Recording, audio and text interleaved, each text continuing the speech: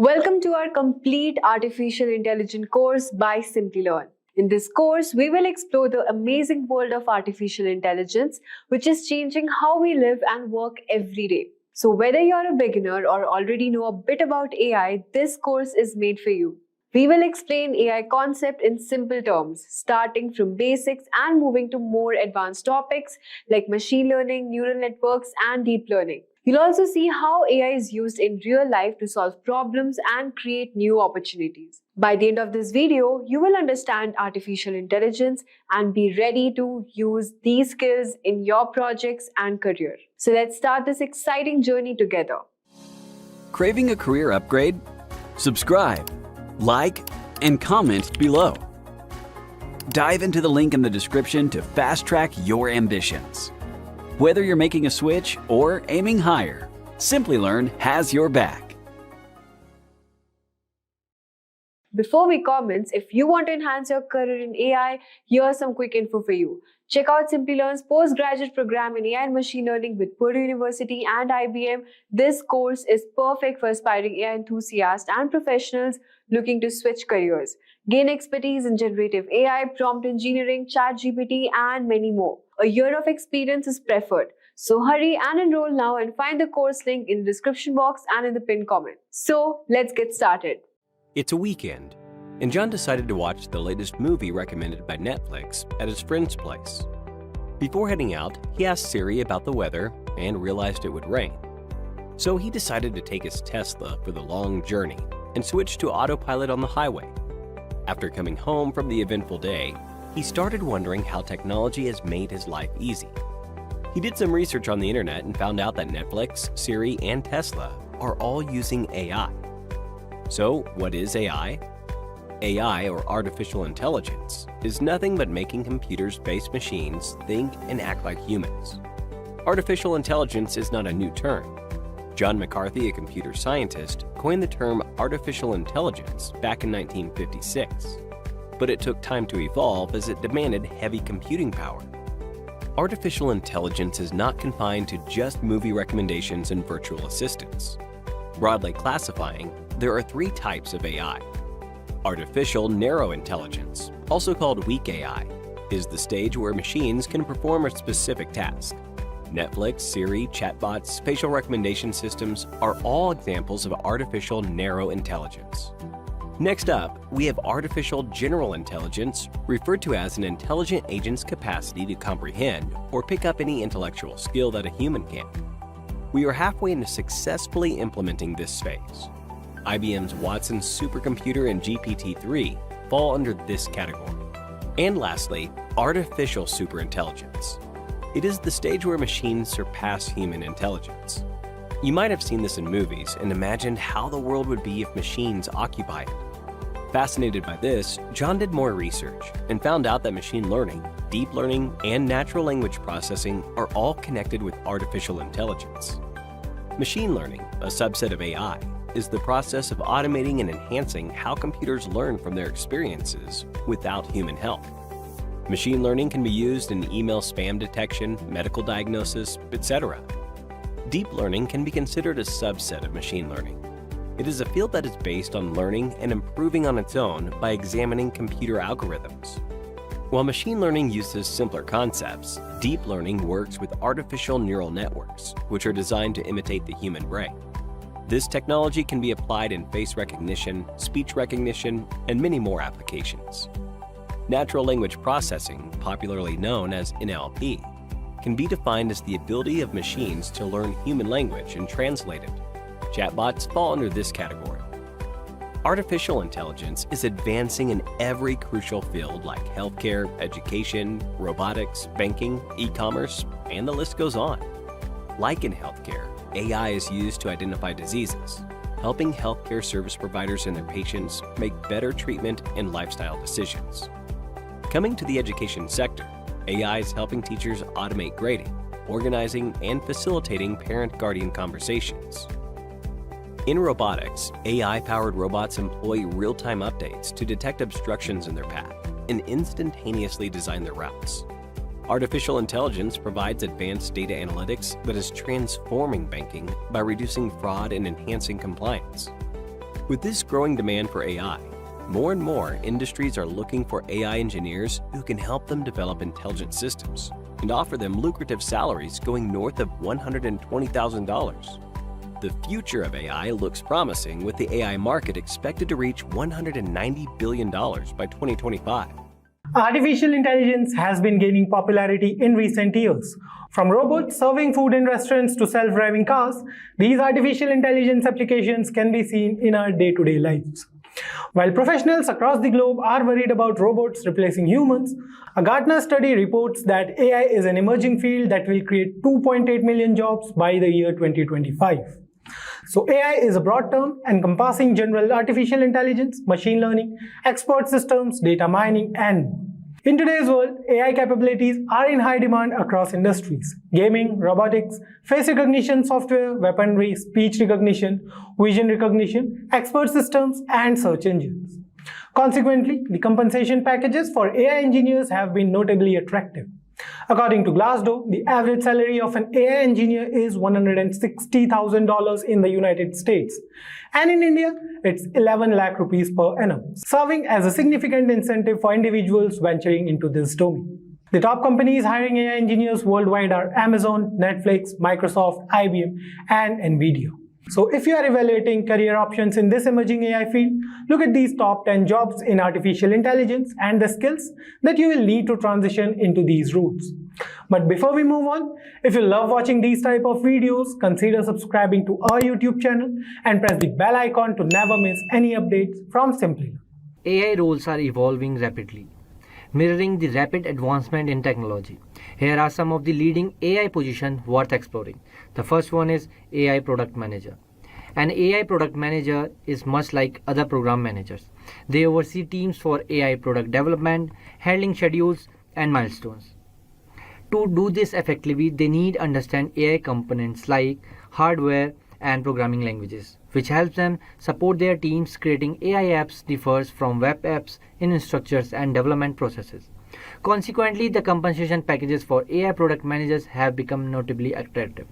According to Glassdoor, the average salary of an AI product manager is around $190,000 in the US, and in India it is 26 lakhs per annum, serving as a significant incentive for individuals venturing into this domain. Moving forward, let's see second one, AI research scientist. AI research scientists, often computer scientists focusing on innovating AI algorithms and models. Their duties include creating and evaluating in new AI models, collaborating in research, publishing papers, and presenting at the conferences. While programming is the part of their work, it's just a portion. Unlike the tech industry opens to self-taught programmers, AI research scientists need strong backgrounds in computer science, mathematics, and strategy. Consequently, the compensation packages for AI research scientists have become notably attractive. According to Glassdoor, the average salary of an AI research scientist is $125,000 in the US, and in India it's 21 lakh per annum, serving as a significant incentive for individuals venturing into this domain. The third one is ML engineer. A machine learning engineer creates and deploys training algorithms and models, which is the most demanding part of machine learning. Most of machine learning engineers hold advanced degrees in computer science, mathematics, or statistics due to the need for advanced math skills. Many also pursue a specialized master degree or certification in machine learning, deep learning, or neural network. Consequently, the compensation packages for machine learning engineers have become notably attractive. According to Glassdoor, the average salary of an ML engineer is $150,000 in the US, and in India it's 11 lakh per annum, serving as a significant incentive for individuals venturing into this domain. The next on the list is Big Data Engineer. AI and Big Data both deal with large data sets. A Big Data Engineer, like an AI engineer, designs, tests, and maintains complex data systems for substantial data sets. But their focus is on tools like Hadoop, Hive, Spark, and Kafka. Like AI researchers, big data engineers often have advanced degree in math and statistics, which are crucial for managing extensive data pipelines. Consequently, the compensation packages for big data engineers have become notably attractive. According to Glassdoor, the average salary of big data engineer is $120,000 in the US, and in India it's 8.5 lakh per annum, serving as a significant incentive for individuals venturing into this domain. The fifth one is NLP engineer. A natural processing engineer, a computer scientist specializes in algorithms and systems for understanding and processing human language in its natural form. Unlike traditional search engines that rely on keywords and data aggregation, generative AI interfaces like ChatGPT generate new content from patterns and examples engaging in conversation. NLP engineers like machine learning engineers may not necessarily have a programming background as their primary skills. They need expertise in linguistics alongside programming knowledge for tasks like machine translation, text summarization, question answering, and context comprehension. Consequently, the compensation package for NLP engineers have become notably attractive. According to Glassdoor, the average salary of an NLP engineer is $120,000 in the US, and in India it's 10 lakh per annum. Moving forward, let's see BI developer, business intelligence developer. Business intelligence predates modern AI and relies on extensive dataset. BI developer use data analytics platform, reporting tools, and visualization to turn raw data into valuable insight for informed decision making. They work with coding languages like SQL, Python, as well as the tools such as Tableau and Power BI. Understanding business operations is crucial for enhancing them through data-driven insight. Consequently, the compensation package for BI developers have become notably attractive. According to Glassdoor, the average salary of BI developer is $110,000 in the US, and in India it's 7 lakh per annum. Moving forward, we have computer vision engineer. A computer vision engineer is a programmer skilled in creating software using visual input sensors and algorithms. These systems can interpret their environment as seen in self-driving cars and facial recognition. Computer vision engineers use languages like C++ and Python. They work on the tasks like object detection, image segmentation, facial and gesture recognition, and scene comprehension. The compensation package for computer vision engineers are: the average salary of a computer vision engineer is $155,000 in the US, and in India it's 8 lakh per annum. Moving forward, let's see data science. A data scientist is a tech expert who analyzes data to recognize organizational decisions. While some code it's not always required, they use data mining, big data techniques, and analytics. Data scientists use insight to improve sales, streamline operation, and make decisions and innovate. Consequently, the compensation package for data sciences have become notably attractive. According to Glassdoor, the average salary of a data scientist is $150,000 in the US, and in India it's 12 lakh per annum, serving as a significant incentive for individuals venturing into this domain. The next one is robotics engineer. A robotics engineer is a software developer who creates and improves software for robot control. Robotics has seen recent advances like automated home cleaners and precise surgical robots. These engineers often use AI and machine learning to enhance robot performance. Their work focuses on software driven by sensory input, requiring careful debugging of software and hardware for streamlined operations. The compensation package for robotics engineers are: according to Glassdoor, the average salary of a robotics engineer is $105,000 in the US, and in India it's 6 lakh per annum. At the last, we have software engineers. Software engineers handle tasks from design to development, but it's rare to find expertise in all phases. They usually specialize in specific areas. The specialization applies to AI software engineers too. They work on various applications including machine learning, inference learning, NLP, and intrusion detection, covering different aspects of AI development. Consequently, the compensation package for software engineers becoming notably attractive. According to Glassdoor, the average salary of a software engineer is $140,000 in the US. Today, we'll take you through the exciting roadmap of becoming an AI engineer. If our content piques your interest and helps fuel your curiosity, don't forget to subscribe to our channel. Hit that bell icon so you never miss an update. Now let's embark on this AI journey together. As artificial intelligence continues to revolutionize various industries, AI engineers stand at the forefront of this technological wave. These professionals are essential in crafting intelligent systems that address complex business challenges. AI projects often stumble due to poor planning, subpar architecture, or scalability issues. AI engineers play a crucial role in overcoming these hurdles by merging cutting-edge AI technologies with strategic business insights. So in this video, we'll guide you through the essentials of becoming an AI engineer. Let's start with the basics. What does an AI engineer do?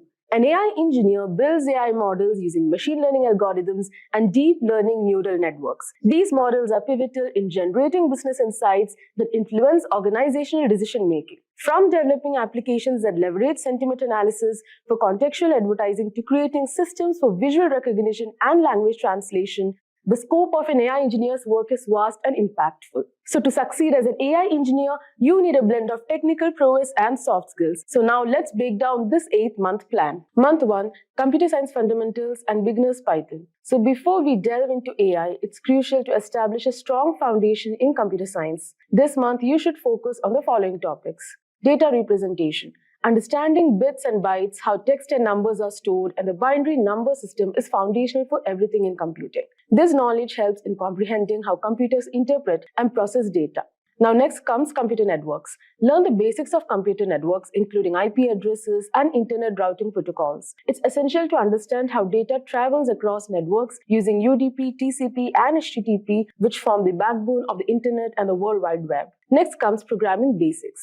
Begin with the basics of programming like variables, strings, numbers, conditionals, loops, and algorithm basics. These fundamentals will allow you to write and understand simple programs. Simultaneously, you'll also start with Python, the preferred language for AI. So learn about variables, numbers, strings, lists, dictionaries, sets, tuples, and control structures like if conditionals and for loops. And then move on to functions and modules. Understand how to create functions, including Lambda functions, and work with modules by using pip install to add functionality to your projects. Next comes file handling and exceptions. You should also practice reading from and writing to files, as well as handling exceptions to make your programs more robust. Finally, grasp the basics of classes and objects, which are crucial for writing organized and efficient code.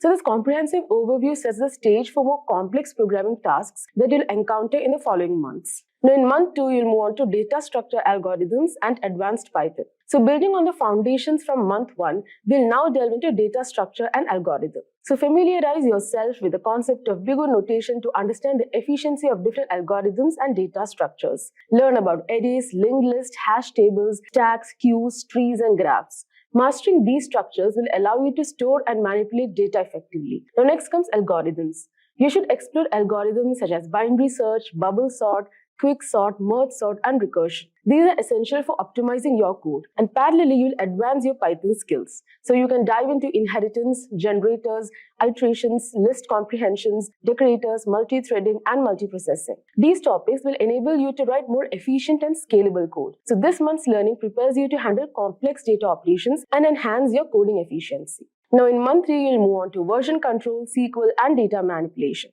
So in the 3rd month, the focus shifts to collaboration and data management. Number 1, version control. So understand the importance of version control systems, especially Git and GitHub. So learn basic commands such as add, commit, and push. You should also learn how to handle branches, reword changes, and understand concepts like head, diff, and merge. So these skills are invaluable for tracking changes and collaborating with other developers. Next, pull requests. Master the art of creating and managing pull requests to contribute to collaborative projects. Next, we'll dive into SQL for managing databases. So first, we'll start with SQL basics. So learn about relational databases and how to perform basic queries. And then you'll move on to advanced queries. Understand complex query techniques such as CTEs, subqueries, and window functions. And then comes joins and database management. So study different types of joins like left, right, inner, and full join.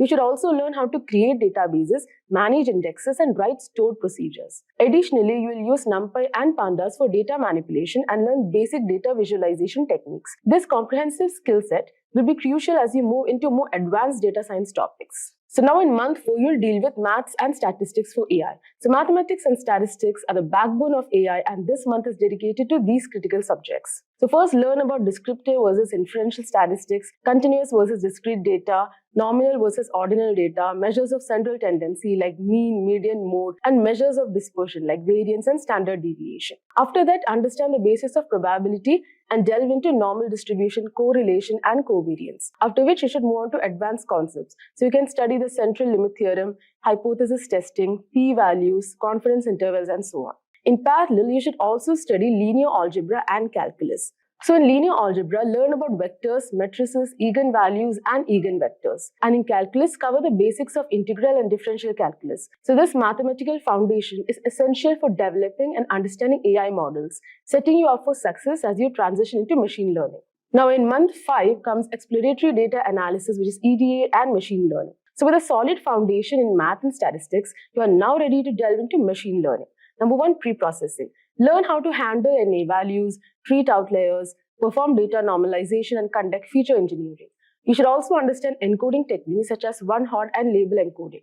We'll also explore supervised and unsupervised learning with a focus on regression and classification, and learn about linear models like linear and logistical regression and non-linear models like decision tree, random forest, etc.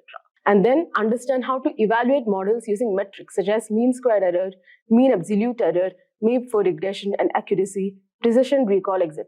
Then comes hyperparameter tuning. Learn about techniques like grid search CV and random search CV for optimizing your models. After which you'll move on to unsupervised learning. Here you can study clustering techniques like K-means and hierarchical clustering and delve into dimensionality reduction with PCA. So this month's focus on EDA and model building will prepare you for more complex AI applications. Transitioning to the next phase, you will begin to work on deploying these models and real-world scenarios. So in month 6 comes MLOps and machine learning projects. So this month we'll cover the operational aspects of machine learning and work on practical projects. So in MLOps basics, learn about APIs, particularly using Fast API for Python and server development. Understand DevOps fundamentals including CI/CD pipelines and containerization with Docker and Kubernetes. You should also gain familiarity with at least one cloud platform like AWS or Azure. Now in month 7 comes deep learning.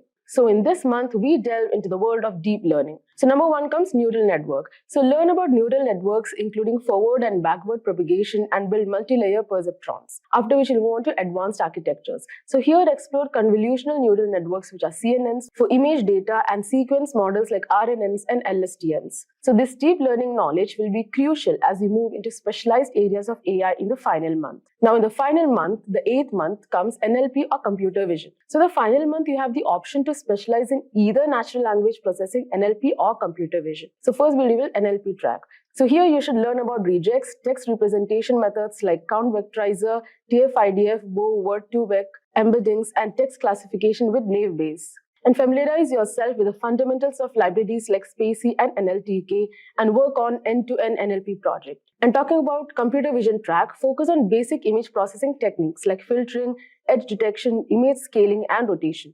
Utilize libraries like OpenCV and build upon the CNN knowledge from the previous month. Practice data preprocessing and augmentation. So by the end of this month, you should have a solid foundation in your chosen specialization, ready to embark on your AI engineering career. So in conclusion, adopting AI is more than just a trend. It's a strategic move that can transform your organization's approach to machine learning. AI will pretty much touch everything we do. It's more likely to be correct and grounded in reality. Talk to the AI about how to do better. It's a very deep philosophical conversation. Yeah. It's a bit above my pay grade. I'm going to say something, and it's going to sound completely opposite of what people feel. You probably recall, over the course of the last 10 years, 15 years, almost everybody who sits on a stage like this would tell you it is vital that your children learn computer science. Everybody should learn how to program. And in fact, it's almost exactly the opposite. It is our job to create computing technology such that nobody has to program. And that the programming language is human.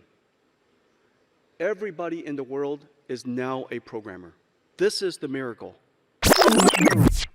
Artificial intelligence or AI, from its humble beginnings in 1950s, AI has evolved from the simple problem solving and symbolic reasoning to the advanced machine learning and deep learning techniques that power some of the most innovative applications we see today. So AI is not just a buzzword. It is a revolutionary force reshaping industries, enhancing daily life, and creating unmatched opportunities across various sectors. AI is changing numerous fields. In healthcare, it aids in early disease diagnosis and personalized treatment plans. In finance, it transforms money management with the robo-advisors and fraud detection system. The automotive industry is seeing the rise of autonomous vehicles that navigate traffic and recognize obstacles. while retail and e-commerce benefit from personalized shopping experience and optimized supply chain management. So one of the most exciting developments in the AI is the rise of advanced AI tools like ChatGPT 4o, Google Gemini, and generative AI models. So these tools represent the pinnacle of conversational AI, capable of understanding and generating human-like text with remarkable accuracy. ChatGPT 4o can assist in writing, brainstorming ideas, and even tutoring, make it a valuable resource for students, professionals, and creatives. Similarly, Google Gemini take AI integration to the next level, enhancing search capabilities, providing insightful responses, and integrating seamlessly into our digital lives. Generative AI is a subset of AI, is also making views by creating new content from scratch. Tools like DALL-E, which generates images from textual description, and GPT-3, which can write coherent and creative text, are just the beginnings. So these technologies are changing fields like art, design, and content creation, enabling the generation of unique and personal outputs that were previously unimaginable. So beyond specific industries, AI applications extend to everyday's life. Voice-activated assistants like Siri and Alexa and smart home devices learn our preferences and adjust our environments accordingly. So AI is embedded in the technology we use daily, making our lives more convenient, connected, and efficient. So join us as we explore the future of AI, examining the breakthroughs, the challenges, and the endless possibilities that lies ahead. So whether you are a tech enthusiast, a professional in the field, or simply curious about what's next, so this video will provide you with a comprehensive look at how AI is shaping our world and what we can expect in the years to come. So before we move forward, as we know, ChatGPT, Gemini, generative AI tools is an AI based. And if you want to learn how these cool AI develop and want to create your own, so how AI will impact the future. The first is enhanced business automation. AI is transforming business automation with 55% of organizations adopting AI technology, chatbots, and digital assistant handle customer interaction and basic employee inquiries, speeding up decision making. The second thing is job disruption. Automation may displace job, with a one-third to takes potentially automated, while roles like securities are at risk. Demand for machine learning specialists is rising. AI is more likely to augment skilled and creative positions, emphasizing the need for upskilling. Data privacy issues. Training AI models requires large dataset, raising privacy concern. The FTC is investigating OpenAI for potential violation, and the Biden-Harris administration introduced an AI bill of rights to promote data transparency. The fourth one is increased regulation. AI impact on intellectual property and ethical concern is leading to increased regulation. Lawsuits and government guidelines on responsible AI use could reshape the industry. Climate change concern. AI optimize supply chains and reduce emission, but the energy needed for the AI models may increase carbon emission, potentially negating environmental benefits. So understanding these impacts help us to prepare for AI's future challenges and opportunities.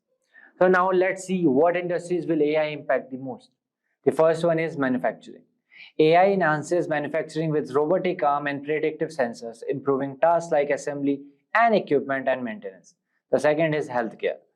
AI changes healthcare by quickly identifying diseases, streamlining drug discovery, and monitoring patients through virtual nursing assistant.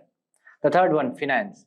AI helps bank and financial institutions detect fraud, conduct audits, and assess loan applications, while traders use AI for risk assessment and smart investment decisions. The fourth one, education. AI personalizes education by digitizing textbook, detecting plagiarism, and analyzing student emotions to tailor learning experience. The fifth one, customer service. AI-powered chatbots and virtual assistants provide data-driven insights, enhancing customer service interaction. So these industries are experiencing significant changes due to AI, driving innovation and efficiency across various sectors. So now let's move forward and see some risks and dangers of AI. So AI offers many benefits but also poses significant risks. The first one, job loss. From 2023 to 2028, 44% of worker skills will be disrupted. Without upskilling, AI could lead to higher unemployment and fewer opportunities for marginalized groups. The second one is human biases. AI often reflects the biases of its trainers, such as facial recognition favoring lighter skin tones. Unchecked biases can perpetuate social inequalities. The third one, deepfakes and misinformation. Deepfakes blur reality, spreading misinformation with dangerous consequences. They can be used for political propaganda, financial fraud, and compromising reputation.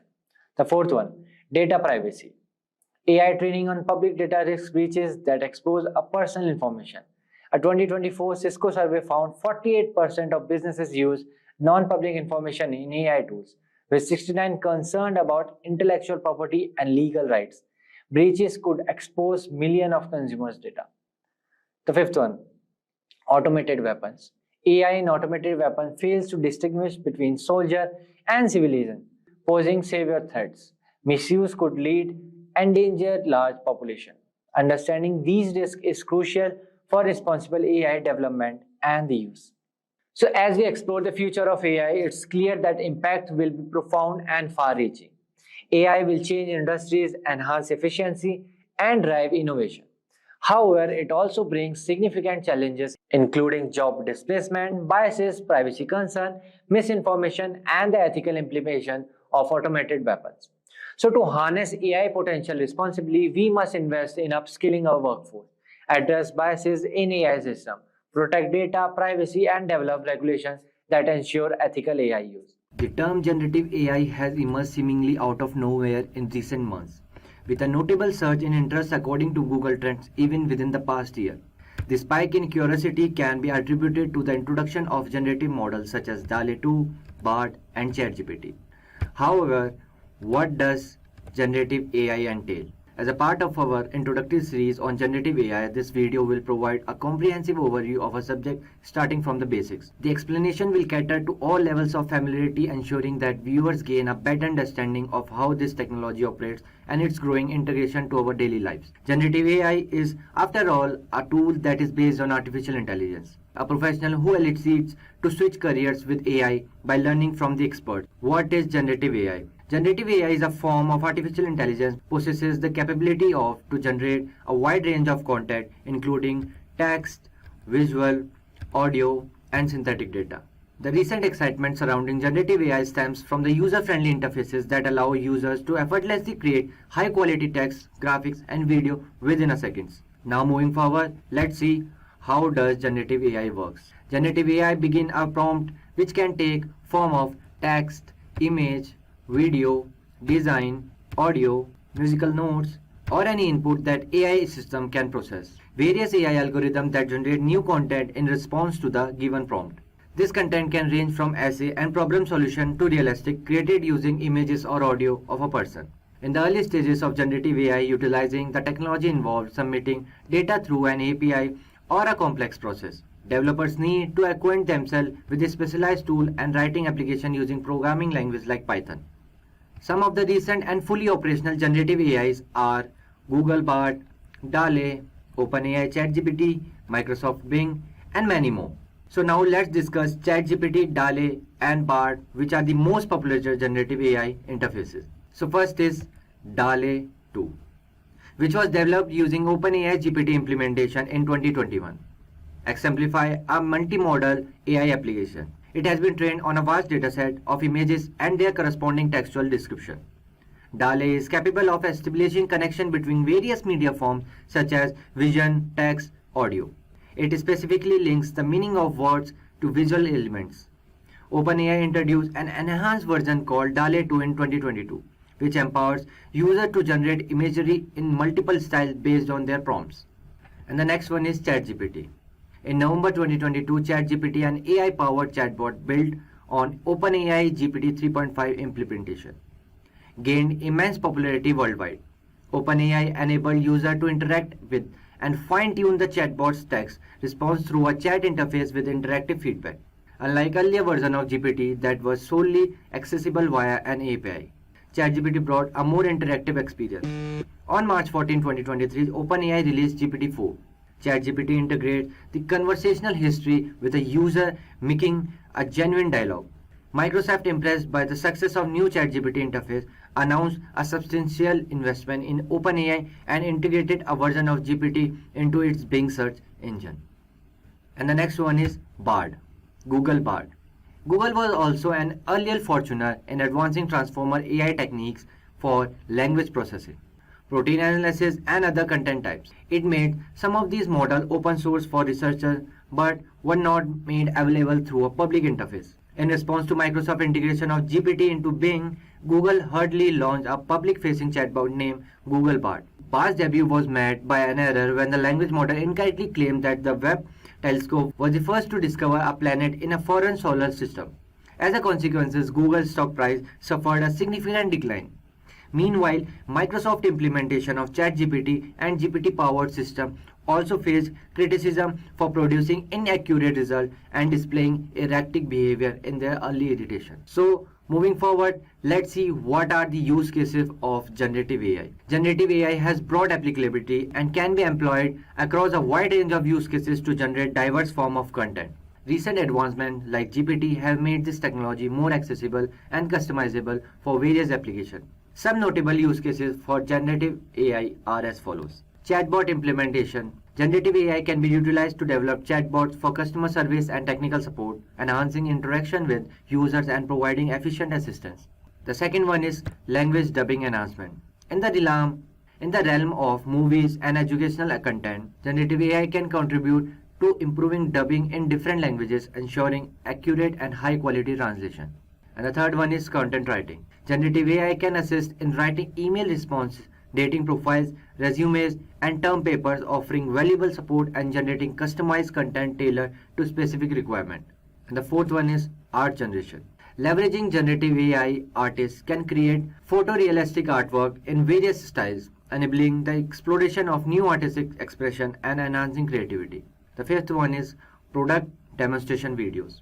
Generative AI can enhance product demonstration video, making them more engaging, visually appealing, and effective in showcasing product features and benefits. So generative AI versatility allows it to employed in many other applications, making it a valuable tool for content creation and enhancing user experience across diverse domains. So after seeing use cases of generative AI, let's see what are the benefits of generative AI. So generative AI offers extensive application across various business domains, simplifying the interpretation and comprehension of existing content while also enabling the automated creation of a new content. Developers are actively exploring ways to leverage generative AI in order to enhance the optimize existing workflows and even to reshape workflows entirely to harness the potential of technology fully. Implementing generative AI can bring numerous benefits, including automated content creation. Generative AI can automate the manual process of writing content, saving time and effort by generating text or other form of content. The next one is efficient email response. Responding to emails can be made more efficient with generative AI, reducing the effort required and improving response time. And the third one is enhanced technical support. Generative AI can improve responses to specific technical queries, providing accurate and helpful information to users or customers. And the fourth one is realistic person generation.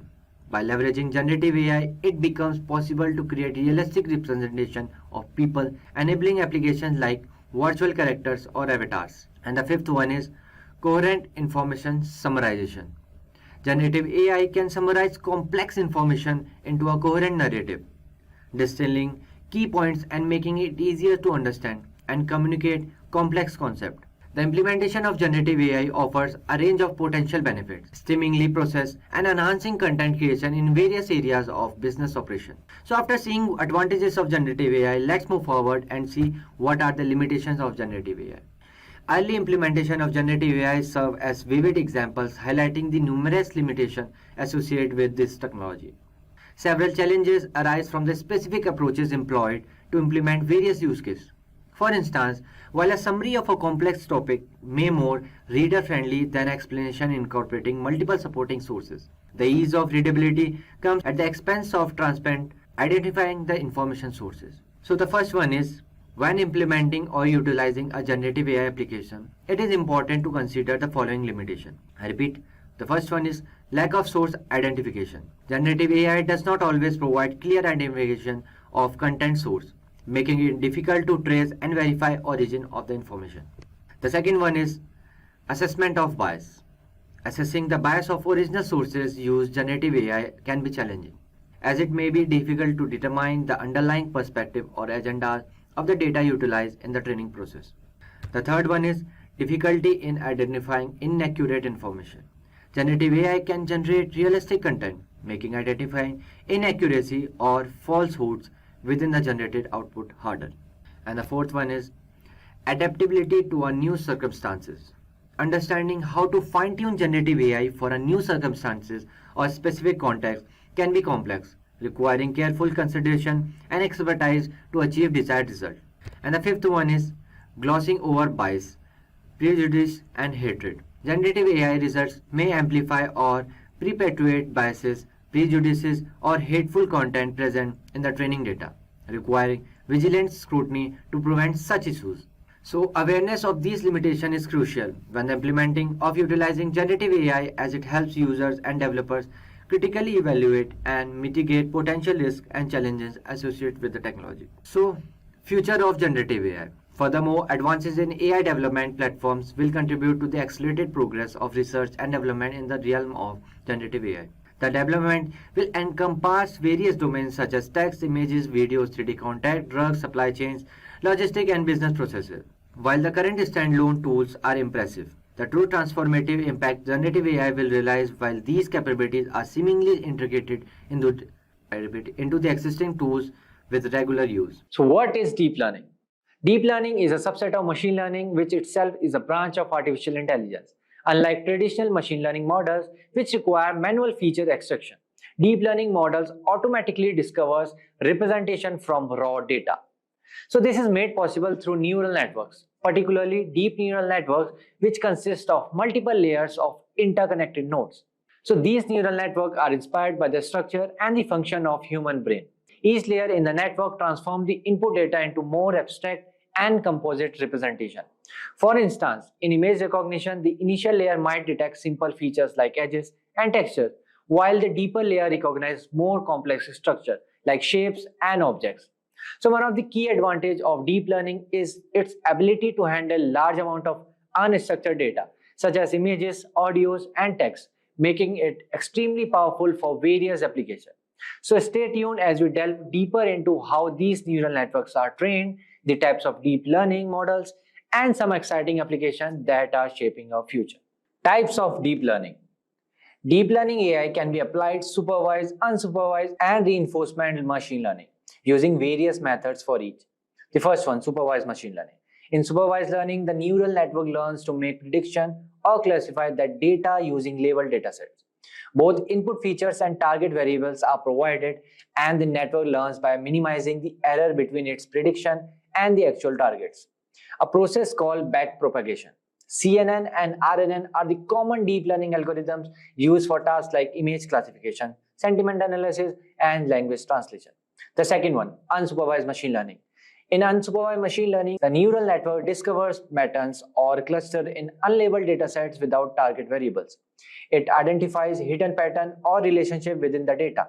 Algorithms like autoencoders and generative models are used for tasks such as clustering, dimensionality reduction, and anomaly detection. The third one, reinforcement machine learning. In this, an agent learns to make decisions in an environment to maximize a reward signal. The agent takes action, observes the records, and learns policies to maximize cumulative rewards over time. Deep reinforcement learning algorithms like deep Q networks and deep deterministic polygradient are used for tasks such as robotics and gameplay. Moving forward, let's see what are the artificial neural networks. Artificial neural networks, ANNs, inspired by the structure and the function of human neurons, consist of interconnected layers of artificial neurals or units. The input layer receives data from the external resources and it passes to one or more hidden layers. Each neuron in these layers computes a weighted sum of inputs and transfers the result to the next layer. During training, the weight of these connections are adjusted to optimize the network's performance. A fully connected artificial neural network includes an input layer or more hidden layers and an output layer.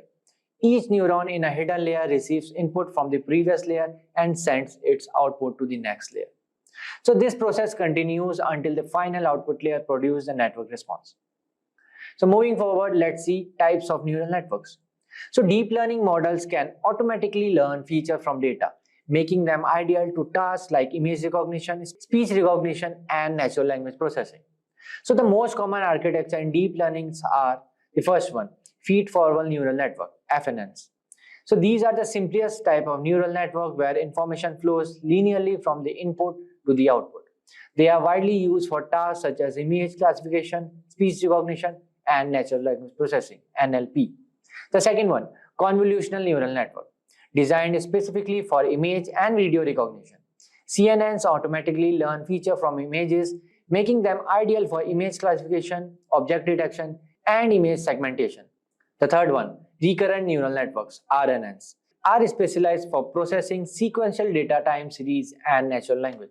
They maintain an internal state to capture information from previous input, making them suitable for tasks such as speech recognition, NLP, and language translation. So now let's move forward and see some deep learning application. The first one is autonomous vehicle. Deep learning is changing the development of self-driving car. Algorithms like CNNs process data from sensors and cameras to detect objects, recognize traffic signs, and make driving decisions in real time, enhancing safety and efficiency on the road. The second one is healthcare diagnostic.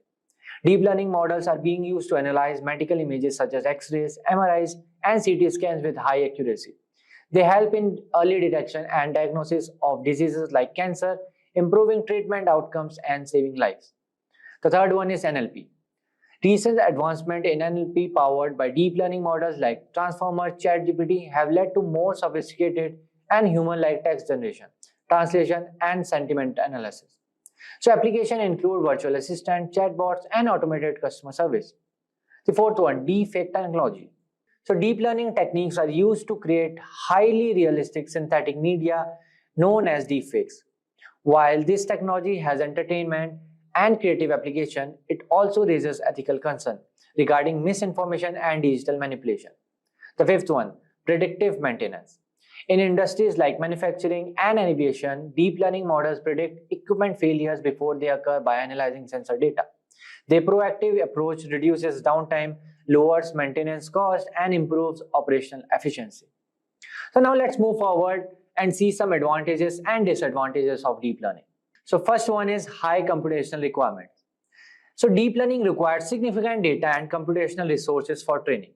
Whereas advantage is high accuracy, achieves state-of-the-art performance in tasks like image recognition and natural language processing. Whereas deep learning needs large labeled datasets, often require extensive labeled dataset for training, which can be costly and time-consuming together. So second advantage of deep learning is automated feature engineering.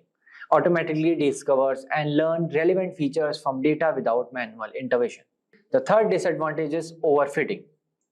So deep learning can overfit to training data, leading to poor performance on new unseen data. Whereas the third deep learning advantage is scalability. So deep learning can handle large complex dataset and learn from massive amount of data. So in conclusion, deep learning is a transformative leap in AI, mimicking human neural networks. It has changed healthcare, finance, autonomous vehicles, and NLP. Hey everyone, welcome to Simplilearn. Today's video will compare and contrast artificial intelligence, deep learning, machine learning, and data science. But before we get started, consider subscribing to Simplilearn's YouTube channel and hit the bell icon. That way, you'll be the first to get notified when we post similar content. Before moving on, let me ask you two interesting queries. Which among the following is not a branch of artificial intelligence? Data analysis, machine learning, deep learning, neural networks. And the second query is, what is the main difference between machine learning and deep learning? Please leave your answer in the comments section below, and stay tuned to get the answer. First, we will unwrap deep learning. Deep learning was first introduced in the 1940s. Deep learning did not develop suddenly, it developed slowly and steadily over 7 decades. Many theses and discoveries were made on deep learning from the 1940s to 2000. Thanks to companies like Facebook and Google, the term deep learning has gained popularity and may give the perception that it is a relatively new concept. Deep learning can be considered as a type of machine learning and artificial intelligence, or AI, that imitates how humans gain certain types of knowledge. Deep learning includes statistics and predictive modeling. Deep learning makes processes quicker and simpler, which is advantageous to data scientists to gather, analyze, and interpret massive amounts of data. Having the fundamentals discussed, let's move into the different types of deep learning. Neural networks are the main component of deep learning, but neural networks comprise three main types, which contain artificial neural networks, or ANN, convolution neural networks, or CNN, and recurrent neural networks, or RNN. Artificial neural networks are inspired biologically by the animal brain. Convolutional neural networks surpass other neural networks when given inputs such as images, voice, or audio. It analyzes images by processing data. Recurrent neural networks uses sequential data or series of data. Convolutional neural networks and recurrent neural networks are used in natural language processes, speech recognition, image recognition, and many more. Machine learning. The evolution of ML started with the mathematical modeling of neural networks that served as the basis for the invention of machine learning.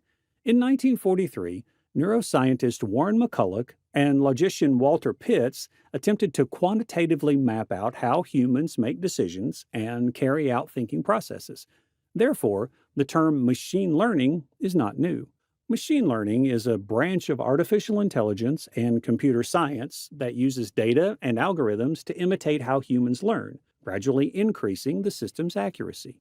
There are three types of machine learning, which include supervised learning. What is supervised learning? Well, here, machines are trained using labeled data. Machines predict output based on this data.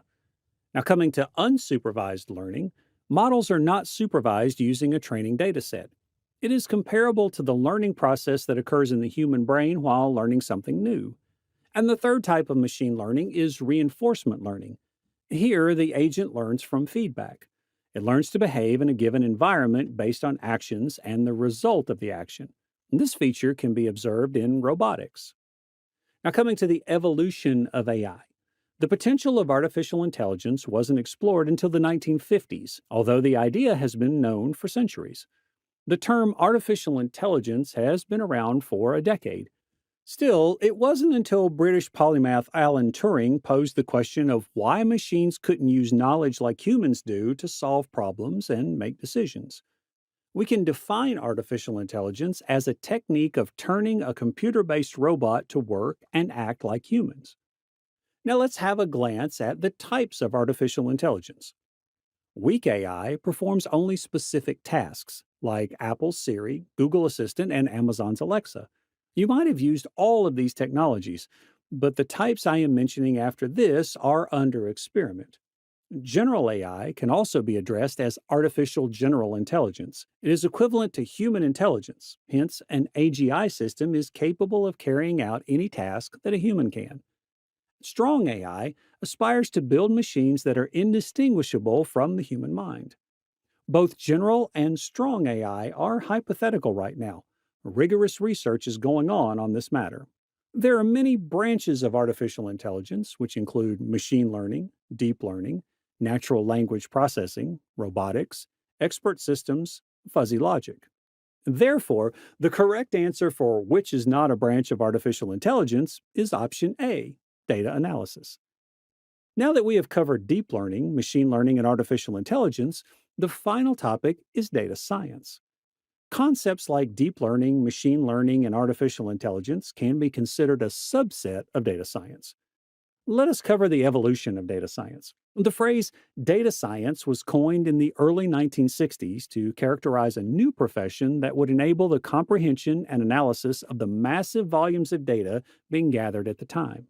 Since its beginnings, data science has expanded to incorporate ideas and methods from other fields, including artificial intelligence, machine learning, deep learning, and so forth. Data science can be defined as the domain of study that handles vast volumes of data using modern tools and techniques to find unseen patterns, derive meaningful information, and make business decisions. Therefore, data science comprises machine learning, artificial intelligence, and deep learning. where we dive into the fascinating world of large language models, LLMs. If you ever wondered how machine learning can now understand and generate human-like text, you are in the right place. From chatbots like ChatGPT to AI assistant that power search engines, LLMs are transforming how we interact with technology. One of the most exciting advancements in this space is Google's Gemini or OpenAI ChatGPT, a cutting-edge large language model designed to push the boundaries of what AI can achieve. In this video, we will explore what LLMs are, how they work, and why models like Gemini are critical for the future of AI. Google Gemini is part of a new wave of AI models that are smarter, faster, and more efficient. It is designed to understand context better, offer more accurate responses, and integrate deeply into services like Google Search and Google Assistant, providing more human-like interactions. So we will break down the science behind LLMs, including their massive training datasets, transformer architecture, and how models like Gemini use deep learning innovation to change industries. Plus, we will compare Google Gemini to other popular LLMs such as OpenAI ChatGPT models, showing how each of these technologies is used to power chatbots, virtual assistants, and other AI-driven applications. By the end of this video, you will have a clear understanding of how large language models like Gemini work, their key features, and what they mean for their future AI. Don't forget to like, subscribe, and hit the bell icon to never miss any update from Simplilearn. So what are the large language models? Large language models like ChatGPT-4, Generative Pre-trained Transformer 4, O, and Google Gemini are sophisticated AI systems designed to comprehend and generate human-like text. These models are built using deep learning techniques and are trained on vast datasets collected from the internet. They leverage self-attention mechanism to analyze relationship between words or tokens, allowing them to capture context and produce coherent, relevant responses. LLMs have significant applications, including powering virtual assistant, chatbots, content creation, language translation, and supporting research and decision making. Their ability to generate fluent and contextually appropriate text has advanced natural language processing and improved human-computer interaction. So now let's see what are large language models used for. Large language models are utilized in scenarios with limited or no domain-specific data available for training. These scenarios include both few-shot and zero-shot training approaches, which rely on the model's strong inductive bias and its capability to derive meaningful representation from a small amount of data or even no data at all. So now let's see how are large language models trained.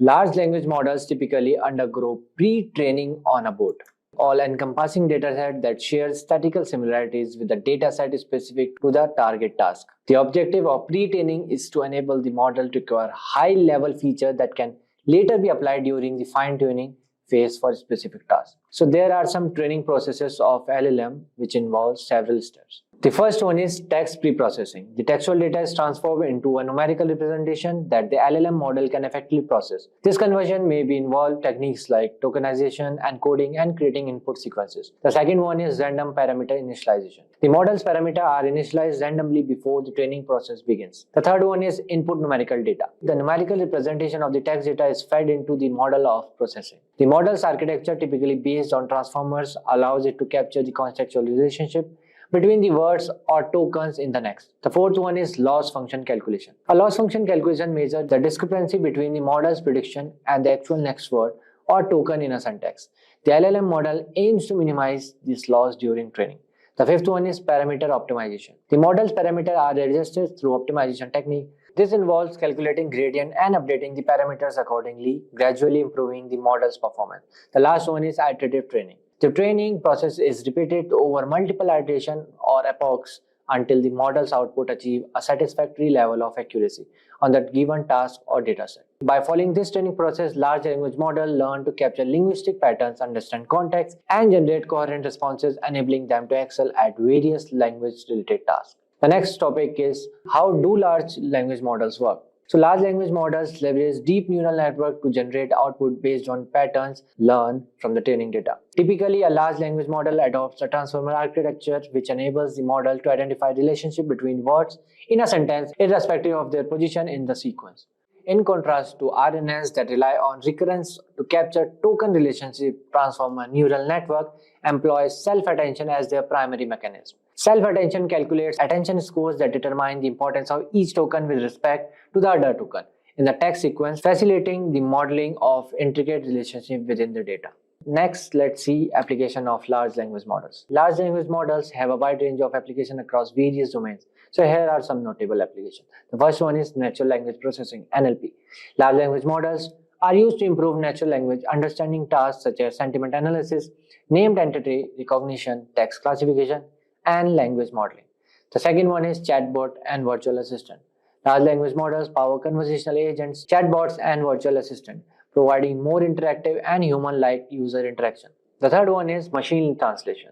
Large language models have been used for automatic language translation, enabling text translation between different languages with improved accuracy. The fourth one is sentiment analysis. LLMs can analyze and classify the sentiment or emotion expressed in a piece of text, which is valuable for market research, brand monitoring, and social media analysis. The fifth one is content recommendation. These models can be employed to provide personalized content recommendations, enhancing user experience and engagement on platforms such as news websites or streaming services. So these applications highlight the potential impact of large language models in various domains for improving language understanding automation. Today, we will discuss about booming topic of this era, multimodal AI. Let's understand with an example. Imagine you are showing a friend your vacation photos. You might describe the sight you saw, the sounds you heard, and even your emotions. This is how humans naturally understand the world, by combining information from different sources. Multimodal AI aims to do the same thing. Let's break the modal AI first. Multimodal refers to two different ways of communicating information like text, speech, images, and videos, where AI stands for artificial intelligence, which are systems that can learn and make decisions. So multimodal AI is a type of AI that can process and understand information from multiple sources, just like you do when you look at your vacation photos. Before delving more into multimodal AI, now that we have understood what is multimodal AI, let's now go a bit further. It is obvious that multimodal AI is not the only AI out there. But what is big deal about multimodal AI that everyone is talking about? That is what we will discuss in this segment. So now let's understand the difference between multimodal AI and the generative AI. While both multimodal AI and generative AI are exciting advancement in AI, they differ in their approach to data and functionality. So generative AI focus creates new data similar to the data it's trained on. And in multimodal AI, focus is to understand and processes information from multiple sources, that is text, speech, images, and videos. Data types of generative AI are primarily works with a single data type like text, writing poems or images, that is generating realistic portraits. Whereas in multimodal AI, data types works with diverse data types, enabling a more comprehensive understanding of the world. The third one is examples like chatbots, text generation models, image editing tools. Whereas multimodal AI example covers virtual assistants, medical diagnosis system, and autonomous vehicles. Strengths are can produce creative and innovative content, automate repetitive tasks, and personalize your experience. Whereas in multimodal AI, strengths are provides a more human-like understanding of the world and improve accuracy. In essence, generative AI excels at creating new data, while multimodal AI excels at understanding and utilizing existing data from diverse sources. They can be complementary, with generative models being used to create new data for multimodal AI systems to learn more from and improve their understanding to the world. Next, let's understand what are the benefits of multimodal AI. The benefits of multimodal AI is that it offers developers and users an AI with more advanced reasoning, problem solving, and generation capabilities. These advancements offers endless possibilities for how next generation application can change the way we work and live.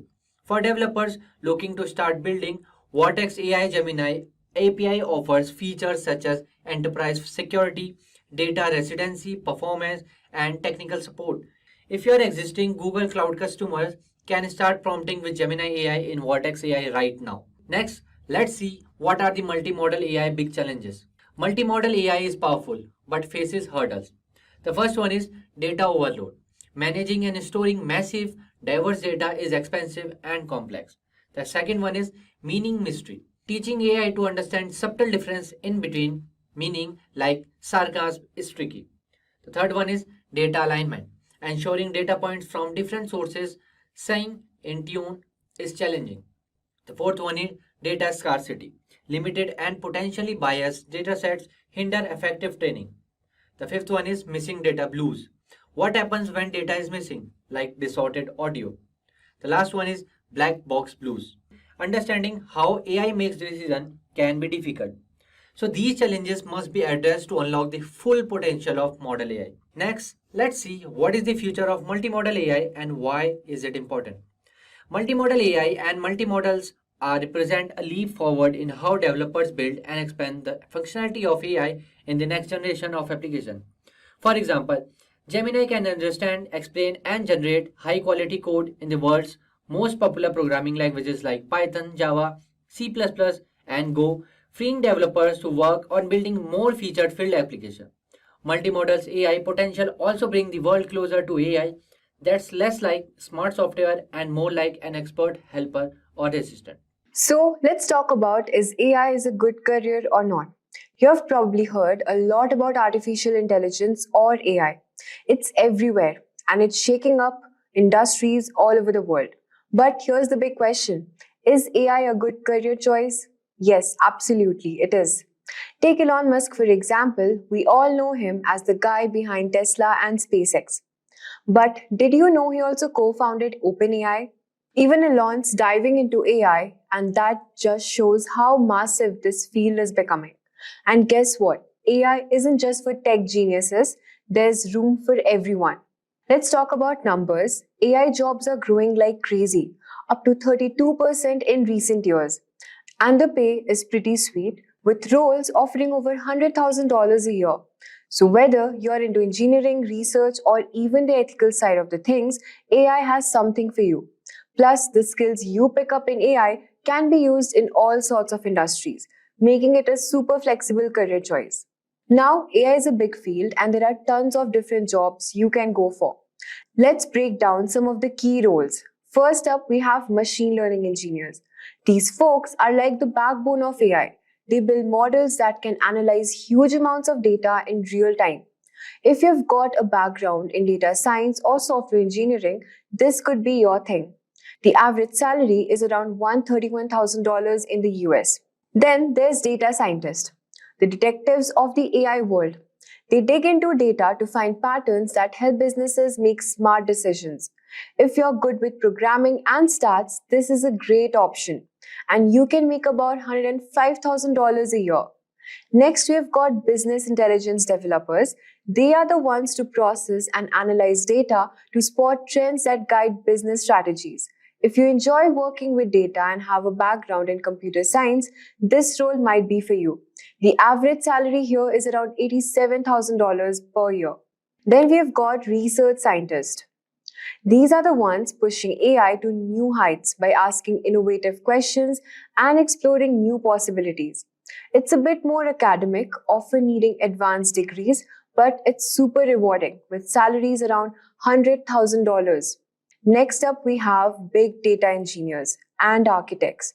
These are the folks who make sure all the different parts of business's technology talk to each other smoothly.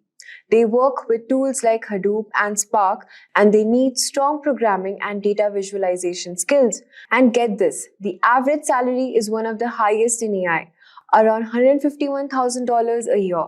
Then we have AI software engineer. These engineers build the software that powers AI application. They need to be really good at coding and have a solid understanding of both software engineering and AI. If you enjoy developing software and want to be a part of the AI revolution, this could be your role. The average salary is around $108,000. Now, if you're more into designing systems, you might want to look at becoming a software architect. These guys design and maintain entire AI system, making sure everything is scalable and efficient. With expertise in AI and cloud platforms, software architects can earn hefty salary about $150,000 a year. Let's not forget about the data analyst. They have been around for a while, but their role has evolved big time with AI.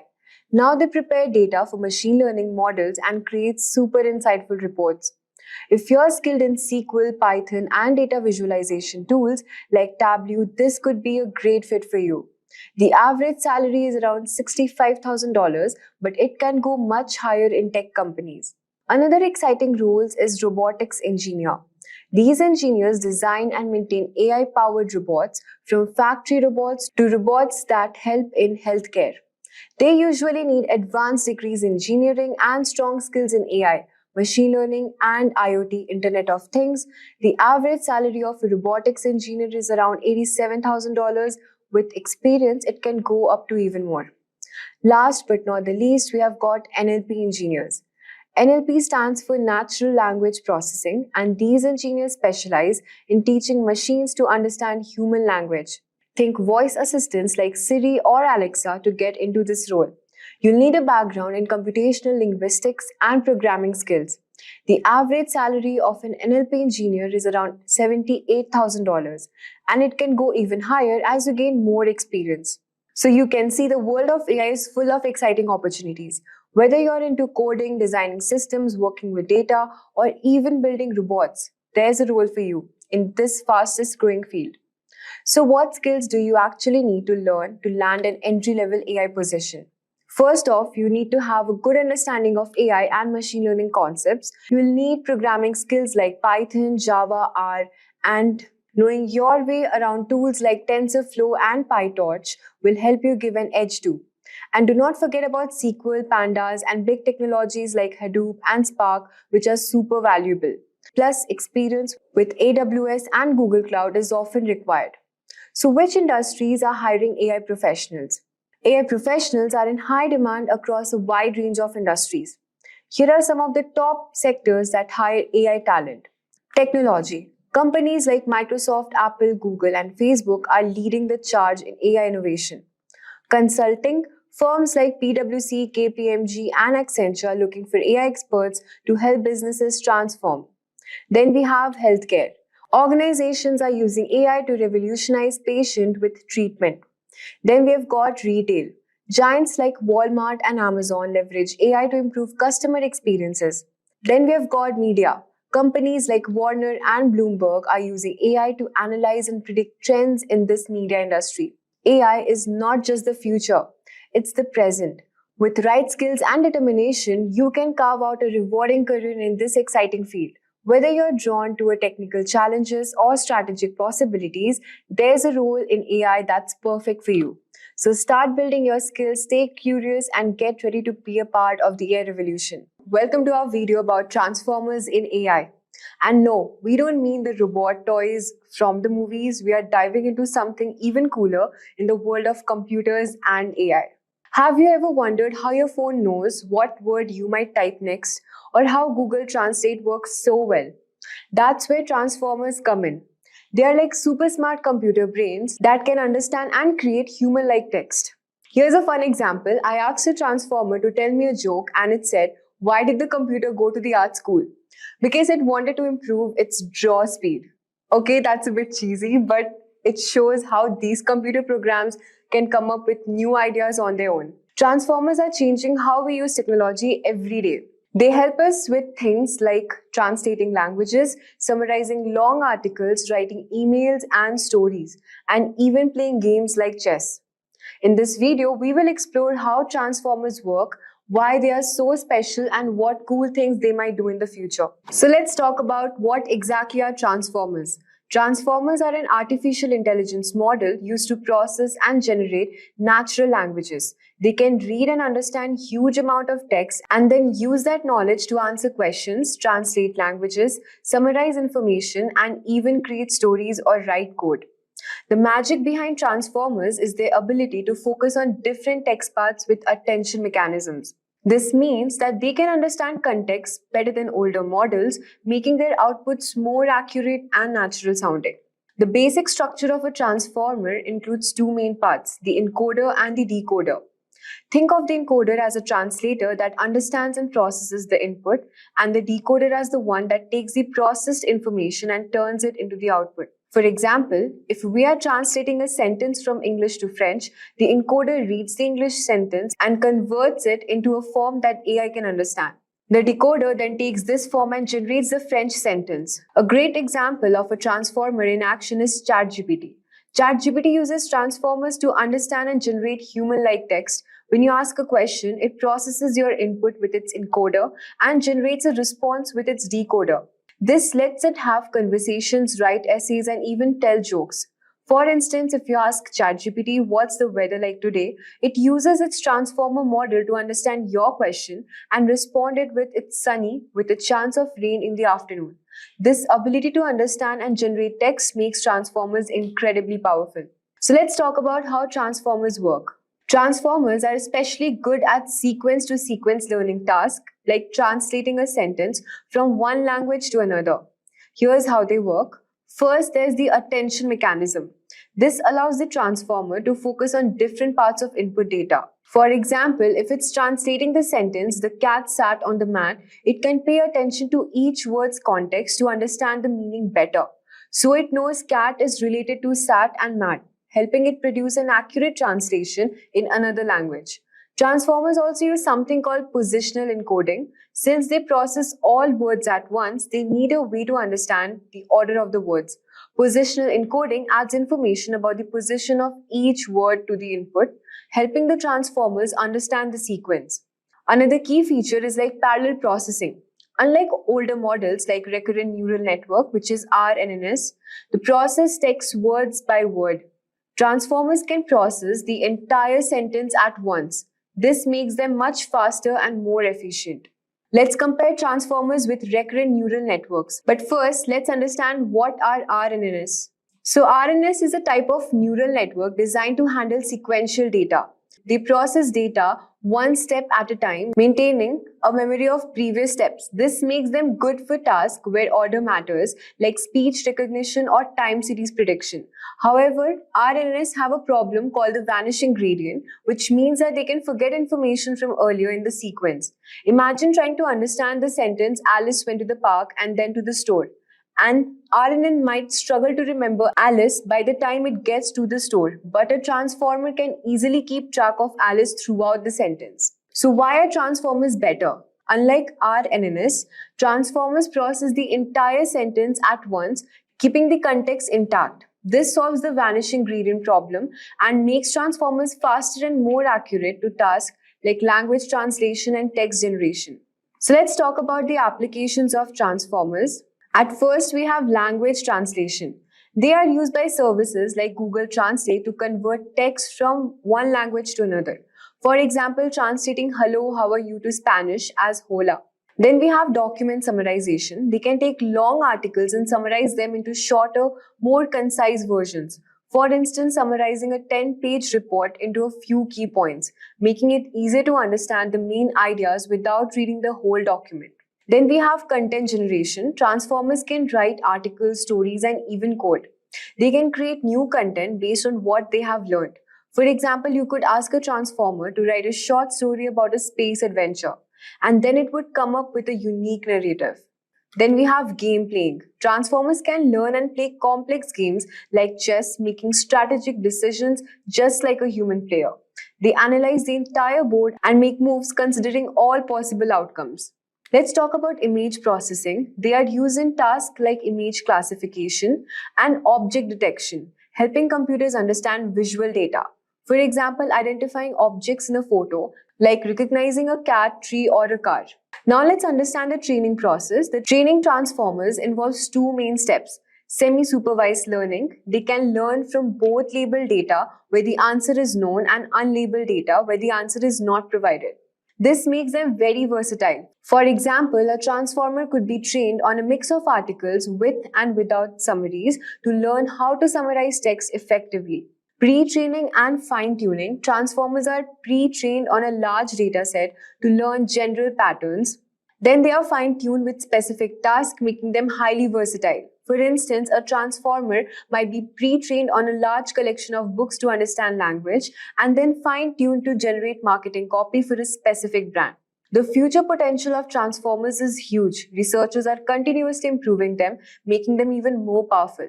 We can expect more advanced applications in areas like healthcare, finance, and more sophisticated AI systems that interact with humans in more natural ways. Imagine having an AI that can provide personalized medical advice or one that can help you write a novel. In conclusion, we can say that transformers are a revolutionary architecture in AI. They offer speed, efficiency, and versatility, changing how we interact with the technology. The future looks bright for transformers, and we can't wait to see what they'll do next. We've looked at a lot of examples of machine learning, so let's see if we can give a little bit more of a concrete definition.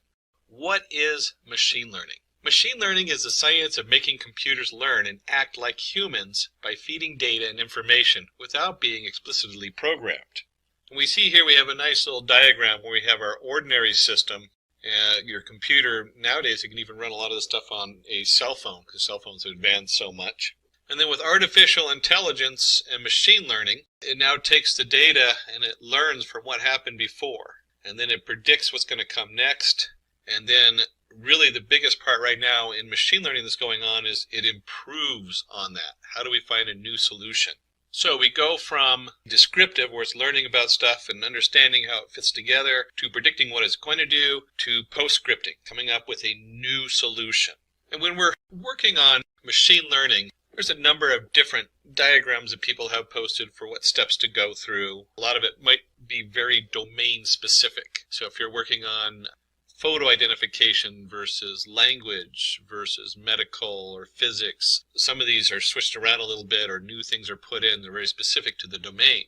This is kind of a very general diagram. First, you want to define your objective. Very important to know what it is you're wanting to predict. Then you're going to be collecting the data. So once you've defined an objective, you need to collect the data that matches. You spend a lot of time in data science collecting data, and the next step, preparing the data. You got to make sure that your data is clean going in. There's the old saying, bad data in, bad answer out, or bad data out. And then once you've gone through and we've cleaned all this stuff coming in, then you're going to select the algorithm. Which algorithm are you going to use? You're going to train that algorithm. In this case, I think we're going to be working with SVM, the support vector machine. Then you have to test the model. Does this model work? Is this a valid model for what we're doing? And then once you've tested it, you want to run your prediction. You want to run your prediction or your choice or whatever output it's going to come up with. And then once everything is set and you've done lots of testing, then you want to go ahead and deploy the model. And remember I said domain specific. This is very general as far as the scope of doing something. A lot of models, you get halfway through and you realize that your data is missing something and you have to go collect new data because you've run a test in here someplace along the line. You're saying, hey, I'm not really getting the answers I need. So there's a lot of things that are domain specific that become part of this model. This is a very general model, but it's a very good model to start with. And we do have some basic divisions of what machine learning does that's important to know. For instance, do you want to predict a category? Well, if you're categorizing things, that's classification. For instance, whether the stock price will increase or decrease. So in other words, I'm looking for a yes-no answer. Is it going up or is it going down? And in that case, we'd actually say, is it going up? True. If it's not going up, it's false, meaning it's going down. This way, it's a yes-no, 0, 1. Do you want to predict a quantity? That's regression. So remember, we just did classification. Now we're looking at regression. These are the two major divisions in what data is doing. For instance, predicting the age of a person based on the height, weight, health, and other factors. So based on these different factors, you might guess how old a person is. And then there are a lot of domain-specific things, like do you want to detect an anomaly? That's anomaly detection. This is actually very popular right now. For instance, you want to detect money withdrawal anomalies. You want to know when someone's making a withdrawal that might not be their own account. We've actually brought this up because this is really big right now. If you're predicting the stock, whether to buy stock or not, you want to be able to know if what's going on in the stock market is an anomaly. Use a different prediction model because something else is going on. You got to pull out new information in there. Or is this just the norm? I'm going to get my normal return on my money invested. So being able to detect anomalies is very big in data science these days. Another question that comes up, which is on what we call untrained data, is do you want to discover structure in unexplored data? And that's called clustering. For instance, finding groups of customers with similar behavior given a large database of customer data containing their demographics and past buying records. And in this case, we might notice that anybody who's wearing a certain set of shoes goes shopping at certain stores, or whatever it is, they're going to make certain purchases. By having that information, it helps us to market or group people together so that we can now explore that group and find out what it is we want to market to them if you're in the marketing world. And that might also work in just about any arena. You might want to group people together, whether they're based on their different areas and investments and financial background, whether you're going to give them a loan or not. Before you even start looking at whether they're a valid customer for the bank, you might want to look at all these different areas and group them together based on unknown data. So you don't know what the data is going to tell you, but you want to cluster people together that come together. Let's take a quick detour for quiz time. Oh, my favorite. So we're going to have a couple questions here under our quiz time, and we'll be posting the answers in the part 2 of this tutorial. So let's go ahead and take a look at these quiz times questions, and hopefully you'll get them all right, and it'll get you thinking about how to process data and what's going on. Can you tell what's happening in the following cases? Of course, you're sitting there with your cup of coffee and you have your checkbox and your pen trying to figure out what's your next step in your data science analysis. So the first one is grouping documents into different categories based on the topic and content of each document. Very big these days. You have legal documents, you have maybe it's a sports group documents, maybe you're analyzing newspaper postings, but certainly having that automated is a huge thing in today's world. B, identifying handwritten digits in images correctly. So we want to know whether they're writing an A or capital A, B, C. What are they writing out in their handwriting? C, behavior of a website indicating that the site is not working as designed. D, predicting salary of an individual based on his or her years of experience. HR hiring set up there. So stay tuned for part 2. We'll go ahead and answer these questions when we get to the part 2 of this tutorial. Or you can just simply write at the bottom and send a note to Simplilearn, and they'll follow up with you on it. Back to our regular content. And these last few bring us into the next topic, which is another way of dividing our types of machine learning, and that is with supervised, unsupervised, and reinforcement learning. Supervised learning is a method used to enable machines to classify, predict objects, problems, or situations based on labeled data fed to the machine. And in here you see we have a jumble of data with circles, triangles, and squares, and we label them. We have what's a circle, what's a triangle, what's a square, and we have our model training, and it trains it so we know the answer. Very important, when you're doing supervised learning, you already know the answer to a lot of your information coming in. So you have a huge group of data coming in, and then you have new data coming in. So we've trained our model. The model now knows the difference between a circle, a square, a triangle. And now that we've trained it, we can send in this case, a square and a circle goes in, and it predicts that the top one's a square and the next one's a circle. And you can see that this is being able to predict whether someone's going to default on a loan, because I was talking about banks earlier. Supervised learning on stock market, whether you're going to make money or not. That's always important. And if you are looking to make a fortune in the stock market, keep in mind it is very difficult to get all the data correct on the stock market. It is it fluctuates in ways really hard to predict. So it's quite a roller coaster ride. If you're running machine learning on the stock market, you start realizing you really have to dig for new data. So we have supervised learning, and if you have supervised, we should need unsupervised learning. In unsupervised learning, machine learning model finds the hidden pattern in an unlabeled data.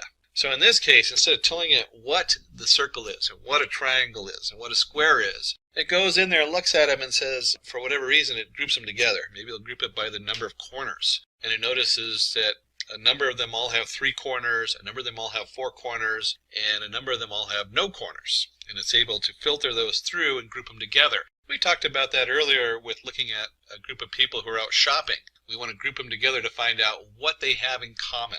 And of course, once you understand what people have in common, maybe you have one of them who's a customer at your store, or you have 5 of them are customer at your store, and they have a lot in common with 5 others who are not customers at your store. How do you market to those 5 who aren't customers at your store yet? They fit the demographics of who's going to shop there, and you'd like them to shop at your store, not the one next door.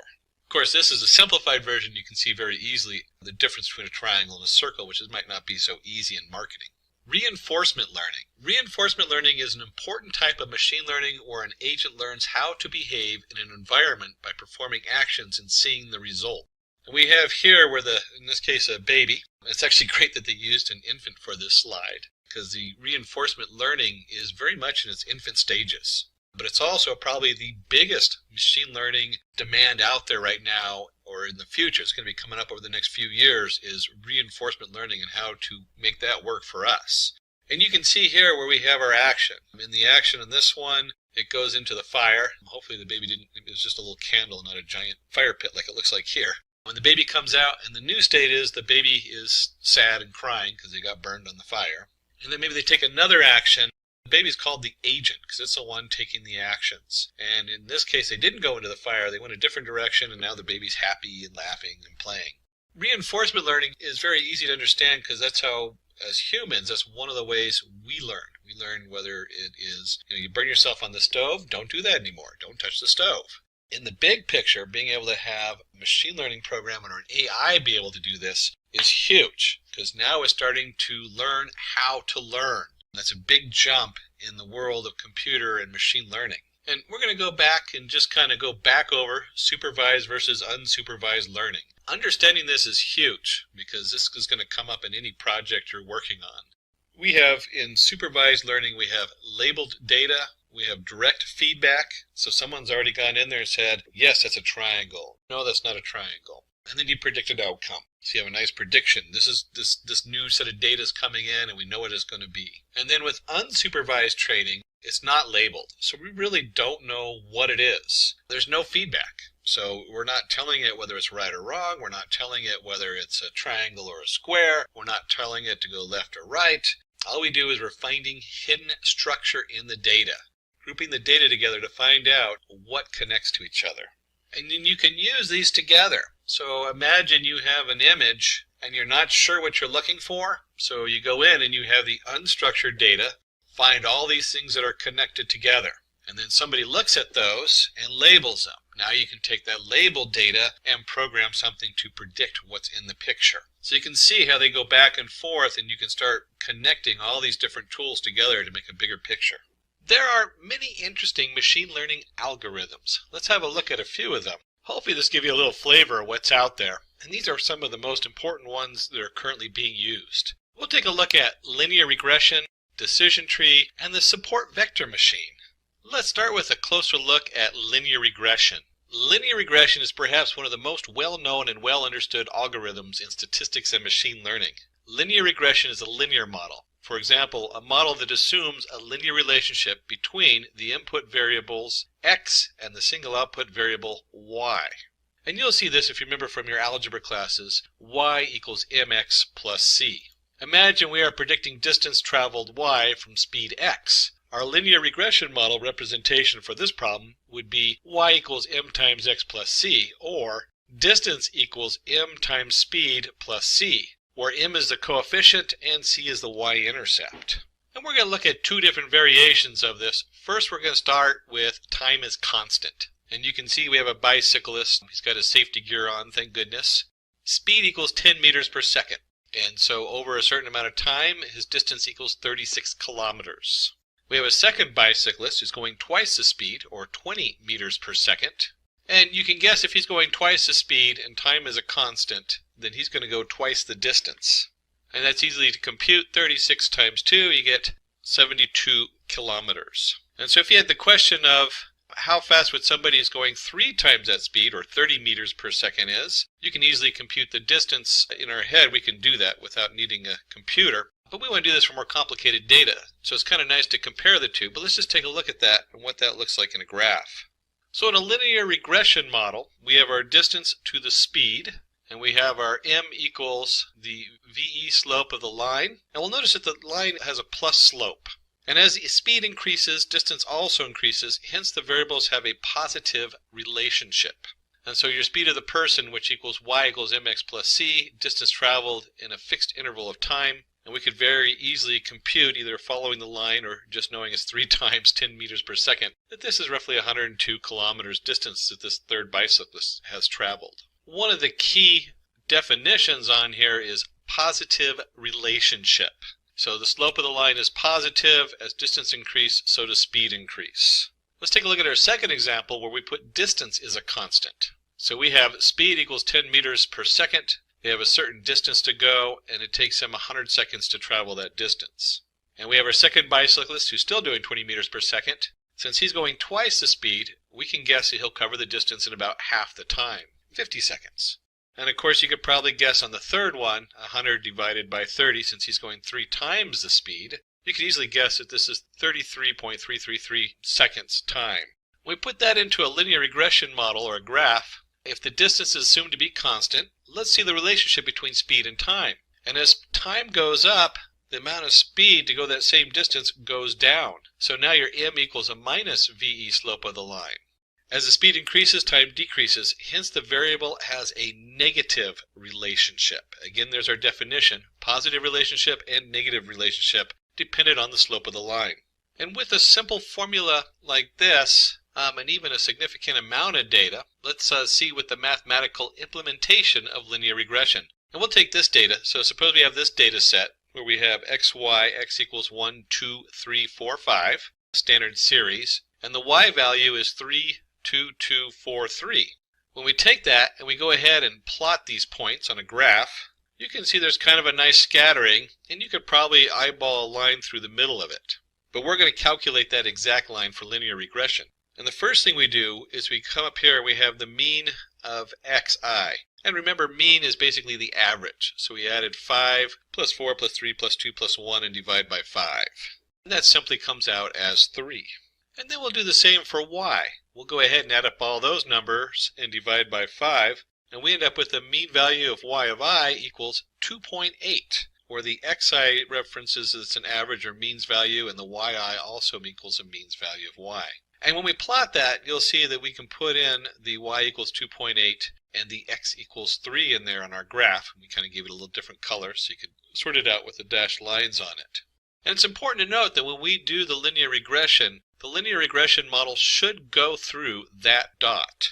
Now let's find our regression equation to find the best fit line. Remember, we go ahead and take our y equals mx plus c, so we're looking for m and c. So to find this equation for our data, we need to find our slope of m and our coefficient of c. And we have y equals mx plus c, where m equals the sum of x minus x average times y minus y average, or y means and x means, over the sum of x minus x means squared. That's how we get the slope of the value of the line. And we can easily do that by creating some columns here where we have x, y. Computers are really good about iterating through data, and so we can easily compute this and fill in a graph of data. And in our graph, you can easily see that if we have our x value of 1, and if you remember the xi, or the means value, is 3, 1 minus 3 equals a negative 2, and 2 minus 3 equals a negative 1, so on and so forth. And we can easily fill in the column of x minus xi, y minus yi, and then from those we can compute x minus xi squared and x minus xi times y minus yi. And you can guess it that the next step is to go ahead and sum the different columns for the answers we need. So we get a total of 10 for our x minus xi squared, and a total of 2 for x minus xi times y minus yi. And we plug those in, we get 2/10, which equals 0.2. So now we know the slope of our line equals 0.2. So we can calculate the value of c. That'd be the next step, is we need to know where it crosses the y-axis. And if you remember, I mentioned earlier that the linear regression line has to pass through the means value, the one that we showed earlier. We can just flip back up there to that graph, and you can see right here there's our means value, which is 3, x equals 3 and y equals 2.8. And since we know that value, we can simply plug that into our formula, y equals 0.2x plus c. So we plug that in and we get 2.8 equals 0.2 times 3 plus c, and you can just solve for c. So now we know that our coefficient equals 2.2. And once we have all that, we can go ahead and plot our regression line. Y equals 0.2 times x plus 2.2. And then from this equation, we can compute new values. So let's predict the values of y using x equals 1, 2, 3, 4, 5 and plot the points. Remember, the 1, 2, 3, 4, 5 was our original x values. So now we're going to see what y thinks they are, not what they actually are. And when we plug those in, we get y of designated with y of p. You can see that x equals 1 equals 2.4, x equals 2 equals 2.6, and so on and so on. So we have our y predicted values of what we think it's going to be when we plug those numbers in. And when we plot the predicted values along with the actual values, we can see the difference. And this is one of the things that's very important with linear regression in any of these models, is to understand the error. And so we can calculate the error on all of our different values. And you can see over here we plotted x and y predict. And we draw in a little line so you can sort of see what the error looks like there between the different points. So our goal is to reduce this error. We want to minimize that error value on our linear regression model. Minimizing the distance. There are lots of ways to minimize the distance between the line and the data points, like sum of squared errors, sum of absolute errors, root mean square error, etc. We keep moving this line through the data points to make sure the best fit line has the least square distance between the data points and the regression line. So to recap with a very simple linear regression model, we first figure out the formula of our line through the middle, and then we slowly adjust the line to minimize the error. Keep in mind this is a very simple formula. The math gets, even though the math is very much the same, it gets much more complex as we add in different dimensions. So this is only 2 dimensions, y equals mx plus c, but you can take that out to x, z, ijq, all the different features in there, and they can plot a linear regression model on all of those using the different formulas to minimize the error. Let's go ahead and take a look at decision trees, a very different way to solve problems in the linear regression model. Decision tree is a tree-shaped algorithm used to determine a course of action. Each branch of a tree represents a possible decision, occurrence, or reaction. We have data which tells us if it is a good day to play golf. And if we were to open this data up in a general spreadsheet, you can see we have the outlook, whether it's rainy, overcast, sunny, temperature, hot, mild, cool, humidity, windy, and did I like to play golf that day, yes or no? So we're taking a census. And certainly I wouldn't want a computer telling me when I should go play golf or not. But you could imagine if you got up in the night before, you're trying to plan your day, and it comes up and says tomorrow would be a good day for golf for you in the morning, and not a good day in the afternoon, or something like that. This becomes very beneficial, and we see this in a lot of applications coming out now where it gives you suggestions and lets you know what would fit the match for you for the next day or the next purchase or the next whatever, next meal out. In this case, is tomorrow a good day for playing golf based on the weather coming in? And so we come up and let's determine if you should play golf when the day is sunny and windy. So we found out the forecast tomorrow is going to be sunny and windy.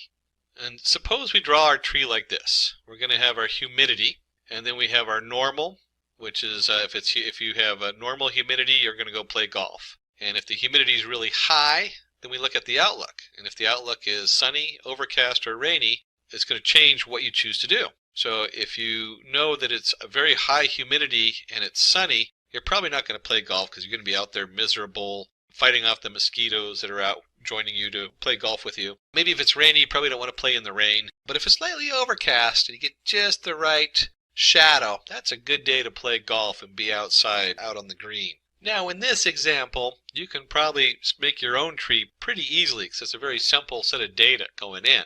But the question is, how do you know what to split? Where do you split your data? What if this is much more complicated data where it's not something that you would particularly understand? Like studying cancer, they take about 36 measurements of the cancerous cells, and then each one of those measurements represents how bulbous it is, how extended it is, how sharp the edges are. Something that as a human we would have no understanding of. So how do we decide how to split that data up? And is that the right decision tree?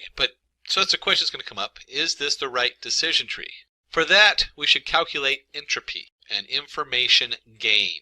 2 important vocabulary words there are the entropy and the information gain. Entropy. Entropy is a measure of randomness or impurity in the data set. Entropy should be low. So we want the chaos to be as low as possible. We don't want to look at it and be confused by the images or what's going on there with mixed data. And the information gain. It is a measure of decrease in entropy after the data set is split, also known as entropy reduction. Information gain should be high, so we want our information that we get out of the split to be as high as possible. Let's take a look at entropy from the mathematical side. In this case, we're going to denote entropy as I of P of and N, where P is the probability that you're going to play a game of golf, and N is the probability where you're not going to play the game of golf. Now, you don't really have to memorize these formulas. There's a few of them out there depending on what you're working with. But it's important to note that this is where this formula is coming from, so when you see it, you're not lost when you're running your programming, unless you're building your own decision tree code in the back. And we simply have a log squared of p over p plus n minus n over p plus n times the log squared of n of p plus n. But let's break that down and see what it actually looks like when we're computing that from the computer script side. Entropy of a target class of the data set is the whole entropy. So we have entropy play golf. And when we look at this, if we go back to the data, you can simply count how many yeses and no in our complete data set for playing golf days. In our complete set, we find we have 5 days we did play golf and 9 days we did not play golf. And so our I equals, if you add those together, 9 plus 5 is 14. And so our I equals 5 over 14 and 9 over 14. That's our P and N values that we plug into that formula. And you can go 5 over 14 equals 0.36, 9 over 14 equals 0.64. And when you do the whole equation, you get the minus 0.36 log root squared of 0.36 minus 0.64 log squared root of 0.64. And we get a set value. We get 0.94. So we now have a full entropy value for the whole set of data that we're working with. And we want to make that entropy go down. And just like we calculated the entropy out for the whole set, we can also calculate entropy for playing golf and the outlook. Is it going to be overcast or rainy or sunny? And so when we look at the entropy, we have P of sunny times E of 3 of 2. And that just comes out how many sunny days yes and how many sunny days no over the total, which is 5. Don't forget to put we'll divide that 5 out later on. Equals P overcast equals 4 comma 0 plus rainy equals 2 comma 3. And then when you do the whole setup, we have 5 over 14. Remember I said there was a total of 5? 5 over 14 times the I of 3 of 2 plus 4 over 14 times the 4 comma 0 and 514 over I of 2, 3. And so we can now compute the entropy of just the part that has to do with the forecast. And we get 0.693. Similarly, we can calculate the entropy of other predictors like temperature, humidity, and wind. And so we look at the gain outlook. How much are we going to gain from this? Entropy play golf minus entropy play golf outlook. And we can take the original 0.94 for the whole set minus the entropy of just the rainy day and temperature, and we end up with a gain of 0.247. So this is our information gain. Remember, we define entropy and we define information gain. The higher the information gain, the lower the entropy, the better. The information gain of the other 3 attributes can be calculated in the same way. So we have our gain for temperature equals 0.029. We have our gain for humidity equals 0.152, and our gain for a windy day equals 0.048. And if you do a quick comparison, you'll see the 0.247 is the greatest gain of information, so that's the split we want. Now let's build the decision tree. So we have the outlook. Is it going to be sunny, overcast, or rainy? That's our first split because that gives us the most information gain. And we can continue to go down the tree using the different information gains with the largest information. We can continue down the nodes of the tree where we choose the attribute with the largest information gain as the root node and then continue to split each subnode with the largest information gain that we can compute. And although it's a little bit of a tongue twister to say all that, you can see that it's a very easy to view visual model. We have our outlook, we split it 3 different directions. If the outlook is overcast, we're going to play. And then we can split those further down if we want. So if the outlook is sunny, but then it's also windy, if it's windy, we're not going to play. If it's not windy, we'll play. So we can easily build a nice decision tree to guess what we would like to do tomorrow and give us a nice recommendation for the day. So we want to know if it's a good day to play golf when it's sunny and windy. Remember the original question that came out? Tomorrow's weather report is sunny and windy. You can see by going down the tree, we go outlook sunny, outlook windy. We're not going to play golf tomorrow. So our little smartwatch pops up and says, I'm sorry, tomorrow's not a good day for golf. It's going to be sunny and windy. And if you're a huge golf fan, you might go, uh-oh, it's not a good day to play golf. We can go in and watch a golf game at home. So we'll sit in front of the TV instead of being out playing golf in the wind. Now that we looked at our decision tree, let's look at the third one of our algorithms we're investigating. Support vector machine. Support vector machine is a widely used classification algorithm. The idea of support vector machine is simple. The algorithm creates a separation line which divides the classes in the best possible manner. For example, dog or cat, disease or no disease. Suppose we have a labeled sample data which tells height and weight of males and females. A new data point arrives and we want to know whether it's going to be a male or a female. So we start by drawing a line. We draw decision lines, but if we consider decision line 1, then we will classify the individual as a male. And if we consider decision line 2, then it will be a female. So you can see this person kind of lies in the middle of the two groups, so it's a little confusing trying to figure out which line they should be under. We need to know which line divides the classes correctly, but how?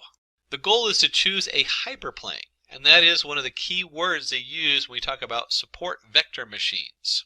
Choose a hyperplane with the greatest possible margin between the decision line and the nearest point within the training set.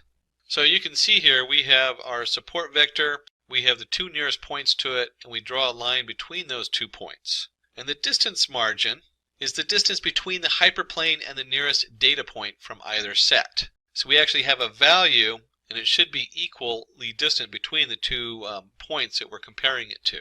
When we draw the hyperplanes, we observe that line 1 has a maximum distance. So we observe that line 1 has a maximum distance margin, so we'll classify the new data point correctly. And our result on this one is going to be that the new data point is male. One of the reasons we call it a hyperplane versus a line is that a lot of times we're not looking at just weight and height. We might be looking at 36 different features or dimensions. And so when we cut it with a hyperplane, it's more of a three-dimensional cut in the data, or multi-dimensional. It cuts the data a certain way. And each plane continues to cut it down until we get the best fit or match. Let's understand this with the help of an example. Problem statement. I always start with a problem statement when you're going to put some code together. We're going to do some coding now. Classifying muffin and cupcake recipes using support vector machines. So the cupcake versus the muffin. Let's have a look at our data set.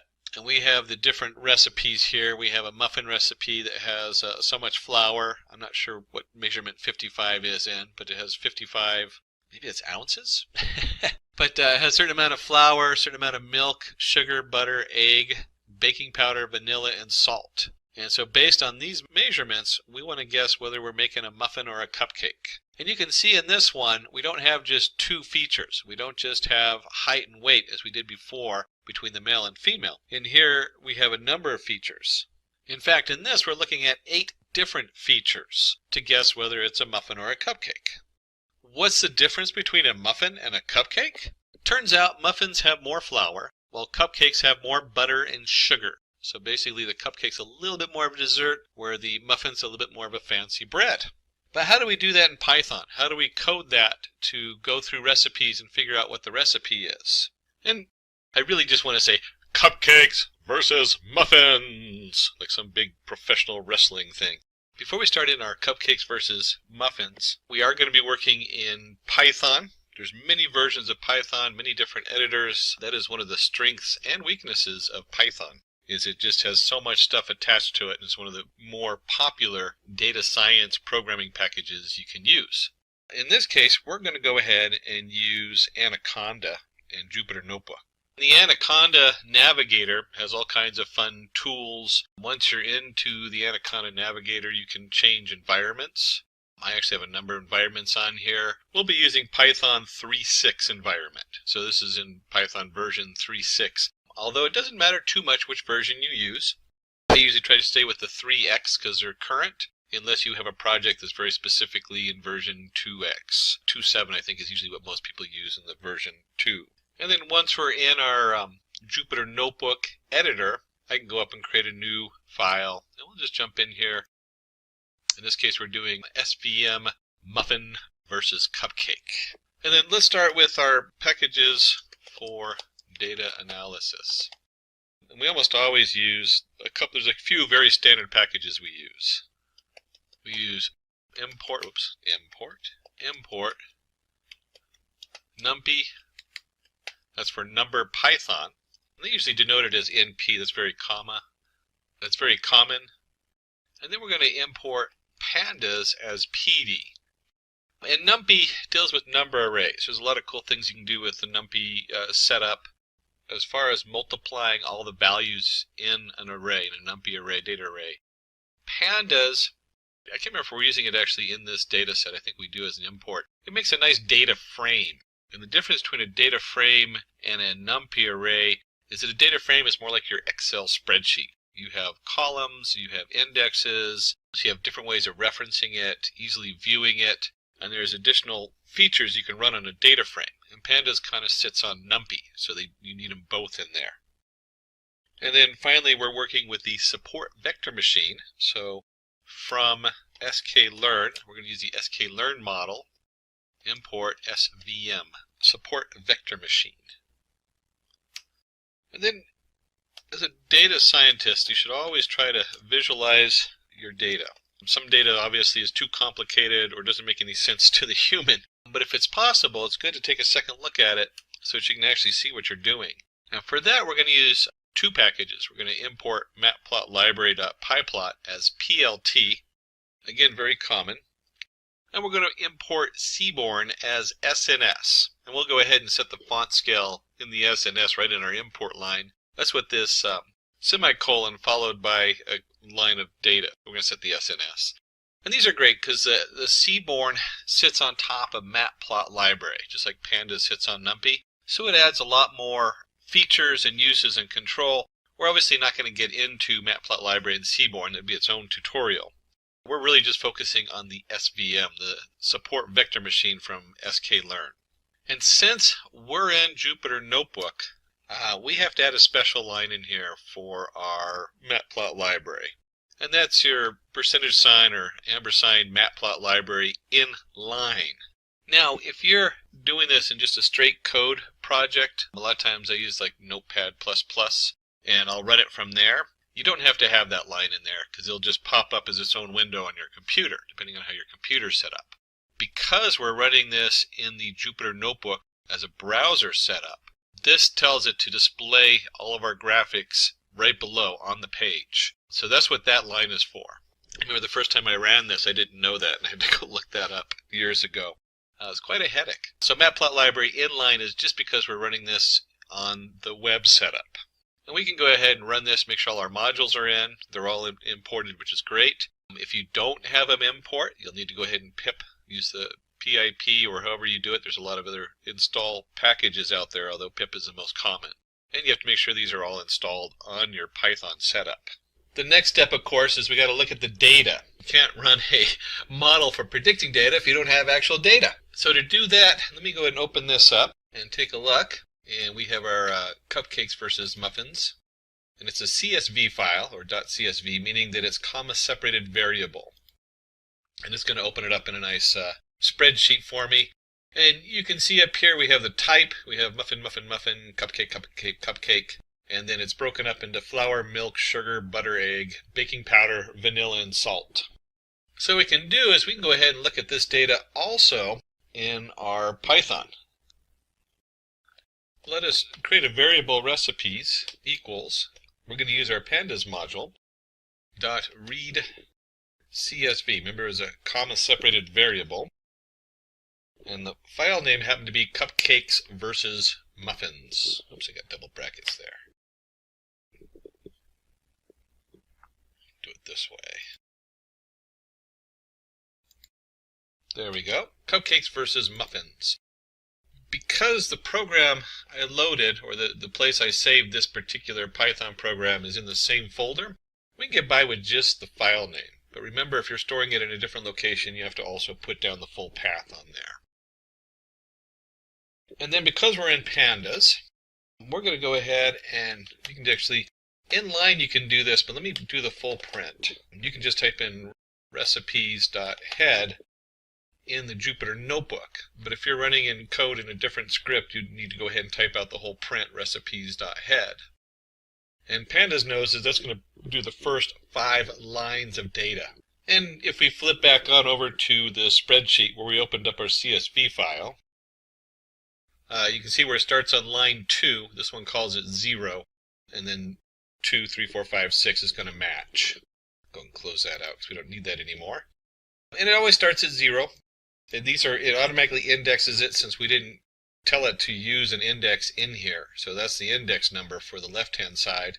And it automatically took the top row as labels. So pandas using it to read a CSV is just really slick and fast. One of the reasons we love our pandas. Not just because they're cute and cuddly teddy bears. And let's go ahead and plot our data. And I'm not going to plot all of it. I'm just going to plot the sugar and flour. Now, obviously, you can see where they get really complicated if we have tons of different features. And so you'll break them up and maybe look at just 2 of them at a time to see how they connect. And to plot them, we're going to go ahead and use Seaborn. So that's our SNS. And the command for that is sns.lmplot. And then the 2 different variables I'm going to plot is flour and sugar. Data equals recipes. The hue equals type. And this is a lot of fun because it knows that this is pandas coming in. So this is one of the powerful things about pandas mixed with Seaborn in doing graphing. And then we're going to use a palette set 1. There's a lot of different sets in there. You can go look them up for Seaborn. We'll do a fit regular equals false, so we're not really trying to fit anything. And it's a scatter, KWS. A lot of these settings you can look up in Seaborn. Half of these you could probably leave off when you run them. Somebody played with this and found out that these were the best settings for doing a Seaborn plot. And let's go ahead and run that. And because it does it inline, it just puts it right on the page. And you can see right here that just based on sugar and flour alone, there's a definite split. And we use these models because you can actually look at it and say, hey, if I drew a line right between the middle of the blue dots and the red dots, we'd be able to do an SVM and a hyperplane right there in the middle. Then the next step is to format or pre-process our data. And we're going to break that up into 2 parts. We need a type label, and remember, we're going to decide whether it's a muffin or a cupcake. Well, a computer doesn't know muffin or cupcake, it knows 0 and 1. So, what we're going to do is we're going to create a type label, and from this we'll create a numpy array, np, where, and this is where we can do some logic. We take our recipes from our panda, and wherever type equals muffin, it's going to be 0. And then if it doesn't equal muffin, which is cupcakes, it's going to be 1. So we create our type label. This is the answer. So when we're doing our training model, remember we have to have a training data. This is what we're going to train it with, is that it's 0 or 1. It's a muffin or it's not. And then we're going to create our recipe features. And if you remember correctly from right up here, the first column is type. So we really don't need the type column because that's our muffin or cupcake. And in pandas, we can easily sort that out. We take our value recipes dot columns. That's a pandas function built into pandas. Dot values, converting them to values. So it's just the column titles going across the top. And we don't want the first one. So what we do is, since it always starts at 0, we want 1 colon till the end. And then we want to go ahead and make this a list, and this converts it to a list of strings. And then we can go ahead and just take a look and see what we're looking at for the features, make sure it looks right. Let me go ahead and run that. And I forgot the S on recipes, so we'll go ahead and add the S in there and then run that. And we can see we have flour, milk, sugar, butter, egg, baking powder, vanilla, and salt. And that matches what we have up here, right where we printed out everything but the type. So we have our features and we have our label. Now, the recipe features is just the titles of the columns, and we actually need the ingredients. And at this point, we have a couple options. One, we could run it over all the ingredients. And when you're doing this, usually you do, but for our example, we want to limit it so you can easily see what's going on. Because if we did all the ingredients, we have, that's what, 7, 8 different hyperplanes that would be built into it. We only want to look at one so you can see what the SVM is doing. And so we'll take our recipes and we'll do just flour and sugar. Again, you can replace that with your recipe features and do all of them, but we're going to do just flour and sugar, and we're going to convert that to values. We don't need to make a list out of it because it's not string values. These are actual values on there. And we can go ahead and just print ingredients, and you can see what that looks like. And so we have just the amount of flour and sugar, just the two sets of plots. And just for fun, let's go ahead and take this over here and take our recipe features. And so if we decided to use all the recipe features, you'll see that it makes a nice column of different data. So it just strips out all the labels and everything. We just have just the values. But because we want to be able to view this easily in a plot later on, we'll go ahead and take that and just do flour and sugar. And we'll run that and you'll see it's just the two columns. So the next step is to go ahead and fit our model. We'll go ahead and just call it model. And it's a SVM. We're using a package called SVC. In this case, we're going to go ahead and set the kernel equals linear. So it's using a specific setup on there. And if we go to the reference on their website for the SVM, you'll see that there's 8 of them here. 3 of them are for regression.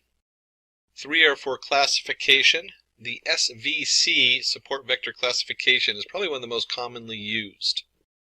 And then there's also one for detecting outliers, and another one that has to do with something a little bit more specific on the model. But SVC and SVR are the 2 most commonly used, standing for support vector classifier and support vector regression. Remember, regression is an actual value, a float value or whatever you're trying to work on, and SVC is a classifier, so it's a yes, no, true, false. But for this, we want to know 0, 1, muffin, cupcake. We go ahead and create our model, and once we have our model created, we're going to do model.fit, and this is very common, especially in the sklearn. All their models are followed with the fit command. And what we put into the fit, what we're training with it, is we're putting in the ingredients, which in this case we limited to just flour and sugar, and the type label. Is it a muffin or a cupcake? Now, in more complicated data science series, you'd want to split into, we won't get into that today, we split it into training data and test data, and they even do something where they split it into thirds, where a third is used for, where you switch between which one's training and test. There's all kinds of things that go into that, and it gets very complicated when you get to the higher end. Not overly complicated, just an extra step which we're not going to do today because this is a very simple set of data. And let's go ahead and run this, and now we have our model fit.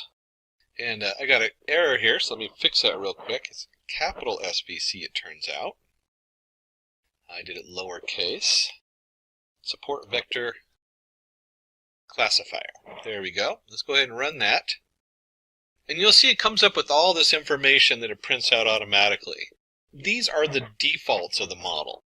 You notice that we changed the kernel to linear. And there's our kernel linear on the printout. And there's other different settings you can mess with. We're going to just leave that alone for right now. For this, we don't really need to mess with any of those.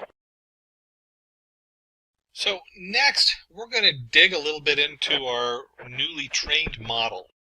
And we're going to do this so we can show you on a graph. And let's go ahead and get the separating.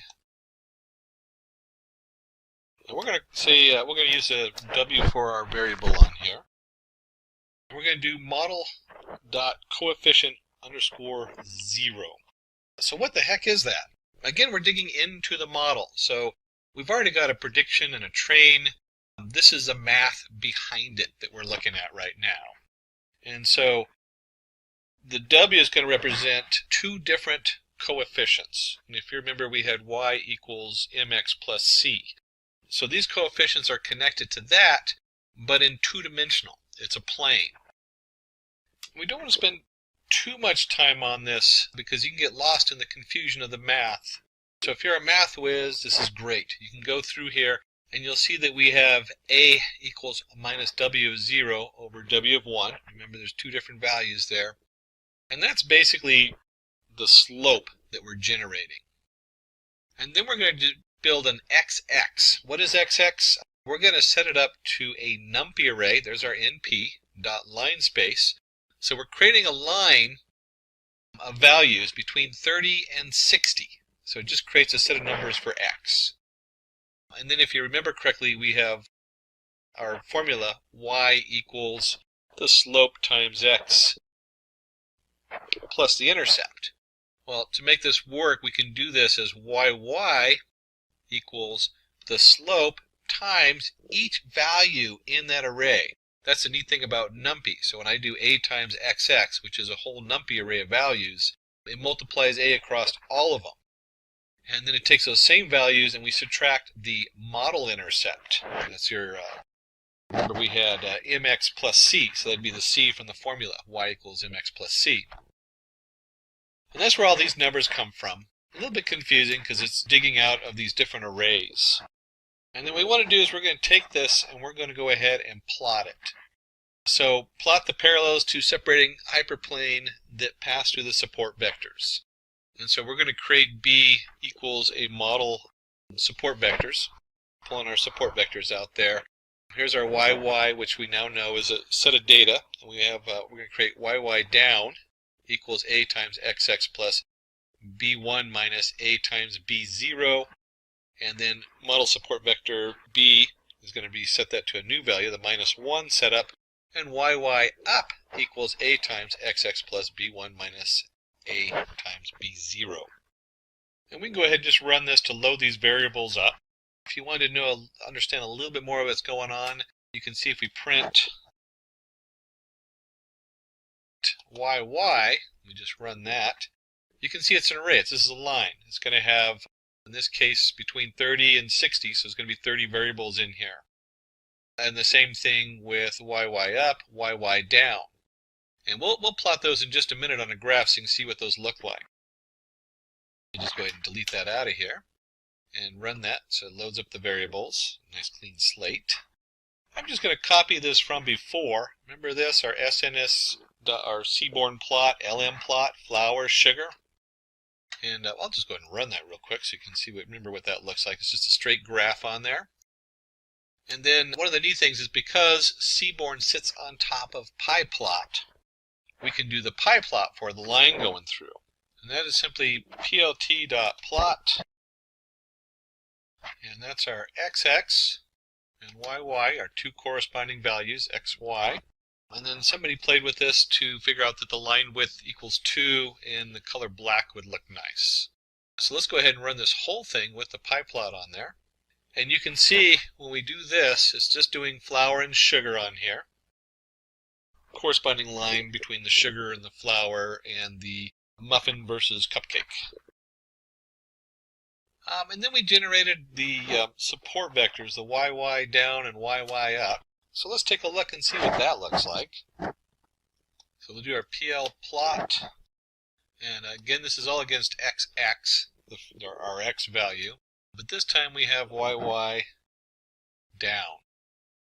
And let's do something a little fun with this. We can put in a K dash dash. That just tells it to make it a dotted line. And if we're going to do the down one, we also want to do the up one. So here's our YY up. And when we run that, it adds both sets of line. And so here's our support, and this is what you expect. You expect these two lines to go through the nearest data point. So the dashed lines go through the nearest muffin and the nearest cupcake when it's plotting it. And then your SVM goes right down the middle. So it gives it a nice split in our data, and you can see how easy it is to see, based just on sugar and flour, which one's a muffin or a cupcake. Let's go ahead and create a function to predict muffin or cupcake. I've got my recipes I pulled off the internet, and I want to see the difference between a muffin or a cupcake. And so we need a function to push that through. And we'll create a function with def. And let's call it muffin or cupcake. And remember, we're just doing flour and sugar today. We're not doing all the ingredients. And that actually is a pretty good split. You really don't need all the ingredients to know it's flour and sugar. And let's go ahead and do an if-else statement. So if model predict is of flour and sugar equals 0, so we take our model and we run a predict. It's very common in sklearn where you have a dot predict. You put the data in, and it's going to return a value. In this case, if it equals 0, then print you're looking at a muffin recipe. Else, if it's not 0, that means it's 1, then you're looking at a cupcake recipe. That's pretty straightforward for a function, or def for definition. DEF is how you do that in Python. And of course, if you're going to create a function, you should run something in it. And so let's run a cupcake, and we're going to send it values 50 and 20, a muffin or a cupcake. I don't know what it is. And let's run this and just see what it gives us. And it says, oh, it's a muffin. You're looking at a muffin recipe. So it very easily predicts whether we're looking at a muffin or a cupcake recipe. Let's plot this. Oops, there we go. Plot this on the graph so we can see what that actually looks like. And I'm just going to copy it and paste it from below, where we're plotting all the points in there. So this is nothing different than what we did before. If I run it, you'll see it has all the points and the lines on there.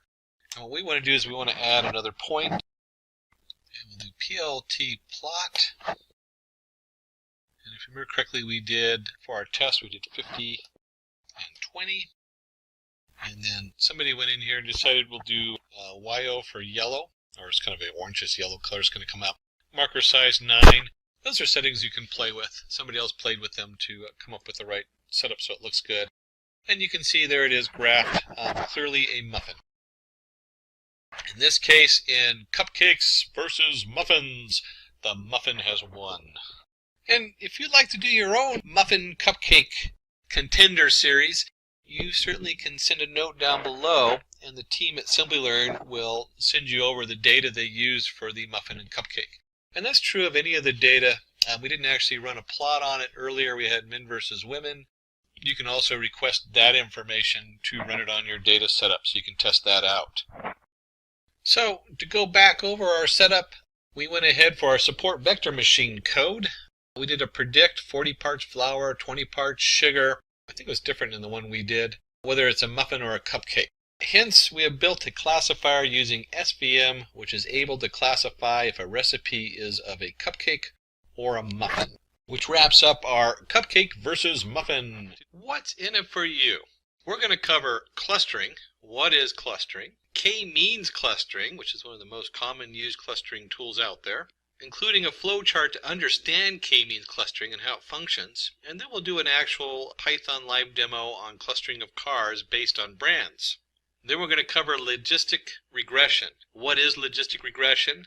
Logistic regression curve and sigmoid function. And then we'll do another Python code demo to classify a tumor as malignant or benign based on features. And let's start with clustering. Suppose we have a pile of books of different genres.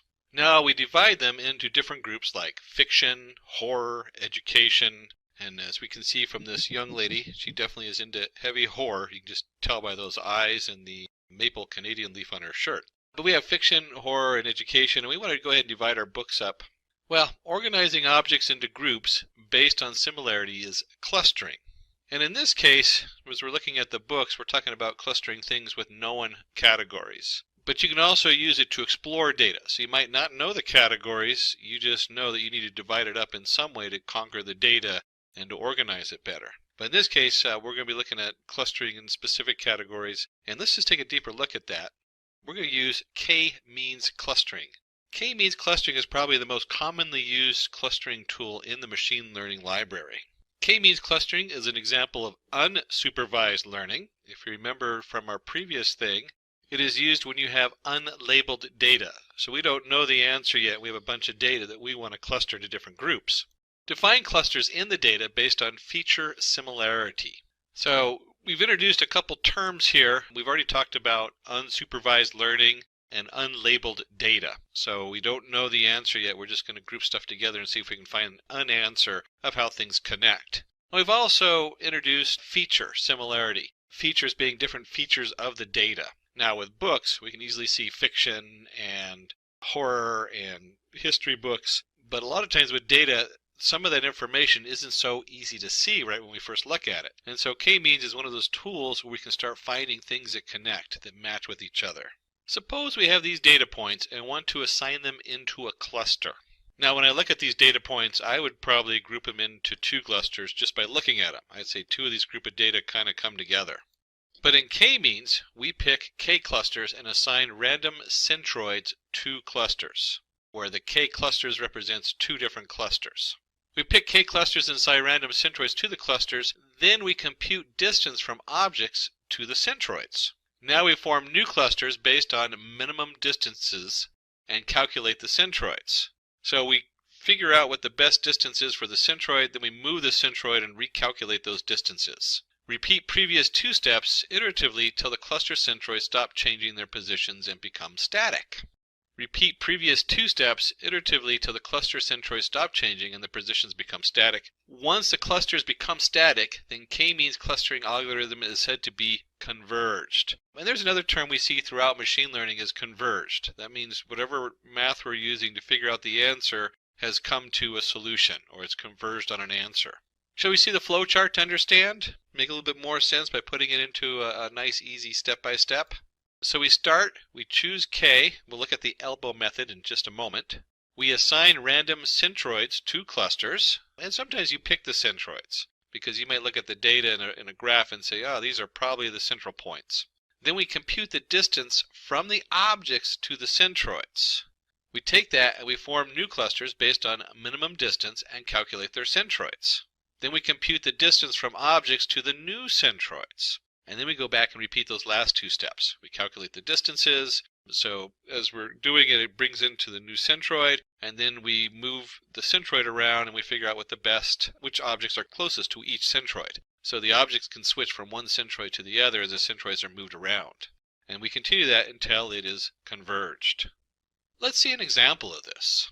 Suppose we have this data set of 7 individuals and their score on 2 topics, A and B. So here's our subject, in this case referring to the person taking the test. And then we have subject A, where we see what they've scored on their first subject, and we have subject B, and we can see what they score on the second subject. Now let's take 2 farthest apart points as initial cluster centroids. Now remember, we talked about selecting them randomly, or we can also just put them in different points and pick the furthest one apart so they move together. Either one works okay, depending on what kind of data you're working on and what you know about it. So we took the 2 furthest points, 1 and 1, and 5 and 7. And now let's take the 2 farthest apart points as initial cluster centroids.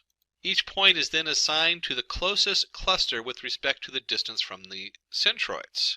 So we take each one of these points in there, we measure that distance, and you can see that if we measured each of those distances, and you use the Pythagorean theorem for a triangle in this case, because you know the x and the y, and you can figure out the diagonal line from that. Or you can just take a ruler and put it on your monitor. That'd be kind of silly, but it would work if you're just eyeballing it. You can see how they naturally come together in certain areas.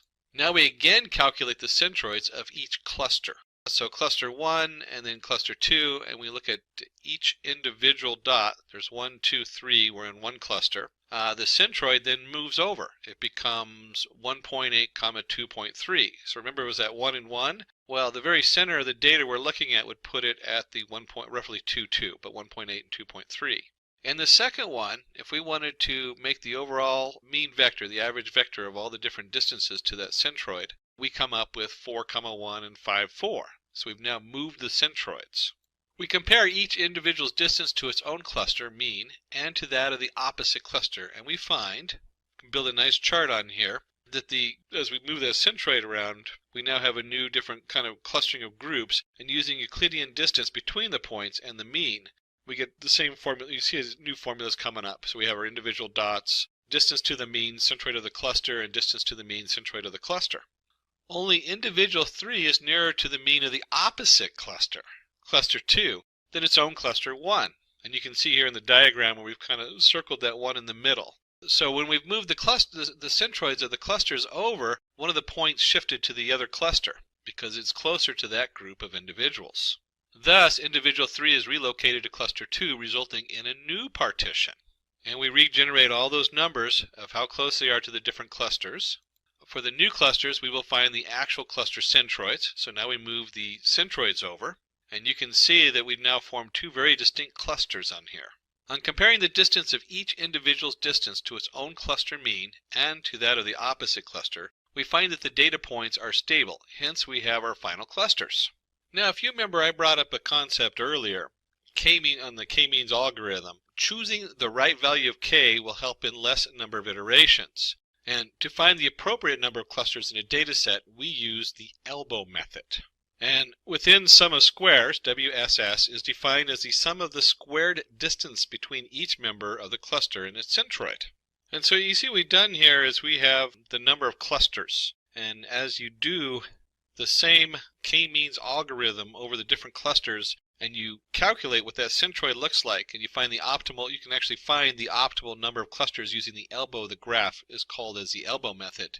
And on this, we guessed at 2 just by looking at the data. But as you can see, the slope, you actually just look for right there where the elbow is in the slope, and you have a clear answer that we want 2 different, to start with k-means equals 2. A lot of times people end up computing k-means equals 2, 3, 4, 5 until they find the value which fits on the elbow joint. Sometimes you can just look at the data, and if you're really good with that specific domain, remember domain, I mentioned that last time, you'll know that where to pick those numbers or where to start guessing at what that k value is. So let's take this, and we're going to use a use case using k-means clustering to cluster cars into brands using parameters such as horsepower, cubic inches, make, year, etc. So we're going to use the dataset cars data, having information about 3 brands of cars, Toyota, Honda, and Nissan. We'll go back to my favorite tool, the Anaconda Navigator with the Jupyter Notebook. And let's go ahead and flip over to our Jupyter Notebook. And in our Jupyter Notebook, I'm going to go ahead and just paste the basic code that we usually start a lot of these off with. We're not going to go too much into this code because we've already discussed NumPy, we've already discussed Matplotlib library, and pandas. NumPy being the number array, pandas being the pandas data frame, and Matplot for the graphing. And don't forget, since if you're using the Jupyter Notebook, you do need the Matplot library inline so that it plots everything on the screen. If you're using a different Python editor, then you probably don't need that because it'll have a pop-up window on your computer. And we'll go ahead and run this just to load our libraries and our setup into here. The next step is, of course, to look at our data, which I've already opened up in a spreadsheet.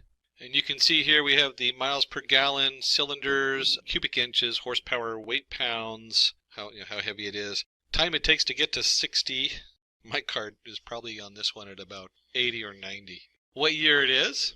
So this is, you can actually see this is kind of older cars, and then the brand, Toyota, Honda, Nissan. So the different cars are coming from all the way from 1971, if we scroll down, to the 80s. We have between the 70s and 80s a number of cars that they've put out. And let's, when we come back here, we're going to do importing the data. So we'll go ahead and do dataset equals, and we'll use pandas to read this in, and it's from a CSV file. Remember, you can always post this in the comments and request the data files for these, either in the comments here on the YouTube video or go to Simplilearn.com and request that. The cars CSV, I put it in the same folder as the code that I've stored. So my Python code is stored in the same folder, so I don't have to put the full path. If you store them in different folders, you do have to change this and double check your name variables. And we'll go ahead and run this, and we've chosen dataset arbitrarily because it's a dataset we're importing. And we've now imported our cars CSV into the dataset. As you know, you have to prep the data, so we're going to create the X data. This is the one that we're going to try to figure out what's going on with. And then there's a number of ways to do this, but we'll do it in a simple loop so you can actually see what's going on. So we'll do for I in X dot columns. So we're going to go through each of the columns, and a lot of times it's important. I'll make lists of the columns and do this because I might remove certain columns, or there might be columns that I want to be processed differently. But for this, we can go ahead and take X of I, and we want to go fill NA, and that's a pandas command. But the question is, what are we going to fill the missing data with? We definitely don't want to just put in a number that doesn't actually mean something. And so one of the tricks you can do with this is we can take X of I, and then in addition to that, we want to go ahead and turn this into an integer, because a lot of these are integers. So we'll go ahead and keep it integers. And we add the bracket here. And a lot of editors will do this. They'll think that you're closing one bracket. Make sure you get that second bracket in there if it's a double bracket. That's always something that happens regularly. So once we have our integer of X of I, this is going to fill in any missing data with the average. And I was so busy closing one set of brackets, I forgot that the mean also has brackets in there for the pandas. So we can see here we're going to fill in all the data with the average value for that column. So if there's missing data, it's in the average of the data it does have. And then once we've done that, we'll go ahead and loop through it again. and just check and see to make sure everything is filled in correctly. And we'll print, and then we take x is null, and this returns a set of the null value, or the how many lines are null, and we'll just sum that up to see what that looks like. And so when I run this, and so with the x, what we want to do is we want to remove the last column because that had the models. That's what we're trying to see, if we can cluster these things and figure out the models. There is so many different ways to sort the x out. For one, we could take the x and we could go dataset, our variable we're using, and use the iLocation, one of the features that's in pandas. And we could take that and then take all the rows and all but the last column of the dataset. And at this time we could do values. We just convert it to values. So that's one way to do this. And if let me just put this down here and print x, it's a capital X we chose, and I run this, you can see it's just the values. We could also take out the values and it's not going to return anything because there's no values connected to it. What I like to do with this is, instead of doing the iLocation, which does integers, more common is to come in here and we have our data set, and we're going to do dataset dot columns. And remember, that lists all the columns. So if I come in here, let me just mark that as red, and I print dataset dot columns. You can see that I have my index here. I have my MPG, cylinders, everything, including the brand, which we don't want. So the way to get rid of the brand would be to do data columns of everything but the last one, -1. So now if I print this, you'll see the brand disappears. And so I can actually just take dataset columns -1, and I'll put it right in here for the columns we're going to look at. And let's unmark this and unmark this. And now if I do an x.head, I now have a new data frame, and you can see right here we have all the different columns except for the brand at the end of the year. And it turns out when you start playing with the data set, you're going to get an error later on, and it'll say cannot convert string to float value. And that's because for some reason these things, the way they recorded them, must have been recorded as strings. So we have a neat feature in here on pandas to convert. And it is simply convert objects. And for this we're going to do convert underscore numeric equals true. And yes, I did have to go look that up. I don't have it memorized, the convert numeric in there. If I'm working with a lot of these things, I remember them, but depending on where I'm at, what I'm doing, I usually have to look it up. And we run that. Oops, I must have missed something in here. Let me double check my spelling. And when I double check my spelling, you'll see I missed the first underscore in the convert objects. And when I run this, it now has everything converted into a numeric value, because that's what we're going to be working with, is numeric values down here. And the next part is that we need to go through the data and eliminate null values. Most people, when they're doing small amounts, working with small data pools, discover afterwards that they have a null value and they have to go back and do this. So, be aware, whenever we're formatting this data, things are going to pop up, and sometimes you go backwards to fix it. And that's fine. That's just part of exploring the data and understanding what you have. And I should have done this earlier, but let me go ahead and increase the size of my window one notch. There we go. Easier to see. So we'll do for I in working with x dot columns. We'll page through all the columns. And we want to take x of I, and we're going to change that, and we're going to alter it. And so with this, we want to go ahead and fill in x of I. Pandas has the fill in a, and that just fills in any non-existent missing data. And we'll put my brackets up, and there's a lot of different ways to fill this data. If you have a really large data set, some people just void out that data and then look at it later in a separate exploration of data. One of the tricks we can do is we can take our column and we can find the means. And the means is in our quotation marks. So when we take the columns, we're going to fill in the non-existing one with the means. The problem is that returns a decimal float. So some of these aren't decimals. Certainly Let me be a little careful of doing this, but for this example, we're just going to fill it in with the integer version of this. It keeps it on par with the other data that isn't a decimal point. And then what we also want to do is we want to double check. A lot of times you do this first part first to double check, then you do the fill, and then you do it again just to make sure you did it right. So we're going to go through and test for missing data. And one of the ways you can do that is simply go in here and take our x of I column. So it's going to go through the x of I column. It says is null. So it's going to return any place there's a null value. It actually goes through all the rows of each column is null. And then we want to go ahead and sum that. So we take that and we add the sum value. And these are all pandas. So is null is a panda command, and so is sum. And if we go through that and we go ahead and run it, and we go ahead and take and run that, you'll see that all the columns have 0 null values. So we've now tested and double checked, and our data is nice and clean. We have no null values. Everything is now a number value. We turned it into numeric. And we've removed the last column in our data. And at this point, we're actually going to start using the elbow method to find the optimal number of clusters. So we're now actually getting into the sklearn part, the k-means clustering on here. I guess we'll go ahead and zoom it up one more notch so you can see what I'm typing in here. And then from sklearn, we're going to, or sklearn cluster, we're going to import k-means.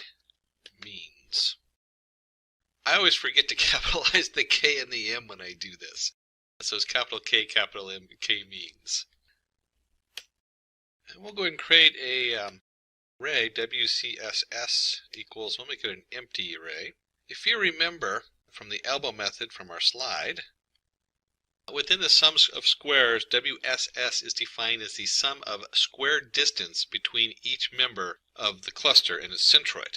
So we're looking at that change in differences as far as a square distance. And we're going to run this over a number of k-mean values. In fact, let's go for I in range, we'll do 11 of them. Range 0 of 11. And the first thing we're going to do is we're going to create the actual, we'll do it all lowercase. And so we're going to create this object from the k-means that we just imported. And the variable that we want to put into this is in clusters. And we're going to set that equals to I. That's the most important one because we're looking at how increasing the number of clusters changes our answer. There are a lot of settings to the k-means. Our guys in the back did a great job just kind of playing with some of them. The most common ones that you see in a lot of stuff is how you init your k-means. So we have k-means plus plus. This is just a tool to let the model itself be smart how it picks its centroids to start with, its initial centroids. We only want to iterate no more than 300 times. We have a max iteration we put in there.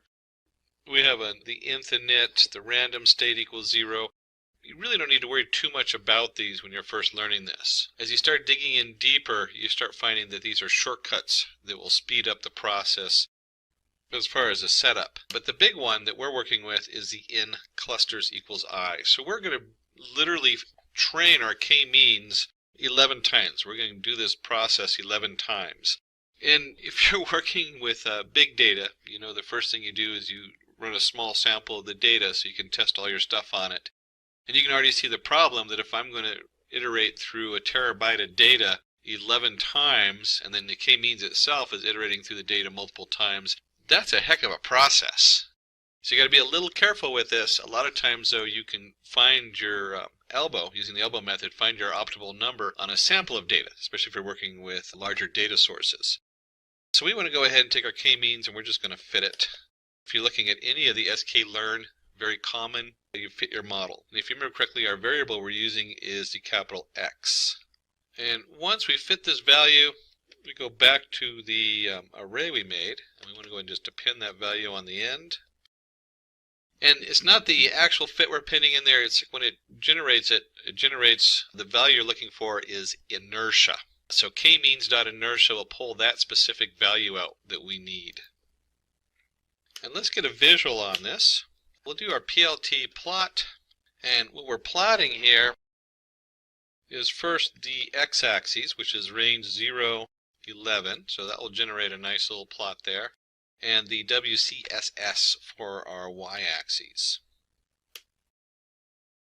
It's always nice to give our plot a title, and let's see, we'll just give it the elbow method for the title, and let's get some labels. So let's go ahead and do PLT X label, and what we'll do number of clusters for that, and PLT Y label, and for that we can do, oops, there we go, WCSS, since that's what we're doing on the plot on there. And finally we want to go ahead and display our graph, which is simply PLT dot show. There we go. And because we have it set to inline, it'll appear inline. Hopefully I didn't make a type error on there. And you can see we get a very nice graph. You can see a very nice elbow joint there at 2, and again right around 3 and 4, and then after that there's not very much. Now, as a data scientist, if I was looking at this, I would do either 3 or 4, and I'd actually try both of them to see what the output looked like.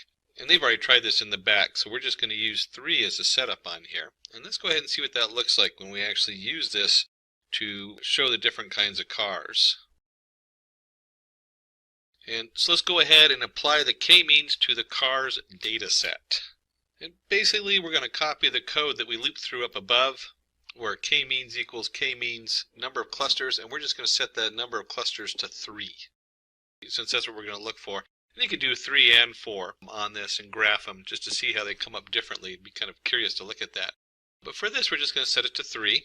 Go ahead and create our own variable, y k-means, for our answers.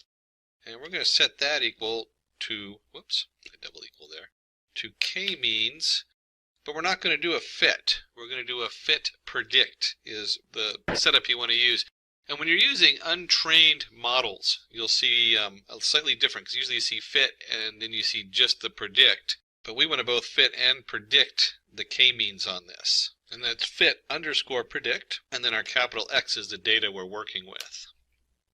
And before we plot this data, we're going to do a little pandas trick. We're going to take our x value and we're going to set x as matrix. So we're converting this into a nice rows and columns kind of setup, but we're going to have columns equals none, so it's just going to be a matrix of data in here. And let's go ahead and run that.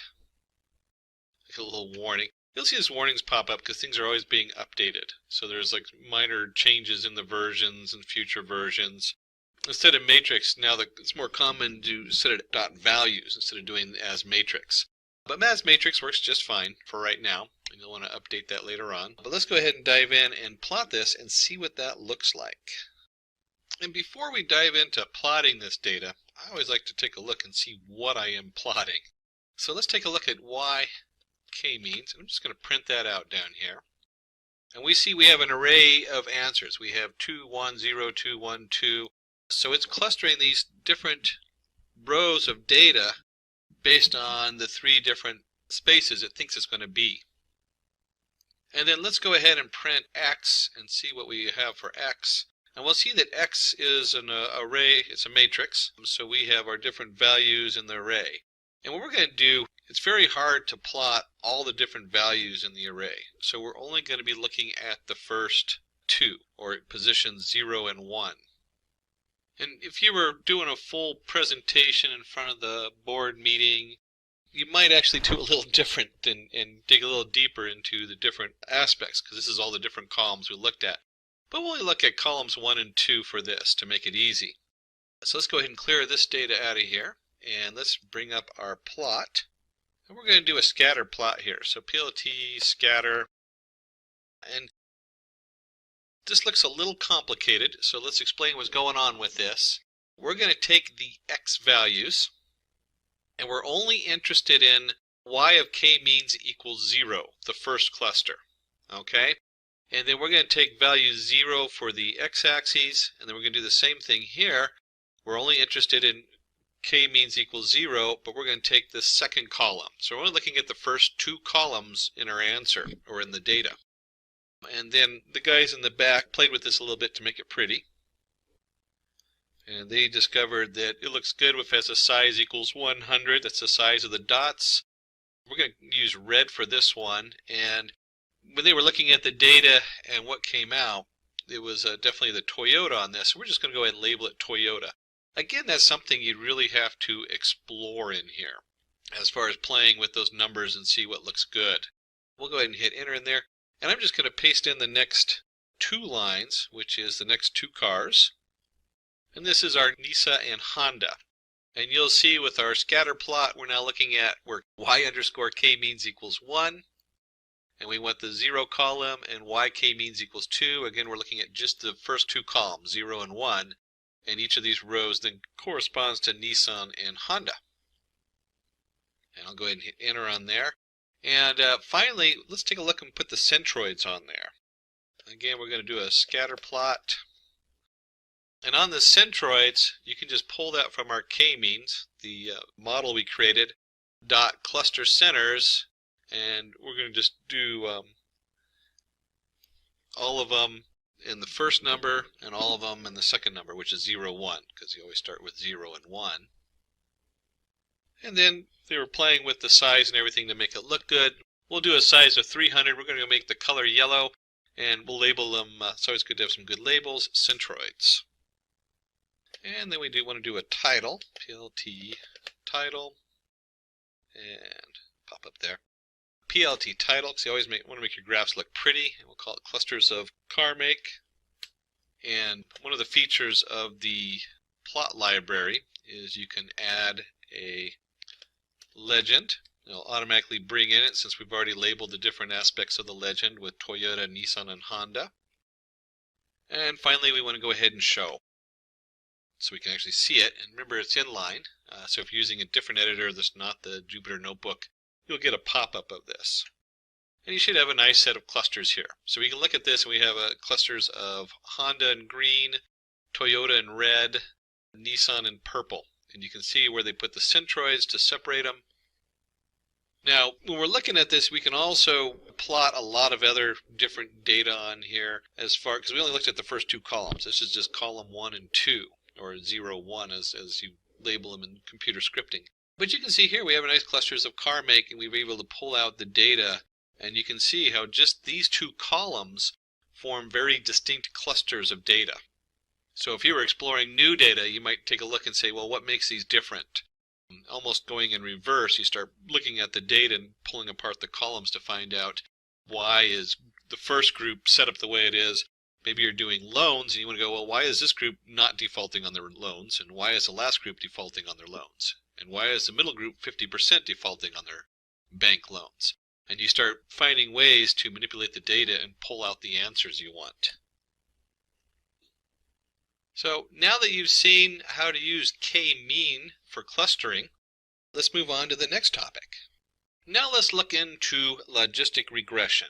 The logistic regression algorithm is the simplest classification algorithm used for binary or multi-classification problems. And we can see we have our little girl from Canada who's into horror books is back. That's actually really scary when you think about that with those big eyes.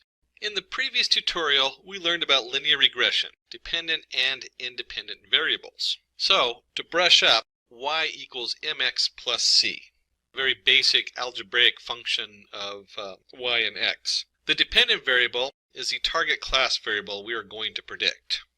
The independent variables, x1 all the way up to xn, are the features or attributes we're going to use to predict the target class.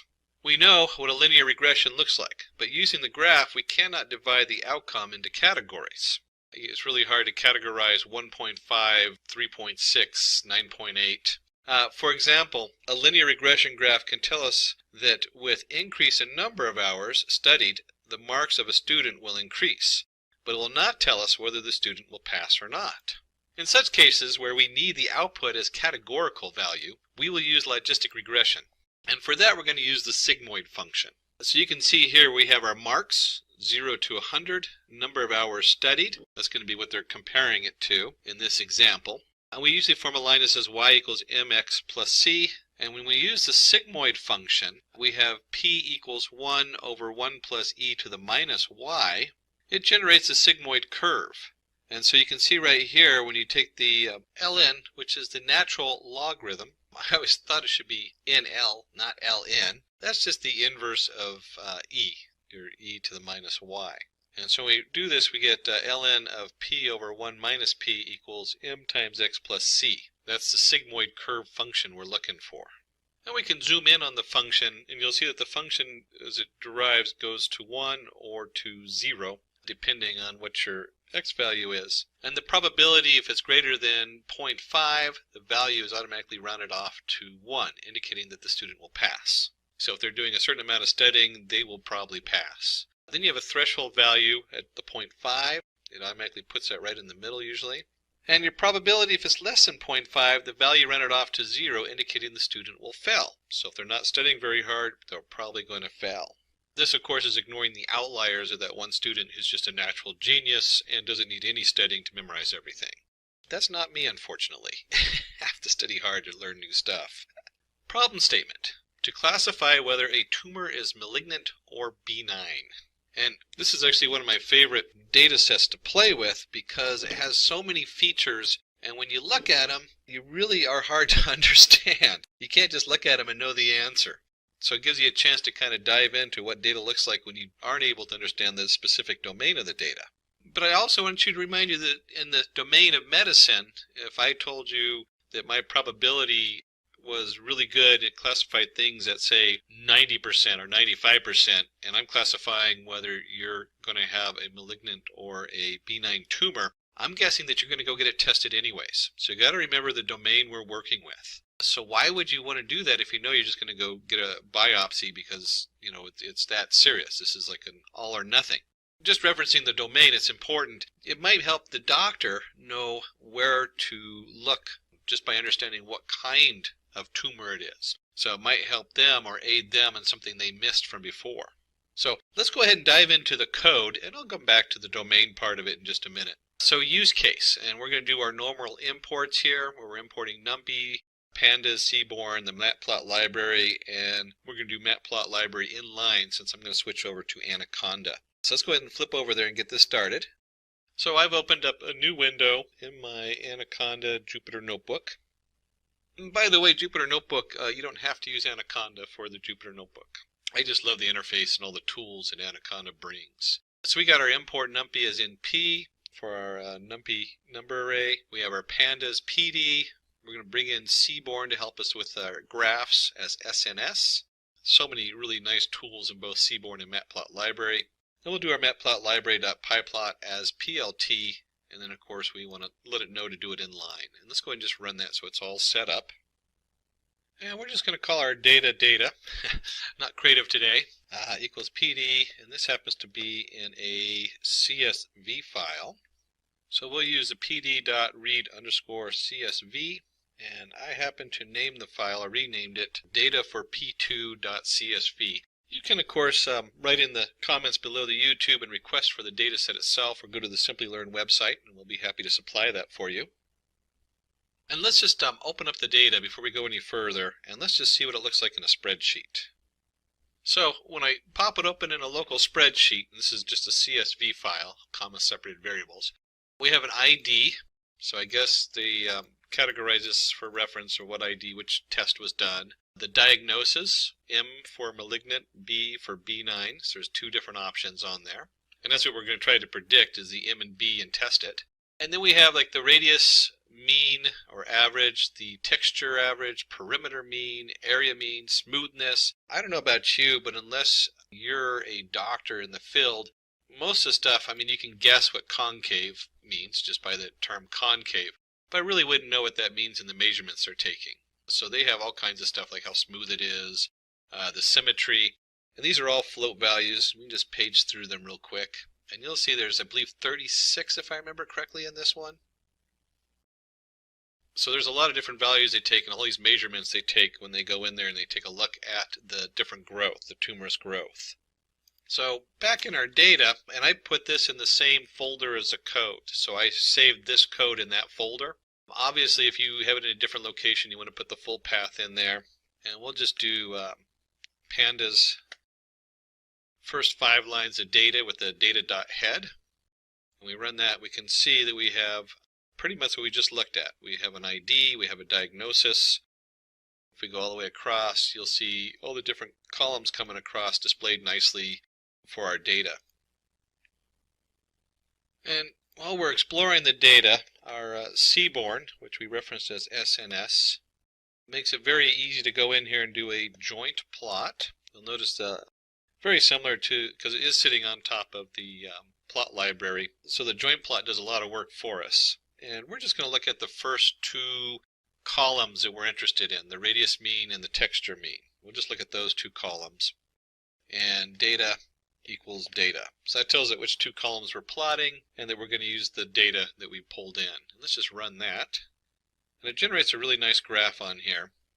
And there's all kinds of cool things on this graph to look at. I mean, we have the texture mean and the radius mean, obviously the axes. You can also see,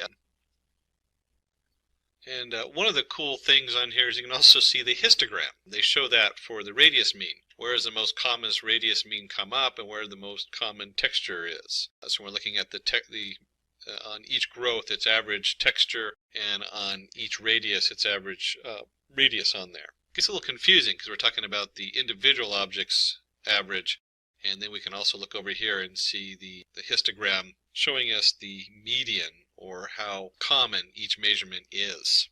And that's only two columns, so let's dig a little deeper into Seaborn. They also have a heat map. And if you're not familiar with heat maps, a heat map just means it's in color. That's all that means. Heat map. I guess the original ones were plotting heat density on something, and so ever since then it's just called a heat map. And we're going to take our data and get our corresponding numbers to put that into the heat map. And that's simply data.corr for that. That's a pandas expression. So remember, we're working in a pandas data frame, so that's one of the cool tools in pandas for our data. And let's just pull that information into a heat map and see what that looks like. And you'll see that we're now looking at all the different features. We have our ID, we have our texture, we have our area, our compactness, concave points.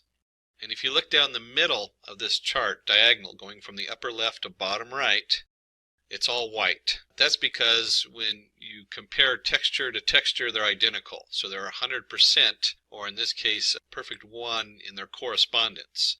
And you'll see that when you look at, say, area, or right below it, it has almost a black on there when you compare it to texture. So these have almost no corresponding data. They don't really form a linear graph or something that you can look at and say how connected they are. They're very scattered data. This is really just a really nice graph to get a quick look at your data. It doesn't so much change what you do, but it changes verifying. So when you get an answer or something like that, or you start looking at some of these individual pieces, you might go, hey, that doesn't match. According to showing our heat map, this should not correlate with each other. And if it is, you're going to have to start asking, well, why? What's going on? What else is coming in there? But it does show some really cool information on here.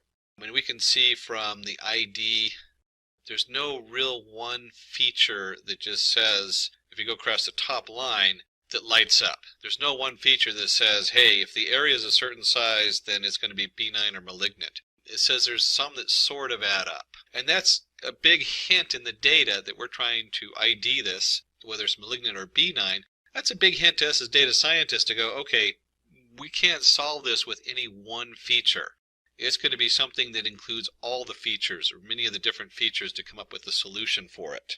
And while we're exploring the data, let's explore one more area, and let's look at data.isNull. We want to check for null values in our data.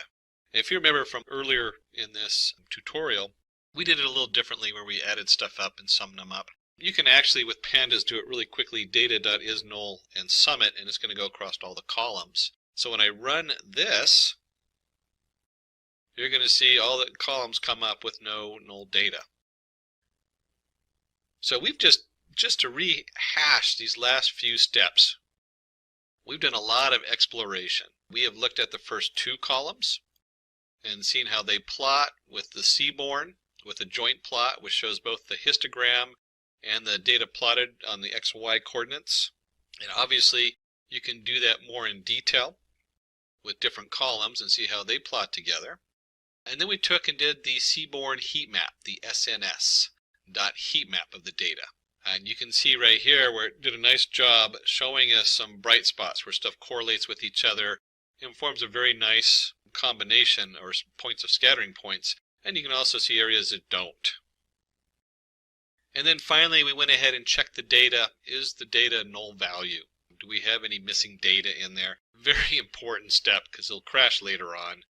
If you forget to do this step, it will remind you when you get that nice error code that says null values. Okay, so not a big deal if you miss it, but it's no fun having to go back when you're in a huge process and you've missed this step, and now you're 10 steps later and you got to go remember where you were pulling the data in.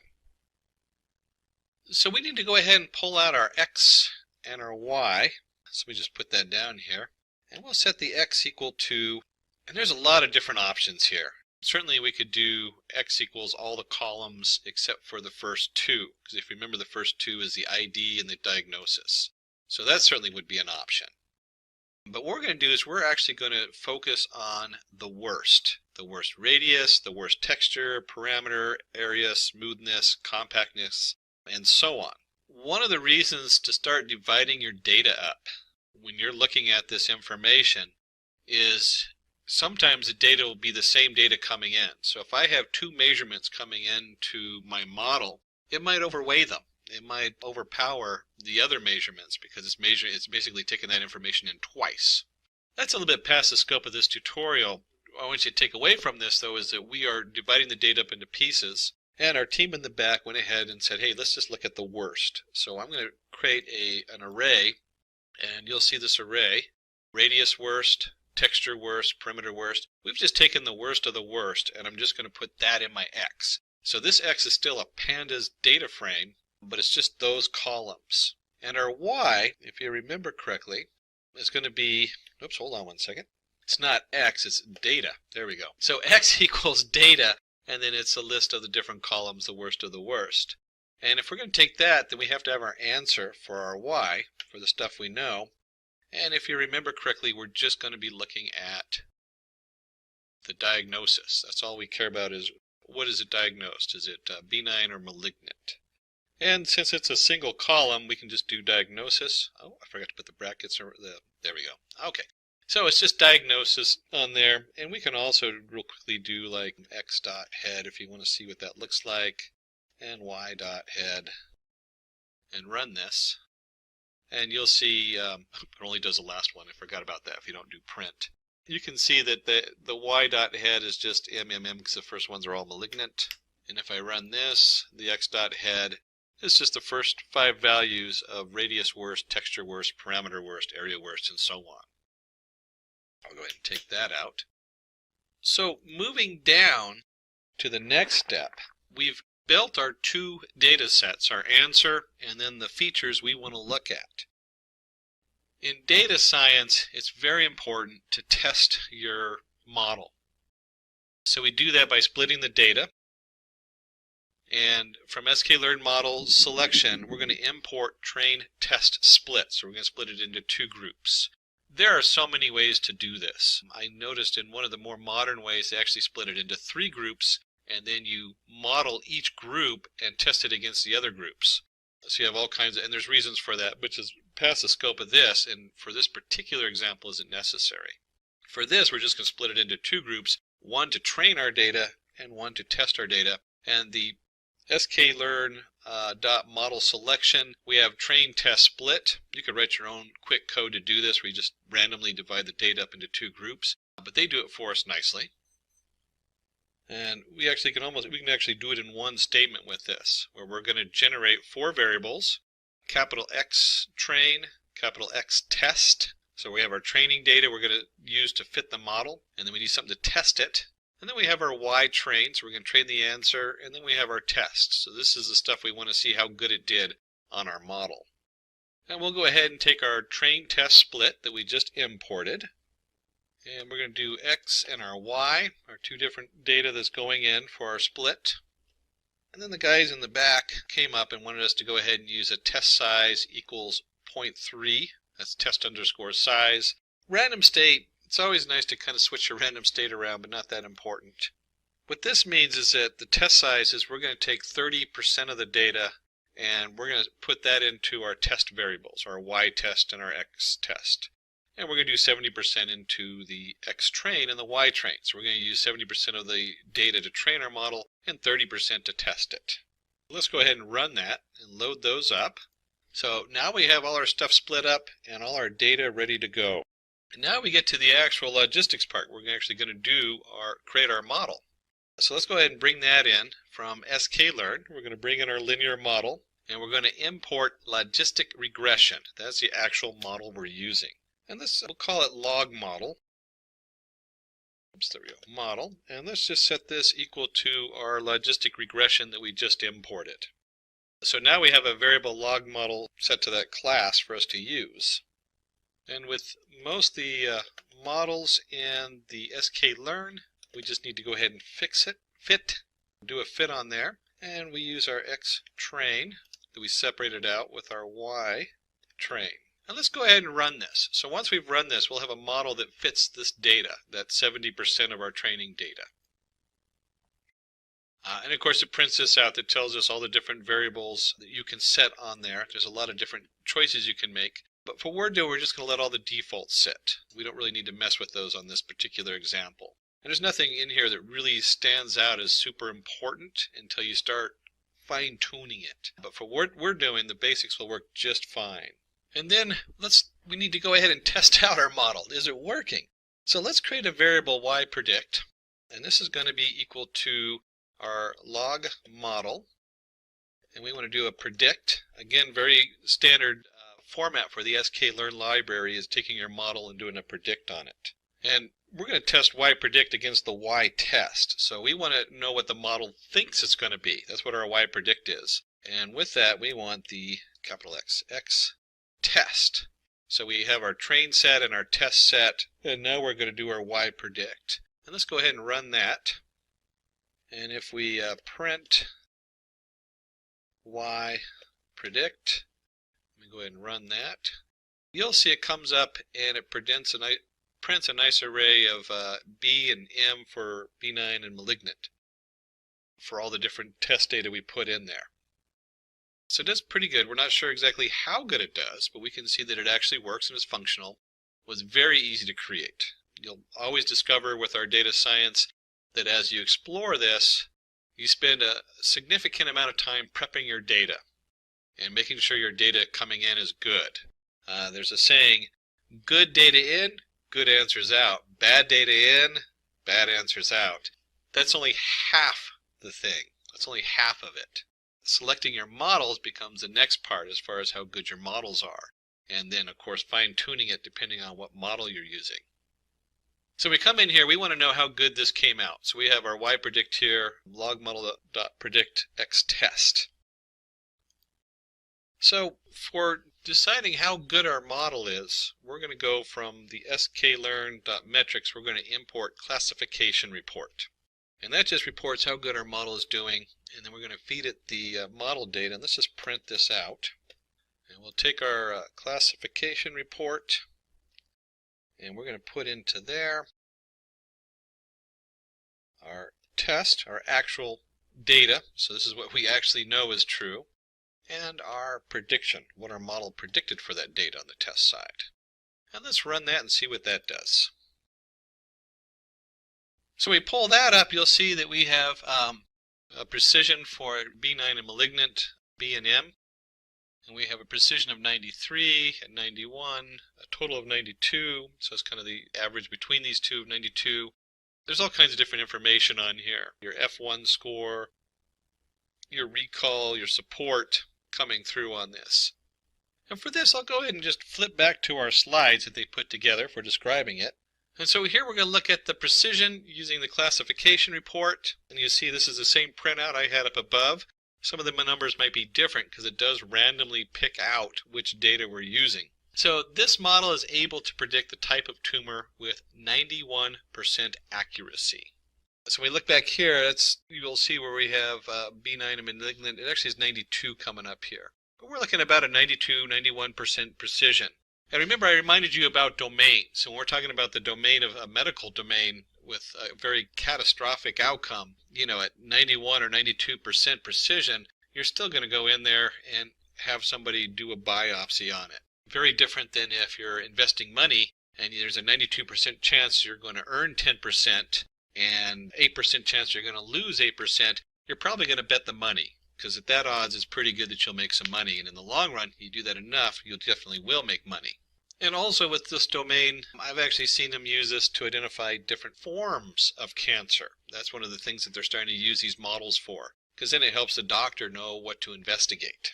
So that wraps up this section. We're going to go in there and let's discuss the answer to the quiz asked in Machine Learning Tutorial Part 1.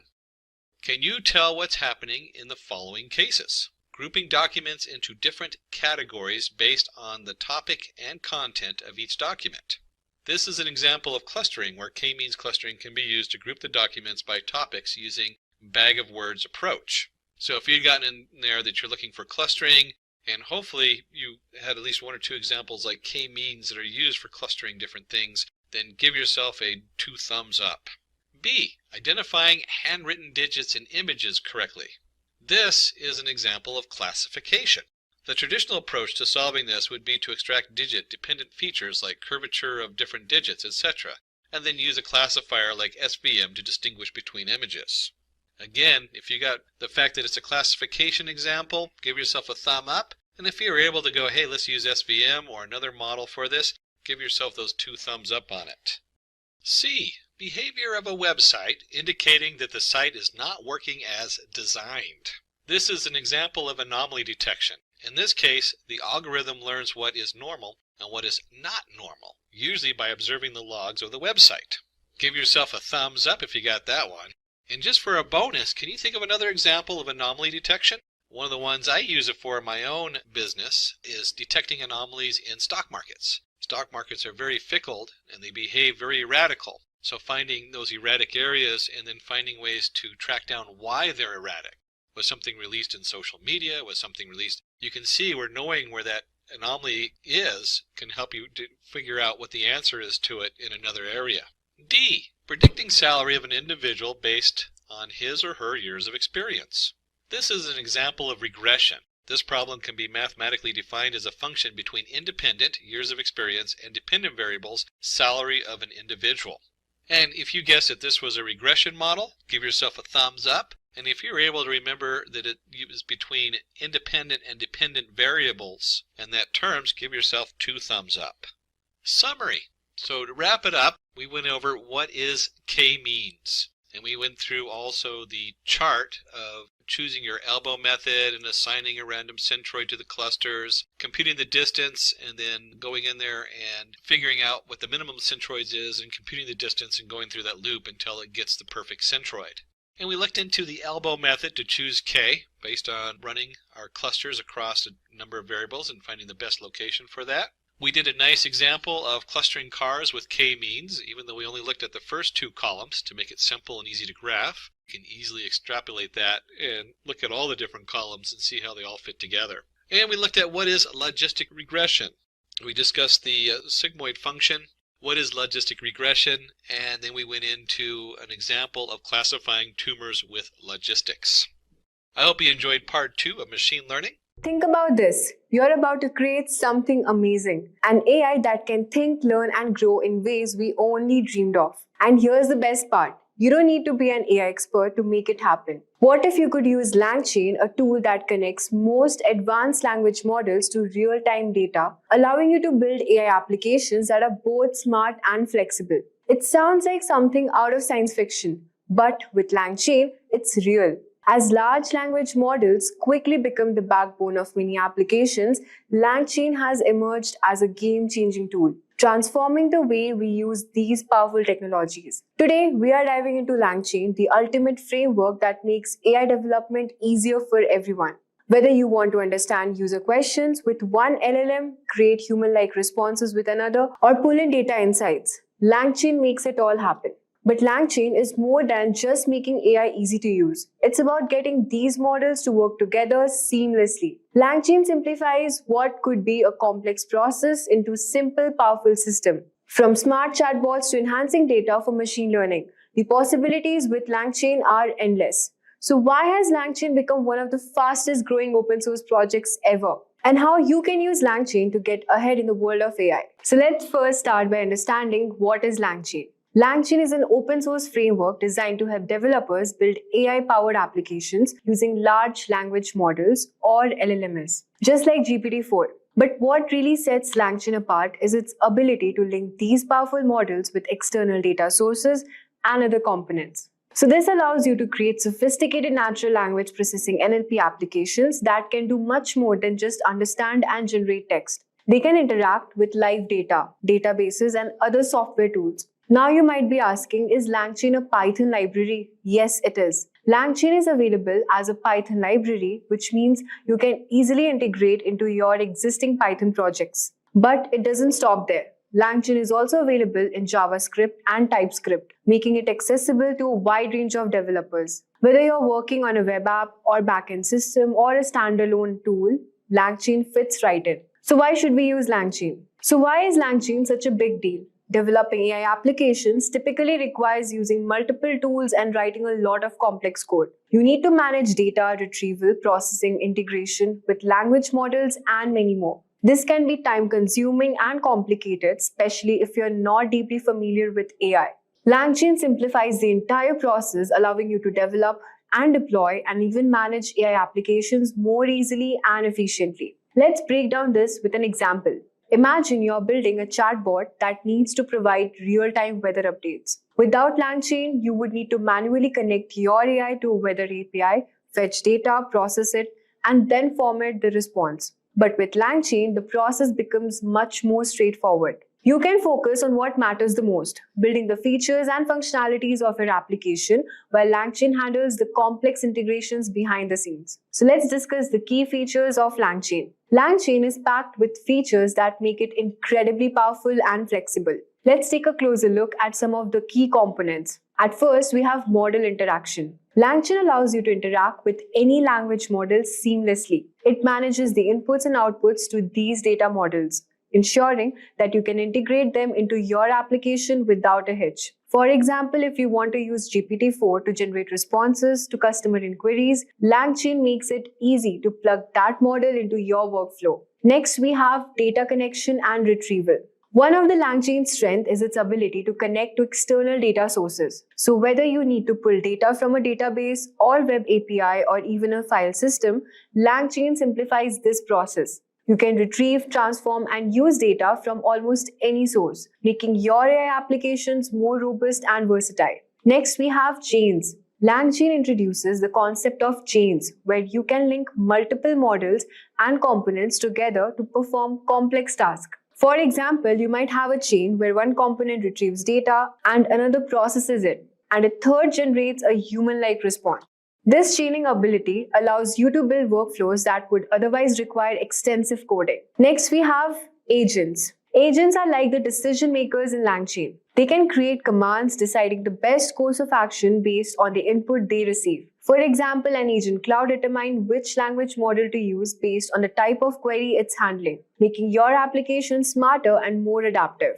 Then we have memory. LangChain supports both short-term and long-term memory, making that your AI can remember past interactions. This is particularly useful for applications like chatbots, where maintaining context over multiple interactions has significantly improved the user experience. Imagine you're building a virtual assistant. The assistant needs to remember previous interactions to provide relevant responses. Now, with the help of LangChain, you can easily implement memory so that the assistant knows what you have talked before, making the conversation more natural and engaging. So what are the integrations supported by LangChain?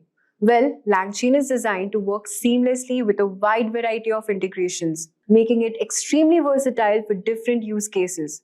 LLM providers. LangChain supports integration with major LLM providers like OpenAI, Hugging Face, and Cohort. This means you can easily incorporate the latest and most powerful language models into your applications. Then we have data sources. LangChain can connect to a variety of data sources such as Google Search, Wikipedia, and cloud platforms like AWS, Google Cloud, and Azure. This makes it easy to retrieve and use the most up-to-date information in your applications.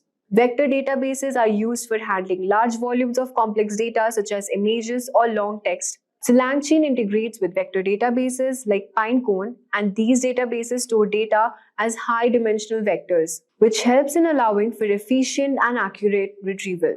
So this is particularly useful for applications that require searching through large data sets quickly. For example, let's say you're building an application that needs to analyze thousands of documents to find relevant information. With LangChain, you can integrate a vector database like Pinecone, store your documents as vectors, and quickly search through using them powerful language models. This capability can save you a lot of time and make your application much more effective. Now the question arises how to create prompts in LangChain. Creating prompts in LangChain is much easier with something called a prompt template. A prompt template acts as a set of instructions for language model, and these templates can be customized to varying levels of customizations. For example, you might design a prompt template to ask simple questions, or you could create more detailed instructions that guide the language model to produce high-quality responses. Let's walk through how you can create a prompt using LangChain in Python. Step 1 is installing LangChain. First, you'll need to have Python installed in your system. Once that's set up, you can install LangChain by opening your Python shell or terminal and running the following command: pip install LangChain. The next step is adding integrations to LangChain. This often requires at least one integration to function properly. A common choice is OpenAI's Language Model API. To use OpenAI's API, you'll need to create an account on the OpenAI website and obtain your API key. After that, install OpenAI's Python package and input your API key like this. So this is the following command which is inserted below. You can look into that. Next step is importing and using a prompt template.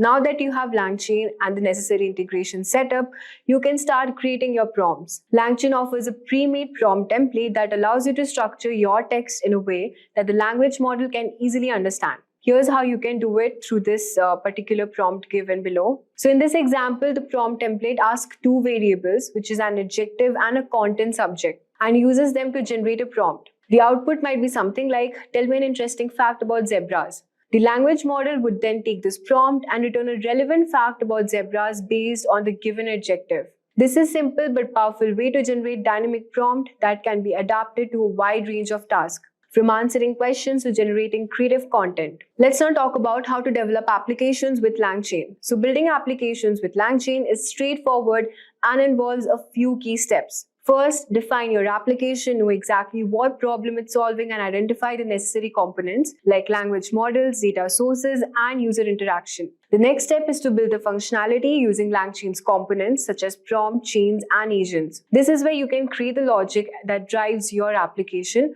like processing user input or retrieving data. Then we have customizing your application to meet specific needs. LangChain's flexibility allows you to tweak prompts, integrate additional data sources, and fine-tune models for optimal performance. Before going live, it's crucial to test and deploy your application. Testing helps catch any issues, and LangChain makes debugging easy, so you can deploy your application with confidence. For example, let's build a chatbot using LangChain. First, we have to define it is a chatbot that answers questions about technology trends. We then create a functionality by setting a prompt and a chain to process input. Next, we have customization. We customize it by integrating a new API to pull in the latest information. And finally, we test and deploy the chatbot to ensure it responds accurately to users. So LangChain offers endless possibilities across various industries. Let's now look into the examples and use cases of LangChain. LangChain offers endless possibilities across various industries. You can create customer service chatbots that manage queries and transaction, or coding assistants that suggest code snippets and debug issues. In healthcare, LangChain can assist doctors with diagnosis and patient data management. Then we have marketing and e-commerce. It can analyze consumer behavior, generate product recommendations, and craft compelling product descriptions. So with the help of this AI assistant, it helps doctors make quicker, more informed decisions. So LangChain is a powerful framework that makes AI development accessible and efficient. Hugging Face, a leading tool in NLP, natural language processing. So this video is for you if you want to use advanced model to understand and generate language. So we will start by introducing what is Hugging Face and how it's changing the world of NLP. So Hugging Face provides models and tools that help developers and researchers build language application easily, like ChatGPT. So Hugging Face is pioneering companies in the field of machine learning, especially in NLP. It offers an extensive library called Transformers, which provides pre-trained models for a variety of NLP tasks, making it easier for anyone to integrate the state-of-the-art machine learning models into their projects. So in this video, I will show you 3 cool demos using Hugging Face. First one is speech to text. In this, we will see how we can turn spoken words into written text quickly and accurately. The second one, sentiment analysis. Learn how to figure out if a piece of text is positive, negative, or neutral. The third one, text generation, in which we will see how we can create human-like text that makes sense to and fits the context. We will also talk about important concepts like pipelines and tokenization. Pipeline make it easy to use different models for various tasks, while tokenization breaks text into smaller parts that models can understand. So by end of this video, you will know how to use Hugging Face for your own project. So welcome to this demo part of this video. So here, as you know, we will be doing 3 things. First thing, speech to text recognition. The second thing, text generation from a particular sentence or a word. And the third thing, we will do sentiment analysis. Okay, so we will perform this one by one. So let's start with something called speech to text recognition. Okay, using Hugging Face. So first I will rename this. I will write here Hugging Face speech to text. Okay, yeah. So first I will install Transformers library. It is already installed on my system, but again, just for you guys, I'm doing this. Okay, pip install Transformer. So now let's see what is Transformers. So Transformers is a powerful Python library created by Hugging Face. So that allows you to download, manipulate, and run thousands of pre-trained open source AI model. Fine. So as you can see, requirement already satisfied. It means like already installed. So these transformer models cover multiple tasks across modalities like NLP, natural language processing, computer vision, audio, and multimodal learning, like many things. Fine. So now I will do from transformers import pipeline. Okay, so now let's run it. So now what is pipeline? Okay, so a transformer pipeline describes the flow of data from origin system to destination system. Fine, because you already know transformer means you can run or manipulate thousands of pre-trained open source AI model. So pipeline describes the flow of data from origin system to destination system and defines how to transform the data along the way. Okay, so let's check the versions. Transformers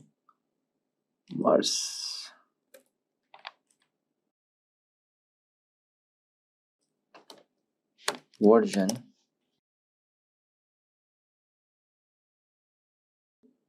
Okay, that long tab.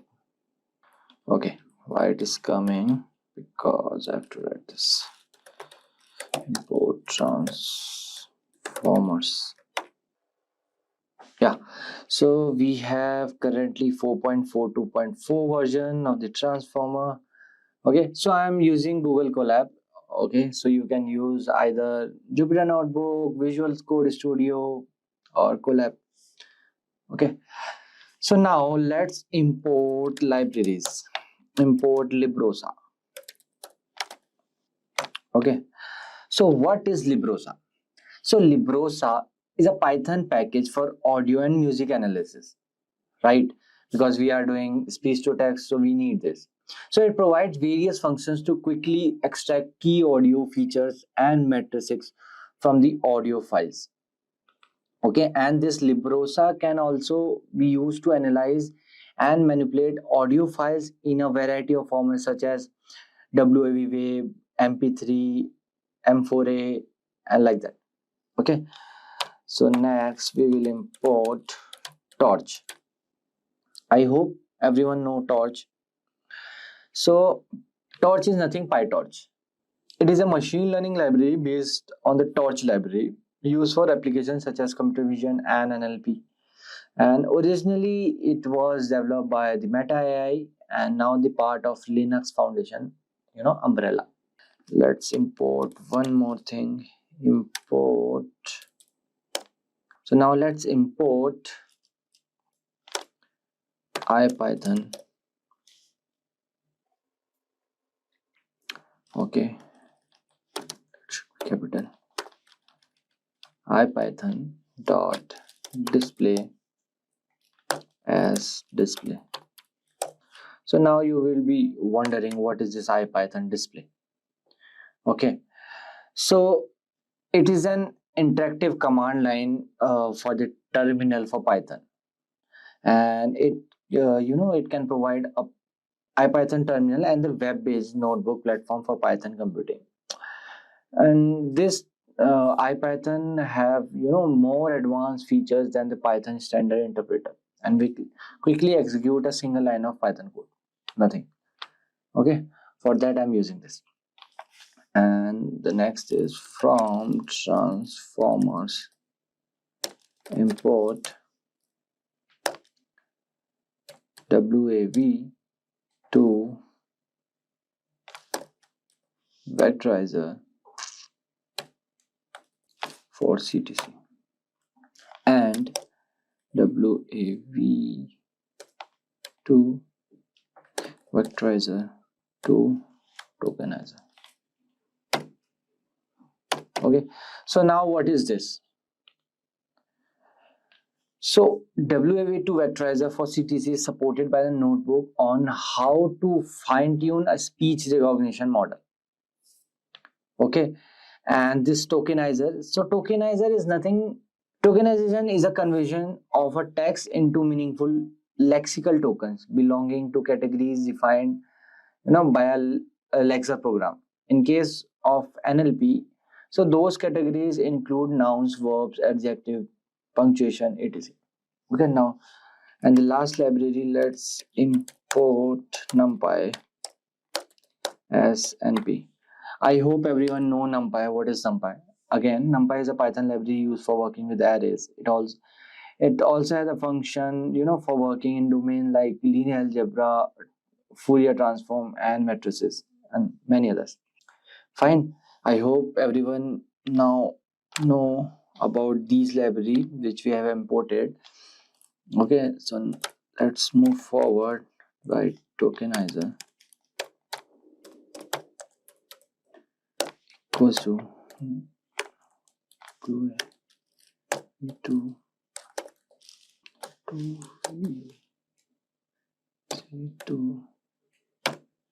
tokenizer dot from pre-trained. This is why I love this Google Colab. You will decide just some words and it will show the suggestions. Facebook. So this is again one pre-trained model. Okay, so we are just importing it. Base 960th. This is nothing, the name. Okay, then model equals to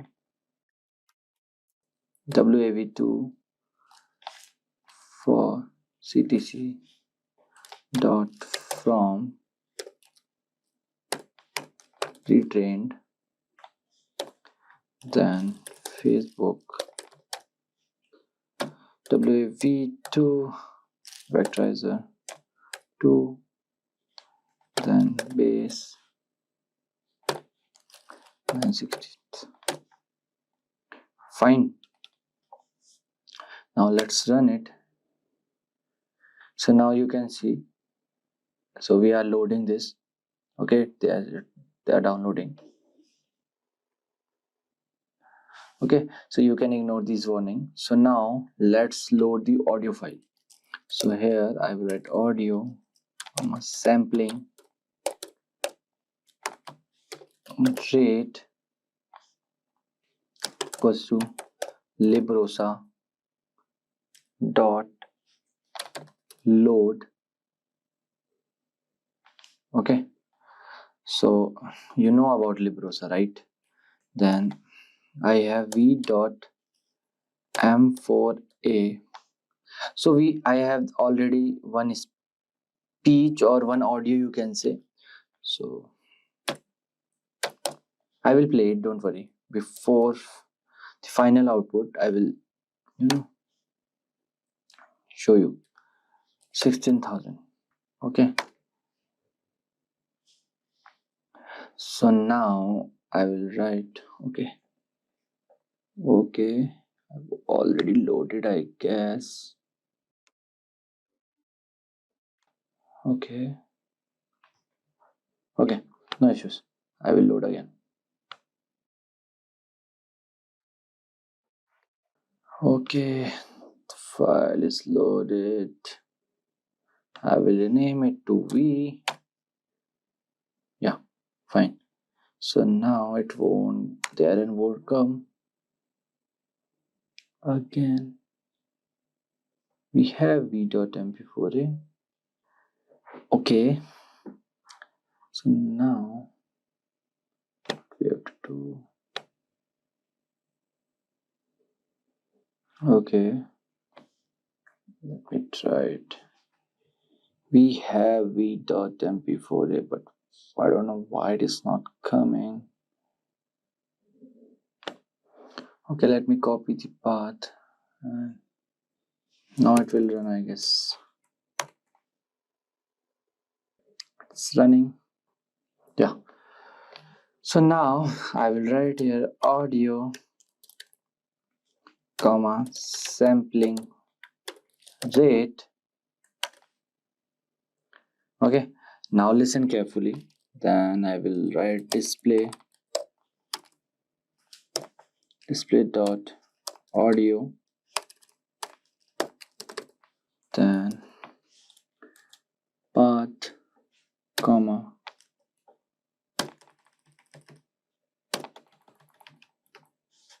autoplay equals to true.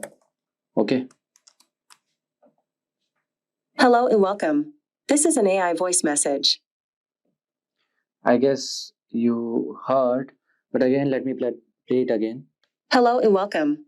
This is an AI voice message. Okay, so it is saying hello and welcome. This is an AI voice message. Fine. So now what I will do, I will input some values. Input values equals to tokenizer, then audio, comma, return tensors equals to pt. Fine. Dot input values. Okay, then here I will run input values. Okay, input values. Okay, yeah. So now logits will come here. So we have to now store the logits, which means non-normalized predictions. Okay, so logits equals to model input values dot logits. Okay, then here I will write logits. Okay, it's running. Done.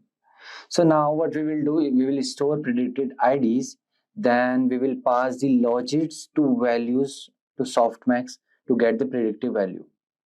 Okay, so here I will write predicted IDs equals to torch dot argmax. Okay, then logits, comma, dimension equals to -1. Okay, then I will pass the prediction to the tokenizer, decode to the transcription. Okay, So here I will write transcriptions equals to tokenizer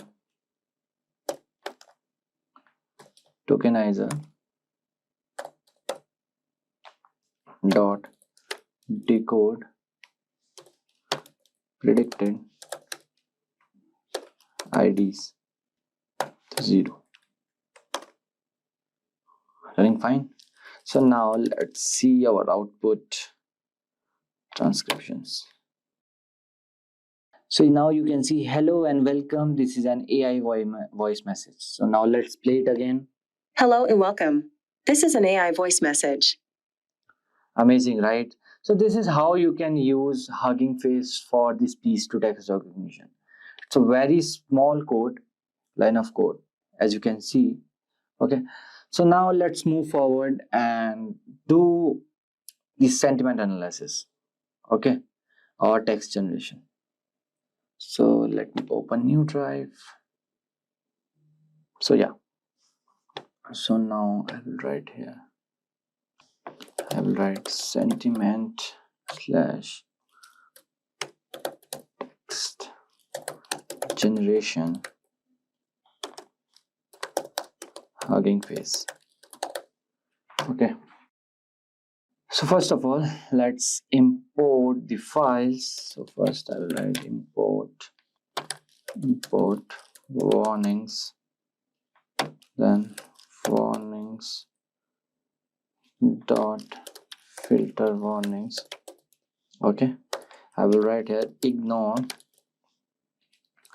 then we'll import numpy.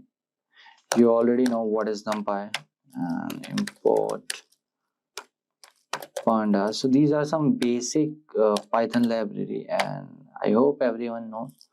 And import matplotlib for the plots, matplotlib dot pyplot as plt. Then I will import cbon for the graphs, the statistics graph. Okay, SNS, then SNS dot set. So now we'll import sklearn model train test split.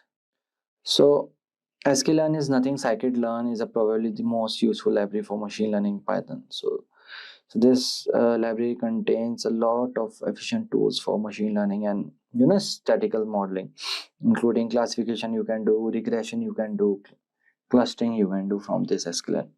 Okay, from sklearn dot model selection import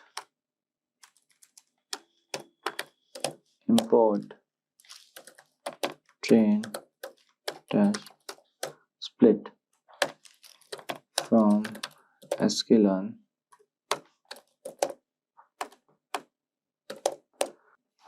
dot matrix import f1 score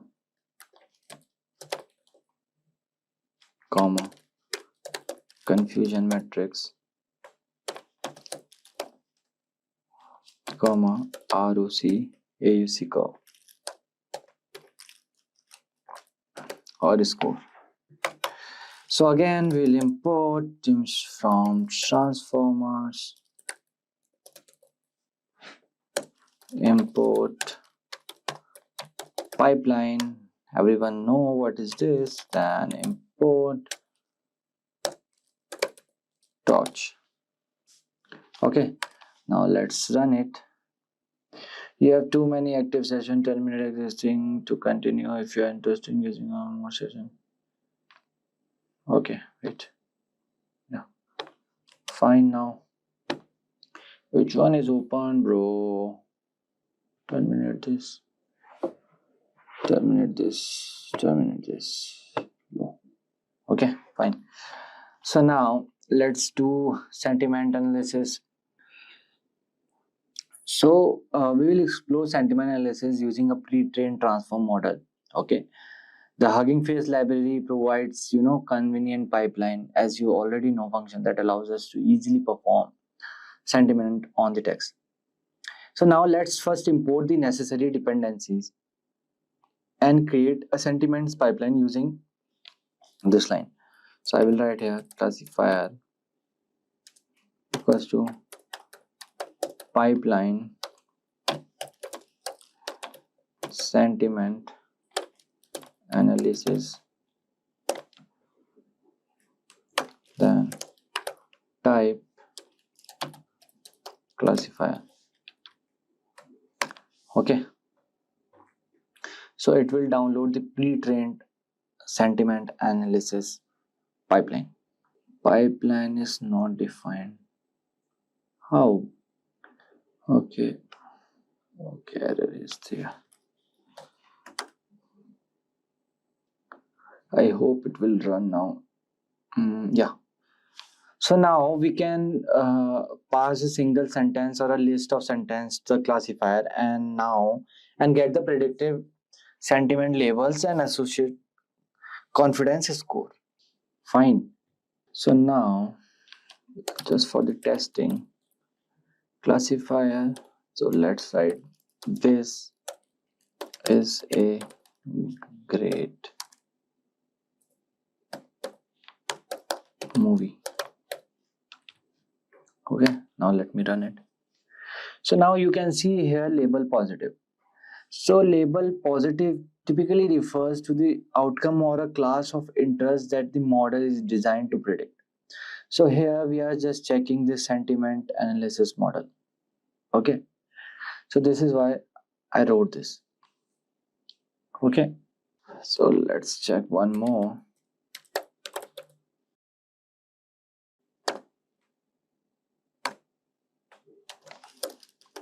This was a great course. Then I did not understood any of it. Now let's check this. Yeah, perfect. And the score, you can see the accuracy score 99%, which is almost close to 100%, and which is amazing. So now you have access to a GPU, so you can also utilize it for the faster processing by specifying the device using the parameter. Okay, so now what I will do, first I will, okay, wait, yeah, fine. So now I will import dataset airline tweets equals to pd dot read. PD means pandas library, here we are using. Okay, now first import, I will import here itself. So I have tweets.csv. Okay, tweets.csv. Let it upload. Yeah, done. So now let me airline tweets dot head. Why dot head? Means it will show me the top 5 rows. Okay, 0, 1, 2, 3, 4, 5. Okay, you can see tweet ID, airline sentiment, neutral, positive, neutral, negative, then this is this. Okay, so now let's do something. Okay, so what I will do, df means data frame airline tweets, then I will write airline sentiment. We have airline sentiment, this column. Okay, comma text. I need these 2 columns. Okay, df dot head 5. So yeah, so airline sentiment is neutral, and this is what this text is. all about. Okay, because these two are the main things, text and the sentiment. So now let's make plot, count plot. Then I will write df comma x equals to airline sentiment. Then palette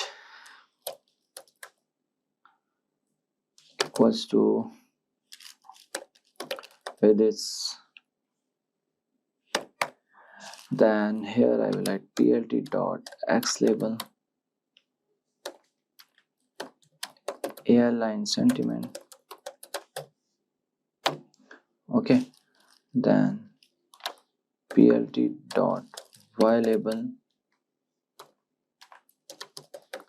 count plt dot show. So it will draw one graph. Okay, spelling is wrong. Yeah, so it will show neutral, positive sentiment and the negative. So as you can see, the negative sentences or the sentiments are the more. Okay, so we have now three classes which do not match the two class available in the Hugging Face pipeline. So therefore we will filter out all the rows which have been labeled as neutral. Okay, so df equals to df and again df airline sentiment, fine, was not equals to neutral. Okay, then df target equals to df airline sentiment dot map. Then I will write here positive 1 and the negative 0. Fine, negative will be 0. Okay, then print number of rows comma df dot shape. Okay, so now you can see number of rows are 11,541. Okay, so now I will write predictions 5. It will, okay, predictions is not defined. Okay, so now what I will do, so here I will write text equals to df text and toList dot toList. Then here I will write predictions equals to classifier text. Okay, so here write probabilities equals to predictions, then score if predictions label dot starts with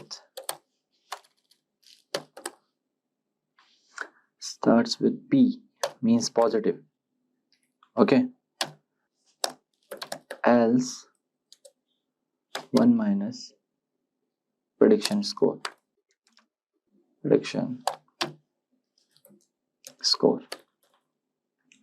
Okay, then I will add for prediction and prediction. Why it is not running? This is taking time, too much time. I don't know why. So as you can see, finally we have the output of predictions values. So this depends on system to system. My system took almost 17 minutes 47 seconds to complete. Okay, so now let's run it. Okay, predictions is now defined pro now. Predictions. Yeah, so now I will write here predictions equals to np dot array. Np means numpy dot array. Then I will write one if prediction label is positive dot starts with p, okay, else 0 for prediction and prediction values. Yep. Okay, fine. So now let's check the accuracy of our model. Print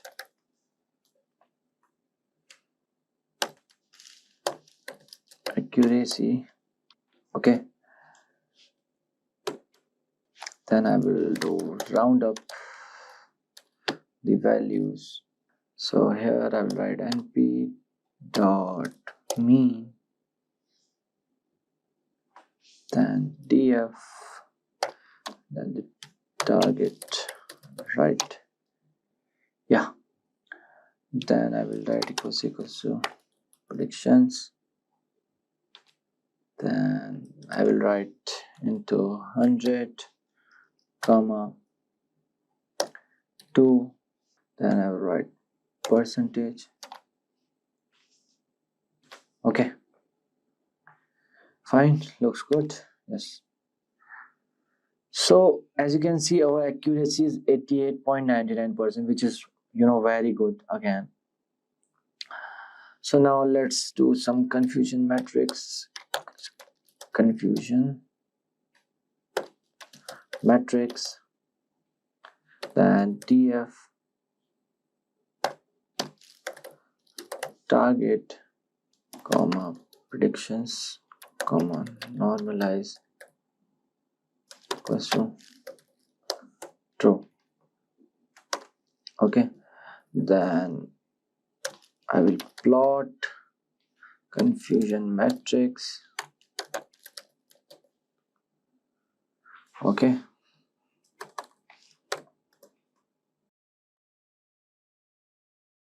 df then target comma predictions comma normalize equals to true. Okay, my bad. That here confusion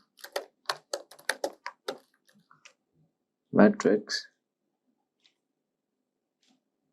comma labels. Okay, so here I will plot a confusion matrix using Seaborn. Okay, so here I will use ARGS, which is confusion matrix np.array, so which is labels list. So I will write plt dot figure, then figure size equals to 8,6. That's SNS dot set font scale equals to 1.4. Okay, then let's create the heat map.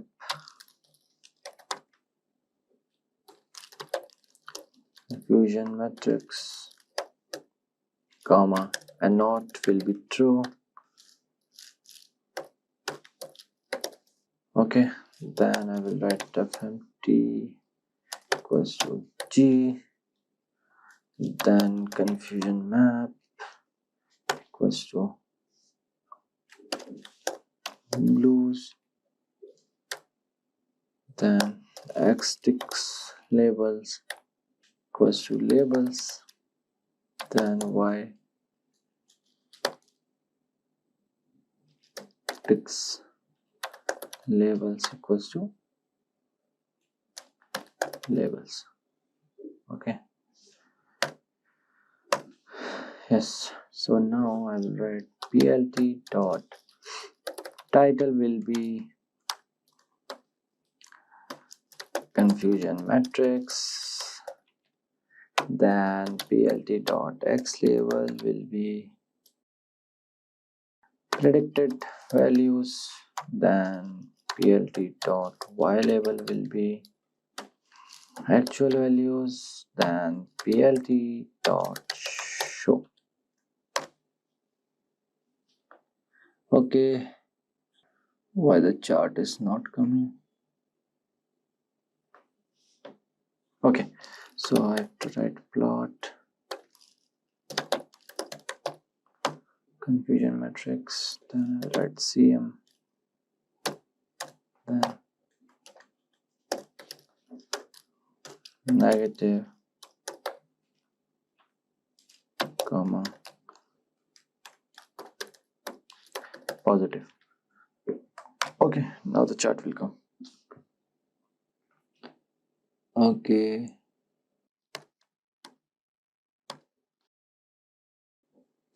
yeah, so now you can see here this is actual, and this is a confusion matrix, and the negative and the positive ratio is there. Okay, so now let's print the now let's check the ROC AUC score. So I will write here print ROC AUC score, then here I will write ROC AUC score, then TF target comma props. Okay, so 94. Okay, so first let me tell you what is this ROC AUC score. So this is the area under the ROC curve. So what it does, it sum up how well a model can produce relative scores to discriminate between positive and the negative instance across all the classification threshold.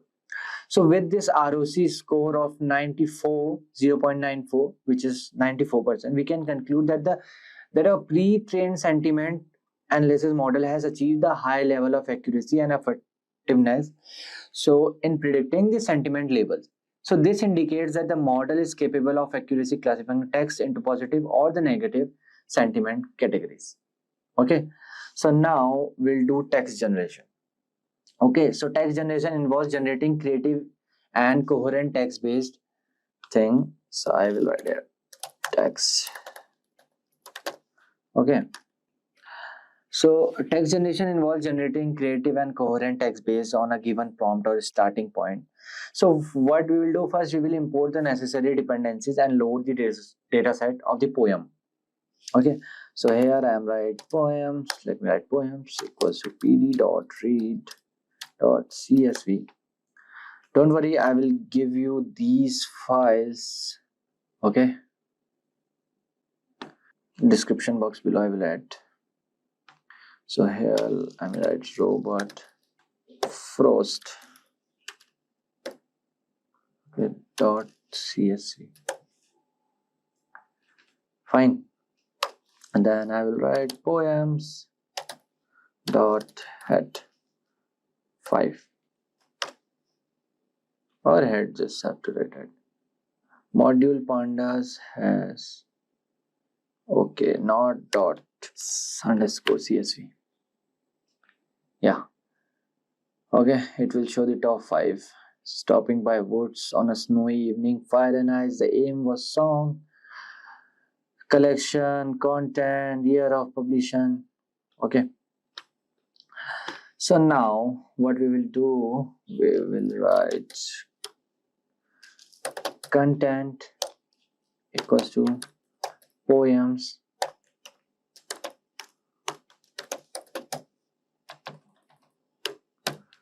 content dot drop NA to list.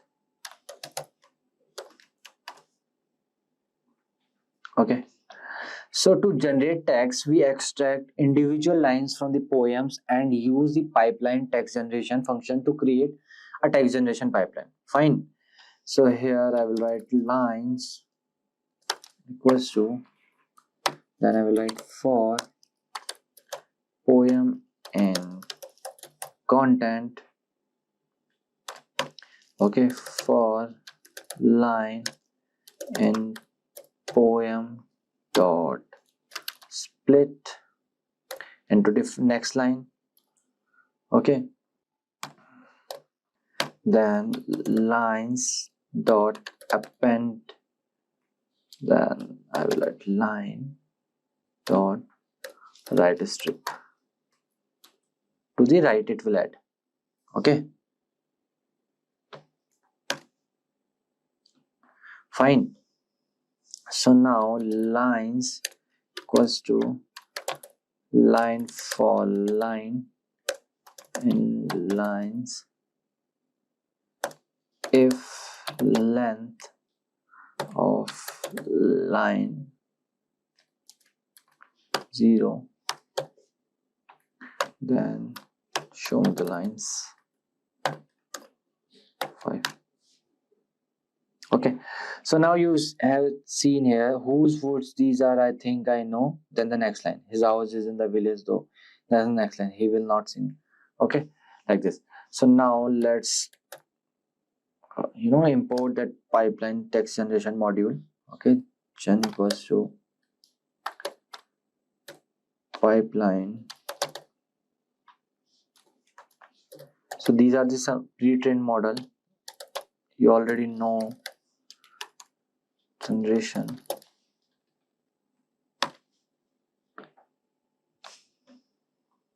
Okay, so now I will write here lines. Let's run it.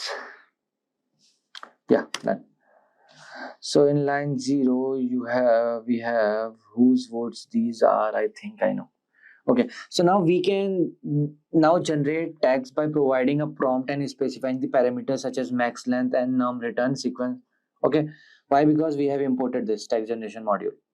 Okay, for example, see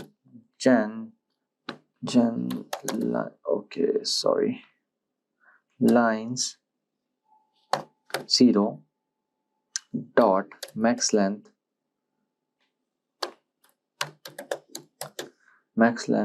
equals to 20. So now it will generate this to the maximum 20. Okay, till 20 word maximum length. Okay, check. Okay, okay, expression cannot contain perhaps double equals to where? Okay, wait, now it will run. So see, the line was this much only. Whose words these are, I think I know. Whose words these are, think I know. But here, the generated text, I wish to go to church because I feel like.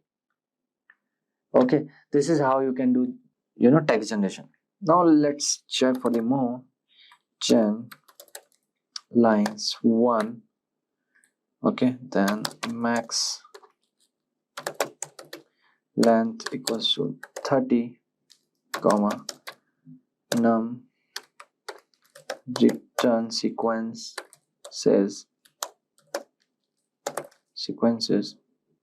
equals to 2. Okay, so our first line was this: his house is in the village though. Okay, 0 1 2 3 4 5. Okay, so here you can see his house in the village though. However, you might say that the place was the same with the place this. So these are the generated text. Okay, and this is another return sequence second. So there are two, one and the second. Okay, so now let me import text tab. Okay, then creating function wrap x. I don't need this.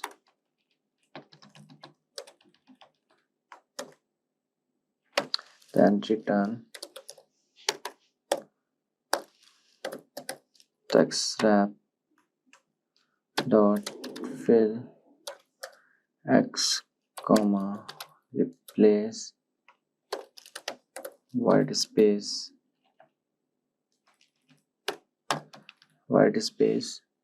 equals to false,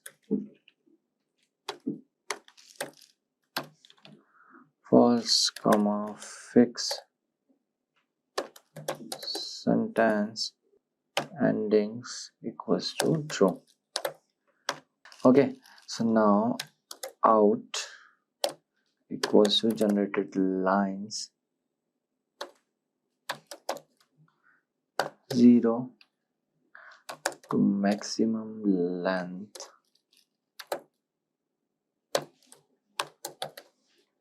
equals to 30, then print wrap out to 0, then generated text.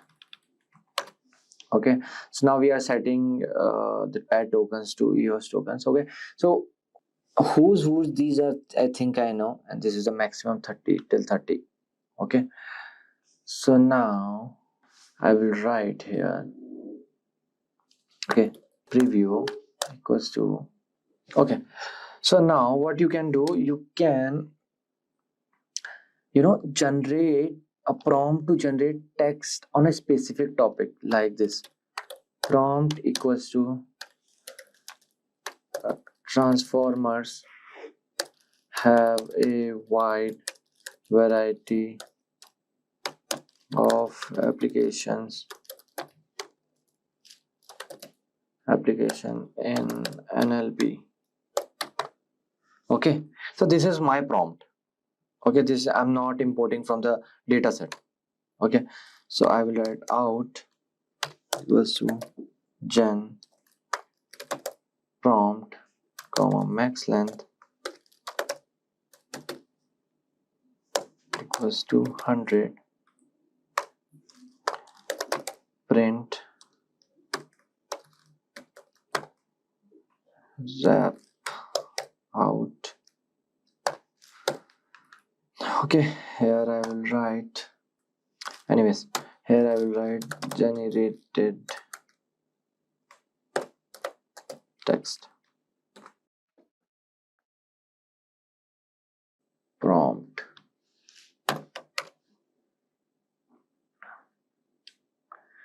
Okay, so it is running.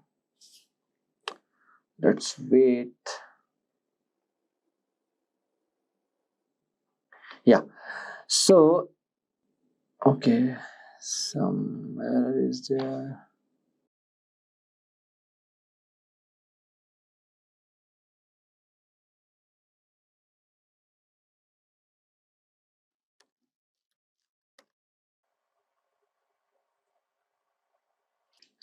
Okay, so here the issue is with 100 words. Will go till 50. Yeah, so let me do it again. 100. Yeah, so now you can see we can generate text by giving a prompt. So we have covered 3 topics in this. First thing is speech to text using Hugging Face. Second thing is sentiment analysis using Hugging Face, and the third is text generation using Hugging Face. Okay, and in this text generation we did with 2 methods, one with the dataset and second thing with the by giving prompt, like in ChatGPT you can say. Why reinforcement learning? Training a machine learning model requires a lot of data, which might not always be available to us. Further, the data provided might not be reliable. Learning from a small subset of actions will not help expand the vast realm of solutions that may work for a particular problem. You can see here we have the robot learning to walk. Very complicated setup when you're learning how to walk, and you'll start asking questions like, if I'm taking one step forward and left, well, what happens if I pick up a 50-pound object? How does that change how a robot would walk? These things are very difficult to program because there's no actual information on it until it's actually tried out. Learning from a small subset of actions will not help expand the vast realm of solutions that may work for a particular problem. And we'll see here it learned how to walk. This is going to slow the growth that technology is capable of. Machines need to learn to perform actions by themselves and not just learn off humans. And you see the objective climb a mountain. A real interesting point here is that as human beings we can go into a very unknown environment and we can adjust for it and kind of explore and play with it. Most of the models, the non-reinforcement models in computer machine learning, aren't able to do that very well. There's a couple of them that can be used or integrated. To see how it goes is what we're talking about with reinforcement learning. So what is reinforcement learning? Reinforcement learning is a sub-branch of machine learning that trains a model to return an optimum solution for a problem by taking a sequence of decisions by itself. Consider a robot learning to go from one place to another. The robot is given a scenario and must arrive at a solution by itself. The robot can take different paths to reach the destination. It will know the best path by the time taken on each path. It might even come up with a unique solution all by itself. And that's really important as we're looking for unique solutions. We want the best solution, but you can't find it unless you try it. So when we're looking at our different systems, our different model, we have supervised versus unsupervised versus reinforcement learning. And with the supervised learning, that is probably the most controlled environment. We have a lot of different supervised learning models, whether it's linear regression, neural networks, there's all kinds of things in between, decision trees. The data provided is labeled data with output values specified. And this is important because when we talk about supervised learning, you already know the answer for all this information. You already know the picture has a motorcycle in it, so you're supervised learning. You already know that the outcome for tomorrow, for going back a week, you're looking at stock, you can already have like the graph of what the next day looks like, so you have an answer for it. And you have labeled data which is used, you have an external supervision, and solves problems by mapping labeled input to known output. So very controlled. Unsupervised learning, and unsupervised learning is really interesting because it's now taking part in many other models. They start with you can actually insert an unsupervised learning model in almost either supervised or reinforcement learning as part of the system, which is really cool. Data provided is unlabeled data. The outputs are not specified. Machine makes its own predictions. Used to solve association with clustering problems. Unlabeled data is used. No supervision. Solves problems by understanding patterns and discovering output. So you can look at this and you can think some of these things go with each other. They belong together. So it's looking for what connects in different ways. And there's a lot of different algorithms that look at this. When you start getting into those, there's some really cool images that come up of what unsupervised learning is. How it can pick out, say, the area of a donut.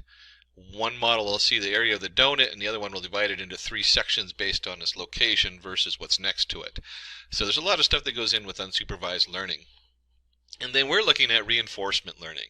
Probably the biggest industry in today's market in machine learning, or growing market. It's very infant stage as far as how it works and what it's going to be capable of. The machine learns from its environment using rewards and errors. Used to solve reward-based problems. No predefined data is used. No supervision. Follows trial and error problem solving approach. So again, we have a random, at first you start with a random, I try this, it works and this is my reward, doesn't work very well maybe, or maybe it doesn't even get you where you're trying to get it to do, and you get your reward back, and then it looks at that and says, well, let's try something else, and it starts to play with these different things, finding the best route. So let's take a look at important terms in today's reinforcement model. And this has become pretty standardized over the last few years, so these are really good to know. We have the agent. Agent is the model that is being trained via reinforcement learning. So this is your actual entity that has, however you're doing it, whether you're using a neural network or a Q table or whatever, combination thereof. This is the actual agent that you're using. This is the model. And you have your environment. The training situation that the model must optimize to is called its environment. And you can see here, I guess we have a robot who's trying to get a chest full of gems or whatever, and that's the output. And then you have your action. This is all possible steps that can be taken by the model, and it picks one action. And you can see here that it's picked 3 different routes to get to the chest of diamonds and gems. We have a state, the current position condition returned by the model. And you could look at this if you're playing like a video game. This is the screen you're looking at. So when you go back here, the environment is a whole game board. So if you're playing one of those Mobius games, you might have the whole game board going on, but then you have your current position. Where are you on that game board? What's around that? What's around you? If you were talking about a robot, the environment might be moving around the yard, where it is in the yard and what it can see, what input it has in that location. That would be the current position condition returned by the model. And then the reward. To help the model move in the right direction, it is rewarded. Points are given to it to appraise some kind of action. So, yeah, you did good, or if didn't do as good, trying to maximize the reward and have the best reward possible. And then policy. Policy determines how an agent will behave at any time. It acts as a mapping between action and present state. This is part of the model. What is your action that you're going to take? What's the policy you're using to have an output from your agent? One of the reasons they separate policy as its own entity is that you usually have a prediction of different options, and then the policy, well, how am I going to pick the best? Based on those predictions, I'm going to guess at different options, and we'll actually weigh those options in and find the best option we think will work. So it's a little tricky, but the policy thing is actually pretty cool how it works. Let's go ahead and take a look at a reinforcement learning example. And just in looking at this, we're going to take a look, consider what a dog that we want to train. So the dog would be like the agent. So you have your puppy or whatever. And then your environment is going to be the whole house or whatever it is where you're training them. And then you have an action. We want to teach the dog to fetch. So action equals fetching. And then we have a little biscuit, so we can get the dog to perform various actions by offering incentives such as a dog biscuit as a reward. The dog will follow a policy to maximize this reward, and hence will follow every command and might even learn new actions like begging by itself. So you have, so we start off with fetching. It goes, oh, I get a biscuit for that. It tries something else, and you get a handshake or begging or something like that. And it goes, oh, this is also reward based. And so it kind of explores things to find out what will bring it as biscuit. And that's very much like how a reinforced model goes. Is it looks for different rewards. How do I find? Can I try different things and find a reward that works? The dog also will want to run around and play and explore its environment. This quality of model is called exploration. So there's a little randomness going on in exploration. And it explores new parts of the house. Climbing on the sofa doesn't get a reward. In fact, it usually gets kicked off the sofa. So let's talk a little bit about Markov's decision process. Markov's decision process is a reinforcement learning policy used to map a current state to an action where the agent continuously interacts with the environment to produce new solutions and receive rewards. And you'll see here's all of our different vocabulary we just went over. We have a reward, our state, our agent, our environment, and our action. And so even though the environment kind of contains everything, that you really, when you're actually writing the program, your environment's going to put out a reward and state that goes into the agent. The agent then looks at this state, or it looks at the reward usually first, and it says, okay, I got rewarded for whatever I just did, or I didn't get rewarded. And then it looks at the state, and then it comes back, and if you remember from policy, the policy comes in, and then we have a reward. The policy is that part that's connected at the bottom. And so it looks at that policy and it says, hey, what's a good action that will probably be similar to what I did, or sometimes they're completely random, but what's a good action that's going to bring me a different reward? So taking the time to just understand these different pieces as they go is pretty important in most of the models today. And so a lot of them actually have templates based on this that you can pull in and start using. Pretty straightforward as far as once you start seeing how it works, you can see your environment says, hey, this is the agent did this. If you're a character in a game, this happened, and it shoots out a reward in a state. The agent looks at the reward, looks at the new state, and then takes a little guess and says, I'm going to try this action. And then that action goes back into the environment. It affects the environment. The environment then changes depending on what the action was. And then it has a new state and a new reward that goes back to the agent. So in the diagram shown, we need to find the shortest path between node A and D. Each path has a reward associated with it, and the path with a maximum reward is what we want to choose. The nodes A, B, C, D denote the nodes to travel from node A to B is an action. Reward is the cost of each path, and policy is each path taken. And you can see here A can go to B, or A can go to C right off the bat, or it can go right to D. And if you explored all three of these, you would find that A going to D was a 0 reward, A going to C and D would generate a different reward, or you could go A, C, B, D. There's a lot of options here. And so when we start looking at this diagram, you start to realize that even though today's reinforced learning models do really good at finding an answer, they end up trying almost all the different directions you see. And so they take up a lot of work or a lot of processing time for reinforcement learning. They're right now in their infant stage, and they're really good at solving simple problems. And we'll take a look at one of those in just a minute in a tic-tac-toe game. But you can see here, once it's gone through these and it's explored, it's going to find the A, C, D is the best reward. It gets a full 30 points for it. So let's go ahead and take a look at a reinforcement learning demo. In this demo, we're going to use reinforcement learning to make a tic-tac-toe game. You'll be playing this game against the machine learning model. And we'll go ahead, and we're doing it in Python. So let's go ahead and go through not always, I actually have a lot of Python tools. Let's go through Anaconda, which will open up a Jupyter notebook. Seems like a lot of steps, but it's worth it to keep all my stuff separate, and it also has a nice display when you're in the Jupyter notebook for doing Python. So here's our Anaconda navigator. I open up the notebook, which is going to take me to a web page, and I've gone in here and created a new Python folder. In this case, I've already done it and enabled it to change the name to tic-tac-toe. And then for this example, we're going to go ahead and import a couple things. We're going to import numpy as np. We'll go ahead and import pickle. Numpy, of course, is our number array, and then pickle is just a nice way sometimes for storing different information, different states that we're going to go through on here. And so we're going to create a class called state. We're going to start with that.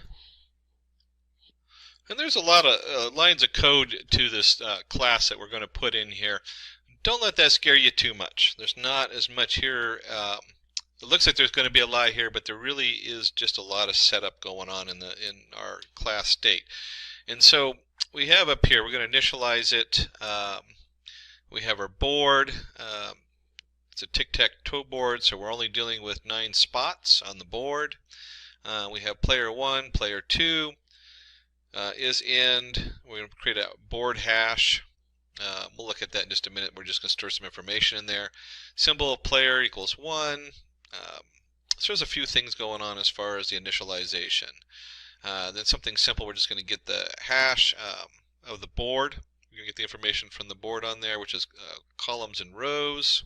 We want to know when a winner occurs. So if you get 3 in a row, that's what this whole section here is for. Let me go ahead and scroll up a little bit. And you can get a copy of this code if you send a note over to Simplilearn. We'll send you over this particular file, and you can play with it yourself and see how it's put together. I don't want to spend a huge amount of time on this because this is just some real general Python coding. But you can see here we're just going through all the rows, and you add them together, and if it equals 3 in a row. Same thing with columns.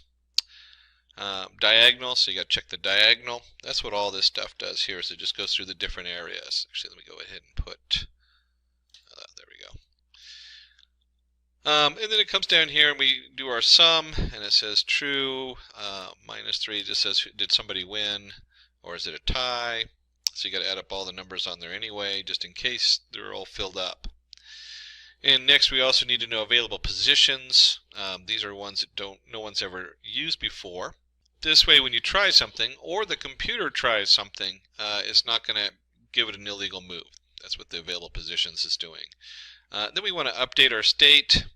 And so you have your position going in. We're just sending in the position that you just chose.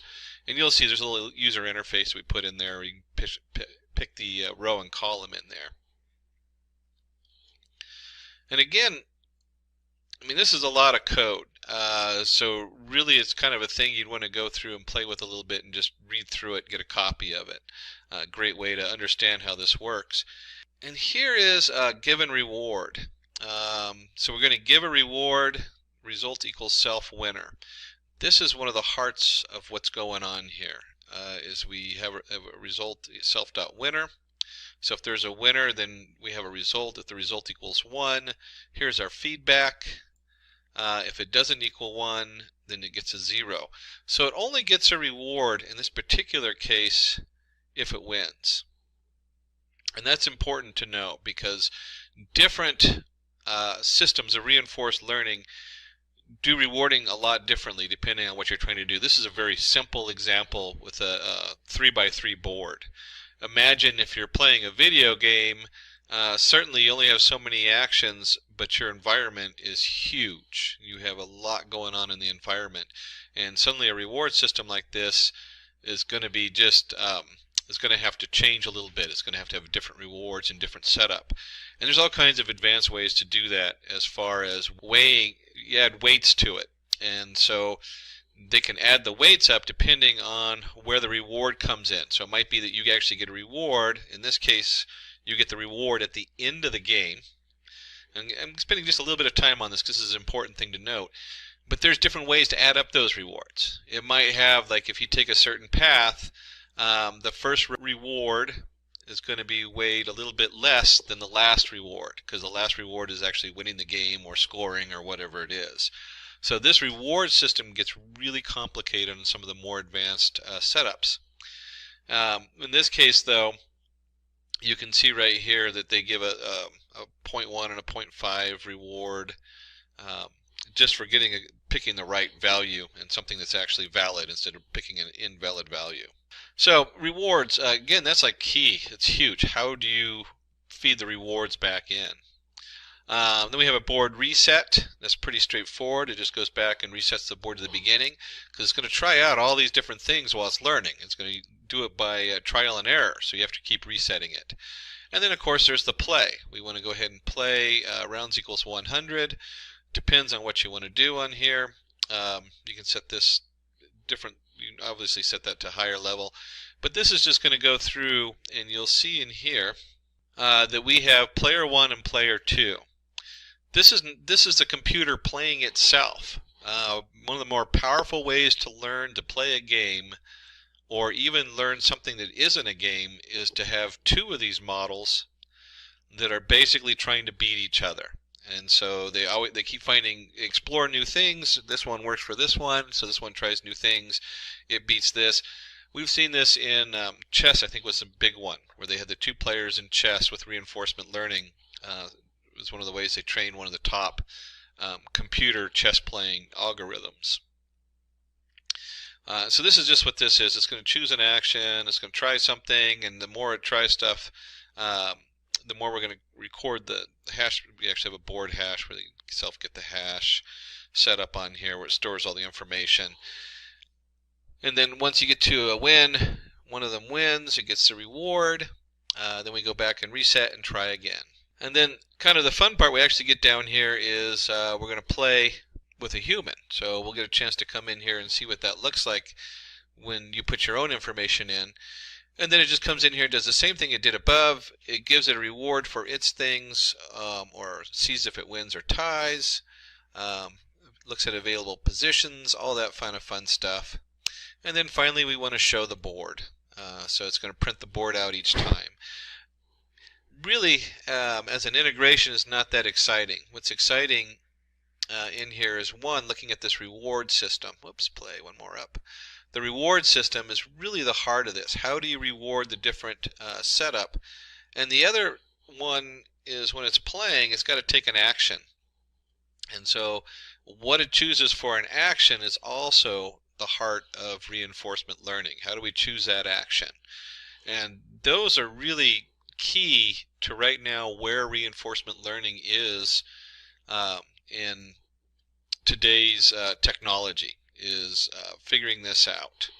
How do we reward it, and how do we guess the next best action? So we have our environment, and you can see the environment is, we're going to be, or the state, which is kind of like what's going on. We're going to return the state depending on what happens. And we want to go ahead and create our agent, in this case our player. So each one is, let me go and grab that. And so we look at a class player.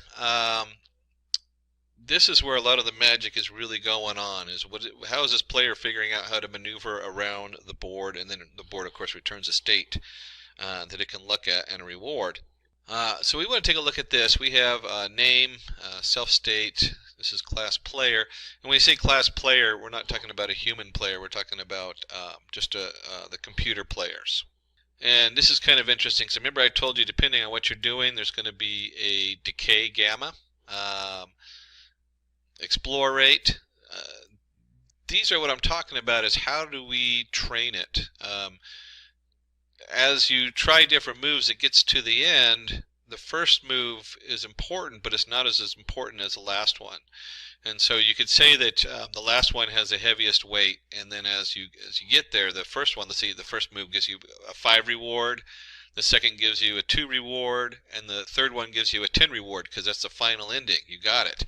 The 10's going to count more than the first step. And here's our, we're going to get the board information coming in, and then choose an action. This was the second part that I was talking about that was so important. So once you have your training going on, we have to do a little randomness, and you can see right here is our NP random uniform. So it's picking out a random number. Take a random action. This is going to just pick which row and which column it is.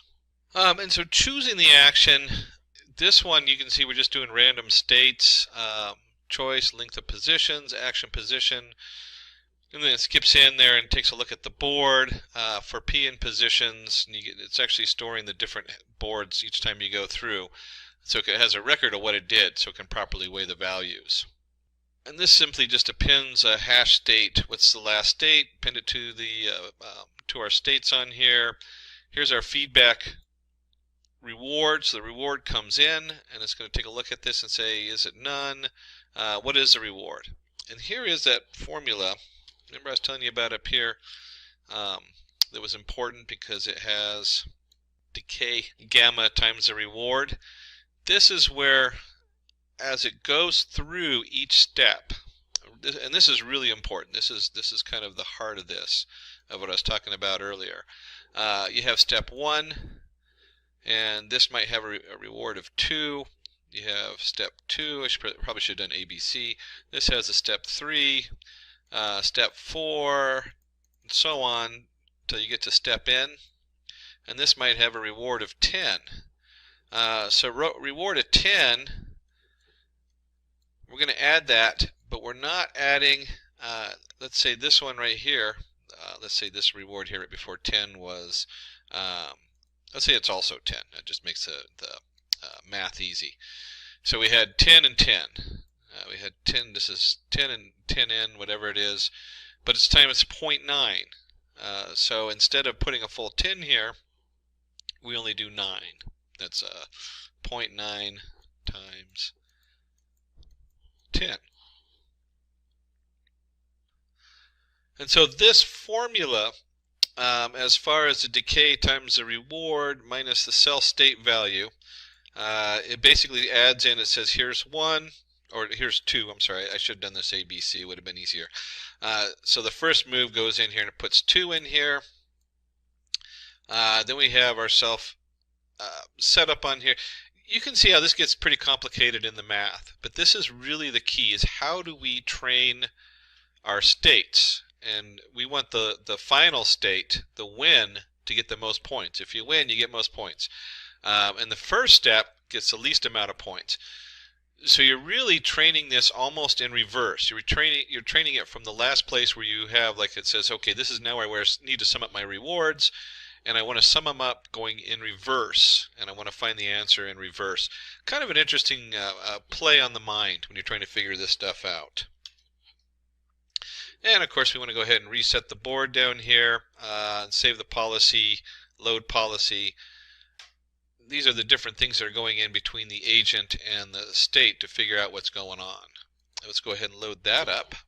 And then finally we want to go ahead and create a human player. And the human player is going to be a little different in that you choose an action, row and column. Here's your action. If action in positions, meaning positions that are available, you return the action. If not, it just keeps asking you until you get an action that actually works. And then we're going to go ahead and append to the hash state, which we don't need to worry about because it returns the action up here. And feed forward. Again, this is because it's a human. At the end of the game, backpropagate and update state values. This part isn't being done because it's not programming the model. The model is getting its own rewards. So we've gone ahead and loaded this in here. So here's all our pieces, and the first thing we want to do is set up P1 player 1, P2 player 2, and then we're going to send our players to our state. So now it has P1, P2, and it's going to play, 50,000 rounds. Now we can probably do a lot less than this, and it's not going to get the full results. In fact, you know what? Let's go ahead and just do 5, just to play with it, because I want to show you something here. Oops, somewhere in there I forgot to load something. There we go. I must have forgot to run this. Run. Oops, forgot a reference there for the board, rows and columns, 3 by 3. There's actually in the state, it references that. We can just tack it on the end. It was supposed to be at the beginning.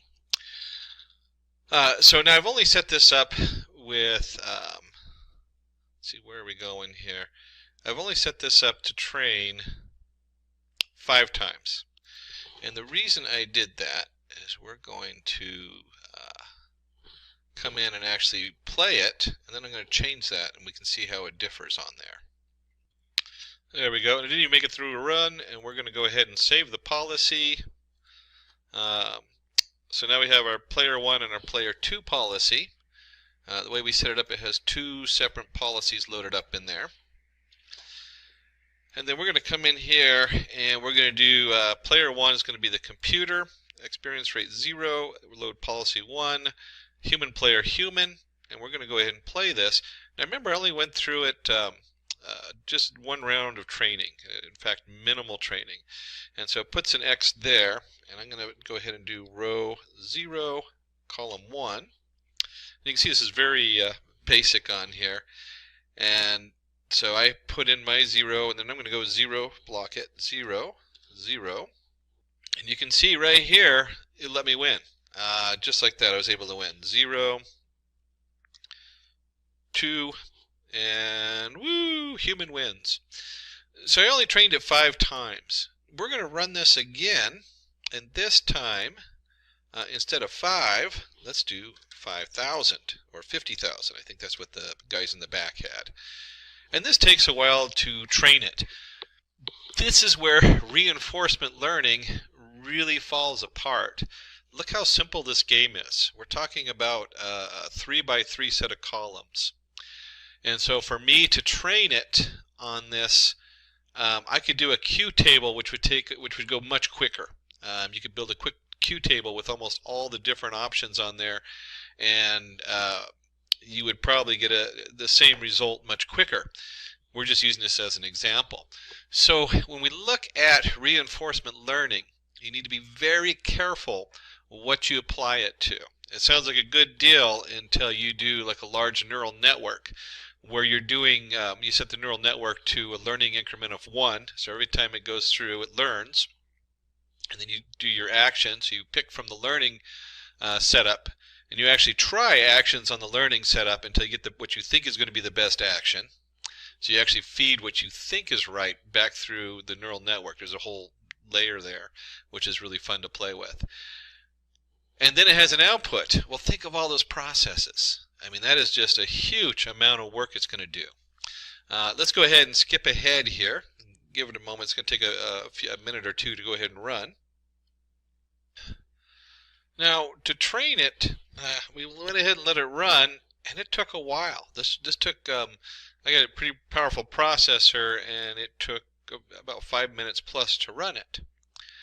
And we'll go ahead and run our player setup on here. Oops, it brought in the last, whoops, it brought in the last round. So give me just a moment to redo the policy save. There we go. I forgot to save the policy back in there. And then go ahead and run our player again. So we've saved the policy, and then we want to go ahead and load the policy for P1 as a computer. And we can see the computer's gone in the bottom right corner. I'm going to go ahead and go 1, 1, which is the center. And it's gone right up the top, and if you have ever played tic-tac-toe, you know the computer has me. But we'll go ahead and play it out. Row 0, column 2. There it is, and then it's gone here, and so I'm going to go ahead and go row 0, 1, 2, no, 0, 1, there we go, and column 0. That's where I wanted. Oh, and it says, okay, your action, there we go, boom. So you can see here, we've got it didn't catch the win on this, it said tie. Kind of funny that it didn't catch the win on there. But if we play this a bunch of times, you'll find that it's going to win more and more. The more we train it, the more the reinforcement happens. This lengthy training process is really the stopper on reinforcement learning. As this changes, reinforcement learning will be one of the more powerful packages evolving over the next decade or two. In fact, I would even go as far as to say it is the most important machine learning tool and artificial intelligence tool out there, as it learns not only a simple tic-tac-toe board, but we start learning environments. And the environment would be like in language. If you're translating a language or something from one language to the other, so much of it is lost if you don't know the context it's in, what's the environments it's in. And so being able to attach environment and context and all those things together is going to require reinforcement learning to do. So again, if you want to get a copy of the tic-tac-toe board, it's kind of fun to play with. Run it, you can test it out, you can do test it for different values. You can switch from P1 computer where we loaded the policy 1 to load the policy 2 and just see how it varies. There's all kinds of things you can do on there. So what is Q-learning? Q-learning is reinforcement learning policy which will fill the next best action given a current state. It chooses this action at random and aims to maximize the reward. And so you can see here's our standard reinforcement learning graph. By now, if you're doing any reinforcement learning, you should be familiar with this, where you have your agent takes an action, the action affects the environment, and then the environment sends back the reward or the feedback, and the state, it's the new state the agent's in. Where is it at on the chessboard? Where is it at in the video game? If your robot's out there picking trash up off the side of the road, where is it at on the road? Consider an ad recommendation system. Usually when you look up a product online, you get ads which will suggest the same product over and over again. Using Q-learning, we can make an ad recommendation system which will suggest related products to our previous purchase. The reward will be if user clicks on the suggested product. And again, you can see you might have a lot of products on your web advertisement or your pages, but it's still not a float number. It's still a set number, and that's something to be aware of when you're using Q-learning. And you can see here that if you have 100 people clicking on ads and you click on one of the ads, it might go in there and say, okay, this person clicked on this ad. what is the best set of ads based on clicking on this ad or these two ads afterwards based on where they are browsing. So let's go ahead and take a look at some important terms when we talk about Q-learning. We have state. The state S represents the current position of an agent in an environment. The action A is the step taken by the agent when it is particular state. Rewards. For every action, the agent will get a positive or negative reward. And again, when we talk about states, we're usually not, when you're using a Q table, you're not usually talking about float variables. You're talking about true, false. And we'll take a closer look at that in a second. And episodes, when an agent ends up in a terminating state and can't take a new action. This might be if you're playing a video game, your character stepped in and is now dead or whatever. Q values used to determine how good an action A taken at a particular state S is Q A of S. And temporal difference, a formula used to find the Q value by using the value of the current state and action and previous state and action. And there's Bellman's equation, which basically is the equation that kind of covers what we just looked at in all those different terms.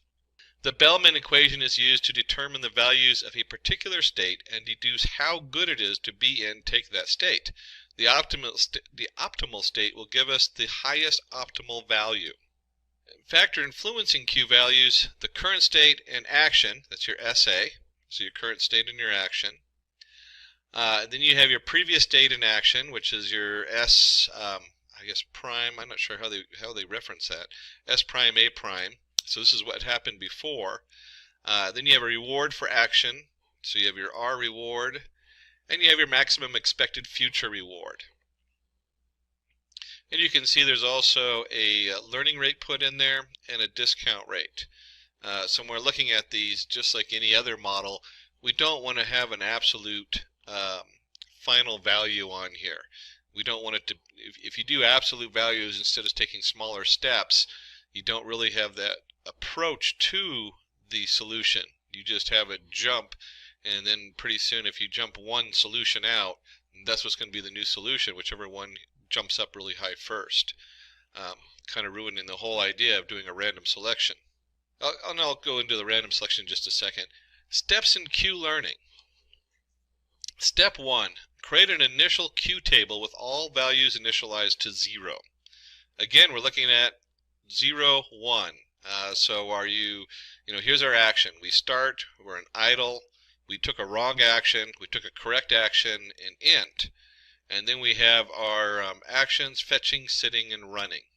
And of course, we're just using the dog example. And choose an action and perform it. Update values in the table.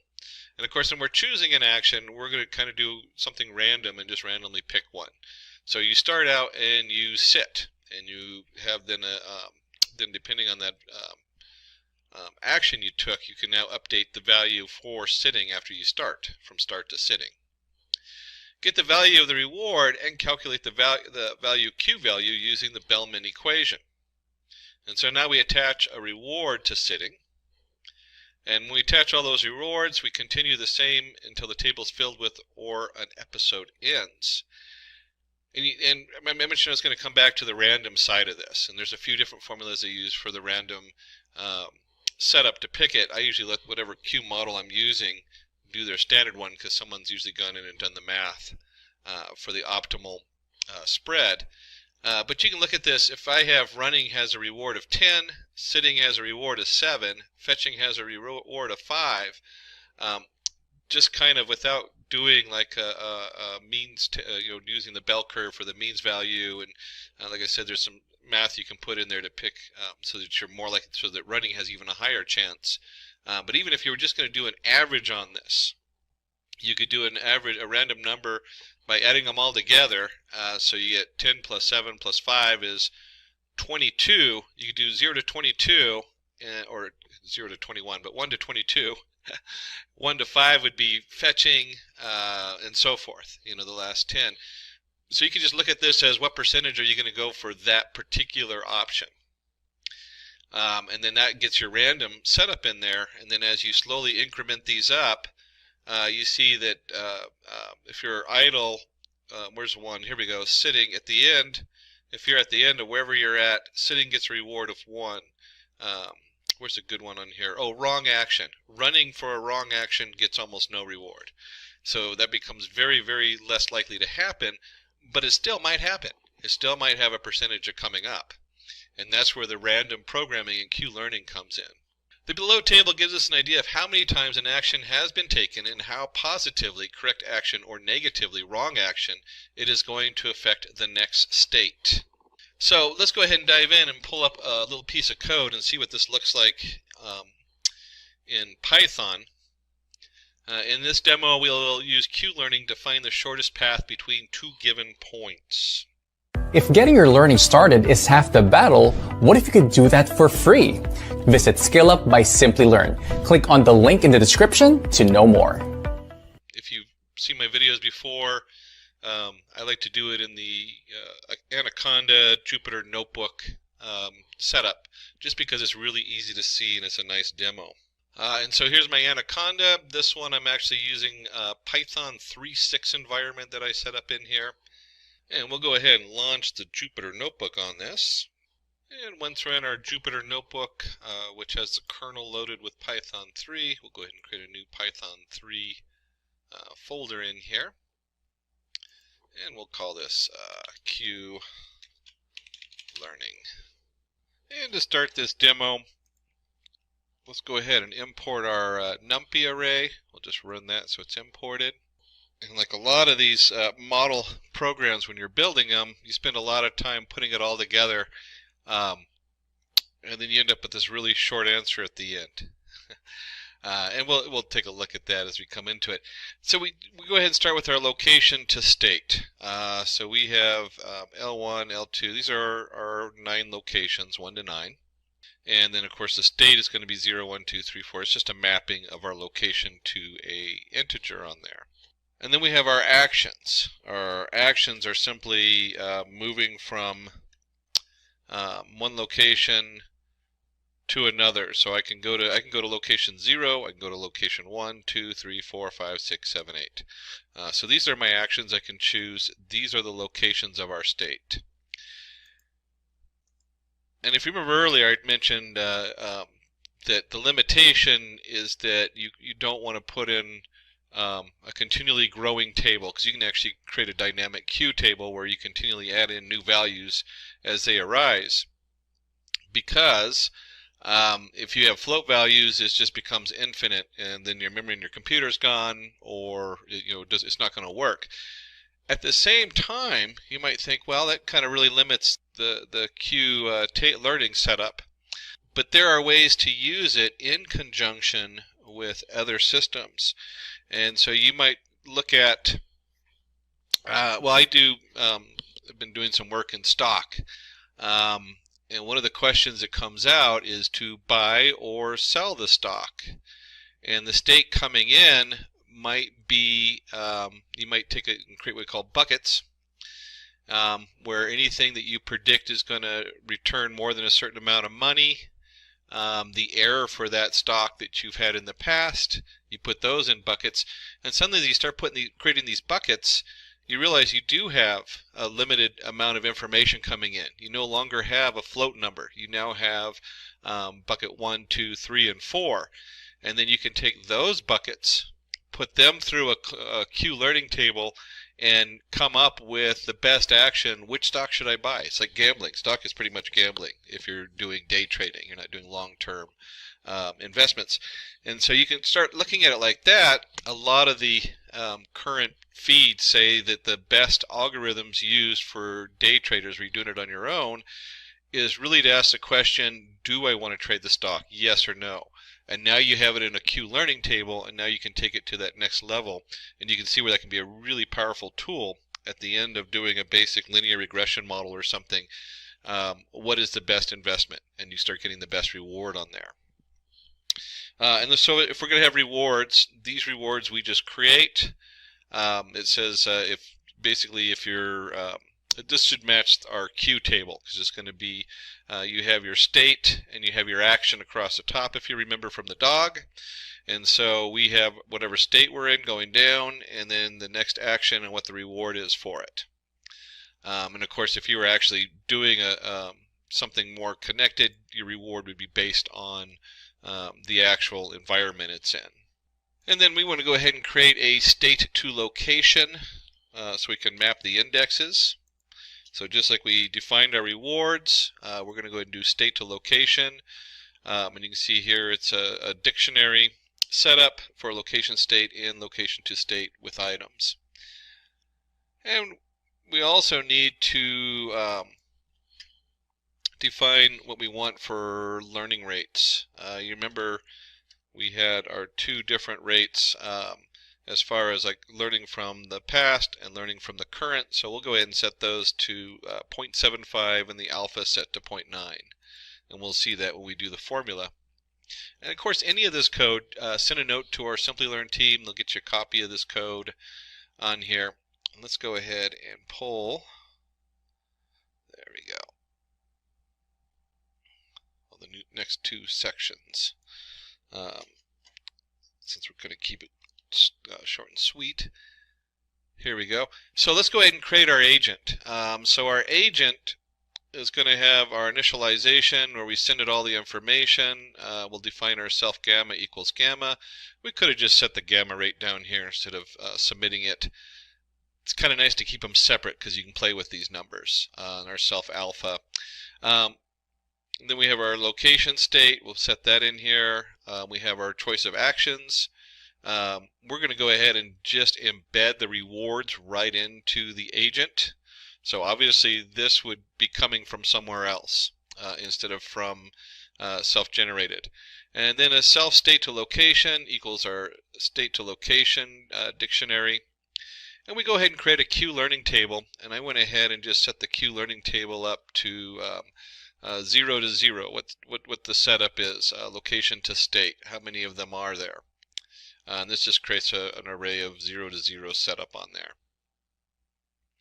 And then the big part is the training. We have our rewards new equals a copy of self.rewards. Ending state equals the self location state in location. So this is whatever we end up at. Rewards new equals ending state plus ending state equals 999. Just kind of goes to a dead end. And we start going through iterations. And we'll go ahead, let's do this. So this, we're going to come back and we're going to call it on here. Let me just erase that. Switch it to an arrow. There we go. So what we're doing is we're going to send in here to train it. We're going to say, hey, I want to iterate through this 1,000 times and see what happens. Now this part would actually be, instead of iterating, you might have your external environment and they're going back and forth and you iterate through outside of here. But just for ease of use, our agent's going to come in here and iterate through this. Sometimes I'll put this iteration in here and I'll have it call the environment and say, hey, this is what I did, what's the next state? And the environment does its thing right in here as I iterate through it. And then we want to go ahead and pick a random state to start with. That's what's going on here. You have to start somewhere. And then you have your playable actions. We're going to start with just an empty thing for playable actions, and we'll fill that up. So that's what choices I have. And so we're going to iterate through the rewards matrix to get the states. Directly reachable from the randomly chosen current state. Assign those states to a list named playable actions. And so you can see here we have range 9. I usually use length of whatever I'm looking at, which is our locations or states as they are. We have a reward, so we want to look at the rewards. The new reward is in our chart here of rewards underscore new current state plus J. J being what is the next state we want to try. And so we go ahead and do our playable actions and we append J. And so what we're doing is we're randomly trying different things in here to see what's going to generate a better reward. And then of course we go ahead and choose our next state. So we have our random choice playable actions. And if you remember, I mentioned on this, let me just go ahead and, let's do a free form. When we were talking about the next state, this right here just does a random selection. Instead of a random selection, you might do something where whatever the best selection is, which might be option 3 here, and then so you can see that it might use a bell curve, and then option 2 over here might have a bell curve like this. Oops. And we start looking at these averages and these spreads, or we can just add them all together and pick the one that kind of goes in all of those. So those are some of the options we have in here. We just go with a random choice. That's usually where you start, play with it. And then we have our reward section down here. And so we want to go ahead and find, well, in this case, the temporal difference. So you have your rewards new plus the self gamma, and this is the formula we were looking at. This is Bellman's equation here. So we have our current value, our learning rate, our discount rate involved in there, the reward system coming in for that, and we can add it all together. This is, of course, our maximum expected future setup in here. So this is all of our Bellman's equation that we're looking at here. And then we come up in here and we update our Q table. That's all this is on this one. And that's right here. We have self Q, current state, next state, and we add in our alpha because we don't want to train all of it at once in case there's slight differences coming in there. We want to slowly approach the answer. And then we have our route equals the start location, and next location equals start location. So we're just incrementing. We took a step forward. And then finally, remember I was telling you how we're going to do all this and just have some simple thing at the end where it just generates a simple path. We're going to go ahead and get the optimal route. We want to find the best route in here. And so we've created a definition for the optimal route down here. Just scroll down for that. And we get the optimal route. We go ahead and put the information in, including the Q table, self, start location, end location, next location, route, Q. And it says while next location is not equal to end location, so while we can still go, our start location equals self location to state start location. So we already have our best value for the start location. The next state looks at the Q table and says, hey, what's the next one with the best value? And then the next location, we go ahead and pull that in and we just append it. That's what's going on down here. And then our start location equals the next location. And we just go through all the steps. And we'll go ahead and run this. And now that we have our Q table, our Q agent loaded, we're going to go ahead and take our Q agent, load them up with our alpha, gamma that we set up above, along with the location step, action, reward, state to location. And our goal is to plot a course between L9 and L1. And we're going to go through 1,000 iterations on here. And so when I run that, it runs pretty quick. Why is this so fast? If you've been running neural networks and you've been doing all these other models, you sit here and wait a long time. Well, we're a very small amount of data. These are all integers. These aren't float values. The math is not heavy on the processing end, and this is where Q tables are so powerful. If you have a small amount of information coming in, you very quickly get an answer off of this, even though we went through it 1,000 times to train it. And you'll see here we have L9, 8, 5, 2, and 1, and that's based on our reward table we had set up on there. And this is the shortest path going between these different setups in here. And if you remember on our reward table, you can see that if you start here, you can go to here. There's places you can't go.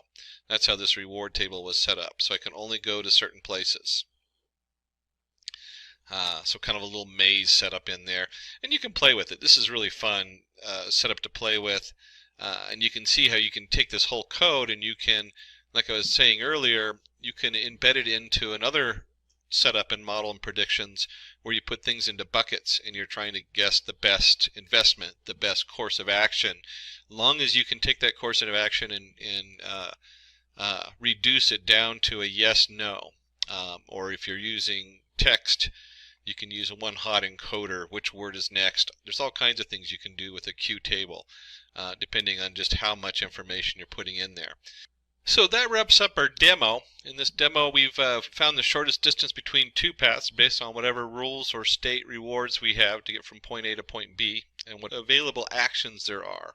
Hello and welcome to this tutorial on deep learning. My name is Mohan, and in the next about 1.5 hours I will take you through what is deep learning and into TensorFlow environment to show you an example of deep learning. Now, there are several applications of deep learning, really very interesting and innovative applications, and one of them is identifying the geographic location based on a picture. And how does this work? The way it works is pretty much we train an artificial neural network with millions of images which are tagged, their geolocation is tagged, and then when we feed a new picture, it will be able to identify the geolocation of this new image. For example, you have all these images, especially with maybe some significant monuments or significant locations, and you train with millions of such images, and then when you feed another image, it need not be exactly one of those that you have trained. It can be completely different. That is the whole idea of training. It will be able to recognize, for example, that this is a picture from Paris because it is able to recognize the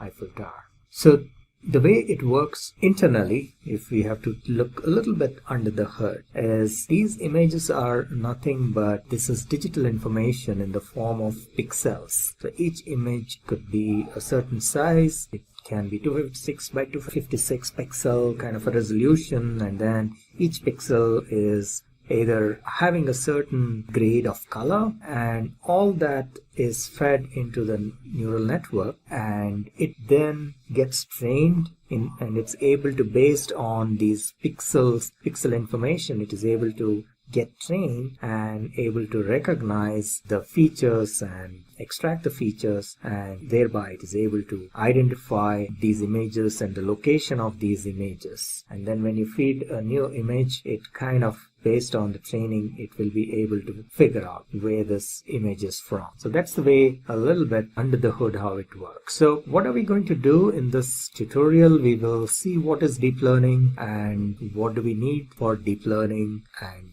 one of the main components of deep learning is neural networks. So we will see what is neural network, what is a perceptron, and how to implement logic gates like AND, OR, NOR, and so on using perceptrons. The different types of neural networks, and then applications of deep learning, and we will also see how neural networks works. So how do we do the training of neural networks?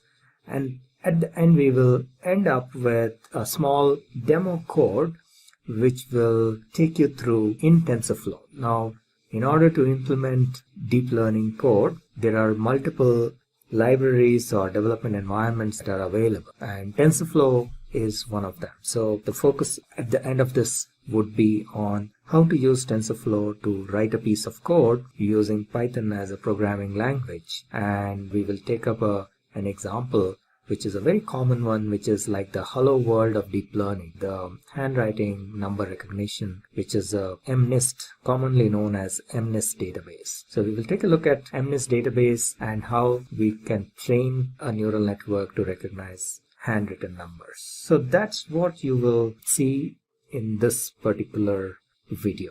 So let's get started. What is deep learning? Deep learning is like a subset of what is known as a high-level concept called artificial intelligence. You must be already familiar, must have heard about this term, artificial intelligence. So artificial intelligence is like the high-level concept, if you will. And in order to implement artificial intelligence applications, we use what is known as machine learning. And within machine learning, a subset of machine learning is deep learning. Machine learning is a little bit more generic concept, and deep learning is one type of machine learning, if you will. And we will see a little later in maybe the following slides a little bit more in detail how deep learning is different from traditional machine learning. But To start with, we can mention here that deep learning uses one of the differentiators between deep learning and traditional machine learning is that deep learning uses neural networks. And we will talk about what are neural networks and how we can implement neural networks and so on and so forth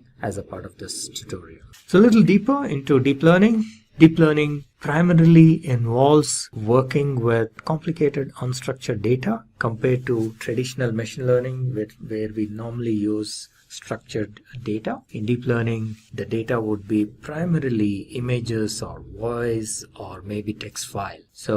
And it is large amount of data as well. And deep learning can handle complex operations. It involves complex operations. And the other difference between traditional machine learning and deep learning is that the feature extraction happens pretty much automatically. In traditional machine learning, feature engineering is done manually. The data scientists have to do feature engineering, feature extraction. But in deep learning, that happens automatically. And of course, deep learning, for large amounts of data, complicated unstructured data, deep learning gives very good performance. Now, as I mentioned, one of the secret sources of deep learning is neural networks. Let's see what neural networks is. Neural networks is based on our biological neurons. The whole concept of deep learning and artificial intelligence is based on human brain, and human brain consists of billions of tiny stuff called neurons, and this is how a biological neuron looks, and this is how an artificial neuron looks. So neural networks is like a simulation of our human brain.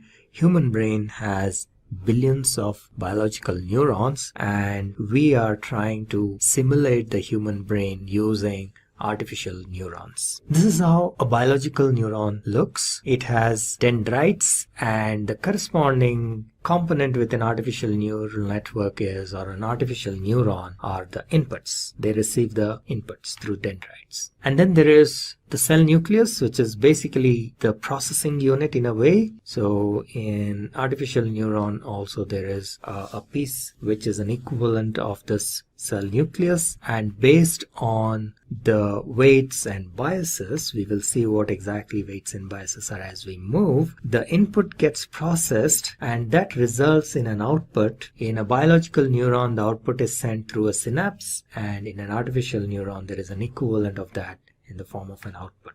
And biological neurons are also interconnected. So there are billions of neurons which are interconnected. In the same way, artificial neurons are also interconnected. So this output of this neuron will be fed as an input to another neuron and so on. Now, in neural network, one of the very basic units is a perceptron. So what is a perceptron? A perceptron can be considered as one of the fundamental units of neural networks. It can consist at least of one neuron, but sometimes it can be more than one neuron. But you can create a perceptron with a single neuron, and it can be used to perform certain functions. It can be used as a basic binary classifier. It can be trained to do some basic binary classification, and this is how a basic perceptron looks like. And this is nothing but a neuron. You have inputs x1, x2, to xn, and there is a summation function,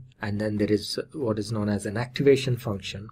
And based on this input, what is known as the weighted sum, the activation function either gives an output like a 0 or a 1. So we say the neuron is either activated or not. So that's the way it works. So you get the inputs. These inputs are, each of the inputs are multiplied by a weight, and there is a bias that gets added, and that whole thing is fed to an activation function, and then that results in an output. And if the output is correct, it is accepted. If it is wrong, if there is an error, then that error is fed back, and the neuron then adjusts the weights and biases to give a new output, and so on and so forth. So that's what is known as the training process of a neuron or a neural network. There's a concept called perceptron learning. So perceptron learning is again one of the very basic learning processes. The way it works is somewhat like this. So you have all these inputs like x1 to xn, and each of these inputs is multiplied by a weight, and then that sum, this is the formula, the equation. So that sum, wi xi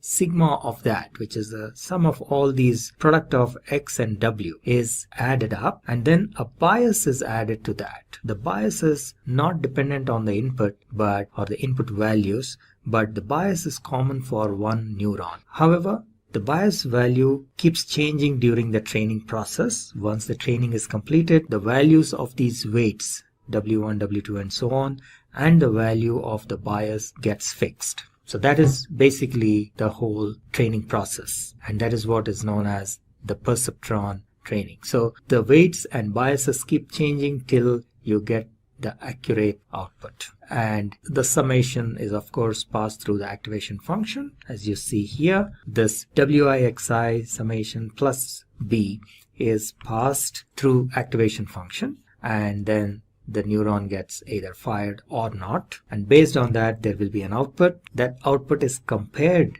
with the actual or expected value, which is also known as labeled information. So this is the process of supervised learning. So the output is already known, and that is compared, and thereby we know if there is an error or not. And if there is an error, the error is fed back, and the weights and biases are updated accordingly till the error is reduced to the minimum. So this iterative process is known as perceptron learning or perceptron learning rule, and this error needs to be minimized. So till the error is minimized, this iteratively the weights and biases keep changing, and that is what is the training process. So the whole idea is to update the weights and the bias of the perceptron till the error is minimized. The error need not be zero. The error may not ever reach zero, but the idea is to keep changing these weights and bias so that the error is minimum, the minimum possible that it can have. So this whole process is an iterative process, and this is the iteration continues till either the error is zero, which is unlikely situation, or it is the minimum possible within these given conditions. Now, in 1943, two scientists, Warren McCulloch and Walter Pitts, came up with an experiment where they were able to implement the logical functions like AND, OR, and NOR using neurons. And that was a significant breakthrough in a sense. So they were able to come up with the most common logical gates. They were able to implement some of the most common logical gates, which could take two inputs like A and B and then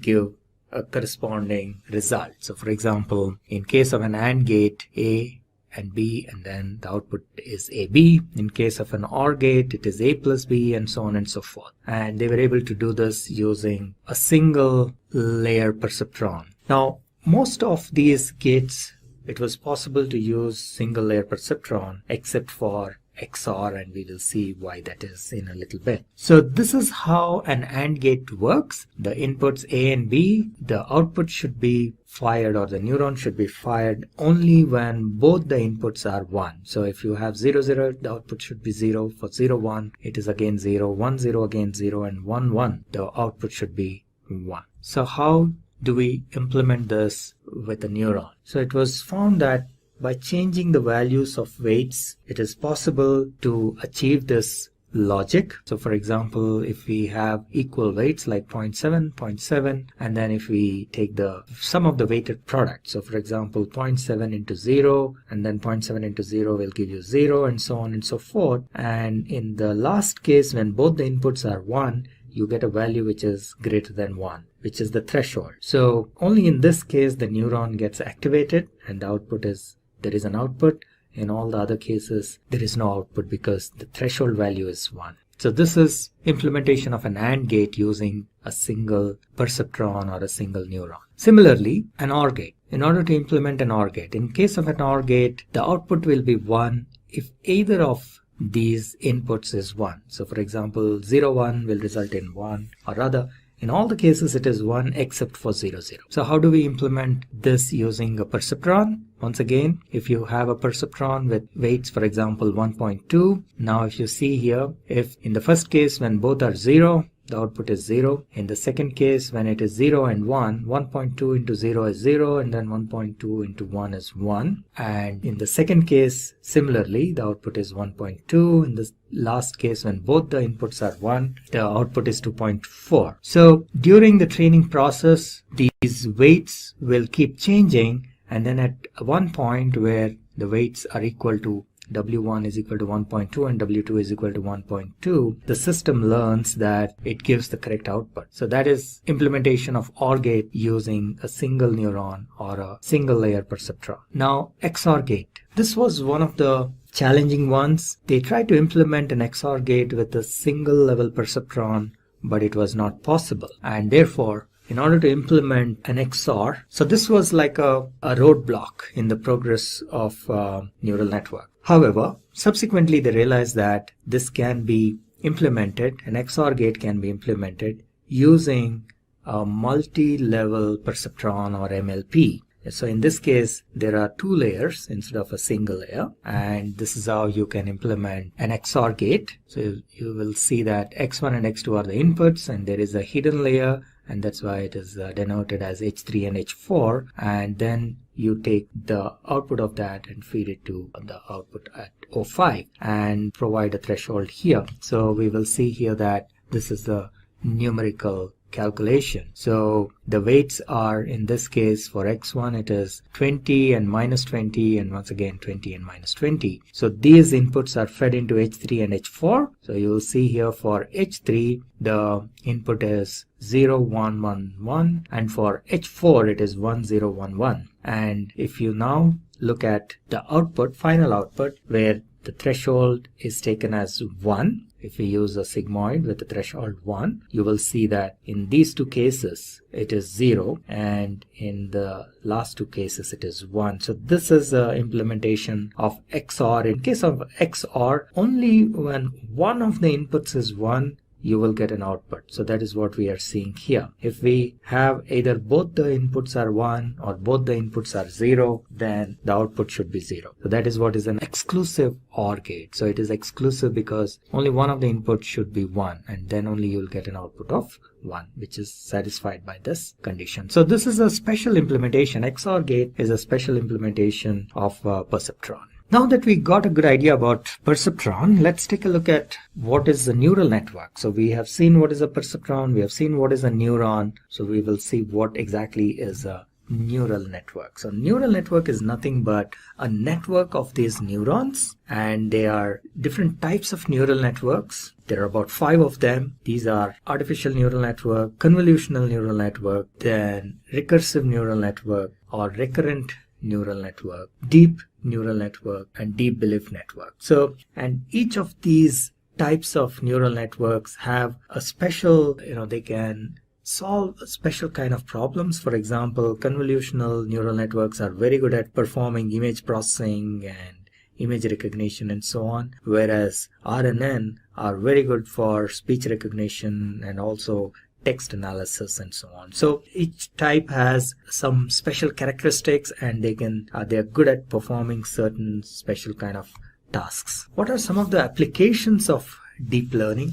Deep learning is today used extensively in gaming. You must have heard about AlphaGo, which is a game created by a startup called DeepMind, which got acquired by Google. And AlphaGo is an AI which defeated the human world champion Lee Sedol in this game of Go. So gaming is an area where deep learning is being extensively used, and a lot of research happens in the area of gaming as well. In addition to that, nowadays there are neural networks or special type called generative adversarial networks, which can be used for synthesizing either images or music or text and so on, and they can be used to compose music. So the neural network can be trained to compose a certain kind of music, and autonomous cars. You must be familiar with Google's self-driving car, and today a lot of automotive companies are investing in this space, and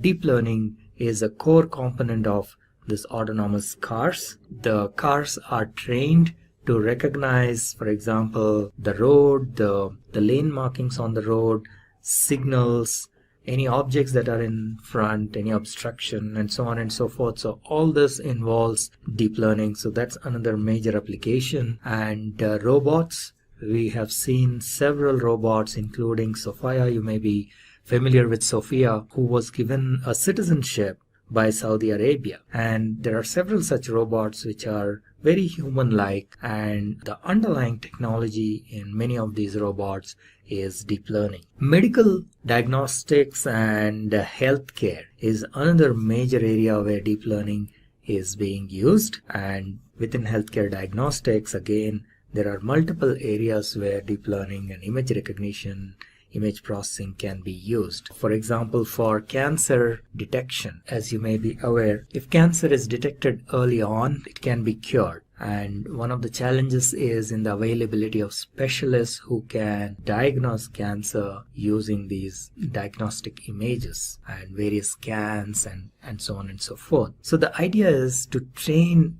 neural network to perform some of these activities so that the load on the cancer specialist doctors or oncologists comes down. And there is a lot of research happening here, and there are already quite a few applications that are claimed to be performing better than human beings in this space. It can be lung cancer, it can be breast cancer, and so on and so forth. So healthcare is a major area where deep learning is being applied. Let's take a look at the inner working of a neural network. So how does an artificial neural network, let's say, can we train a neural network to identify the shapes like squares and circles and triangles when these images are fed? So this is how it works. Any image is nothing but it is a digital information of the pixels. So in this particular case, let's say this is an image of 28 by 28 pixel, and this is an image of a square. There's a certain way in which the pixels are lit up, and so these pixels have a certain value,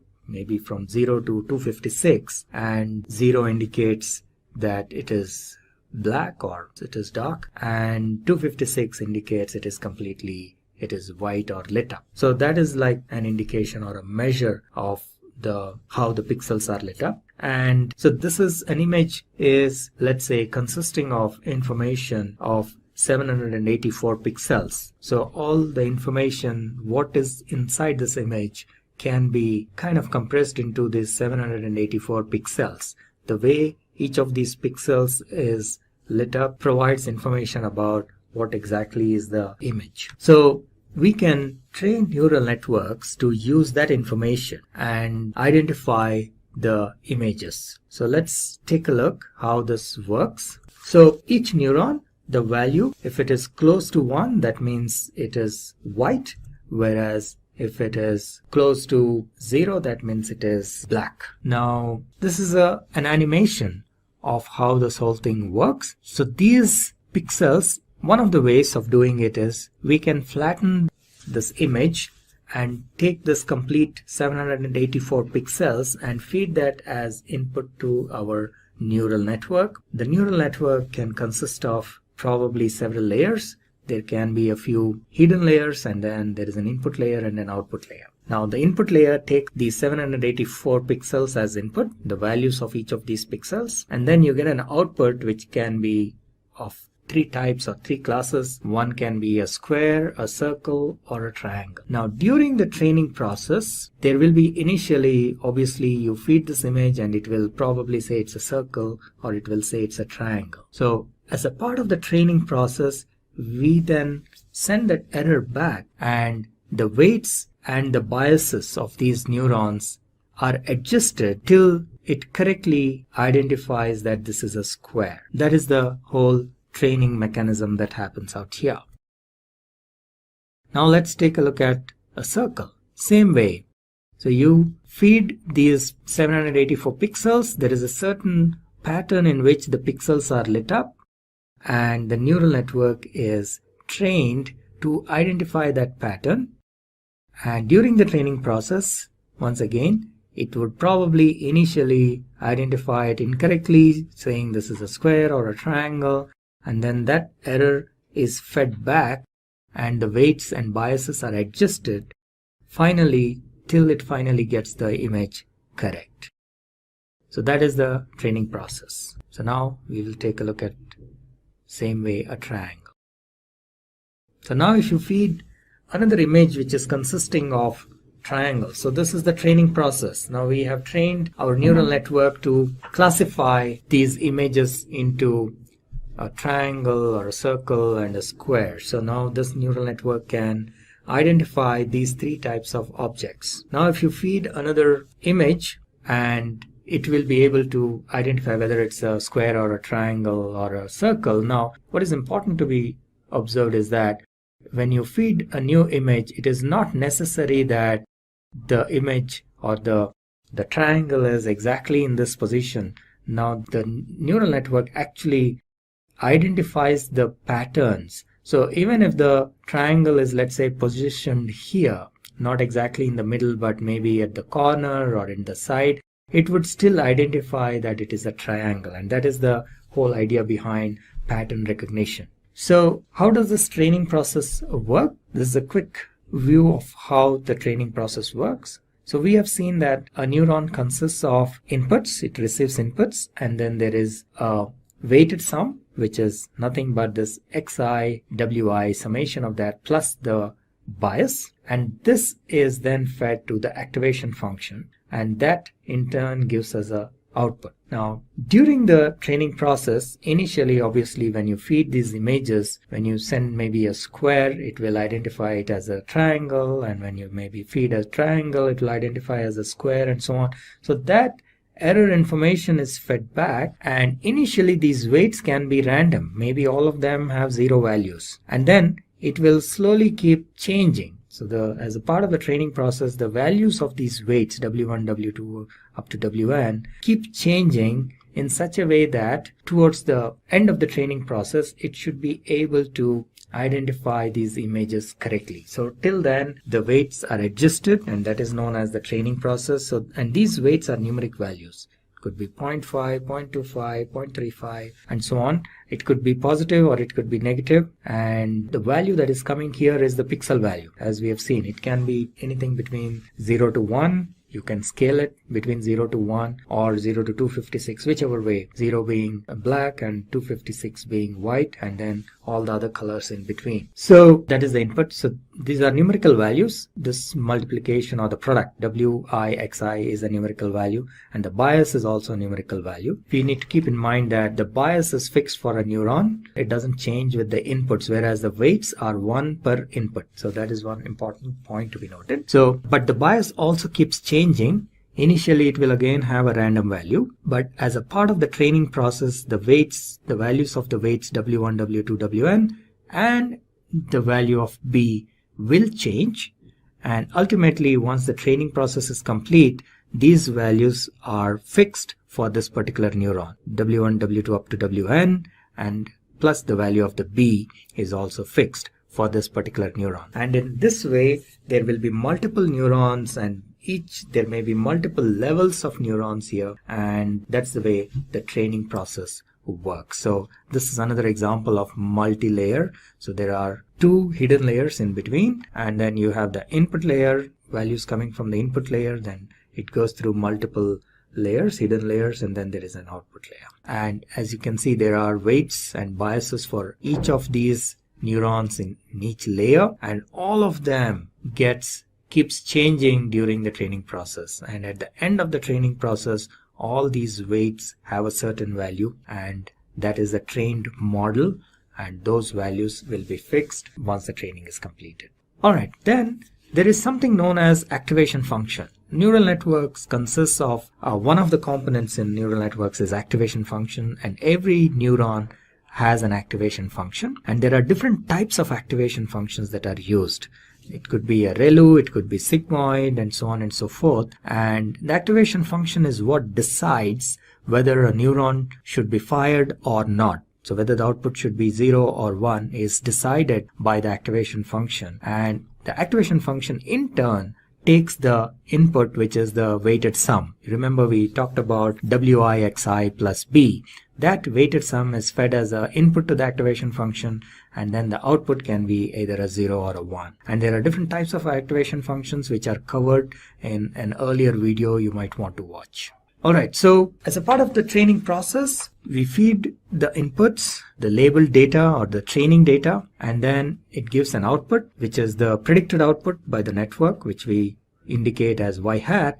And then there is a labeled data, because for supervised learning, we already know what should be the output. So that is the actual output. And in the initial process, before the training is complete, obviously there will be error.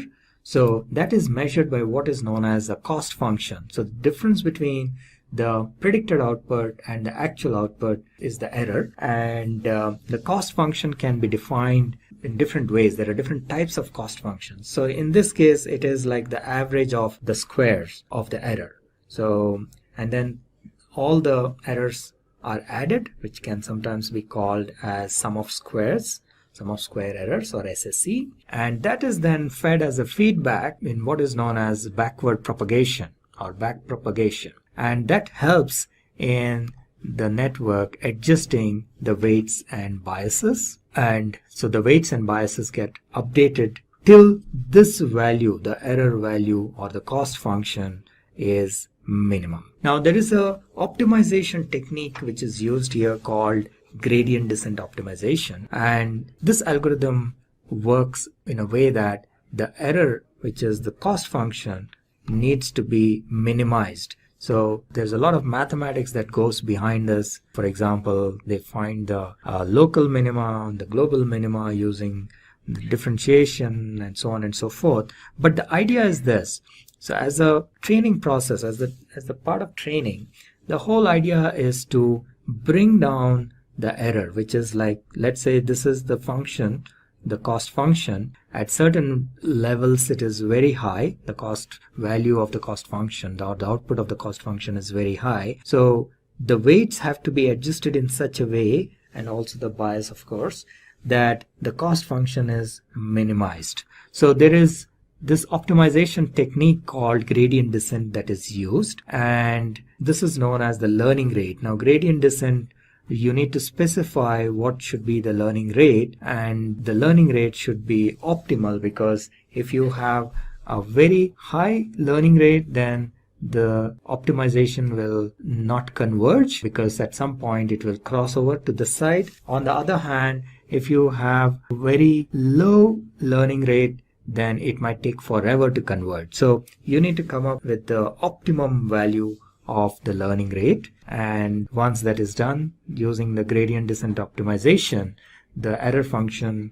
is reduced, and that's like the end of the training process. Alright, so this is another view of gradient descent. So this is how it looks. This is your cost function, the output of the cost function, and that has to be minimized using gradient descent algorithm. And these are like the parameters, and weight could be one of them. So initially we start with certain random values, so cost will be high, and then the weights keep changing, and in such a way that the cost function needs to come down, and at some point it may reach the minimum value, and then it may increase. So that is where the gradient descent algorithm decides that, okay, it has reached a minimum value and it will kind of try to stay here. This is known as the global minima. Now sometimes these curves may not be, just for explanation purpose, this has been drawn in a nice way, but sometimes these curves can be pretty erratic. There can be some local minima here, and then there is a peak, and so on. So the whole idea of gradient descent optimization is to identify the global minima and to find the weights and the bias at that particular point. So that's what is gradient descent. And then this is another example. So you can have these multiple local minima. So as you can see, at this point when it is coming down, it may appear like this is a minimum value, but then it is not. This is actually the global minimum value, and the gradient descent algorithm will make an effort to reach this level and not get stuck at this point. So the algorithm is already there, and it knows how to identify this global minimum, and that's what it does during the training process. Now, in order to implement deep learning, there are multiple platforms and languages that are available, but the most common platform nowadays is TensorFlow, and so that's the reason we have this tutorial. We have created this tutorial for TensorFlow. So we will take you through a quick demo of how to write a TensorFlow code using Python. And TensorFlow is an open source platform created by Google. So let's just take a look at the details of TensorFlow. And so this is a library, a Python library, so you can use Python or any other languages. It's also supported in other languages like Java and R and so on. But Python is the most common language that is used. So it is a library for developing deep learning applications, especially using neural networks. And it consists of primarily two parts, if you will. So one is the tensors, and then the other is the graphs or the flow. That's the way the name, that's the reason for this kind of a name called TensorFlow. So what are tensors? Tensors are like multi-dimensional arrays, if you will. That's one way of looking at it. So usually you have a one-dimensional array. So first of all, you can have what is known as a scalar, which means a number. And then you have a one-dimensional array, something like this, which means this is like a set of numbers. So that is a one-dimensional array. Then you can have a two-dimensional array, which is like a matrix. And beyond that, sometimes it gets difficult. So this is a three-dimensional array, but TensorFlow can handle many more dimensions. So it can have multi-dimensional arrays. That is the strength of TensorFlow, and which makes computation, deep learning computation, much faster. And that's the reason why TensorFlow is used for developing deep learning applications. So TensorFlow is a deep learning tool, and this is the way it works. So the data basically flows in the form of tensors, and the way the programming works as well is that you first create a graph of how to execute it, and then you actually execute that particular graph in the form of what is known as a session. We will see this in the TensorFlow code as we move forward. So all the data is managed or manipulated in tensors, and then the processing happens using these graphs. There are certain terms called, like for example, ranks of a tensor. The rank of a tensor is like a dimensionality in a way. So for example, if it is scalar, so there is just a number, just one number, the rank is supposed to be 0. And then it can be a one-dimensional vector, in which case the rank is supposed to be 1. And then you can have a two-dimensional vector, typically like a matrix. Then in that case, we say the rank is 2. And then if it is a three-dimensional array, then rank is 3, and so on. So it can have more than 3 as well. So it is possible that you can store multi-dimensional arrays in the form of tensors. So what are some of the properties of TensorFlow? I think today it is one of the most popular platform. TensorFlow is the most popular deep learning platform or library. It is open source. It's developed by Google, developed and maintained by Google, but it is open source. One of the most important things about TensorFlow is that it can run on CPUs as well as GPUs. GPU is a graphical processing unit, just like CPU is central processing unit. Now, in earlier days, GPU was used primarily for graphics, and that's how the name has come. And one of the reasons is that it cannot perform generic activities very efficiently like CPU, but it can perform iterative actions or computations extremely fast and much faster than a CPU. So they are really good for computational activities, and in deep learning there is a lot of iterative computation that happens, so in the form of matrix multiplication and so on. So GPUs are very well suited for this kind of computation, and TensorFlow supports both GPU as well as CPU. And there's a certain way of writing code in TensorFlow. We will see as we go into the code. And of course, TensorFlow can be used for traditional machine learning as well, but then that would be an overkill. But just for understanding, it may be a good idea to start writing code for a normal machine learning use case so that you get a hang of how TensorFlow code works, and then you can move into neural networks. So that is just a suggestion, but if you're already familiar with how TensorFlow works, then probably you can go straight into the neural networks part. So in this tutorial, we will take the use case of recognizing handwritten digits. This is like a hello world of deep learning, and this is a nice little MNIST database is a nice little database that has images of handwritten digits nicely formatted, because very often in deep learning and neural networks we end up spending a lot of time in preparing the data for training, and with MNIST database we can avoid that. You already have the data in the right format which can be directly used for training, and MNIST also offers a bunch of built-in utility functions that we can straight away use and call those functions without worrying about writing our own functions. And that's one of the reasons why MNIST database is very popular for training purposes. Initially, when people want to learn about deep learning and TensorFlow, this is the database that is used. And it has a collection of 70,000 handwritten digits, and a large part of them are for training. Then you have test, just like in any machine learning process, and then you have validation. And all of them are labeled. So you have the images and their label. And these images, they look somewhat like this. So they are handwritten images collected from a lot of individuals. People have, these are samples written by human beings. They have handwritten these numbers going from 0 to 9. So people have written these numbers, and then the images of those have been taken and formatted in such a way that it is very easy to handle. So that is MNIST database. And the way we are going to implement this in our TensorFlow is we will feed this data, especially the training data, along with the label information. And the data is basically, these images are stored in the form of the pixel information, as we have seen in one of the previous slides. All the images are nothing but, these are pixels.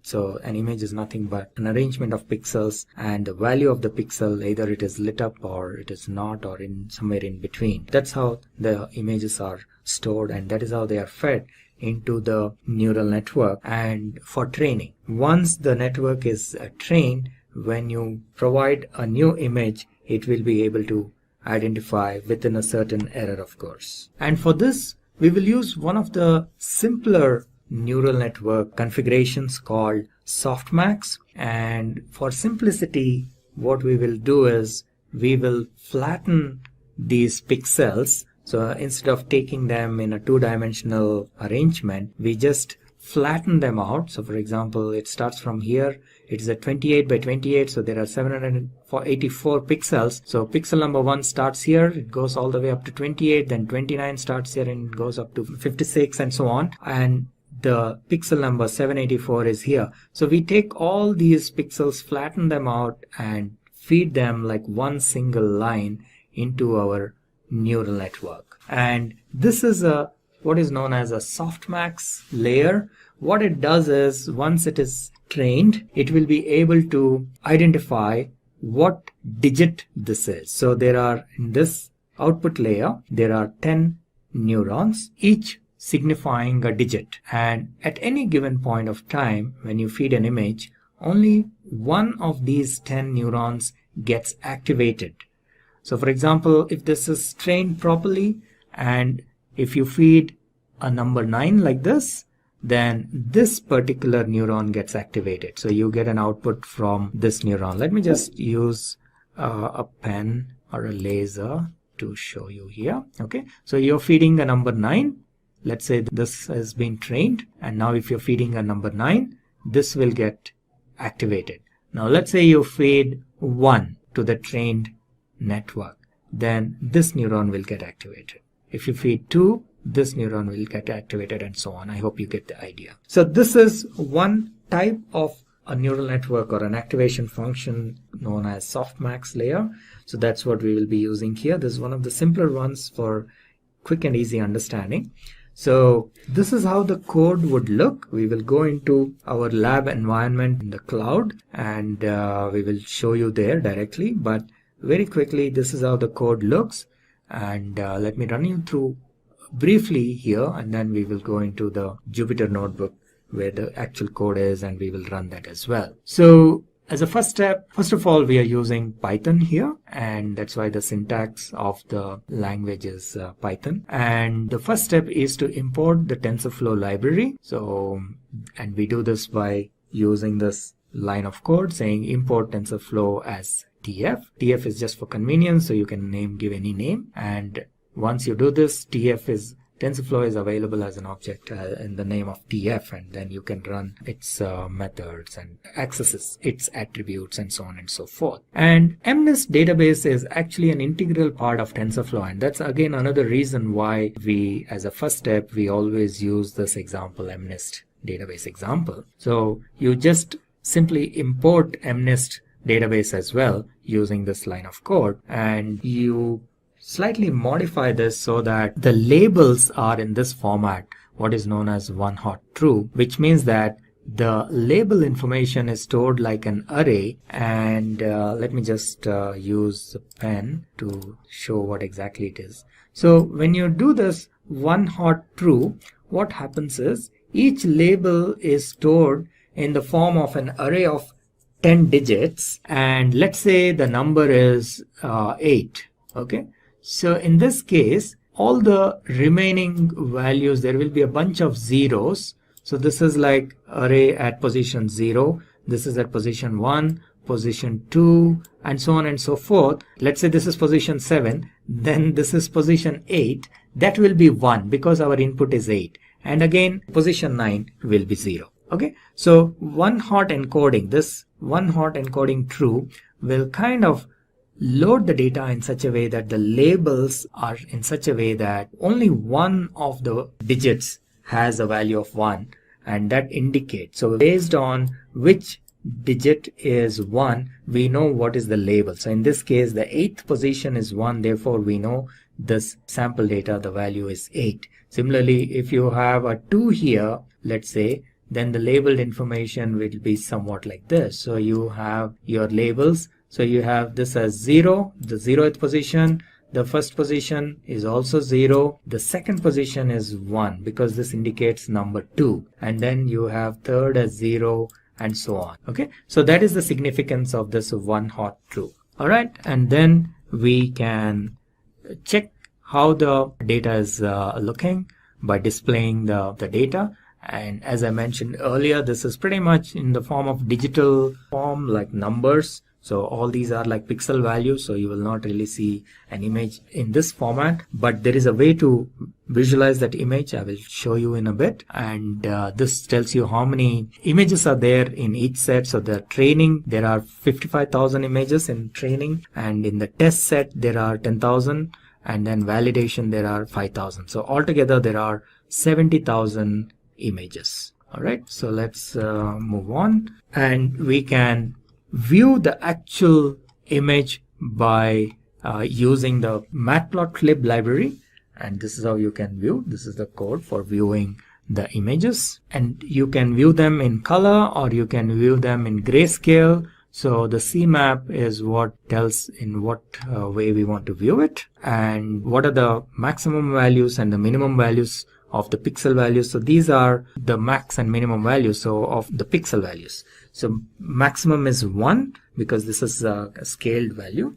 So 1 means it is white, and 0 means it is black, and in between is, it can be anywhere in between black and white.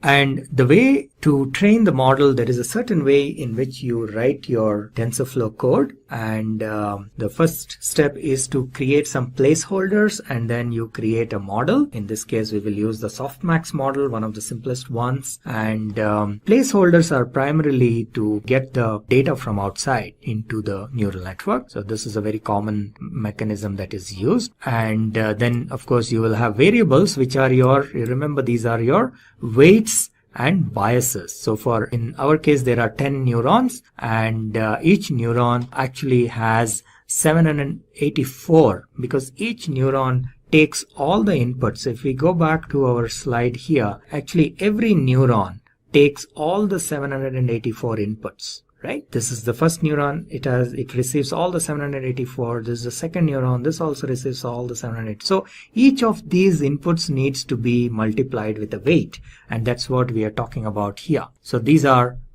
is a matrix of 784 values for each of the neurons, and so it is like a 10 by 784 matrix because there are 10 neurons. And similarly, there are biases. Now remember, I mentioned bias is only one per neuron, so it is not one per input, unlike the weights. So therefore there are only 10 biases because there are only 10 neurons in this case. So that is what we are creating a variable for biases. So this is something little new in TensorFlow. You will see, unlike our regular programming languages where everything is a variable, here the variables can be of three different types. You have placeholders, which are primarily used for feeding data. You have variables, which can change during the course of computation. And then a third type, which is not shown here, are constants. So these are like fixed numbers. All right. So in a regular programming language, you may have everything as variables or at the most variables and constants. But in TensorFlow, you have three different types: placeholders, variables, and constants. And then you create what is known as a graph. So TensorFlow programming consists of graphs and tensors, as I mentioned earlier. So this can be considered ultimately as a tensor. And then the graph tells how to execute the whole implementation, so that the execution is stored in the form of a graph. And in this case, what we are doing is we are doing a multiplication. TF, you remember this TF was created as a TensorFlow object here. One more level, one more. So TF is available here. Now TensorFlow has what is known as a matrix multiplication or MatMul function. So that is what is being used here in this case. So we are using the matrix multiplication of TensorFlow so that you multiply your input values x with w, right? This is what we were doing, xw plus b. You're just adding b, and this is very similar to one of the earlier slides where we saw sigma xi wi. So that's what we are doing here. Matrix multiplication is multiplying all the input values with the corresponding weights and then adding the bias. So that is the graph we created. And then we need to define what is our loss function and what is our optimizer. So in this case, we again use the TensorFlow's APIs. So tf.nn softmax cross entropy with logits is the API that we will use. And reduce mean is what is like the mechanism whereby which says that you reduce the error. And optimizer for doing reduction of the error, what optimizer are we using? So we are using gradient descent optimizer. We discussed about this in a couple of slides earlier. And for that, you need to specify the learning rate. You remember we saw that there was a slide somewhat like this, and then you define what should be the learning rate, how fast you need to come down. That is the learning rate. And this again needs to be tested and tried, and to find out the optimum level of this learning rate. It shouldn't be very high, in which case it will not converge, or shouldn't be very low, because it will, in that case, it will take very long. So you define the optimizer and then you call the method minimize for that optimizer, and that will kickstart the training process. And so far we've been creating the graph, and in order to actually execute that graph, we create what is known as a session, and then we run that session. And once the training is completed, we specify how many times, how many iterations we want it to run. So for example, in this case, we are saying 1000 steps. So that is a exit strategy in a way. So you specify the exit condition. So a training will run for 1000 iterations. And once that is done, we can then evaluate the model using some of the techniques shown here. So let us get into the code quickly and see how it works. So this is our cloud environment. Now you can install TensorFlow on your local machine as well. I'm showing this demo on our existing cloud, but you can also install TensorFlow on your local machine, and there is a separate video on how to set up your TensorFlow environment. You can watch that if you want to install your local environment. Or you can go for other any cloud service, like for example Google Cloud, Amazon, or Cloud Labs. Any of these you can use and run and try the code. Okay, so it has got started. We will log in. Alright, so this is our deep learning tutorial code, and this is our TensorFlow environment. And so let's get started. The first, we have seen a little bit of a code walkthrough in the slides as well. Now you will see the actual code in action. So the first thing we need to do is import TensorFlow, and then we will import the data, and we need to adjust the data in such a way that the one hot is encoding is set to true, one hot encoding, right? As I explained earlier. So in this case, the label values will be shown appropriately. And if we just check what is the type of the data, so you can see that this is a data sets, Python data sets. And if we check the number of images, the way it looks, so this is how it looks. It is an array of type float 32. Similarly, the number, if you want to see what is the number of training images, there are 55,000, then there are test images 10,000, and then validation images 5,000. Now let's take a quick look at the data itself, visualization. So we will use matplotlib for this.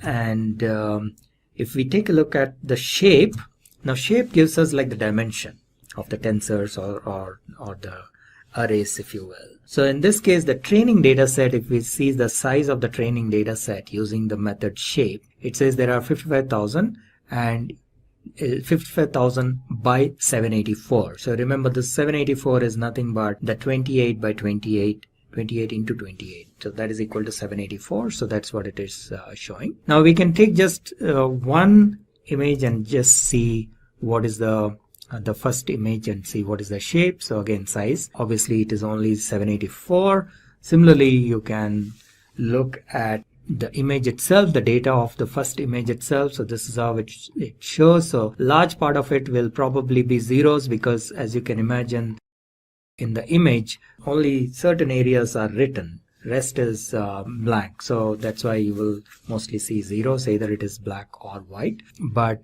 then there are these values are, so the values are actually, they are scaled, so their values are between 0 and 1. Okay, so this is what you're seeing. So certain locations there are some values, and then other locations there are zeros. So that is how the data is stored and loaded. If we want to actually see what is the value of the handwritten image, if you want to view it, this is how you view it. So you create, like, do this reshape, and matplotlib has this feature to show you these images. So we will actually use the function called imshow, and then if you pass this parameters appropriately, you will be able to see the different images. Now I can change the values in this position, so which image we are looking at, right? So we can say, if I want to see what is there in maybe 5,000, right? So 5,000 has 3. Similarly, you can just say 5. What is in 5? 5 has 8. What is in 50? Again 8. So basically, by the way, if you're wondering how I'm executing this code, Shift Enter, in case you're not familiar with Jupyter Notebooks, Shift Enter is how you execute each cell, individual cell. And if you want to execute the entire program, you can go here and say run all. So that is how this code gets executed. And here again, we can check what is the maximum value and what is the minimum value of these pixel values. As I mentioned, it is scaled, so therefore it is between, the values lie between 1 and 0. Now this is where we create our model. The first thing is to create the required placeholders and variables, and that's what we are doing here, as we have seen in the slides. So we create one placeholder and we create 2 variables, which is for the weights and biases. These 2 variables are actually matrices. So each variable has 784 by 10 actual values. Okay, so one for this 10 is for each neuron. There are 10 neurons, and 784 is for the pixel values inputs that are given, which is 28 into 28. And the biases, as I mentioned, one for each neuron, so there will be 10 biases. They are stored in a variable by the name B. And this is the graph, which is basically the multiplication of these matrix multiplication of X into W, and then the bias is added for each of the neurons. And the whole idea is to minimize the error. So let me just execute. I think this code is executed. Then we define what is the Y value is basically the label value. So this is another placeholder. We had X as one placeholder and Y underscore true as a second placeholder, and this will have values in the form of 10 digit arrays. And since we said one hot encoded, the position which has a 1 value indicates what is the label for that particular number. All right, then we have cross entropy, which is nothing but the loss function. And we have the optimizer. We have chosen gradient descent as our optimizer. Then the training process itself. So the training process is nothing but to minimize the cross entropy, which is again nothing but the loss function. So we define all of this in the form of a graph. So up to here, remember what we have done is we have not exactly executed any TensorFlow code till now. We are just preparing the graph, the execution plan.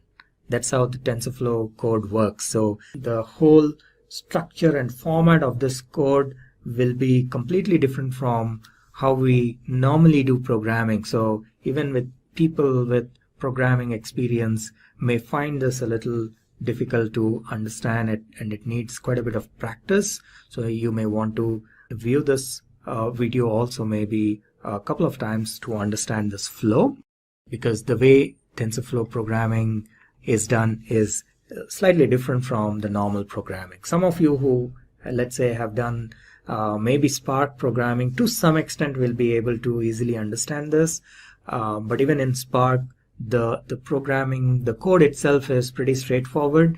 Behind the scenes, the execution happens slightly differently. But in TensorFlow, even the code has to be written in a completely different way. So the code doesn't get executed in the same way as you have written. So that's something you need to understand, and a little bit of practice is needed for this. So far what we have done up to here is creating the variables and feeding the variables, and or rather not feeding but setting up the variables and the graph. That's all. Defining maybe the what kind of a network you want to use. For example, we want to use Softmax and so on. So you have created the variables, how to load the data, loaded the data, viewed the data, and prepared everything, but you have not yet executed anything in TensorFlow. Now the next step is the execution in TensorFlow. So the first step for doing any execution in TensorFlow is to initialize the variables. So anytime you have any variables defined in your code, you have to run this piece of code always. So you need to basically create what is known as a node for initializing. So this is a node. You still are not yet executing anything here. You just created a node for the initialization. So let us go ahead and create that. And here onwards is where you will actually execute your code in TensorFlow. And in order to execute the code, what you will need is a session, TensorFlow session. So tf.session will give you a session, and there are a couple of different ways in which you can do this, but one of the most common methods of doing this is with what is known as a with loop. So you have a with tf.session as ses and with a colon here, and this is like a block, starting of the block, and these indentations tell how far this block goes, and this session is valid till this block gets executed. So that is the purpose of creating this with block. This is known as a with block. So with tf.session as ses, you say ses.run init. Now ses.run will execute a node that is specified here. So for example, here we are saying ses.run. Ses is basically an instance of the session, right? So here we are saying tf.session. So an instance of the session gets created and we are calling that ses. And then we run a node within that, one of the nodes in the graph. So one of the nodes here is init. So we say run that particular node, and that is when the initialization of the variables happens. Now what this does is, if you have any variables in your code, in our case we have w is a variable and b is a variable. So any variables that we created, you have to run this code, you have to run the initialization of these variables, otherwise you will get an error. Okay, so that's what this is doing. Then we, within this with block, we specify a for loop, and we are saying we want the system to iterate for 1000 steps and perform the training. That's what this for loop does. Run training for 1000 iterations. And what it is doing basically is it is fetching the data or these images. Remember, there are about 50,000 images, but it cannot get all the images in one shot because it will take up a lot of memory and performance issues will be there. So this is a very common way of performing deep learning training. You always do in batches. So we have maybe 50,000 images, but you always do it in batches of 100 or maybe 500 depending on the size of your system and so on and so forth. So in this case we are saying, okay, get me 100 images at a time and get me only the training images. Remember, we use only the training data for training purpose, and then we use test data for test purpose. You must be familiar with machine learning, so you must be aware of this. But in case you are not, in machine learning also, this is not specific to deep learning, but in machine learning in general, you have what is known as training data set and test data set. Your available data, typically you will be splitting into two parts and using the training data set for training purpose. And then to see how well the model has been trained, you use the test data set to check or test the validity or the accuracy of the model. So that's what we are doing here. And you observe here that we are actually calling an MNIST function here. So we are saying MNIST train.next batch. Right? So this is the advantage of using MNIST database, because they have provided some very nice helper functions which are readily available. Otherwise, this activity itself, we would have had to write a piece of code to fetch this data in batches. That itself is a lengthy exercise. So we can avoid all that if we are using MNIST database, and that's why we use this for the initial learning phase. Okay, so when we say fetch, what it will do is it will fetch the images into X and the labels into Y, and then you use this batch of 100 images and you run the training. So ses.run, basically what we are doing here is we are running the training mechanism, which is nothing but it passes this through the neural network, passes the images through the neural network, finds out what is the output, and if the output, obviously initially it will be wrong, so all that feedback is given back to the neural network, and thereby all the W's and B's get updated till it reaches 1000 iterations. In this case, the exit criteria is 1000, but you can also specify probably accuracy rate or something like that for the as an exit criteria. So here it just says that, okay, this particular image was wrongly predicted, so you need to update your weights and biases. That's the feedback given to each neuron, and that is run for 1000 iterations. And typically by the end of this 1000 iterations, the model would have learned to recognize these handwritten images. Obviously it will not be 100% accurate. Okay, so once that is done, so this happens for 1000 iterations. Once that is done, you then test the accuracy of these models by using the test data set.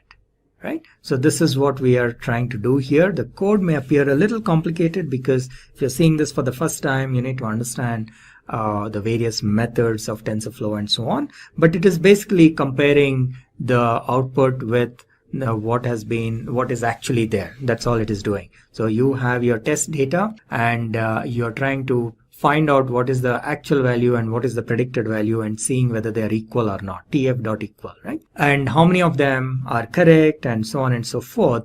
And based on that, the accuracy is calculated as well. So this is the accuracy, and that is what we are trying to see, how accurate the model is in predicting these numbers or these digits. Okay, so let us run this. This entire thing is in one cell, so we will have to just run it in one shot. It may take a little while. Let us see. And not bad. So it has finished the 1000 iterations, and what we see here as an output is the accuracy. So we see that the accuracy of this model is around 91%. Okay, now, which is pretty good for such a short exercise. Within such a short time, we got 90% accuracy. However, in real life, this is probably not sufficient. So there are other ways to increase the accuracy. We will see probably in some of the later tutorials how to improve this accuracy, how to change maybe the hyperparameters like number of neurons or number of layers and so on and so forth, and so that this accuracy can be increased beyond 90%. So guys, let's start first with a beginner level project. And the first project that we are going to encounter, that is home value prediction. So guys, this project aims to develop a predictive model to estimate the value of residential properties. The model will analyze various features such as location, square, footage, number of bedrooms and bathrooms, age of the property, and other relevant factors. By leveraging historical property data, the model will be able to provide accurate home value predictions, which can be useful for real estate agents, buyers, and sellers. So guys, the programming language that we are going to use all over here will be Python, and machine learning libraries that we will be using will be Scikit-learn, TensorFlow, Keras, and for data handling libraries we have Pandas, NumPy, and for visualization we have to use Matplotlib and Seaborn. Now what will be the approach for this one, guys? So guys, the first one that we have a data collection. So here what is going to happen, guys? So first you have to collect the historical property data from the sources like Zillow, retailer.com. You can also get database from the public real estate databases like Kaggle datasets, where you have Zillow home value prediction. Ensure that the dataset include features like location, where you have latitude, longitude, square footage, number of rooms, year built, property type, and previous sales. The next step that comes is data cleaning. You have to handle the missing values by using imputation techniques or removing incomplete records, removing outliers that may skew the model's prediction, normalize or standardize the data to ensure consistency. The third one that we have is feature engineering. You have to create new features such as proximity to schools, crime rates, and access to the public transportation. Encode categorical variables, example property type, location, using techniques like one-hot encoding. Generate interaction features that capture relationship between existing features. The fourth one that we have is model selection. Use regression models like linear regression, random forest, gradient boosting, neural networks. Experiment with different models to identify the best performing one. Now, in the next phase, all you have to do, guys, is model training and evaluation. Split the data set into training and test sets. Train the model on the training set and evaluate their performance on the testing set using metrics like RSME, which means root mean squared error. You can use cross-validation to ensure the model's robustness and avoid overfitting. The sixth one that we have all over here is hyperparameter tuning.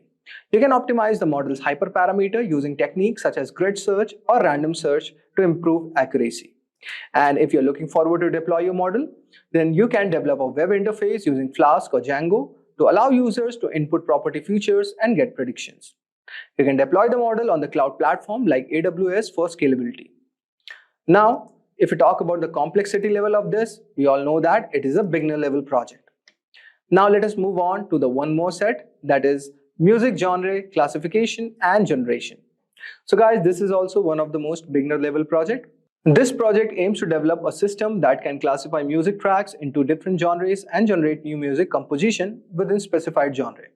The goal is to build a model that analyzes audio features to categorize music and uses deep learning techniques to create new music. This project introduces advanced concept of audio processing, deep learning, and generative models.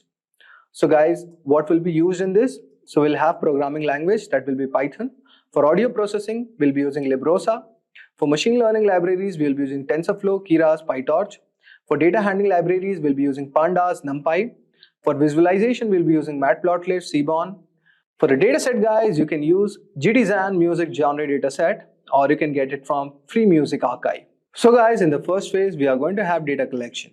You can obtain datasets containing music tracks and their corresponding genre from the sources, from GTZan Music Genre Dataset and the Free Music Archive. Ensure that a dataset includes diverse genre and substantial number of tracks per genre. Next, we'll go for data preprocessing. Use library Librosa to load and preprocess audio files, including feature extractions such as mil frequency, cepstral coefficients, chroma features, and spectral contrast. You can normalize the extracted features to ensure consistent input for the given models. Now, if we talk about feature engineering, guys, you can extract additional features from the audio files such as tempo, beat, zero crossing rate, etc. Create a feature matrix that represents the extracted audio features. Then go for the model selection. Use convolutional neural network or recurrent neural networks for the music genre classification. Split the dataset into training and testing dataset. Now, if we talk about model training and evaluation, guys, then you can train the selected classification model on the training set. Evaluate the model's performance on the testing set using metrics like accuracy, precision, recall, and F1 score. Use confusion matrices to understand the classification performance across different genres. Now, if we talk about model selection and training for the music generation, what you will do, guys, you can use the generative adversarial networks or recurrent neural networks such as LSTM, long short-term memory for music generation. Train the generative model on the dataset to create new music sequences. Next, we have model training and evaluation. You can train the generative model on sequences of audio features. You can evaluate the generated music by listening tests and by objective metrics like inception score or Friese audio distance. If I talk about hyperparameter tuning, guys, you can optimize the model.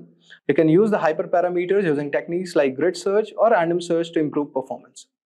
If I talk about deployment, guys, you can deploy these models on cloud platforms like AWS. Now, let us move on to our next project. So guys, the complexity of this project is at the beginner level. Now, let us move to the intermediate level projects. Next project that we have all over here is sentiment analysis of Twitter data. This project aims to develop a sentiment analysis model that can classify tweets as positive, negative, or neutral. The goal is to analyze public sentiment on various topics or events using natural language techniques. So guys, what will be used all over here?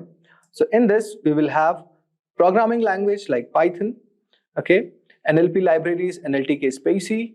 For machine learning libraries, you can use scikit-learn, TensorFlow, Keras. For data handling libraries, we have Pandas, NumPy. For visualization, we have Matplotlib, Seaborn, and we can use the API Twitter for data collection. Now, how you're going to work on it, guys?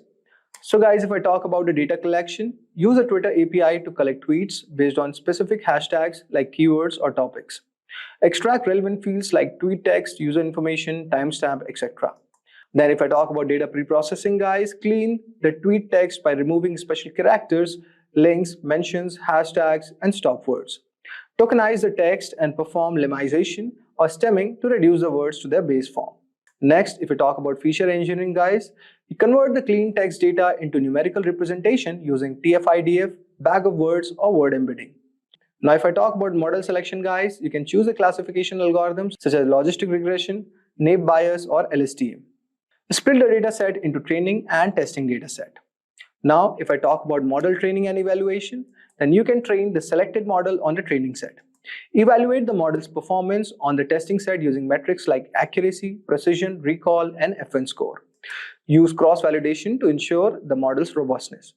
If I talk about hyperparameter tuning, guys, you can optimize the model's hyperparameters using grid search or random search to improve the performance. For deployment, which can be optional, you can deploy your model on AWS for real-time sentiment analysis. So if I talk about the complexity level, guys, its complexity is intermediate. So guys, our next project is customer segmentation using K-means clustering. This project aims to segment customers into distinct groups based on their purchasing behavior and demographic information. The objective is to understand customer segments and tailor marketing strategies accordingly. So guys, what programming languages we'll be using? So basically, we'll be using Python. For machine learning libraries, we'll have scikit-learn. For data handling libraries, we'll have pandas, numpy. For visualization libraries, we'll have matplotlib, seaborn. And the dataset source will be e-commerce transaction data. How we are going to work on this one? For data collection, we can obtain a dataset of e-commerce transactions that include customer demographics, purchase history, and product information. Next, we'll have data pre-processing. For data pre-processing, we are going to do the cleaning of the data by handling the missing values and outliers. Then, for feature engineering, we are going to create features like total purchase amount, purchase frequency, and recency of the purchases. Then we are going to proceed for the model selection. We can use k-means clustering to segment the customers into distinct groups. We can determine the optimal number of clusters using methods like elbow methods or Silhouette score. Now, if I talk about model training and evaluation, you can train the k-means model on the processed dataset. You can evaluate the quality of clusters by analyzing intra-cluster and inter-cluster distances.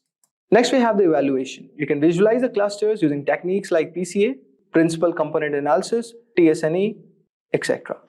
Next, we have the hyperparameter tuning. Now you can tune this model and interpret the characteristic of each segment. You can develop a target marketing strategies for each segment based on unique behavior and preferences. Now, deployment is optional. You can develop a dashboard using Flask or Django to visualize customer segments and track marketing campaigns. So guys, if I talk about the complexity of this project, so this is an intermediate level project. So guys, for dataset, you can use the Kaggle's customer segmentation dataset, which is available at the Kaggle's platform. Now, the third intermediate level project that we have all over here is building a chatbot with RASA. This project aims to build an intelligent chatbot using RASA framework. The chatbot will be capable of understanding user queries and providing appropriate responses, making it useful for customer support, personal assistance, or information retrieval. What languages we are going to use? So it will be Python based. We'll have the NLP libraries like RASA, NLTK, Spacy. For machine learning libraries, we are going to have scikit-learn, TensorFlow, Keras, etc. For data handling libraries, we are going to use pandas, numpy. So guys, this was what we are going to do it.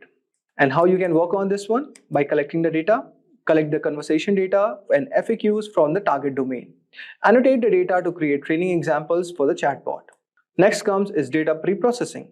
Clean the text data by removing special characters and normalizing the text. You can tokenize and limitize the text to prepare for a training. The third one, we have the models training. You can use RASA's NLU's component to train a model for intent recognition and entity extraction. You can define the dialogue management policies to handle different conversation flows. Next guys, you can perform the feature engineering and integration. You can integrate the RASA's NLU and core components to build complete chatbot. You can connect the chatbot to messaging platform like Facebook, Messenger, etc. For model selection and testing, what you can do guys, you can test this chatbot with various inputs to ensure that it handles the scenarios appropriately. And you can also select the right model using this. Now, if I talk about model training guys, what do you have to do? You have to collect the user feedback and conversational logs to continuously work on training the model. Next, similarly, you have to retrain the model periodically with the new data to see how it is working. So that will be your evaluation. Now, for the hyperparameter tuning, what are you going to do guys? You have to check in those scenarios where it is able to tune up with those scenarios where it can handle the input appropriately. And next is deployment. So guys, for deploying it, you can use AWS. So guys, for a dataset, you can use RASA's open source. So that's a very good dataset for you to proceed. So guys, if you talk about difficulty of this project, this is an intermediate level project. Now let us move on to the advanced level projects. For advanced level projects, the first one that comes up to my mind is movie similarity from plot summaries. Now, this project aims to develop a system that can find out recommended movies similar to a given movie based on their plot summaries. By analyzing the textual content of the movie, plot summaries, the model will identify similarities and suggest movies with similar themes, storylines, or genres. This project introduces beginners to natural language processing, text similarly measures, and recommendation systems. What languages we are going to use guys? We'll be using Python, NLP libraries like NLTK, Spacy, machine learning libraries like scikit-learn, data handling libraries like pandas, numpy, visualization we can use numpy, and dataset source will be IMDb or Kaggle. So guys, this process is also involving the data collection, then you have to go for data cleaning, then feature engineering, Next, model selection. So similar process as I have discussed in other projects, so you have to also go through the same one. Next, what you have to do, guys? Similarly, what you have to do, you have to train the model, then evaluate the model, then hypertune it, and finally proceed for the deployment. So this is overall process of this project. Try to research on the website a lot, like how you can extract it. So guys, you can use Kaggle or Towards Data Science to research more about this project. Now guys, if I talk about the difficulty of this project, and this is an advanced level project. Now, let us move on to the next one that we have all over here. That is image segmentation project for brain tumor prognosis. This is a very amazing project and definitely you can put up on your portfolio. Basically guys, this project aims to develop an image segmentation model to identify and delineate brain tumors from MRI scans. The goal is to accurately segment the tumor regions which can aid in prognosis, treatment planning, surgical interventions. This project introduces intermediate level concepts of computer vision, deep learning and medical image analysis. So guys, what we'll be using all over here? For programming languages, we can use Python. For deep learning libraries, we can use TensorFlow, Keras, PyTorch. For image processing libraries, we can use OpenCV, Scikit-Image. For data handling libraries, we can use Pandas, NumPy. For visualization, we can use Matplotlib, Seaborn. Now, if I talk about what is the process of developing this project, the first step will be the same, data collection. So next step, you have to go for data preprocessing. Third step, you have to do the model selection where you can use CNN models for image segmentation task. Then you go for model selection. Moving ahead, you're going to have the model training and evaluation. You have to split the data set into training and validation and testing data sets. Next, proceed for the evaluation phase. Okay, evaluate the model with certain metrics. So here I can give you certain idea, like you can use dice coefficient, intersection over union, or accuracy. Then go for hyperparameter tuning, where you have to optimize the model's hyperparameters. You can use grid search or random search as we have discussed. And finally, you can deploy this model on AWS. Now guys, we have come to the final project. This is also a very amazing project guys. So guys, the complexity level of this project is advanced level. Now, let us move on to our final project. That is the impact of climate change on birds. This is a very amazing project and definitely you can add it on your resume. This project aims to analyze the impact of climate change on the bird population and migration patterns. By examining various climatic factors and their correlation with bird species data, the project seeks to predict how climate change might affect bird behavior and distribution. This project will introduce you some advanced level concepts like time series analysis, environmental data modeling, etc. So guys, what programming languages we'll be using? For data analysis, you can see we'll have Pandas, NumPy. For machine learning libraries, we are going to have Scikit-learn, TensorFlow. For visualization, we are going to have Matplotlib, Plotly. For geospatial, we are going to have GeoPandas, Folium. For data source, we're going to have public data sets on bird observation and climate data sources from eBird. Now, what will the process flow for this one, guys? First, you have to proceed for data collection. Gather bird observation from the data like eBird, which provides extensive record of bird sightings. Okay, and for climate data, you can collect it from NOAA, including temperature, precipitation, and other relevant climatic factors over the time. And similar next process will be the data preprocessing. Then you have to proceed for feature engineering. Then you have to go for model selection. Okay, moving ahead, you have to go for model training, then evaluation, then hyperparameter tuning, and finally, you have to deploy the model. So research about this project, see what models you are going to use. Suppose I can give you a hint about this. You can use time series analysis models like ARIMA, or ML models. You can also use random forest or gradient boosting for predicting impact on the bird population.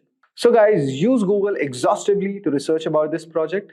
This is also a very amazing project and it's going to give you a lot of idea. Now, if I talk about the complexity level of this, it is an advanced level project. So what are confusion matrices and why do we need them? So in machine learning, classification is used to divide data into different categories. But after we have cleaned, prepared the data and trained our model, how we can tell if the model is performing well? So there is where confusion matrix come in handy. So a confusion matrix is a tool that helps measure the performance of a classifier in detail. It goes beyond just giving an overall accuracy score. It shows exactly where the model is making mistake and how it is classifying each category. For example, If there is an imbalance in the data where one category has many more instances than other, the model might predict the majority category most of the time and still show a high accuracy. But this wouldn't be helpful because the model is not accurately predicting the minority categories. The confusion matrix helps visualize these outcomes by showing a table of all the predicted and the actual values, allowing users to see where the model is performing well and where it needs improvement. So moving forward, let's see confusion matrices parts or how to create 2 by 2 matrix. So we can get 4 different outcomes when comparing the predicted actual values from a classifier. The first one is true positive. This is when the model correctly predicts a positive outcome. You predicted positive and it was actually positive.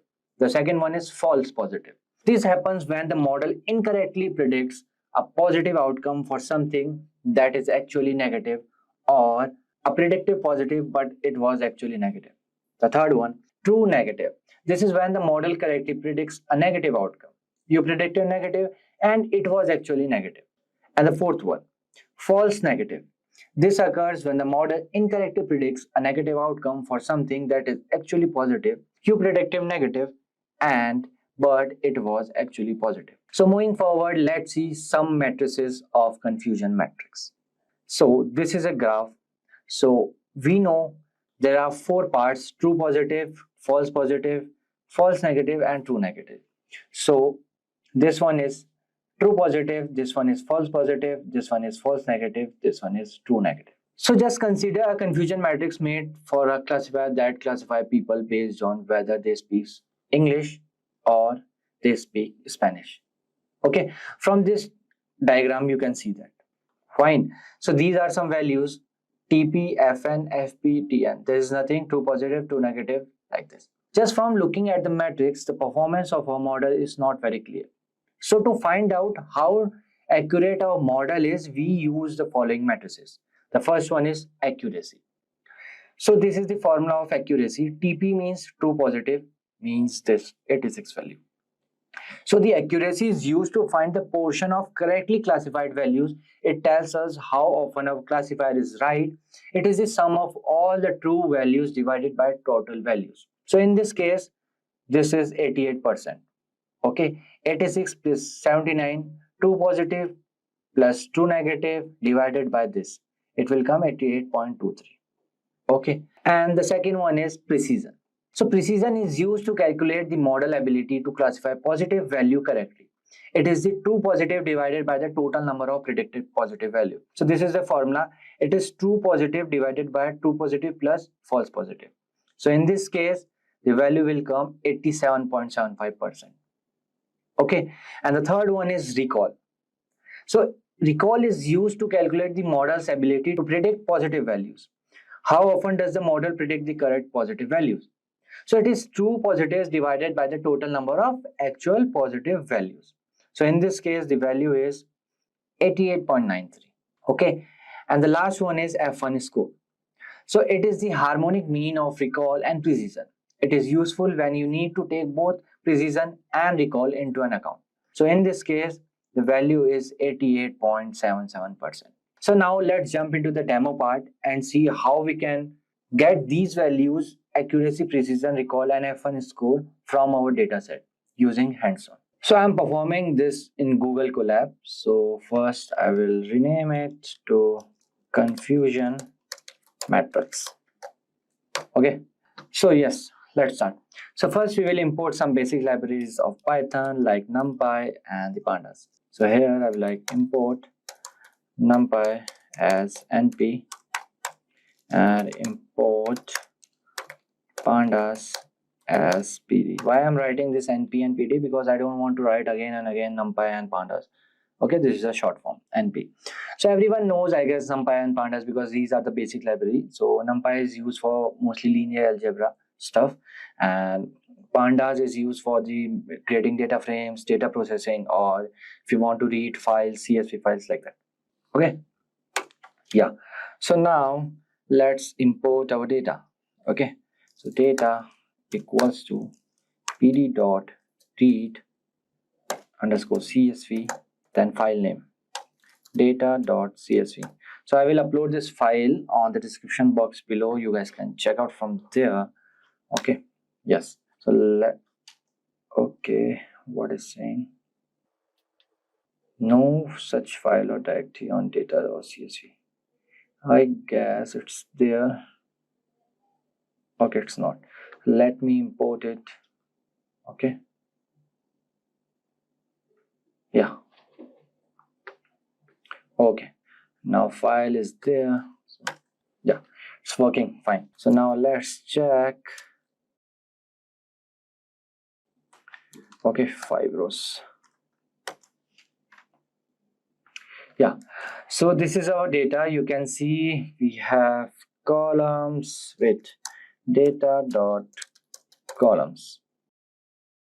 Okay, so we have this 32 columns in our data set: ID, diagnosis, radius means, texture means, parameter mean. So I just simply took this data. There is nothing related to confusion matrix and all. Okay, we can perform confusion matrix to any data. So head is used for displaying top 5 rows of our data set. Okay, if I will write data simply, you can see the full data. Okay, with 33 columns and all the rows, right? So now we don't need this ID, and one is this unnamed data because there is no values. Okay, so what I will do, I will write data dot drop ID comma.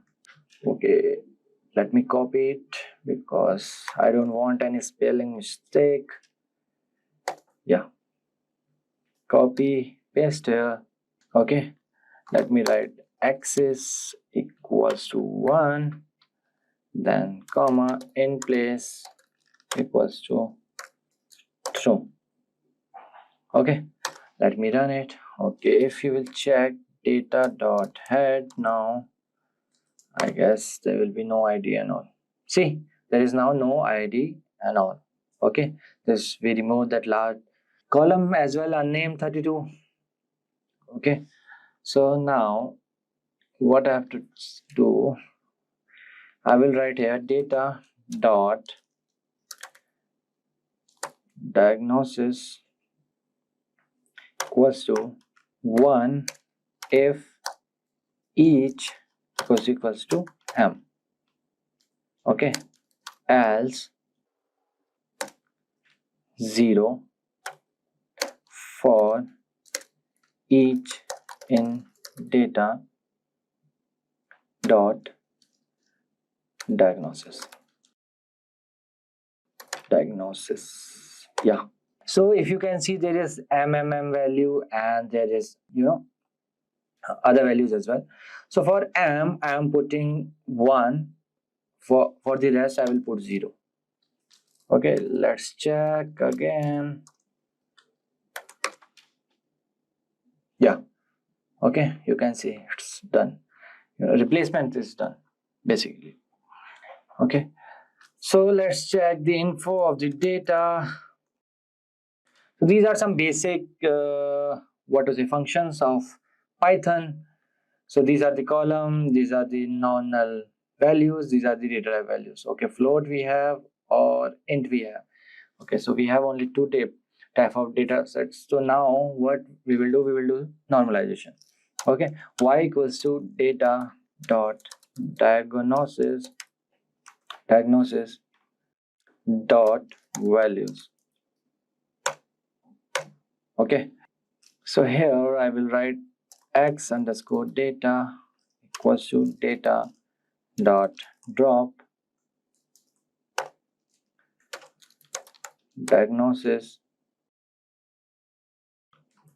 comma axis equals to 1. Okay, here I will write x equals to x underscore data minus np dot minimum value and the x underscore data and divided by, so I am using that formula, if you guys know. Okay, divided by NP.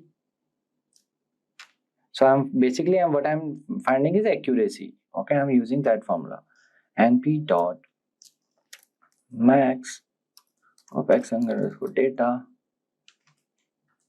then minus NP dot min value, then x underscore data. Okay, okay, x's value is wrong. Sorry, spelling is wrong.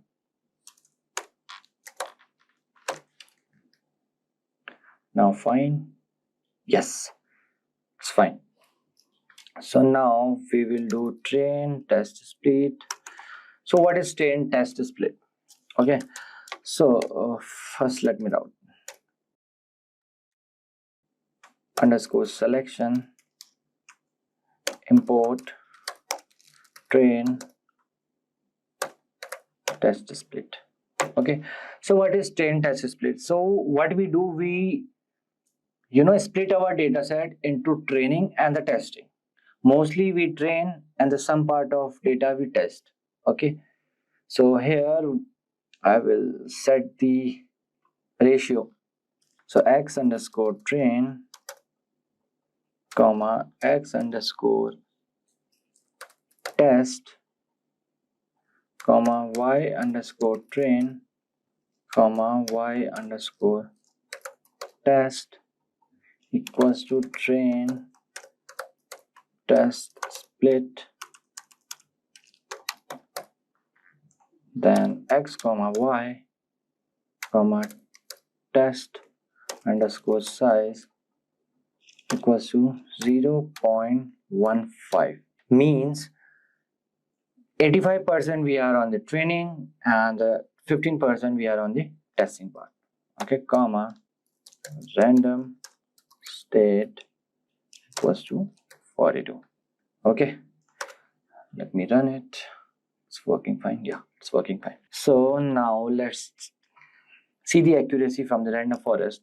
So I will write from sklearn dot ensemble import random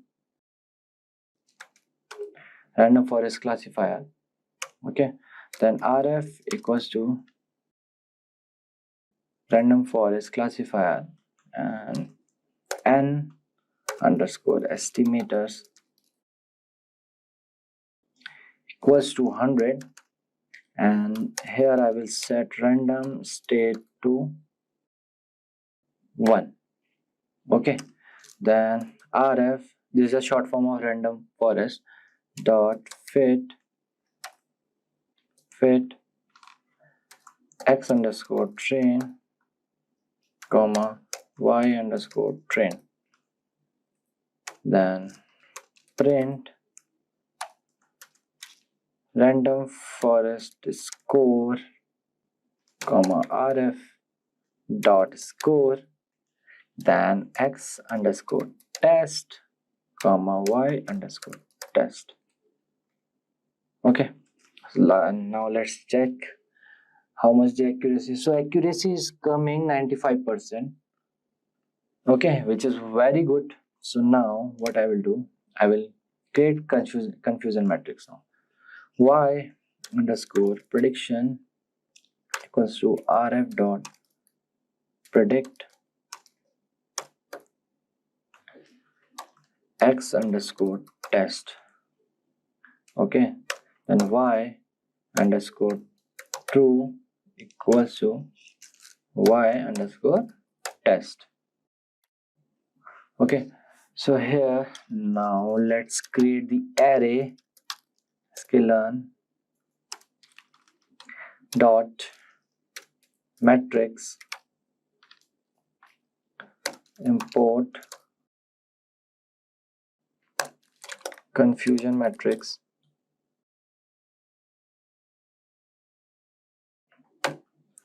Okay, then I will write cm short form of confusion matrix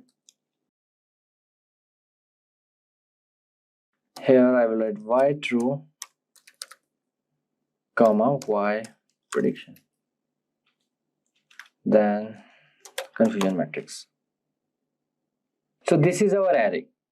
Okay, the true positive, and this is false negative, and this is false positive, like this. Okay, so now let's create the visualization of confusion matrix. Okay, so here I will write import cborn as SNS, and import matplotlib dot pyplot as plt. plt means plot. Okay, the short form. F comma ax equals to plt dot subplots. Let's give the figure size equals to 5,5. Then SNS dot heat map, then confusion matrix comma n naught equals to true, then comma line width equals to 0.5, comma line color equals to, let's give red, then fmt equals to, I don't need any that decimal values, comma ax equals to ax. Okay, then plt dot x label y underscore prediction, then plt dot y label, then y underscore true. Add the, okay, forgot to add this braces, then plt dot show. Yeah, so as you can see, this is the y true values and this is the y prediction values. Okay, this is the heat map we have created. So this is how you can visualize your confusion matrix. Fine. Welcome to the RNN tutorial. That's the recurrent neural network. So we talk about a feed-forward neural network. In a feed-forward neural network, information flows only in the forward direction, from the input nodes through the hidden layers, if any, and to the output nodes. There are no cycles or loops in the network. And so you can see here we have our input layer. I was talking about how it just goes straight forward into the hidden layers. So each one of those connects and then connects to the next hidden layer, connects to the output layer. And of course we have a nice simplified version where it has a predicted output, and they refer to the input as X a lot of times and the output as Y. Decisions are based on current input, no memory about the past, no future scope. Why recurrent neural network? Issues in feed-forward neural network. So one of the biggest issues is because it doesn't have a scope of memory or time, a feed-forward neural network doesn't know how to handle sequential data. It only considers only the current input. So if you have a series of things, and because 3 points back affects what's happening now, and what your output affects what's happening, that's very important. So whatever I put as an output is going to affect the next one. A feed-forward doesn't look at any of that. It just looks at this is what's coming in. And it cannot memorize previous inputs. So it doesn't have that list of inputs coming in. Solution to feed-forward neural network. You'll see here where it says recurrent neural network, and we have our X on the bottom going to H, going to Y. That's your feed forward. But right in the middle it has a value C, so there's a whole other process. So it's memorizing what's going on in the hidden layers, and the hidden layers, as they produce data, feed into the next one. So your hidden layer might have an output that goes off to Y, but that output goes back into the next prediction coming in. What this does is this allows it to handle sequential data. It considers the current input and also the previously received inputs. And if we're going to look at general drawings and solutions, we should also look at applications of the RNN. Image captioning. RNN is used to caption an image by analyzing the activities present in it. A dog catching a ball in midair. That's very tough. I mean, we have a lot of stuff that analyzes images of a dog and the image of a ball, but it's able to add one more feature in there that's actually catching the ball in midair. Time series prediction. Any time series problem like predicting the prices of stocks in a particular month can be solved using RNN. And we'll dive into that in our use case and actually take a look at some stock. One of the things you should know about analyzing stock today is that it is very difficult. And if you're analyzing the whole stock, the stock market at the New York Stock Exchange in the US produces somewhere in the neighborhood, if you count all the individual trades and fluctuations by the second, it's like 3 terabytes a day of data. So we're only going to look at one stock. Just analyzing one stock is really tricky. In here, we'll give you a little jump on that, so that's exciting, but don't expect to get rich off of it immediately. Another application of the RNN is natural language processing. Text mining and sentiment analysis can be carried out using RNN for natural language processing. And you can see right here the term natural language processing, when you stream those 3 words together, is very different than if I said processing language naturally. So the time series is very important when we're analyzing sentiments. It can change the whole value of a sentence just by switching the words around. Or if you're just counting the words, you might get one sentiment where if you actually look at the order they're in, you get a completely different sentiment. When it rains, look for rainbows. When it's dark, look for stars. Both of these are positive sentiments, and they're based upon the order of which the sentence is going in. Machine translation. Given an input in one language, RNN can be used to translate the input into a different languages as output. I myself am very linguistically challenged. But if you study languages and you're good with languages, you know right away that if you're speaking English, you would say big cat. And if you're speaking Spanish, you would say cat big. So that translation is really important to get the right order, to get, there's all kinds of parts of speech that are important to know by the order of the words. Here this person is speaking in English and getting translated. And you can see here a person is speaking in English in this little diagram. I guess that's denoted by the flags. I have a flag. I own it. No. But they're speaking in English and it's getting translated into Chinese, Italian, French, German, and Spanish languages. Some of the tools coming out are just so cool. So somebody like myself who's very linguistically challenged, I can now travel into worlds I would never think of, because I can have something translate my English back and forth readily, and I'm not stuck with a communication gap. So let's dive into what is a recurrent neural network. Recurrent neural network works on the principle of saving the output of a layer and feeding this back to the input in order to predict the output of the layer. Sounds a little confusing. When we start breaking it down, it'll make more sense. And usually we have a propagation forward neural network with the input layers, the hidden layers, the output layer. With the recurrent neural network, we turn that on its side. So here it is, and now our X comes up from the bottom into the hidden layers into Y, and they usually draw it very simplified, X to H, with C as a loop, A to Y, where A, B, and C are the perimeters. A lot of times you'll see this kind of drawing in here, digging closer and closer into the H and how it works. Going from left to right, you'll see that the C goes in, and then the X goes in. So the X is going upward bound, and C is going to the right. A is going out. And C is also going out. That's where it gets a little confusing. So here we have X in, C in, and then we have Y out and C out. And C is based on HT minus 1. So our value is based on the Y and the H value are connected to each other. They're not necessarily the same value because H can be its own thing. And usually we draw this, or we represent it as a function. H of T equals a function of C, where H of T minus 1, that's the last H output, and X of T going in. So it's the last output of H combined with the new input of X, where HT is the new state, FC is a function with the parameters C, that's a common way of denoting it, HT minus 1 is the old state coming out, and then X of T is an input vector at time of step T. Well, we need to cover types of recurrent neural networks. And so the first one is the most common one, which is a one-to-one single output.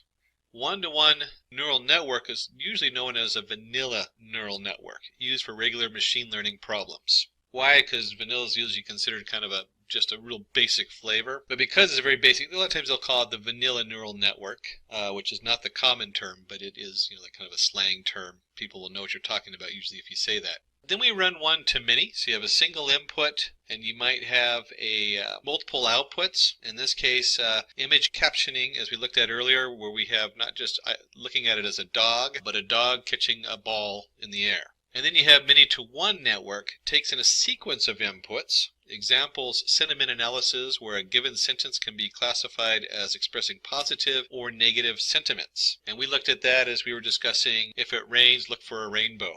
So positive sentiment where rain might be a negative sentiment if you were just adding up the words in there.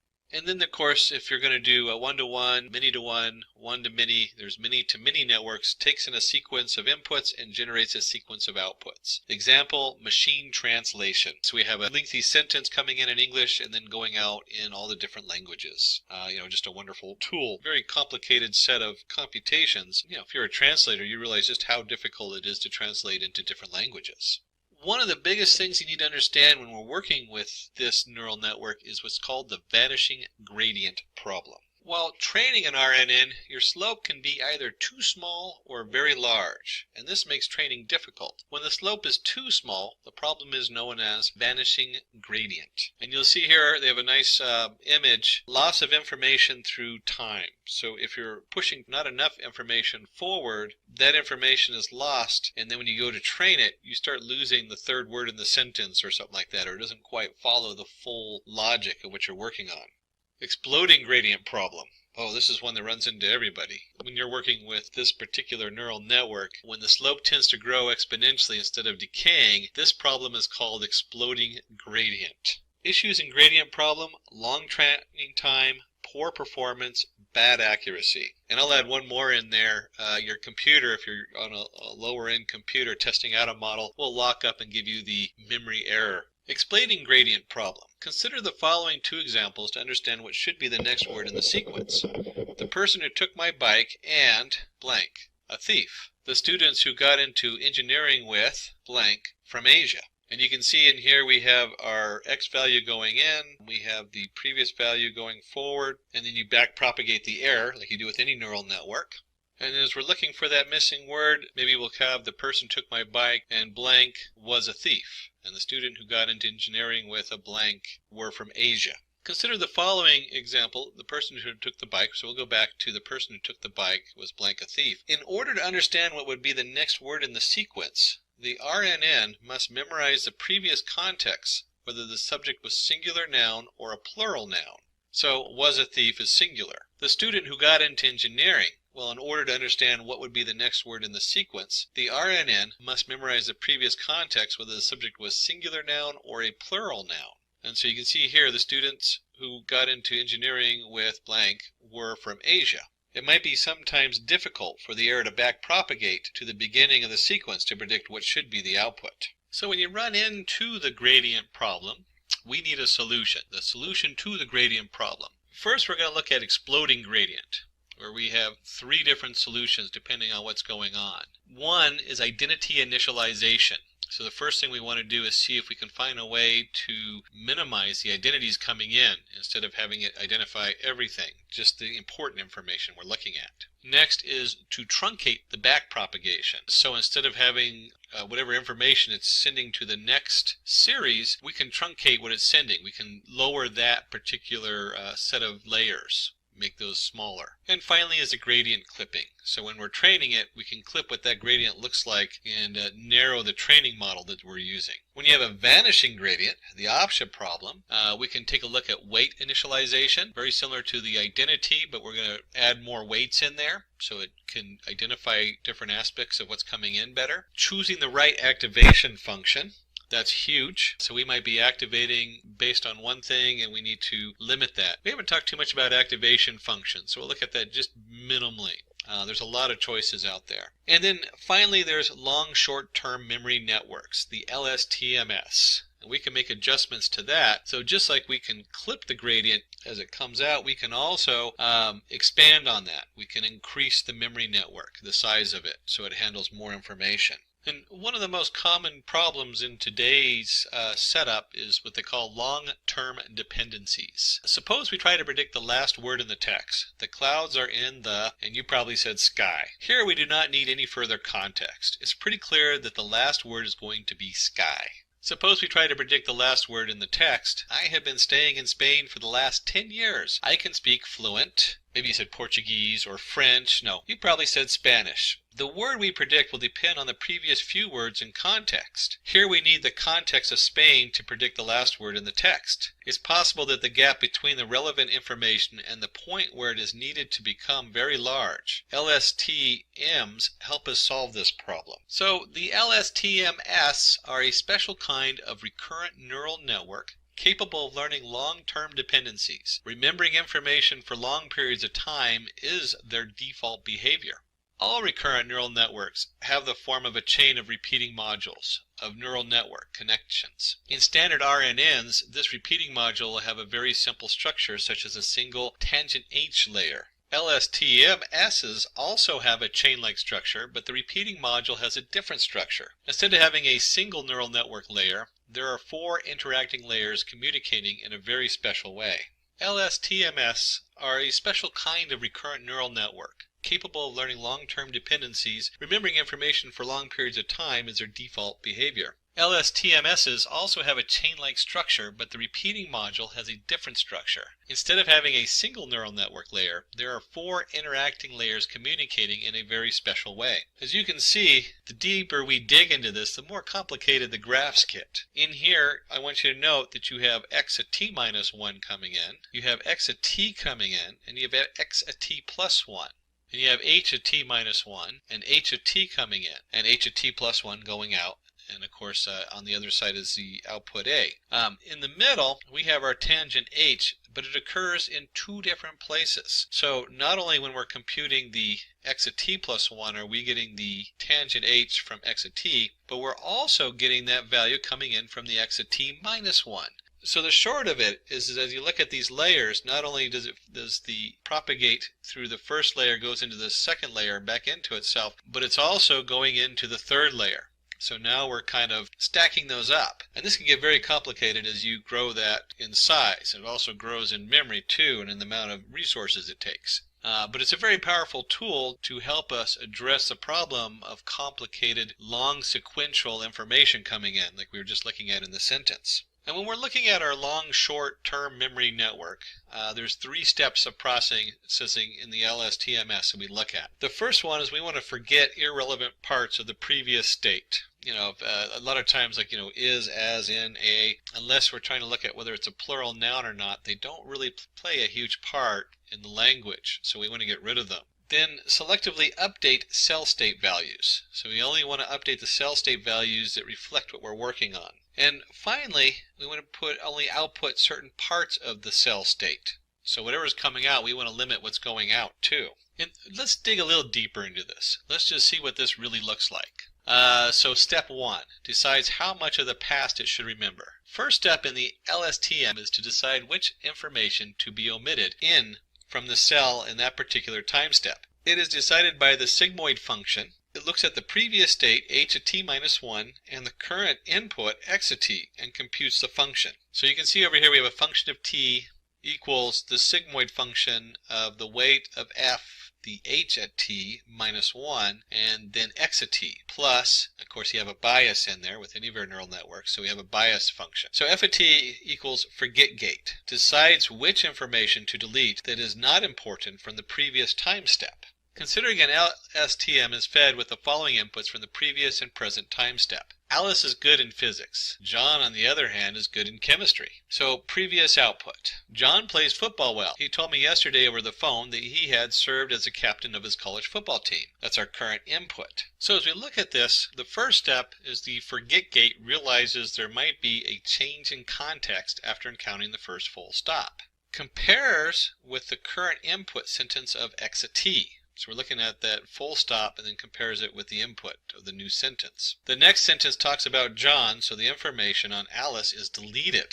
Okay, that's important to know. So we have this input coming in, and if we're going to continue on with John, then that's going to be the primary information we're looking at. The position of the subject is vacated and is assigned to John. And so in this one, we've seen that we've weeded out a whole bunch of information, and we're only passing information on John, since that's now the new topic. So step 2 is then to decide how much should this unit add to the current state. In the second layer, there are two parts. One is the sigmoid function, and the other is the tangent h. In the sigmoid function, it decides which values to let through, 0 or 1. Tangent h function gives the weightage to the values which are passed, deciding their level of importance, -1 to 1. And you can see the two formulas that come up. The I of t equals the sigmoid of the weight of I, h of t minus 1, x of t plus the bias of I. And the c of t equals the tangent of h of the weight of c of h of t minus 1 x of t plus the bias of c. So our I of t equals the input gate, determines which information to let through based on its significance in the current time step.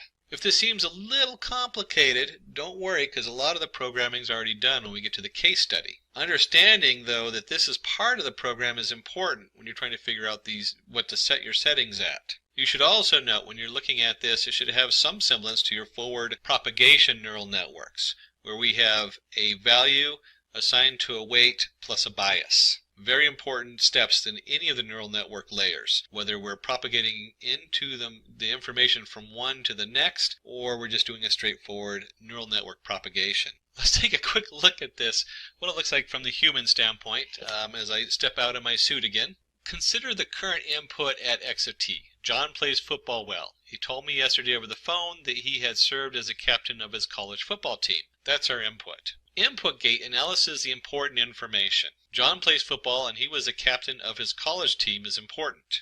He told me over the phone yesterday is less important, hence it is forgotten. This process of adding some new information can be done via the input gate. Now this example is as a human form, and we'll look at training this stuff in just a minute. But as a human being, if I wanted to get this information from a conversation, maybe it's a Google Voice listening in on you or something like that, how do we weed out the information that he was talking to me on the phone yesterday? Well, I don't want to memorize that he talked to me on the phone yesterday, or maybe that is important. But in this case, it's not. I want to know that he was the captain of the football team. I want to know that he served. I want to know that John plays football and he was the captain of the college football team. Those are the two things that I want to take away as a human being. Again, we measure a lot of this from the human viewpoint, and that's also how we try to train them so we can understand these neural networks. Finally, we get to step 3, decides what part of the current cell state makes it to the output.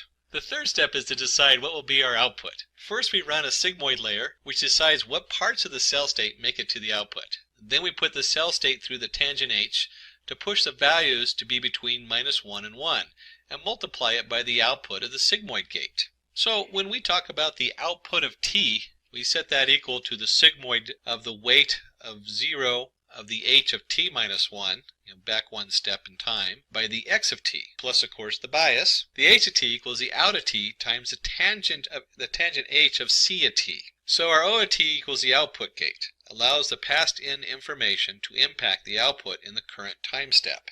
Let's consider the example to predicting the next word in the sentence. John played tremendously well against the opponent and won for his team. For his contributions, Brave blank was awarded player of the match. There are going to be a lot of choices for the empty space. Current input, Brave, is an adjective. Adjectives describe a noun. John could be the best output after Brave. Thumbs up for John, awarded player of the match. And if you were to pull just the nouns out of the sentence, team doesn't look right because that's not really the subject we're talking about. Contributions, brave contributions, or brave team, brave player, brave match. So you look at this and you can start to train this neural network. So it starts looking at it and goes, oh no, John is what we're talking about. So brave is an adjective. John's going to be the best output. And we give John a big thumbs up.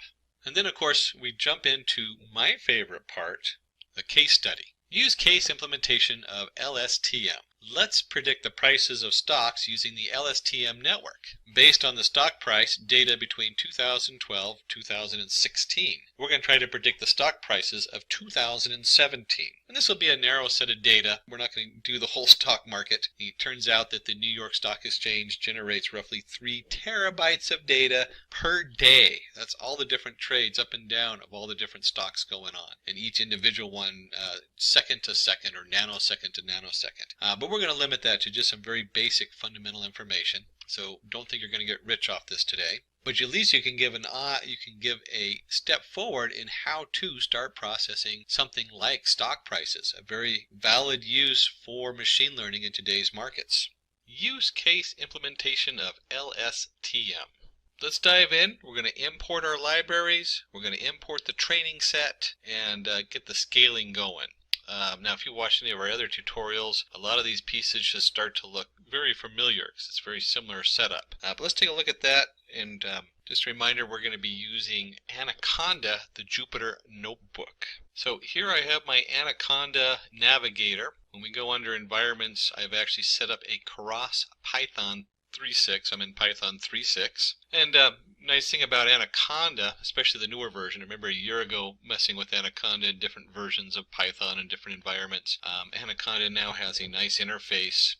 And I have this installed both on a Ubuntu Linux machine and on Windows, so it works fine on there. You can go in here and open a terminal window, and then in here, once you're in the terminal window, this is where you're going to start installing using pip to install your different modules and everything.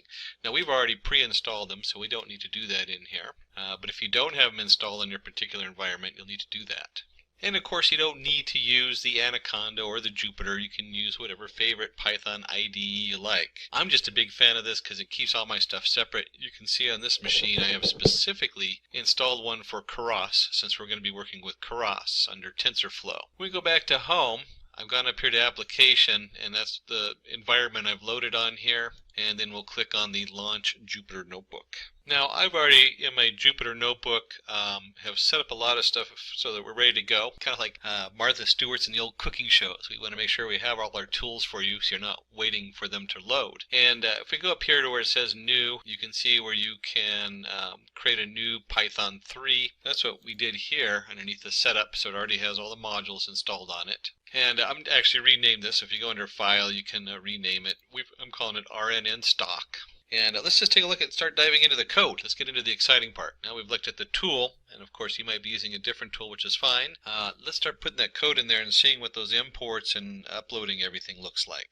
Now, the first half is kind of boring when we hit the run button, because we're going to be importing NumPy as NP. That's the number Python, which is your NumPy array, and the matplot library, because we're going to do some plotting at the end, and our pandas for our data set. Our pandas as PD. And when I hit run, it really doesn't do anything except for load those modules. Just a quick note, let me just do a quick draw here. Oops, Shift-Alt, there we go. You'll notice when we're doing this setup, if I was to divide this up, oops, I'm going to actually, let's overlap these, here we go.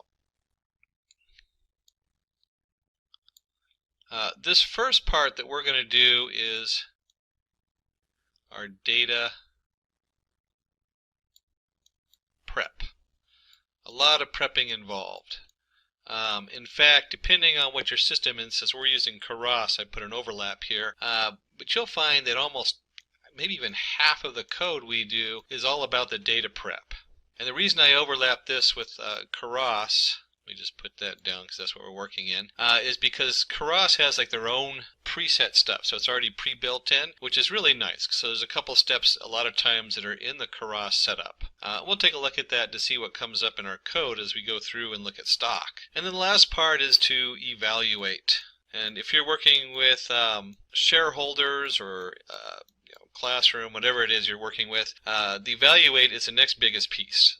So the actual code here, Keras is a little bit more, but when you're working with some of the other packages, you might have like 3 lines. That might be it. All your stuff is in your pre-processing and your data. Since Keras is cutting edge and you load the individual layers, you'll see that there's a few more lines here and Keras is a little bit more robust. And then you spend a lot of times, like I said, with the evaluate, you want to have something you present to everybody else and say, hey, this is what I did, this is what it looks like. So let's go through those steps. This is like a kind of just general overview. And let's just take a look and see what the next set of code looks like. And in here we have a dataset train, and it's going to be read using the PD, or pandas.readCSV, and it's a Google stock price train.csv. And so under this we have training set equals dataset train.iLocation, and we've kind of sorted out part of that. So what's going on here? Let's just take a look at it. Let's look at the actual file and see what's going on there. Now if we look at this, ignore all the extra files on this, I already have a train and a test set where it's sorted out. This is important to notice because a lot of times we do that as part of the pre-processing of the data. We take 20% of the data out so we can test it, and then we train the rest of it. That's what we use to create our neural network. That way we can find out how good it is. But let's go ahead and just take a look and see what that looks like as far as the file itself. And I went ahead and just opened this up in a basic WordPad and text editor just so we can take a look at it. Certainly you can open up an Excel or any other kind of spreadsheet. And we note that this is a comma-separated variables. We have a date, open, high, low, close, volume. This is the standard stuff that we import into our stock, or the most basic set of information you can look at in stock. It's all free to download. In this case, we downloaded it from Google. That's why we call it the Google stock price. And it specifically is Google. This is the Google stock values from, as you can see here, we started off at 1/3/2012. So when we look at this first setup up here, we have a dataset train equals PD_CSV. And if you noticed on the original frame, let me just go back there, they had it set to home Ubuntu downloads Google stock price train. I went ahead and changed that because we're in the same file where I'm running the code. So I've saved this particular Python code, and I don't need to go through any special paths or have the full path on there. And then of course we want to take out certain values in here. And you're going to notice that we're using our data set, and we're now in pandas. So pandas, basically it looks like a spreadsheet. And in this case, we're going to do iLocation, which is going to get specific locations. The first value is going to show us that we're pulling all the rows in the data. And the second one is we're only going to look at columns 1 and 2. And if you remember here from our data, as we switch back on over, columns, we always start with 0, which is the date. And we're going to be looking at open and high, which would be 1 and 2. We'll just label that right there so you can see. Now, when you go back and do this, you certainly can extrapolate and do this on all the columns. But for the example, let's just limit a little bit here so that we can focus on just some key aspects of stock. And then we'll go up here and run the code. And again, I said the first half is very boring. Whenever you hit the run button, it doesn't do anything because we're still just loading the data and setting it up.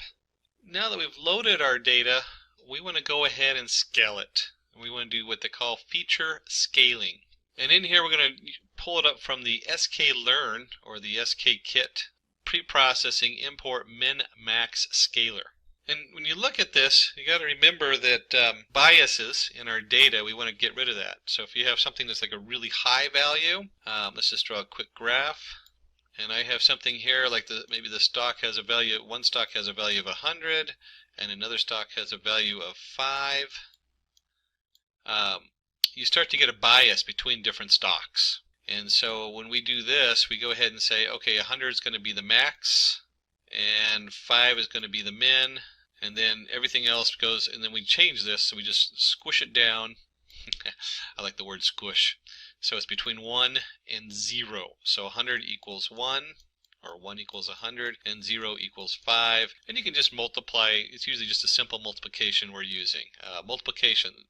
So it's going to be minus 5 and then 100 divided, or 95 divided by 1. So, or whatever value is divided by 95. And once we've actually created our scale, we're telling it's going to be from 0 to 1. We want to take our training set and we're going to create a training set scaled. And we're going to use our scaler, SC, and we're going to fit. We're going to fit and transform the training set. So we can now use the SC, this particular object, we'll use it later on our testing set. Because remember, we have to also scale that when we go to test our model and see how it works. And we'll go ahead and click on the run. Again, it's not going to have any output yet because we're just setting up all the variables.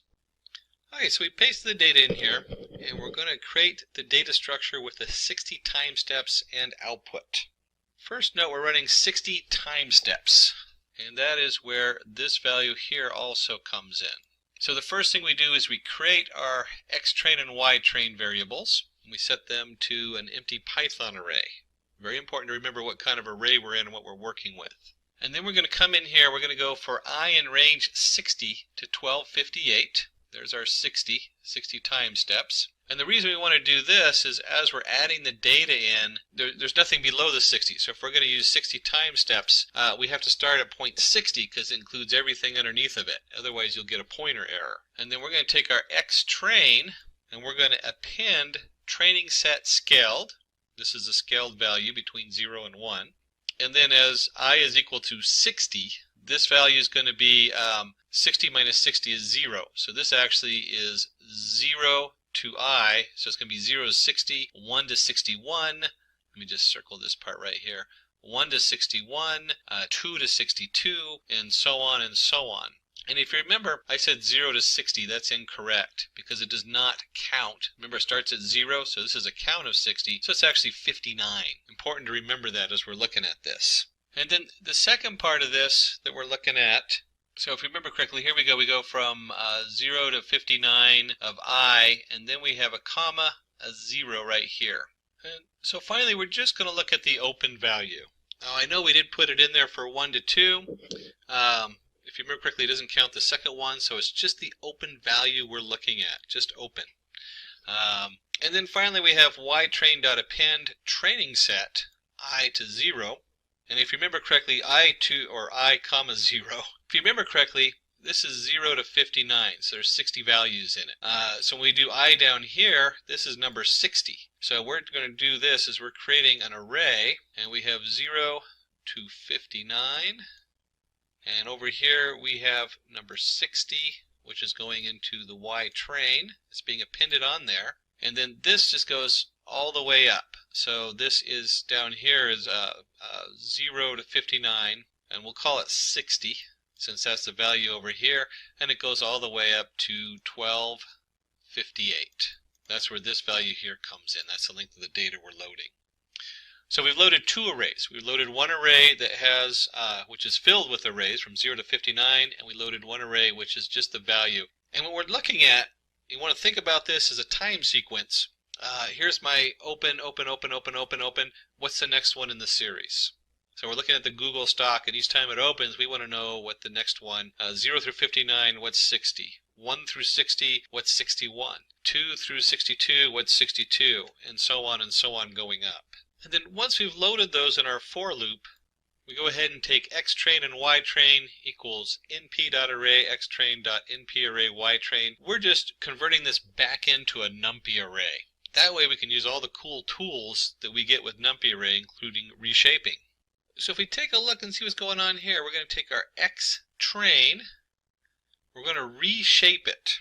Wow, what the heck does reshape mean? That means we have an array, if you remember correctly, so many numbers by 60. That's how wide it is. And so when you do xtrain.shape, that gets one of the shapes. And you get xtrain.shape of 1 gets the other shape. And we're just making sure the data is formatted correctly. And so you use this to pull the fact that it's 60 by, in this case, where's that value?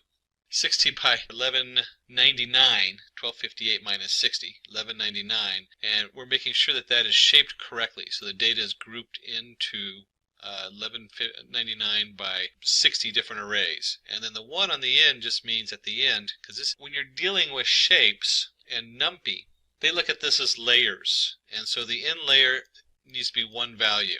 That's like the leaf of a tree, where this is the branch, and then it branches out some more, and then you get the leaf. np.reshape comes from and using the existing shapes to form it. We'll go ahead and run this piece of code. Again, there's no real output. And then we'll import our different Keras modules that we need. So from Keras Models, we're going to import the sequential model. We're dealing with sequential data. We have our dense layers. We have actually 3 layers we're going to bring in. Our dense, our LSTM, which is what we're focusing on, and our dropout. And we'll discuss these 3 layers more in just a moment. But you do need with the LSTM, you do need the dropout, and then the final layer will be the dense. But let's go ahead and run this, and that'll import our modules. And you'll see we get an error on here. And if you read it closer, it's not actually an error, it's a warning. What does this warning mean? These things come up all the time when you're working with such cutting-edge modules that are completely being updated all the time. We're not going to worry too much about the warning. All it's saying is that the H5 PY module, which is part of Keras, is going to be updated at some point. And if you're running new stuff on Keras and you start updating your Keras system, you better make sure that your H5Py is updated too, otherwise you're going to have an error later on. And you can actually just run an update on the H5Py now if you wanted to. Not a big deal, we're not going to worry about that today. And I said we were going to jump in and start looking at what those layers mean. I meant that. And we're going to start off with initializing the RNN, and then we'll start adding those layers in. And you'll see that we have the LSTM and then the dropout. LSTM, then dropout. LSTM, then dropout. What the heck is that doing?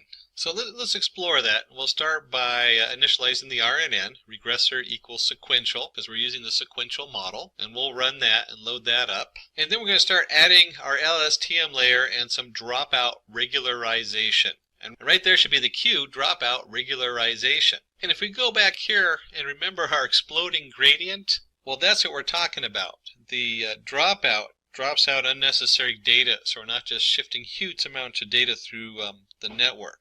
So we go in here, let's just go ahead and add this in. I'll go ahead and run this. And we had 3 of them, so let me go ahead and put all 3 of them in, and then we can go back over them. Here's the second one, and let's put 1 more in. Oops, put that in, and we'll go ahead and put 2 more in. I said 1 more in, but it's actually 2 more in, and then let's add 1 more after that. And as you can see, each time I run these, they don't actually have an output. So let's take a closer look and see what's going on here. So we're going to add our first LSTM layer in here. We're going to have units 50. The units is the positive integer, and it's the dimensionality of the output space. This is what's going out into the next layer. So we might have 60 coming in, but we have 50 going out. We have a return sequence, because it is a sequence data, so we want to keep that true. And then you have to tell it what shape it's in. Well, we already know the shape by just going in here and looking at xtrain shape. So input shape equals the xtrain shape of 1, 1. It makes it real easy. You don't have to remember all the numbers that put in 60 or whatever else is in there. You just let it tell the regressor what model to use. And so we follow our STM with a dropout layer. Now, understanding the dropout layer is kind of exciting because one of the things that happens is we can overtrain our network. That means that our neural network will memorize such specific data that it has trouble predicting anything that's not in that specific realm. To fix for that, each time we run through the training mode, we're going to take 0.2 or 20% of our neurons and just turn them off. So we're only going to train on the other ones. And it's going to be random. That way, each time we pass through this, we don't overtrain. These nodes come back in the next training cycle. We randomly pick a different 20. And finally, I see a big difference as we go from the first to the second and third and fourth. The first thing is we don't have to input the shape. Because the shape's already, the output units is 50 here, the next step automatically knows this layer is putting out 50, and because it's the next layer, it automatically sets that and says, oh, 50 is coming out from our last layer. It's coming out, goes into the regressor, and of course we have our dropout. And that's what's coming into this one, and so on, and so on. And so the next 3 layers, we don't have to let it know what the shape is. It automatically understands that. And we're going to keep the units the same. We're still going to do 50 units. It's still a sequence coming through, 50 units and a sequence. Now, the next piece of code is what brings it all together. Let's go ahead and take a look at that. And we come in here, we put the output layer, the dense layer. And if you remember up here, we had the 3 layers. We had LSTM, dropout, and dense. Dense just says we're going to bring this all down into one output. Instead of putting out a sequence, we just want to know the answer at this point. And let's go ahead and run that. And so in here, you notice all we're doing is setting things up, one step at a time. So far, we've brought in our, way up here, we brought in our data, we brought in our different modules, we formatted the data for training it, we set it up, we have our X train and our Y train. We have our source of data and the answers we know so far that we're going to put in there. We've reshaped that. We've come in and built our Keras. We've imported our different layers. And we have in here, if you look, we have 5 total layers. Now, Keras is a little different than a lot of other systems because a lot of other systems put this all in one line and do it automatic, but they don't give you the options of how those layers interface, and they don't give you the options of how the data comes in. Keras is cutting edge for this reason. So even though there's a lot of extra steps in building the model, this has a huge impact on the output and what we can do with these new models from Keras. So we brought in our dense, we have our full model put together, our regressor. filter. So we need to go ahead and compile it, and then we're going to go ahead and fit the data. We're going to compile the pieces so they all come together, and then we're going to run our training data on there and actually recreate our regressor so it's ready to be used. So let's go ahead and compile that, and I can go ahead and run that. And if you've been looking at any of our other tutorials on neural networks, you'll see we're going to use the optimizer Atom. Atom is optimized for big data. There's a couple other optimizers out there beyond the scope of this tutorial, but certainly Atom will work pretty good for this. And loss equals mean squared value. So when we're training it, this is what we want to base the loss on. How bad is our error? Well, we're going to use the mean squared value for our error and the Atom optimizer for its differential equations. You don't have to know the math behind them, but certainly it helps to know what they're doing and where they fit into the bigger models. And then finally we're going to do our fit, fitting the RNN to the training set. We have the regressor.fit, xtrain, ytrain, epochs, and batch size. So we know where this is. This is our data coming in. For the xtrain, our ytrain is the answer we're looking for of our data, our sequential input. Epochs is how many times we're going to go over the whole data set. We created a whole data set of xtrain. So this is each of those rows, which includes a time sequence of 60.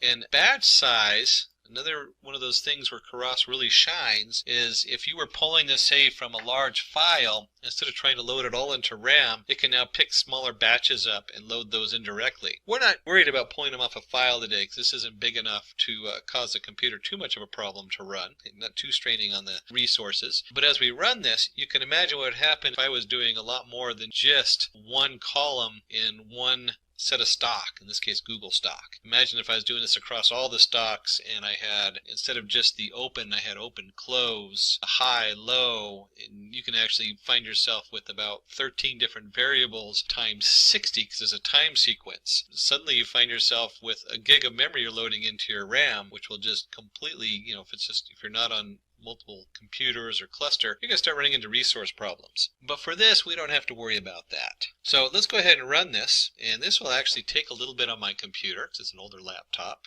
And give it a second to kick in there. There we go. Alright, so we have epoch. So this is going to tell me it's running the first run through all the data. And as it's going through, it's batching them in 32 pieces. So 32 lines each time. And there's 1198. I think I said 1199 earlier, but it's 1198. I was off by 1. And each one of these is 13 seconds. So you can imagine this is roughly 20 to 30 minutes runtime on this computer. Like I said, it's an older laptop running at 0.9 gigahertz on a dual processor. And that's fine. What we'll do is I'll go ahead and stop, go get a drink of coffee, and come back, and let's see what happens at the end and where this takes us. And like any good cooking show, I've gone and gotten my latte. I also had some other stuff running in the background, so you'll see these numbers jumped up to like 19 seconds, 15 seconds. But you can scroll through, and you can see we've run it through 100 steps, or 100 epochs. So the question is, what does all this mean?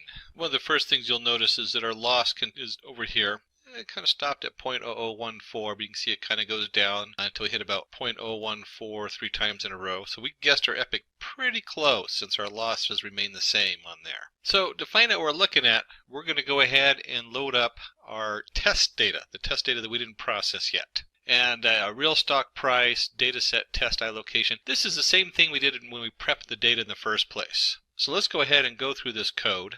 And we can see we've labeled it Part 3, Making the Predictions and Visualizing the Results. So the first thing we need to do is go ahead and read the data in from our test CSV. And you see I've changed the path on it for my computer. And then we'll call it the real stock price. And again, we're doing just the one column here and the values from iLocation. So it's all the rows and just the values from that one location. That's the open. Stock open. And let's go ahead and run that. So that's loaded in there. And then let's go ahead and we have our inputs. We're going to create inputs here. And this should all look familiar because this is the same thing we did before. We're going to take our data set total. We're going to do a little pandas concat from the data set train. Now remember, the end of the data set train is part of the data going in. And let's just visualize that just a little bit. Here's our train data. Let me just put TR for train. And it went up to this value here. But each one of these values generated a bunch of columns. So it was 60 across, and this value here equals this one, and this value here equals this one, and this value here equals this one. And so we need these top 60 to go into our new data. So to find out what we're looking at, we're going to go ahead and load up our test data, the test data that we didn't process yet. and real stock price, data set, test allocation. This is the same thing we did when we prepped the data in the first place. So let's go ahead and go through this code. And we can see we've labeled it Part 3, Making the Predictions and Visualizing the Results. So the first thing we need to do is go ahead and read the data in from our test CSV. And you see I've changed the path on it for my computer. And then we'll call it the real stock price. And again, we're doing just the one column here and the values from iLocation. So it's all the rows and just the values from that one location. That's the open, stock open. And let's go ahead and run that. So that's loaded in there. And then let's go ahead and we have our inputs. We're going to create inputs here. And this should all look familiar because this is the same thing we did before. We're going to take our data set total. We're going to do a little pandas concat from the data set train. Now remember, the end of the data set train is part of the data going in. And let's just visualize that just a little bit. Here's our train data. Let me just put TR for train. And it went up to this value here. But each one of these values generated a bunch of columns. So it was 60 across, and this value here equals this one, and this value here equals this one, and this value here equals this one. And so we need these top 60 to go into our new data, because that's part of the next data, or it's actually the top 59. So that's what this first setup is over here, is where we're going in, we're doing the real stock price, and we're going to just take the data set test, and we're going to load that in, and then the real stock price is our data test location. So we're just looking at that first column, the open price. And then our data set total, we're going to take pandas and we're going to concat, and we're going to take our data set train for the open and our data set test open. And this is one way you can reference these columns. We've referenced them a couple different ways. We've referenced them up here with the 1, 2, but we know it's labeled as a panda set as open. So pandas is great that way. Lots of versatility there. And we'll go ahead and go back up here and run this. There we go. And you'll notice this is the same as what we did before. We have our open data set. We appended our concatenated our two data sets together. We have our inputs equals data set total length, data set total minus length of data set minus test minus 60 values. So we're going to run this over all of them. And you'll see why this works. Because normally when you're running your test set versus your training set, you run them completely separate. But when we graph this, you'll see that we'll be looking at the part that we didn't train it with to see how well it graphs. And we have our inputs equals inputs dot reshapes, or reshaping like we did before. We're transforming our inputs.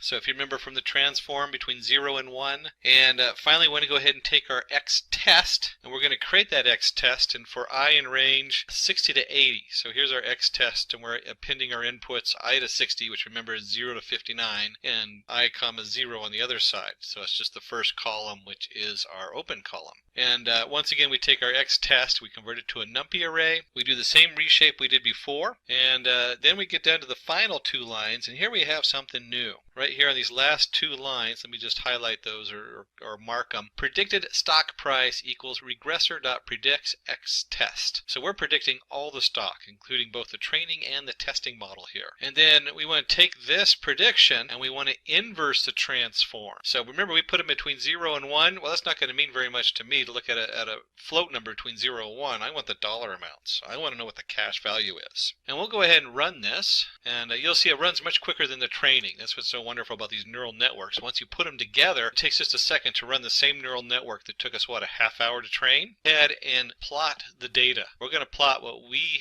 think it's going to be, and we're going to plot it against the real data, what the Google stock actually did. So let's go ahead and take a look at that in code. And let's pull this code up. So we have our PLT. That's our, if you remember from the very beginning, let me just go back up to the top. We have our matplotlibary.pyplot as PLT. That's where that comes in. And we come down here, we're going to plot, and let me get my drawing thing out again. We're going to go ahead, and PLT is basically kind of like an object. It's one of the things that always threw me when I'm doing graphs in Python, because I always think you have to create an object, and then it loads that class in there. Well, in this case, PLT is like a canvas you're putting stuff on. So if you've done HTML5, you'll have the canvas object. This is the canvas. So we're going to plot the real stock price. That's what it actually is. And we're going to give that color red. So it's going to be in bright red. We're going to label it real Google stock price. And then we're going to do our predicted stock. And we're going to do it in blue, and it's going to be labeled predicted. And we'll give it a title, because it's always nice to give a title to your graph, especially if you're going to present this to somebody, to your shareholders in the office. And the X label is going to be time, because it's a time series. And we didn't actually put the actual date and times on here, but that's fine. We just know they're incremented by time. And then, of course, the Y label is the actual stock price. plt.legend tells us to build the legend on here so that the color red and real Google stock price show up on there. And then the plot shows us that actual graph. So let's go ahead and run this and see what that looks like. And you can see here we have a nice graph, and let's talk just a little bit about this graph before we wrap it up. Here's our legend I was telling you about. That's why we have the legend to show the prices. We have our title and everything. And you'll notice on the bottom we have a time sequence. We didn't put the actual time in here. Now we could have. We could have gone ahead and plotted the X, since we know what the dates are, and plotted this to dates. But we also know this is only the last piece of data that we're looking at. So last piece of data, which ends somewhere probably around here on the graph, I think it's like about 20% of the data, probably less than that. We have the Google price, and the Google price has this little up jump and then down, and you'll see that the actual Google, instead of a turn down here, just didn't go up as high and didn't go down. So our prediction has the same pattern, but the overall value is pretty far off as far as stock. But then again, we're only looking at one column. We're only looking at the open price. We're not looking at how many volumes were traded. And like I was pointing out earlier, when we talk about stock, just right off the bat, there's 6 columns. There's open, high, low, close, volume. Then there's volume shares. Then there's the adjusted open, adjusted high, adjusted low, adjusted close. They have a special formula to predict exactly what it would really be worth based on the value of the stock. And then from there, there's all kinds of other stuff you can put in here. So we're only looking at one small aspect, the opening price of the stock. And as you can see here, we did a pretty good job. This curve follows the curve pretty well. It has like little jumps on it, bends. They don't quite match up. So this bend here does not quite match up with that bend there, but it's pretty darn close. We have the basic shape of it, and the prediction isn't too far off. And you can imagine that as we add more data in and look at different aspects in the specific domain of stock, we should be able to get a better representation each time we drill in deeper. Of course, this took a half hour for my computer to train, so you can imagine that if I was running it across all those different variables, it might take a little bit longer to train the data. Not so good for doing a quick tutorial like this. So we're going to dive right into what is Keras. We'll also go all the way through this into a couple of tutorials, because that's where you really learn a lot, is when you roll up your sleeves. So when we talk about what is Keras, Keras is a high-level deep learning API written in Python for easy implementation of neural networks. It uses deep learning frameworks such as TensorFlow, PyTorch, etc. as backend to make computation faster. And this is really nice because as a programmer, there is so much stuff out there and it's evolving so fast, it can get confusing. And having some kind of high-level order in there where you can actually view it and easily program these different neural networks is really powerful. It's really powerful to have something out really quick and also be able to start testing your models and seeing where you're going. So Keras works by using complex deep learning frameworks such as TensorFlow, PyTorch, MLFull, etc. as a backend for fast computation, while providing a user-friendly and easy-to-learn front-end. And you can see here we have the Keras API specifications, and under that you'd have like TF Keras for TensorFlow, Thano Keras, and so on. And then you have your TensorFlow workflow that this is all sitting on top of. And this is, like I said, it organizes everything. The heavy lifting is still done by TensorFlow or whatever underlying package you put in there. And this is really nice because you don't have to dig as deeply into the heavy end stuff while still having a very robust package you can get up and running rather quickly. And it doesn't distract from the processing time because all the heavy lifting is done by packages like TensorFlow. This is the organization on top of it. So the working principle of Keras. The working principle of Keras is Keras uses computational graphs to express and evaluate mathematical expressions. And you can see here we put them in blue. They have the expression expressing complex problems as a combination of simple mathematical operators. where we have like the percentage, or in this case in Python, that's usually your remainder, or multiplication. You might have the operator of x to the power of 0.3. And it is useful for calculating derivatives by using back propagation. So if we're doing with neural networks, when we send the error back up to figure out how to change it, this makes it really easy to do that without really not banging your head and having to hand write everything. It's easier to implement distributed computation, and for solving complex problems, specify input and outputs and make sure all nodes are connected. And so this is really nice as you come in through, is that as your layers are going in there, you can get some very complicated different setups nowadays, which we'll look at in just a second. And this just makes it really easy to start spinning this stuff up and trying out the different models. So when we look at Keras Models, Keras Model, we have a sequential model. Sequential model is a linear stack of layers where the previous layer leads into the next layer. And this, if you've done anything else, even like the sklearn with their neural networks and propagation and any of these setups, this should look familiar. You should have your input layer, it goes into your layer 1, layer 2, and then to the output layer. And it's useful for simple classifier or decoder models. And you can see down here we have the model equals a Keras sequential, and this is the actual code. You can see how easy it is. We have a layer that's dense, your layer 1. As an activation, they're using the ReLU in this particular example. And then you have your name layer 1, layer dense ReLU, name layer 2, and so forth.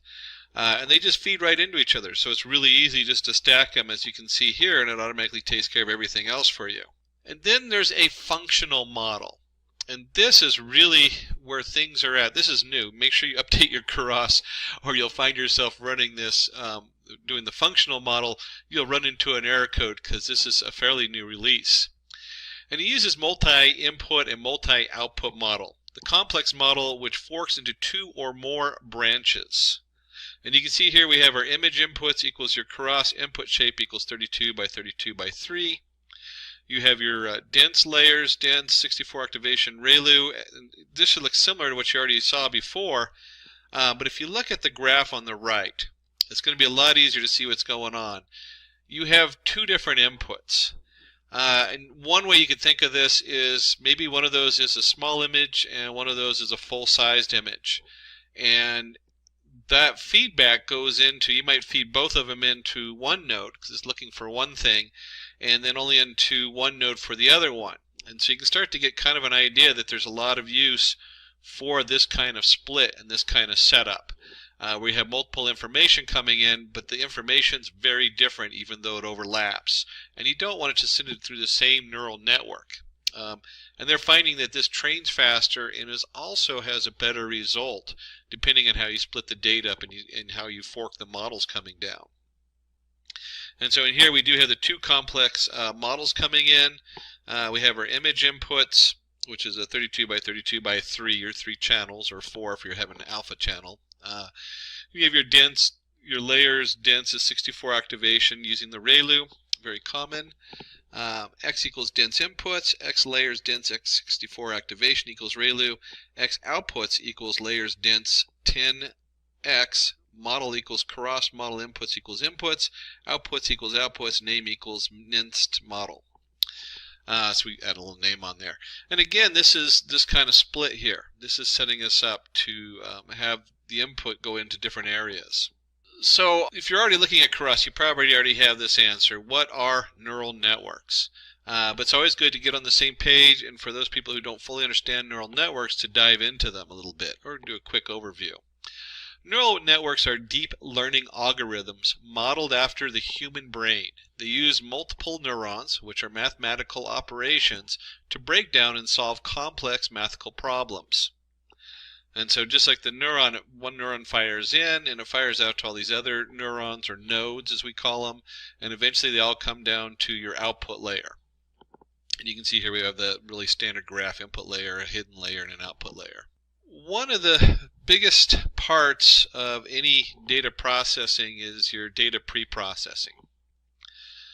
So we always have to touch base on that. With a neural network, like many of these models, they're kind of, when you first start using them, they're like a black box. You put your data in, You train it and you test it and see how good it was. And you have to pre-process that data because bad data in is bad outputs. So in data pre-processing, we will create our own data examples set with Keras.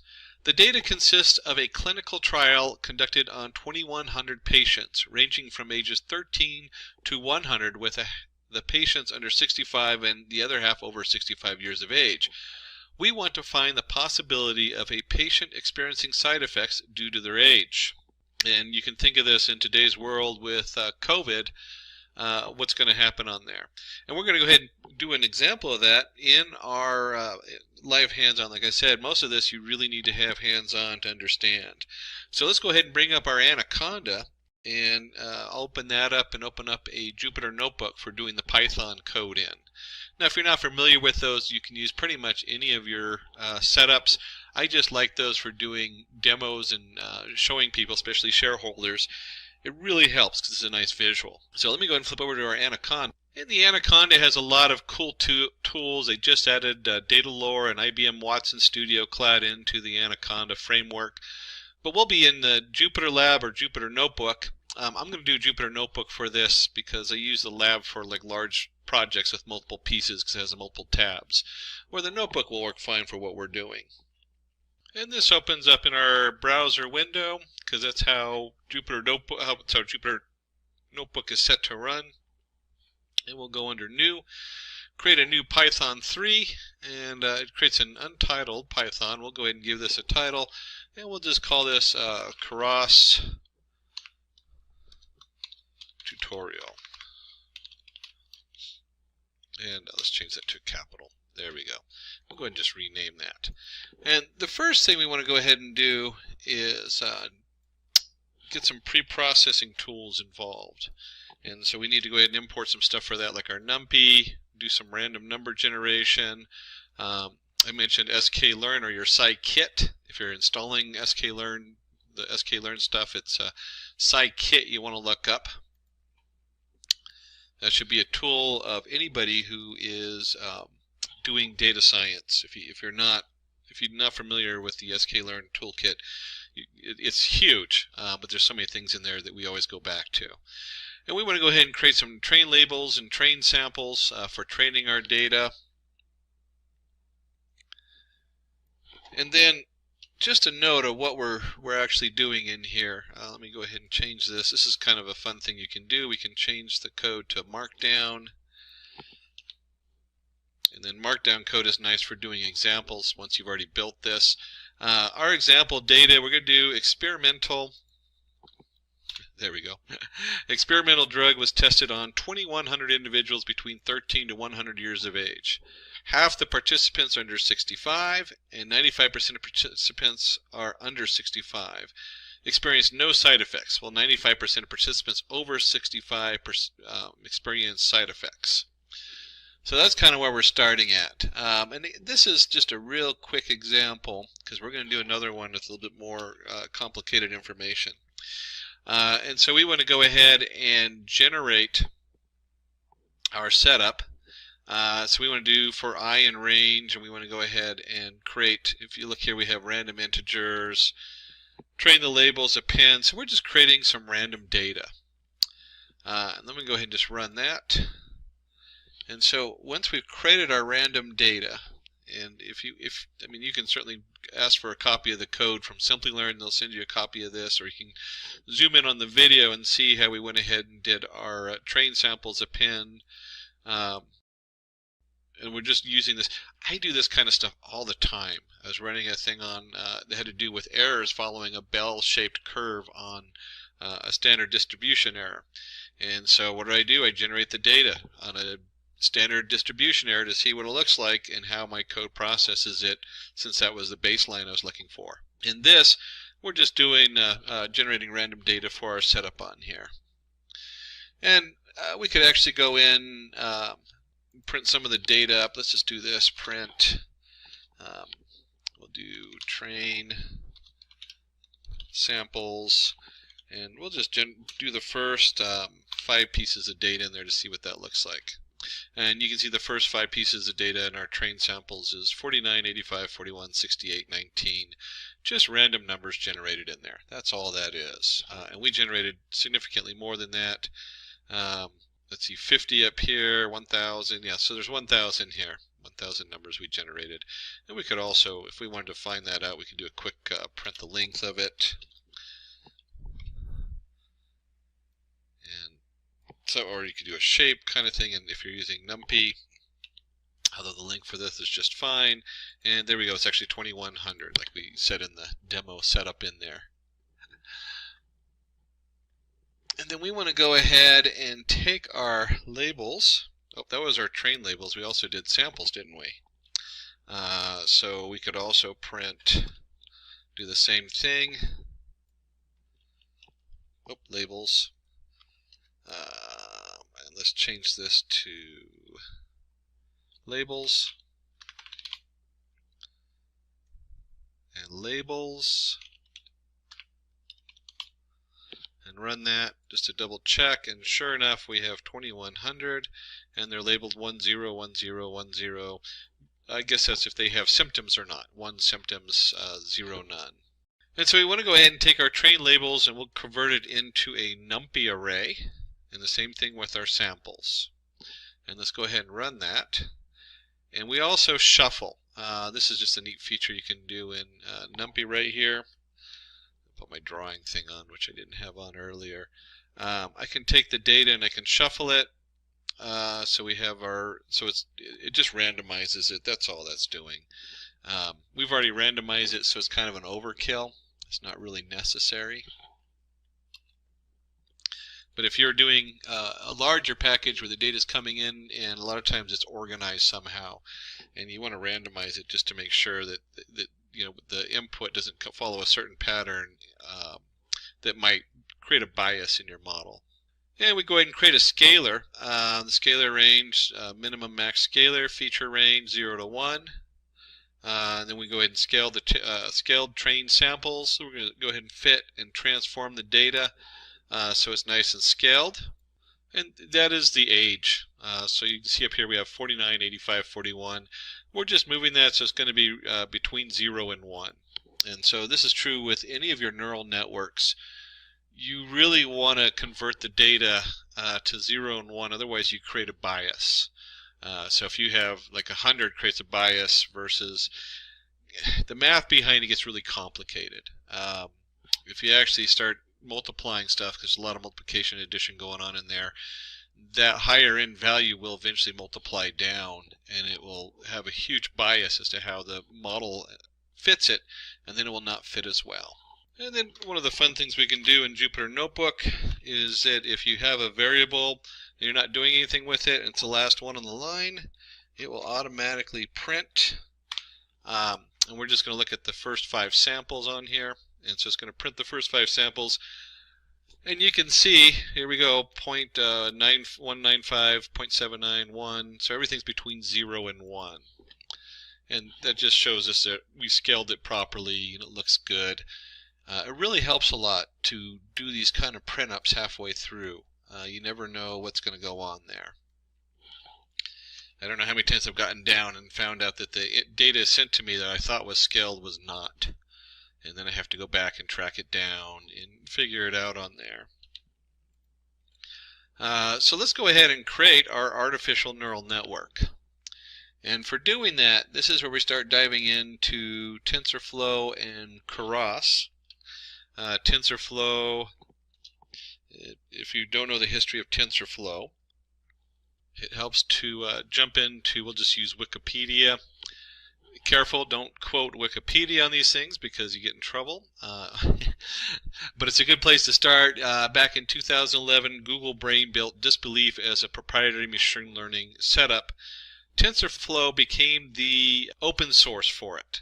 So TensorFlow was a Google product, and then it became open sourced, and now it's just become probably one of the de factos when it comes for neural networks as far as where we're at. So when you see the TensorFlow setup, it's got like a huge following. There are some other setups like the Scikit under the sklearn has their own little neural network. but the TensorFlow is the most robust one out there right now. And Keras sitting on top of it makes it a very powerful tool, so we can leverage both the Keras easiness in which we can build a sequential setup on top of TensorFlow. And so in here we're going to go ahead and do our input of TensorFlow, and then we have the rest of this is all Keras here from number 2 down. We're going to import from TensorFlow the Keras connection, and then you have your TensorFlow Keras Models, import sequential. It's a specific kind of model. We'll look at that in just a second. If you remember from the files, that means it goes from one layer to the next layer to the next layer. There's no funky splits or anything like that. And then we have from TensorFlow Keras layers, we're going to import our activation and our dense layer. And we have our optimizer Atom. This is a big thing to be aware of, how you optimize your data. When you first do it, Atom's as good as any. Atom is usually, there's a number of optimizer out there. There's a couple of main ones, but Atom is usually assigned to bigger data. It works fine. Usually the lower data does it just fine, but Atom is probably the mostly used. But there are some more out there, and depending on what you're doing with your layers, your different layers might have different activations on them. And then finally down here you'll see our setup where we want to go ahead and use the metrics.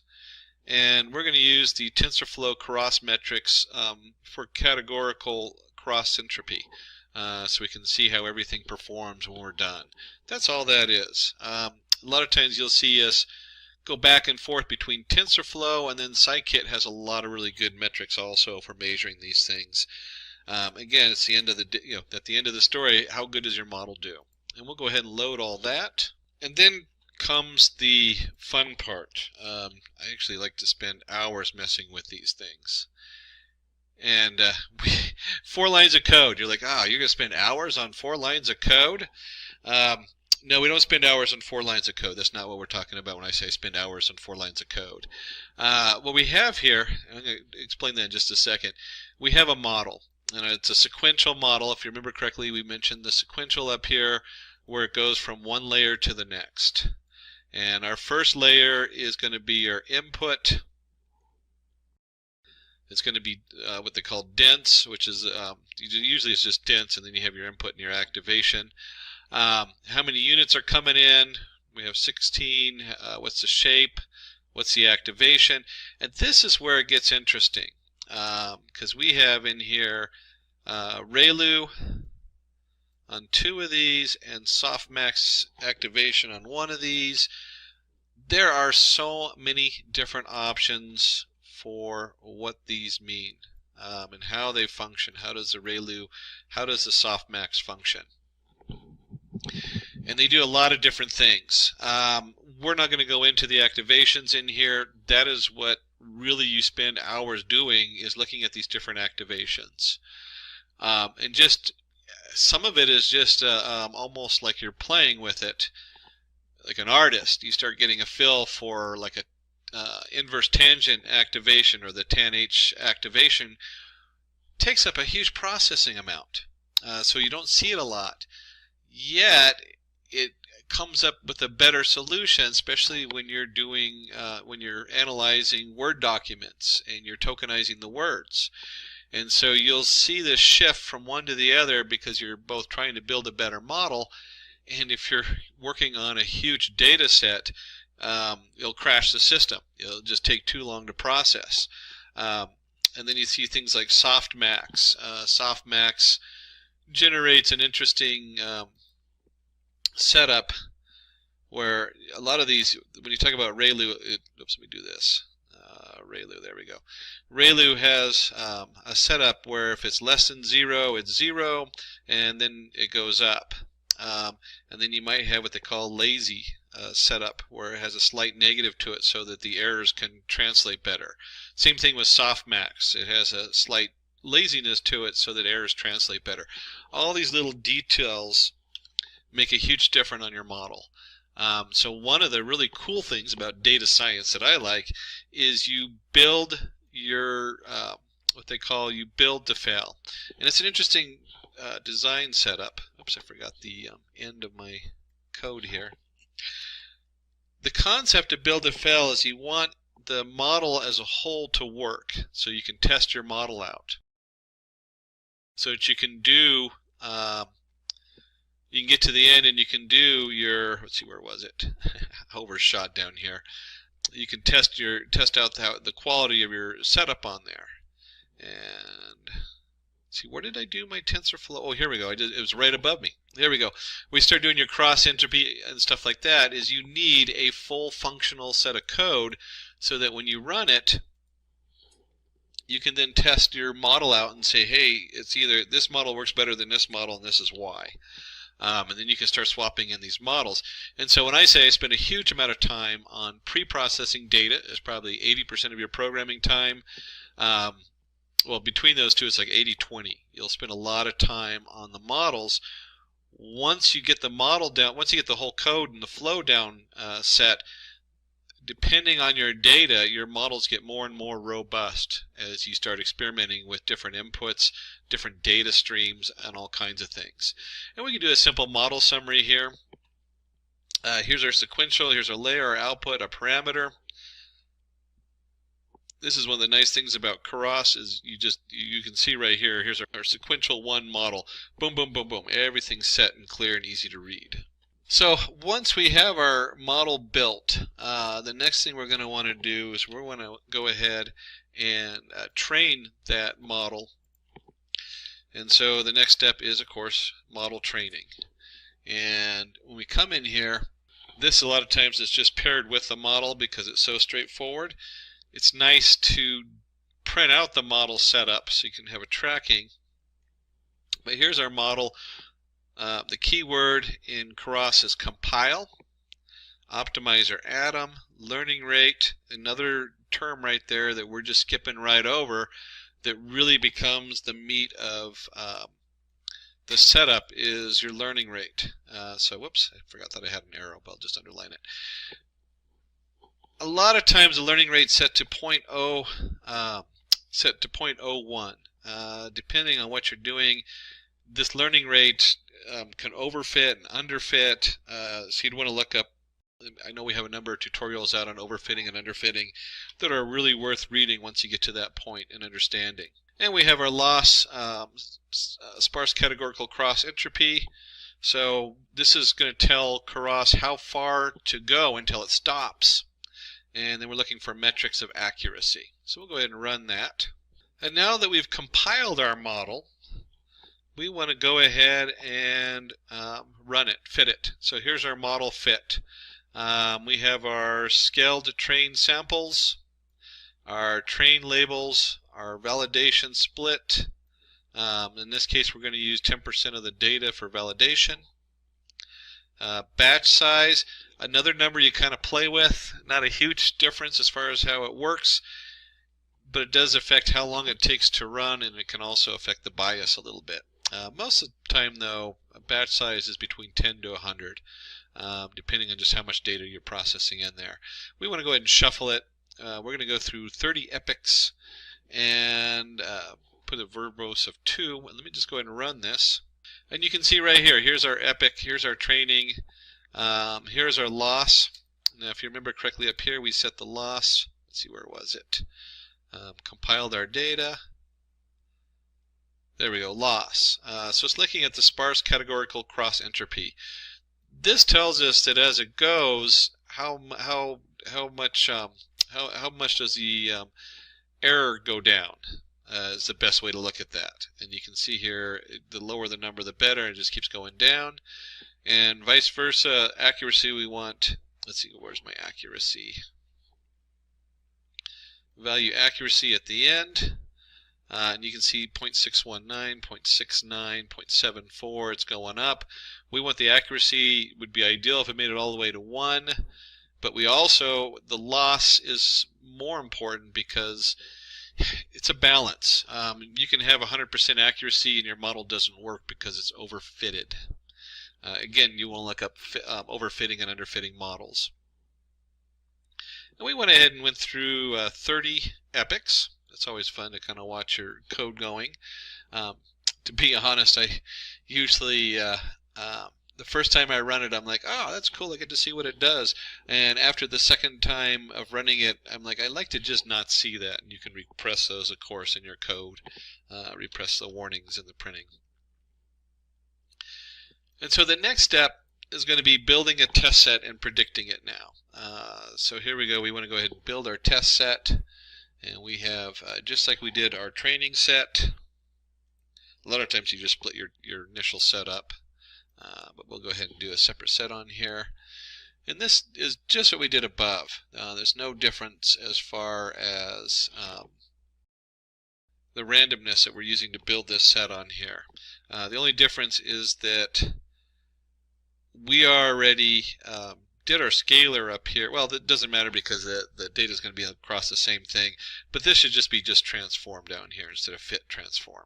Because you don't want to refit your data on your testing data. There we go. And now we're just transforming it because you never want to transform the test data. Easy mistake to make, especially on an example like this where we're not doing, we're randomizing the data anyway, so it doesn't matter too much because we're not expecting something weird. And then we want to go ahead and do our predictions. The whole reason we built the model is we take our model, we predict, and we're going to do, here's our X-scale data, batch size 10, verbose, and now we have our predictions in here, and we could go ahead and do a, we'll print predictions, and then I guess I could just put down predictions in 5 so we can look at the first 5 of the predictions. And what we have here is we have our age and the prediction on this age versus what we think it's going to be, what we think is they're going to have symptoms or not. And the first thing we notice is that's hard to read because we really want a yes/no answer.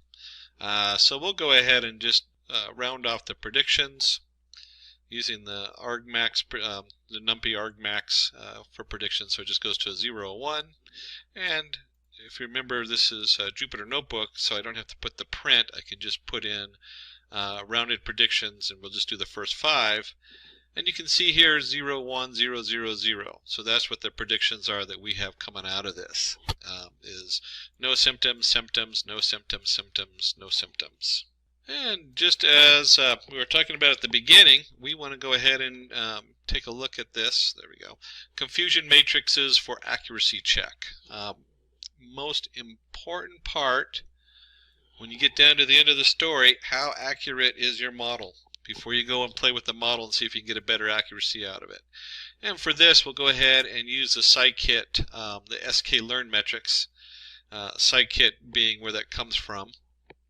Import confusion matrix, some iteration tools, and of course a nice matplot library. That makes a big difference, so it's always nice to have a nice graph to look at. Picture's worth 1,000 words. And then we'll go ahead and call it CM for confusion matrix, y true equals test labels, y predict rounded predictions. And we'll go ahead and load in our CM. And I'm not going to spend too much time on the plotting, going over the different plotting code. You can spend we have whole tutorials on how to do your different plotting on there. But we do have here is we're going to do a plot confusion matrix. There's our CM, our classes, normalized false, title, confusion matrix. CMAP is going to be in blues. And you can see here we have to the nearest CMAP, titles, all the different pieces, whether you put tick marks or not, the marks, the classes, the color bar. So a lot of different information on here as far as how we're doing the printing of the confusion matrix. You can also just dump the confusion matrix into a Seaborn and real quick get an output. It's worth knowing how to do all this when you're doing a presentation to the shareholders. You don't want to do this on the fly. You want to take the time to make it look really nice, like our guys in the back did.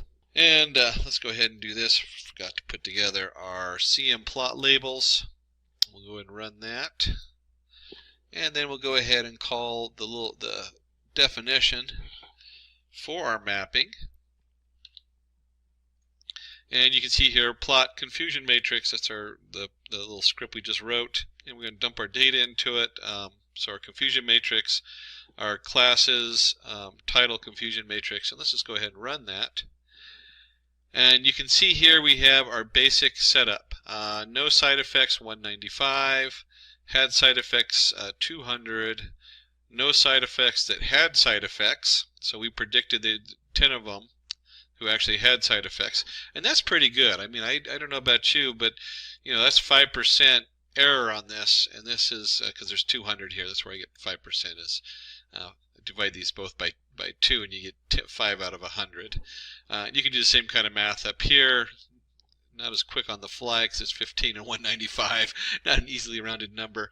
But you can see here where they have 15 people who predicted to have no with the no side effects but had side effects kind of setup on there. And these confusion matrix are so important at the end of the day. This is really where you show whatever you're working on comes up, and you can actually show them, hey, this is how good we are or not, how messed up it is. So this was I spent a lot of time on some of the parts, but you can see here is really simple.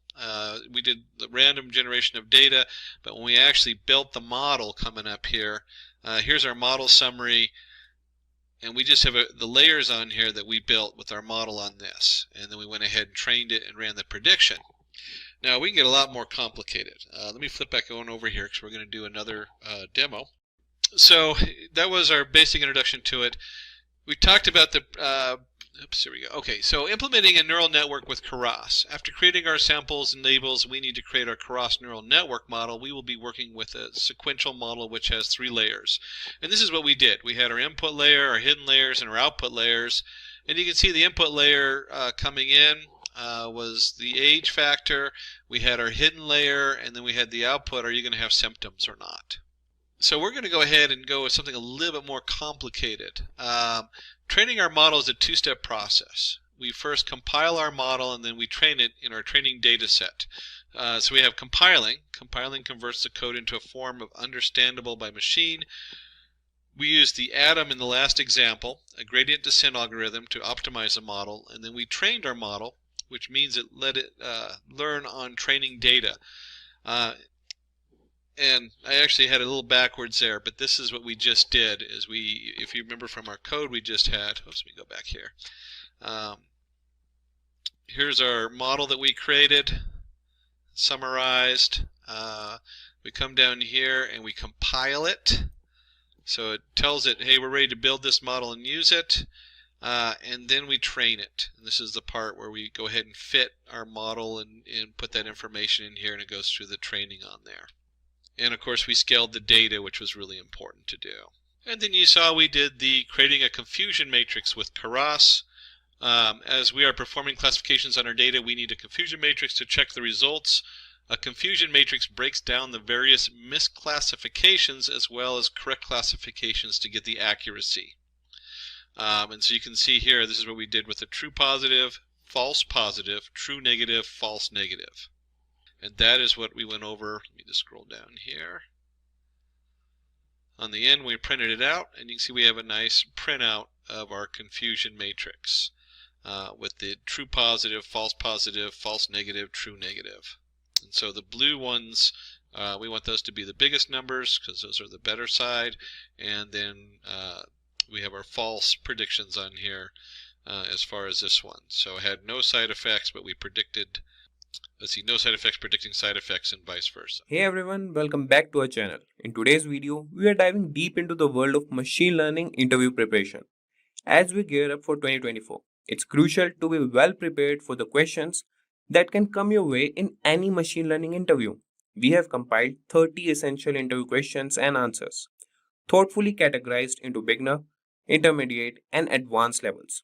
So let's start with beginner level questions, and number 1 is, what is machine learning? So machine learning is a subset of artificial intelligence that involves the use of algorithms and statistical models to enable computers to perform tasks without explicit instructions, that is by relying on patterns and interference. And now moving to number 2nd question, that is, what are the different types of machine learning? So the three main types of machine learning are, number one is supervised learning, and then comes unsupervised learning, and then there is reinforcement learning. Now moving to next question, that is third, that is what is supervised learning? So supervised learning involves training a model on a labeled dataset, which means each training example is paired with an output label. The model learns to predict the output from the input data. Now moving to the fourth question, that is what is unsupervised learning? So unsupervised involves training a model on data that does not have labeled responses. The model tries to learn the patterns and the structure from the input data. So guys, these are the beginner level questions. And now we'll move to the fifth question, that is what is reinforcement learning? So reinforcement learning is a type of machine learning where an agent learns to make decisions by performing actions and receiving rewards or penalties.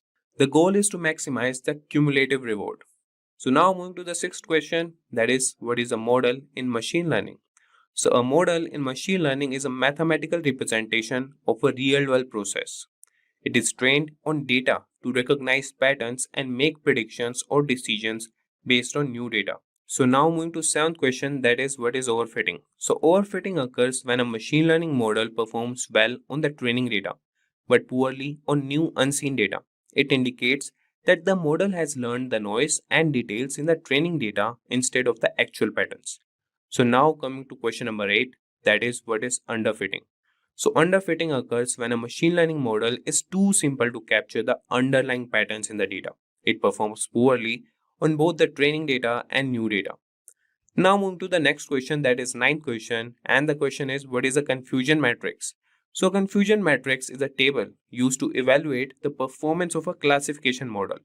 It summarizes the number of correct and incorrect predictions made by the model, and that is categorized by each class. Now moving to the 10th question, that is what is cross-validation.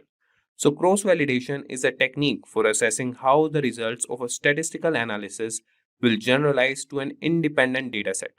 It involves partitioning the data into subsets, training the model on some subsets and validating it on the remaining subsets.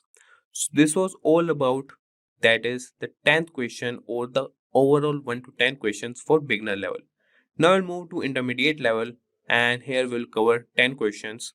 So we'll start with 11th question, that is what is a ROC curve? So ROC, that is Receiver Operating Characteristic Curve. It is a graphical representation of a classifier's performance across different thresholds. It plots the true positive rate, that is TPR, against a false positive rate, that is FPR. Now moving to 12th question, that is what is precision and recall. So precision is the ratio of correctly predicted positive observations to the total predicted positives. And recall is the ratio of correctly predicted positive observations to all actual positives. So the formula is precision equal to TP slash TP plus FP, and the recall is TP slash TP plus FN. So now we'll move to the 13th question, that is what is the F1 score? So the F1 score is the harmonic mean of precision and recall.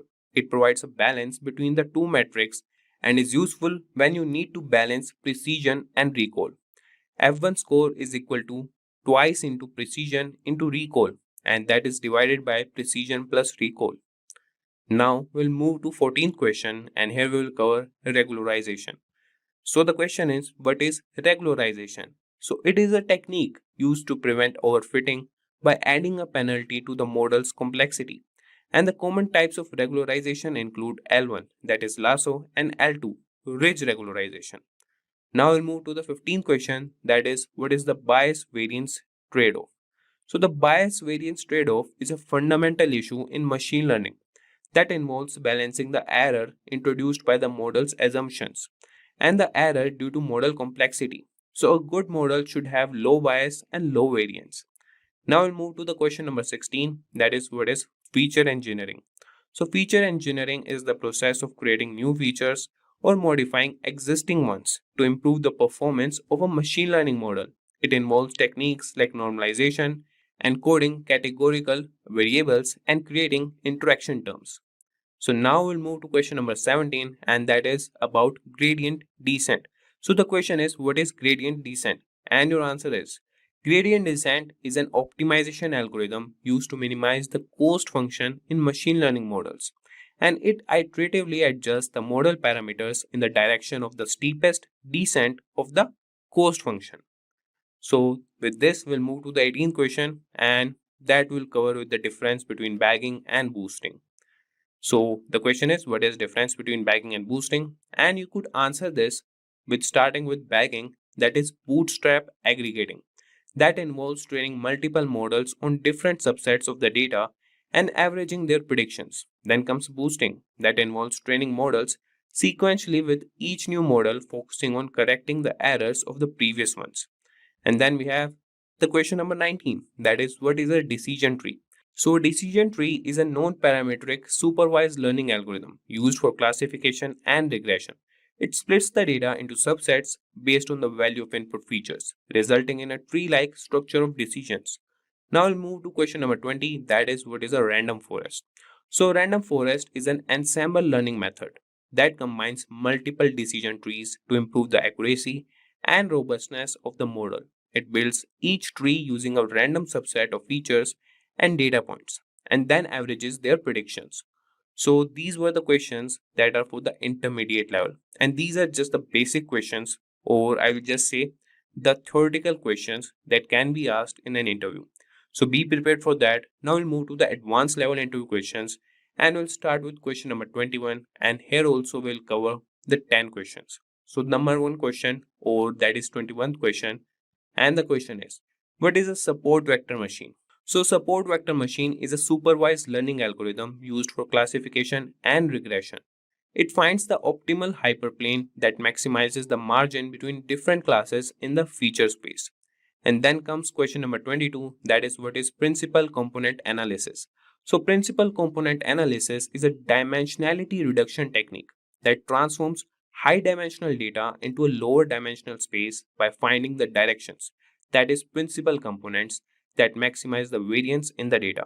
And then comes the question number 23, that is, what is a neural network? So a neural network is a series of algorithms that attempt to recognize underlying relationships in a set of data through a process that mimics the way the human brain operates.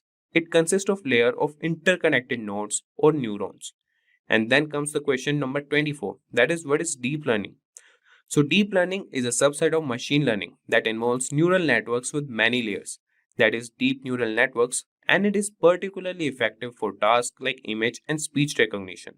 Now I'll move to question number 25, that is, what is convolutional neural network, that is CNN.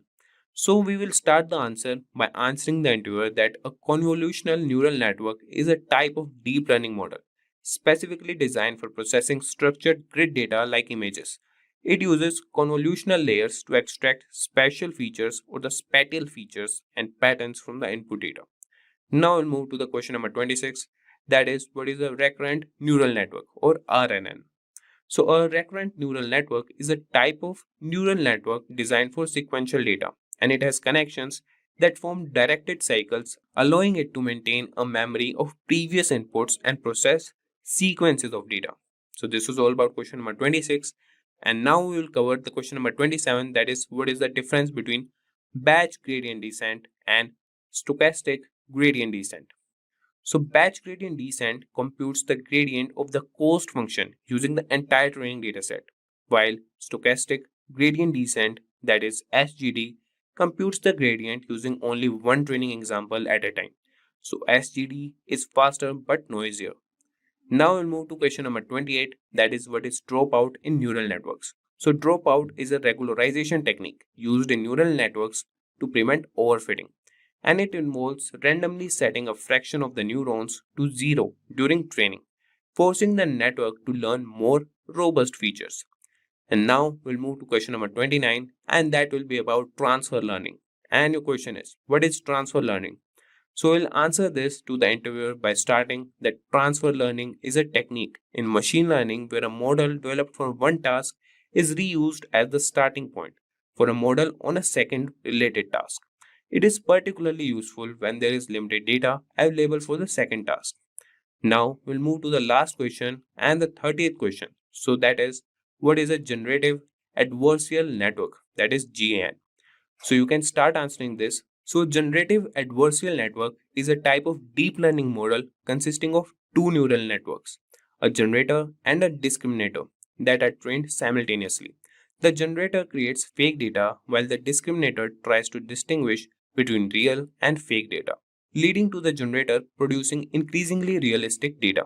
And these questions and answers are over, and these covers a wide range of topics in machine learning and should help prepare for interviews at various levels. So with this, we have completed our Artificial Intelligence full course. You have learned a lot about artificial intelligence and taken a big step forward in understanding this powerful technology. AI is always growing, and the skills you have gained here will be very useful as you continue to learn and explore. So thank you for joining on this journey. If you enjoyed this course, please like, share and subscribe and hit the notification bell for more videos by Simplilearn. Thank you for watching. Staying ahead in your career requires continuous learning and upskilling. Whether you're a student aiming to learn today's top skills or a working professional looking to advance your career, we've got you covered. Explore our impressive catalog of certification programs in cutting-edge domains, including data science, cloud computing, cybersecurity, AI, machine learning, or digital marketing. Designed in collaboration with leading universities and top corporations, and delivered by industry experts, choose any of our programs and set yourself on the path to career success. Click the link in the description to know more.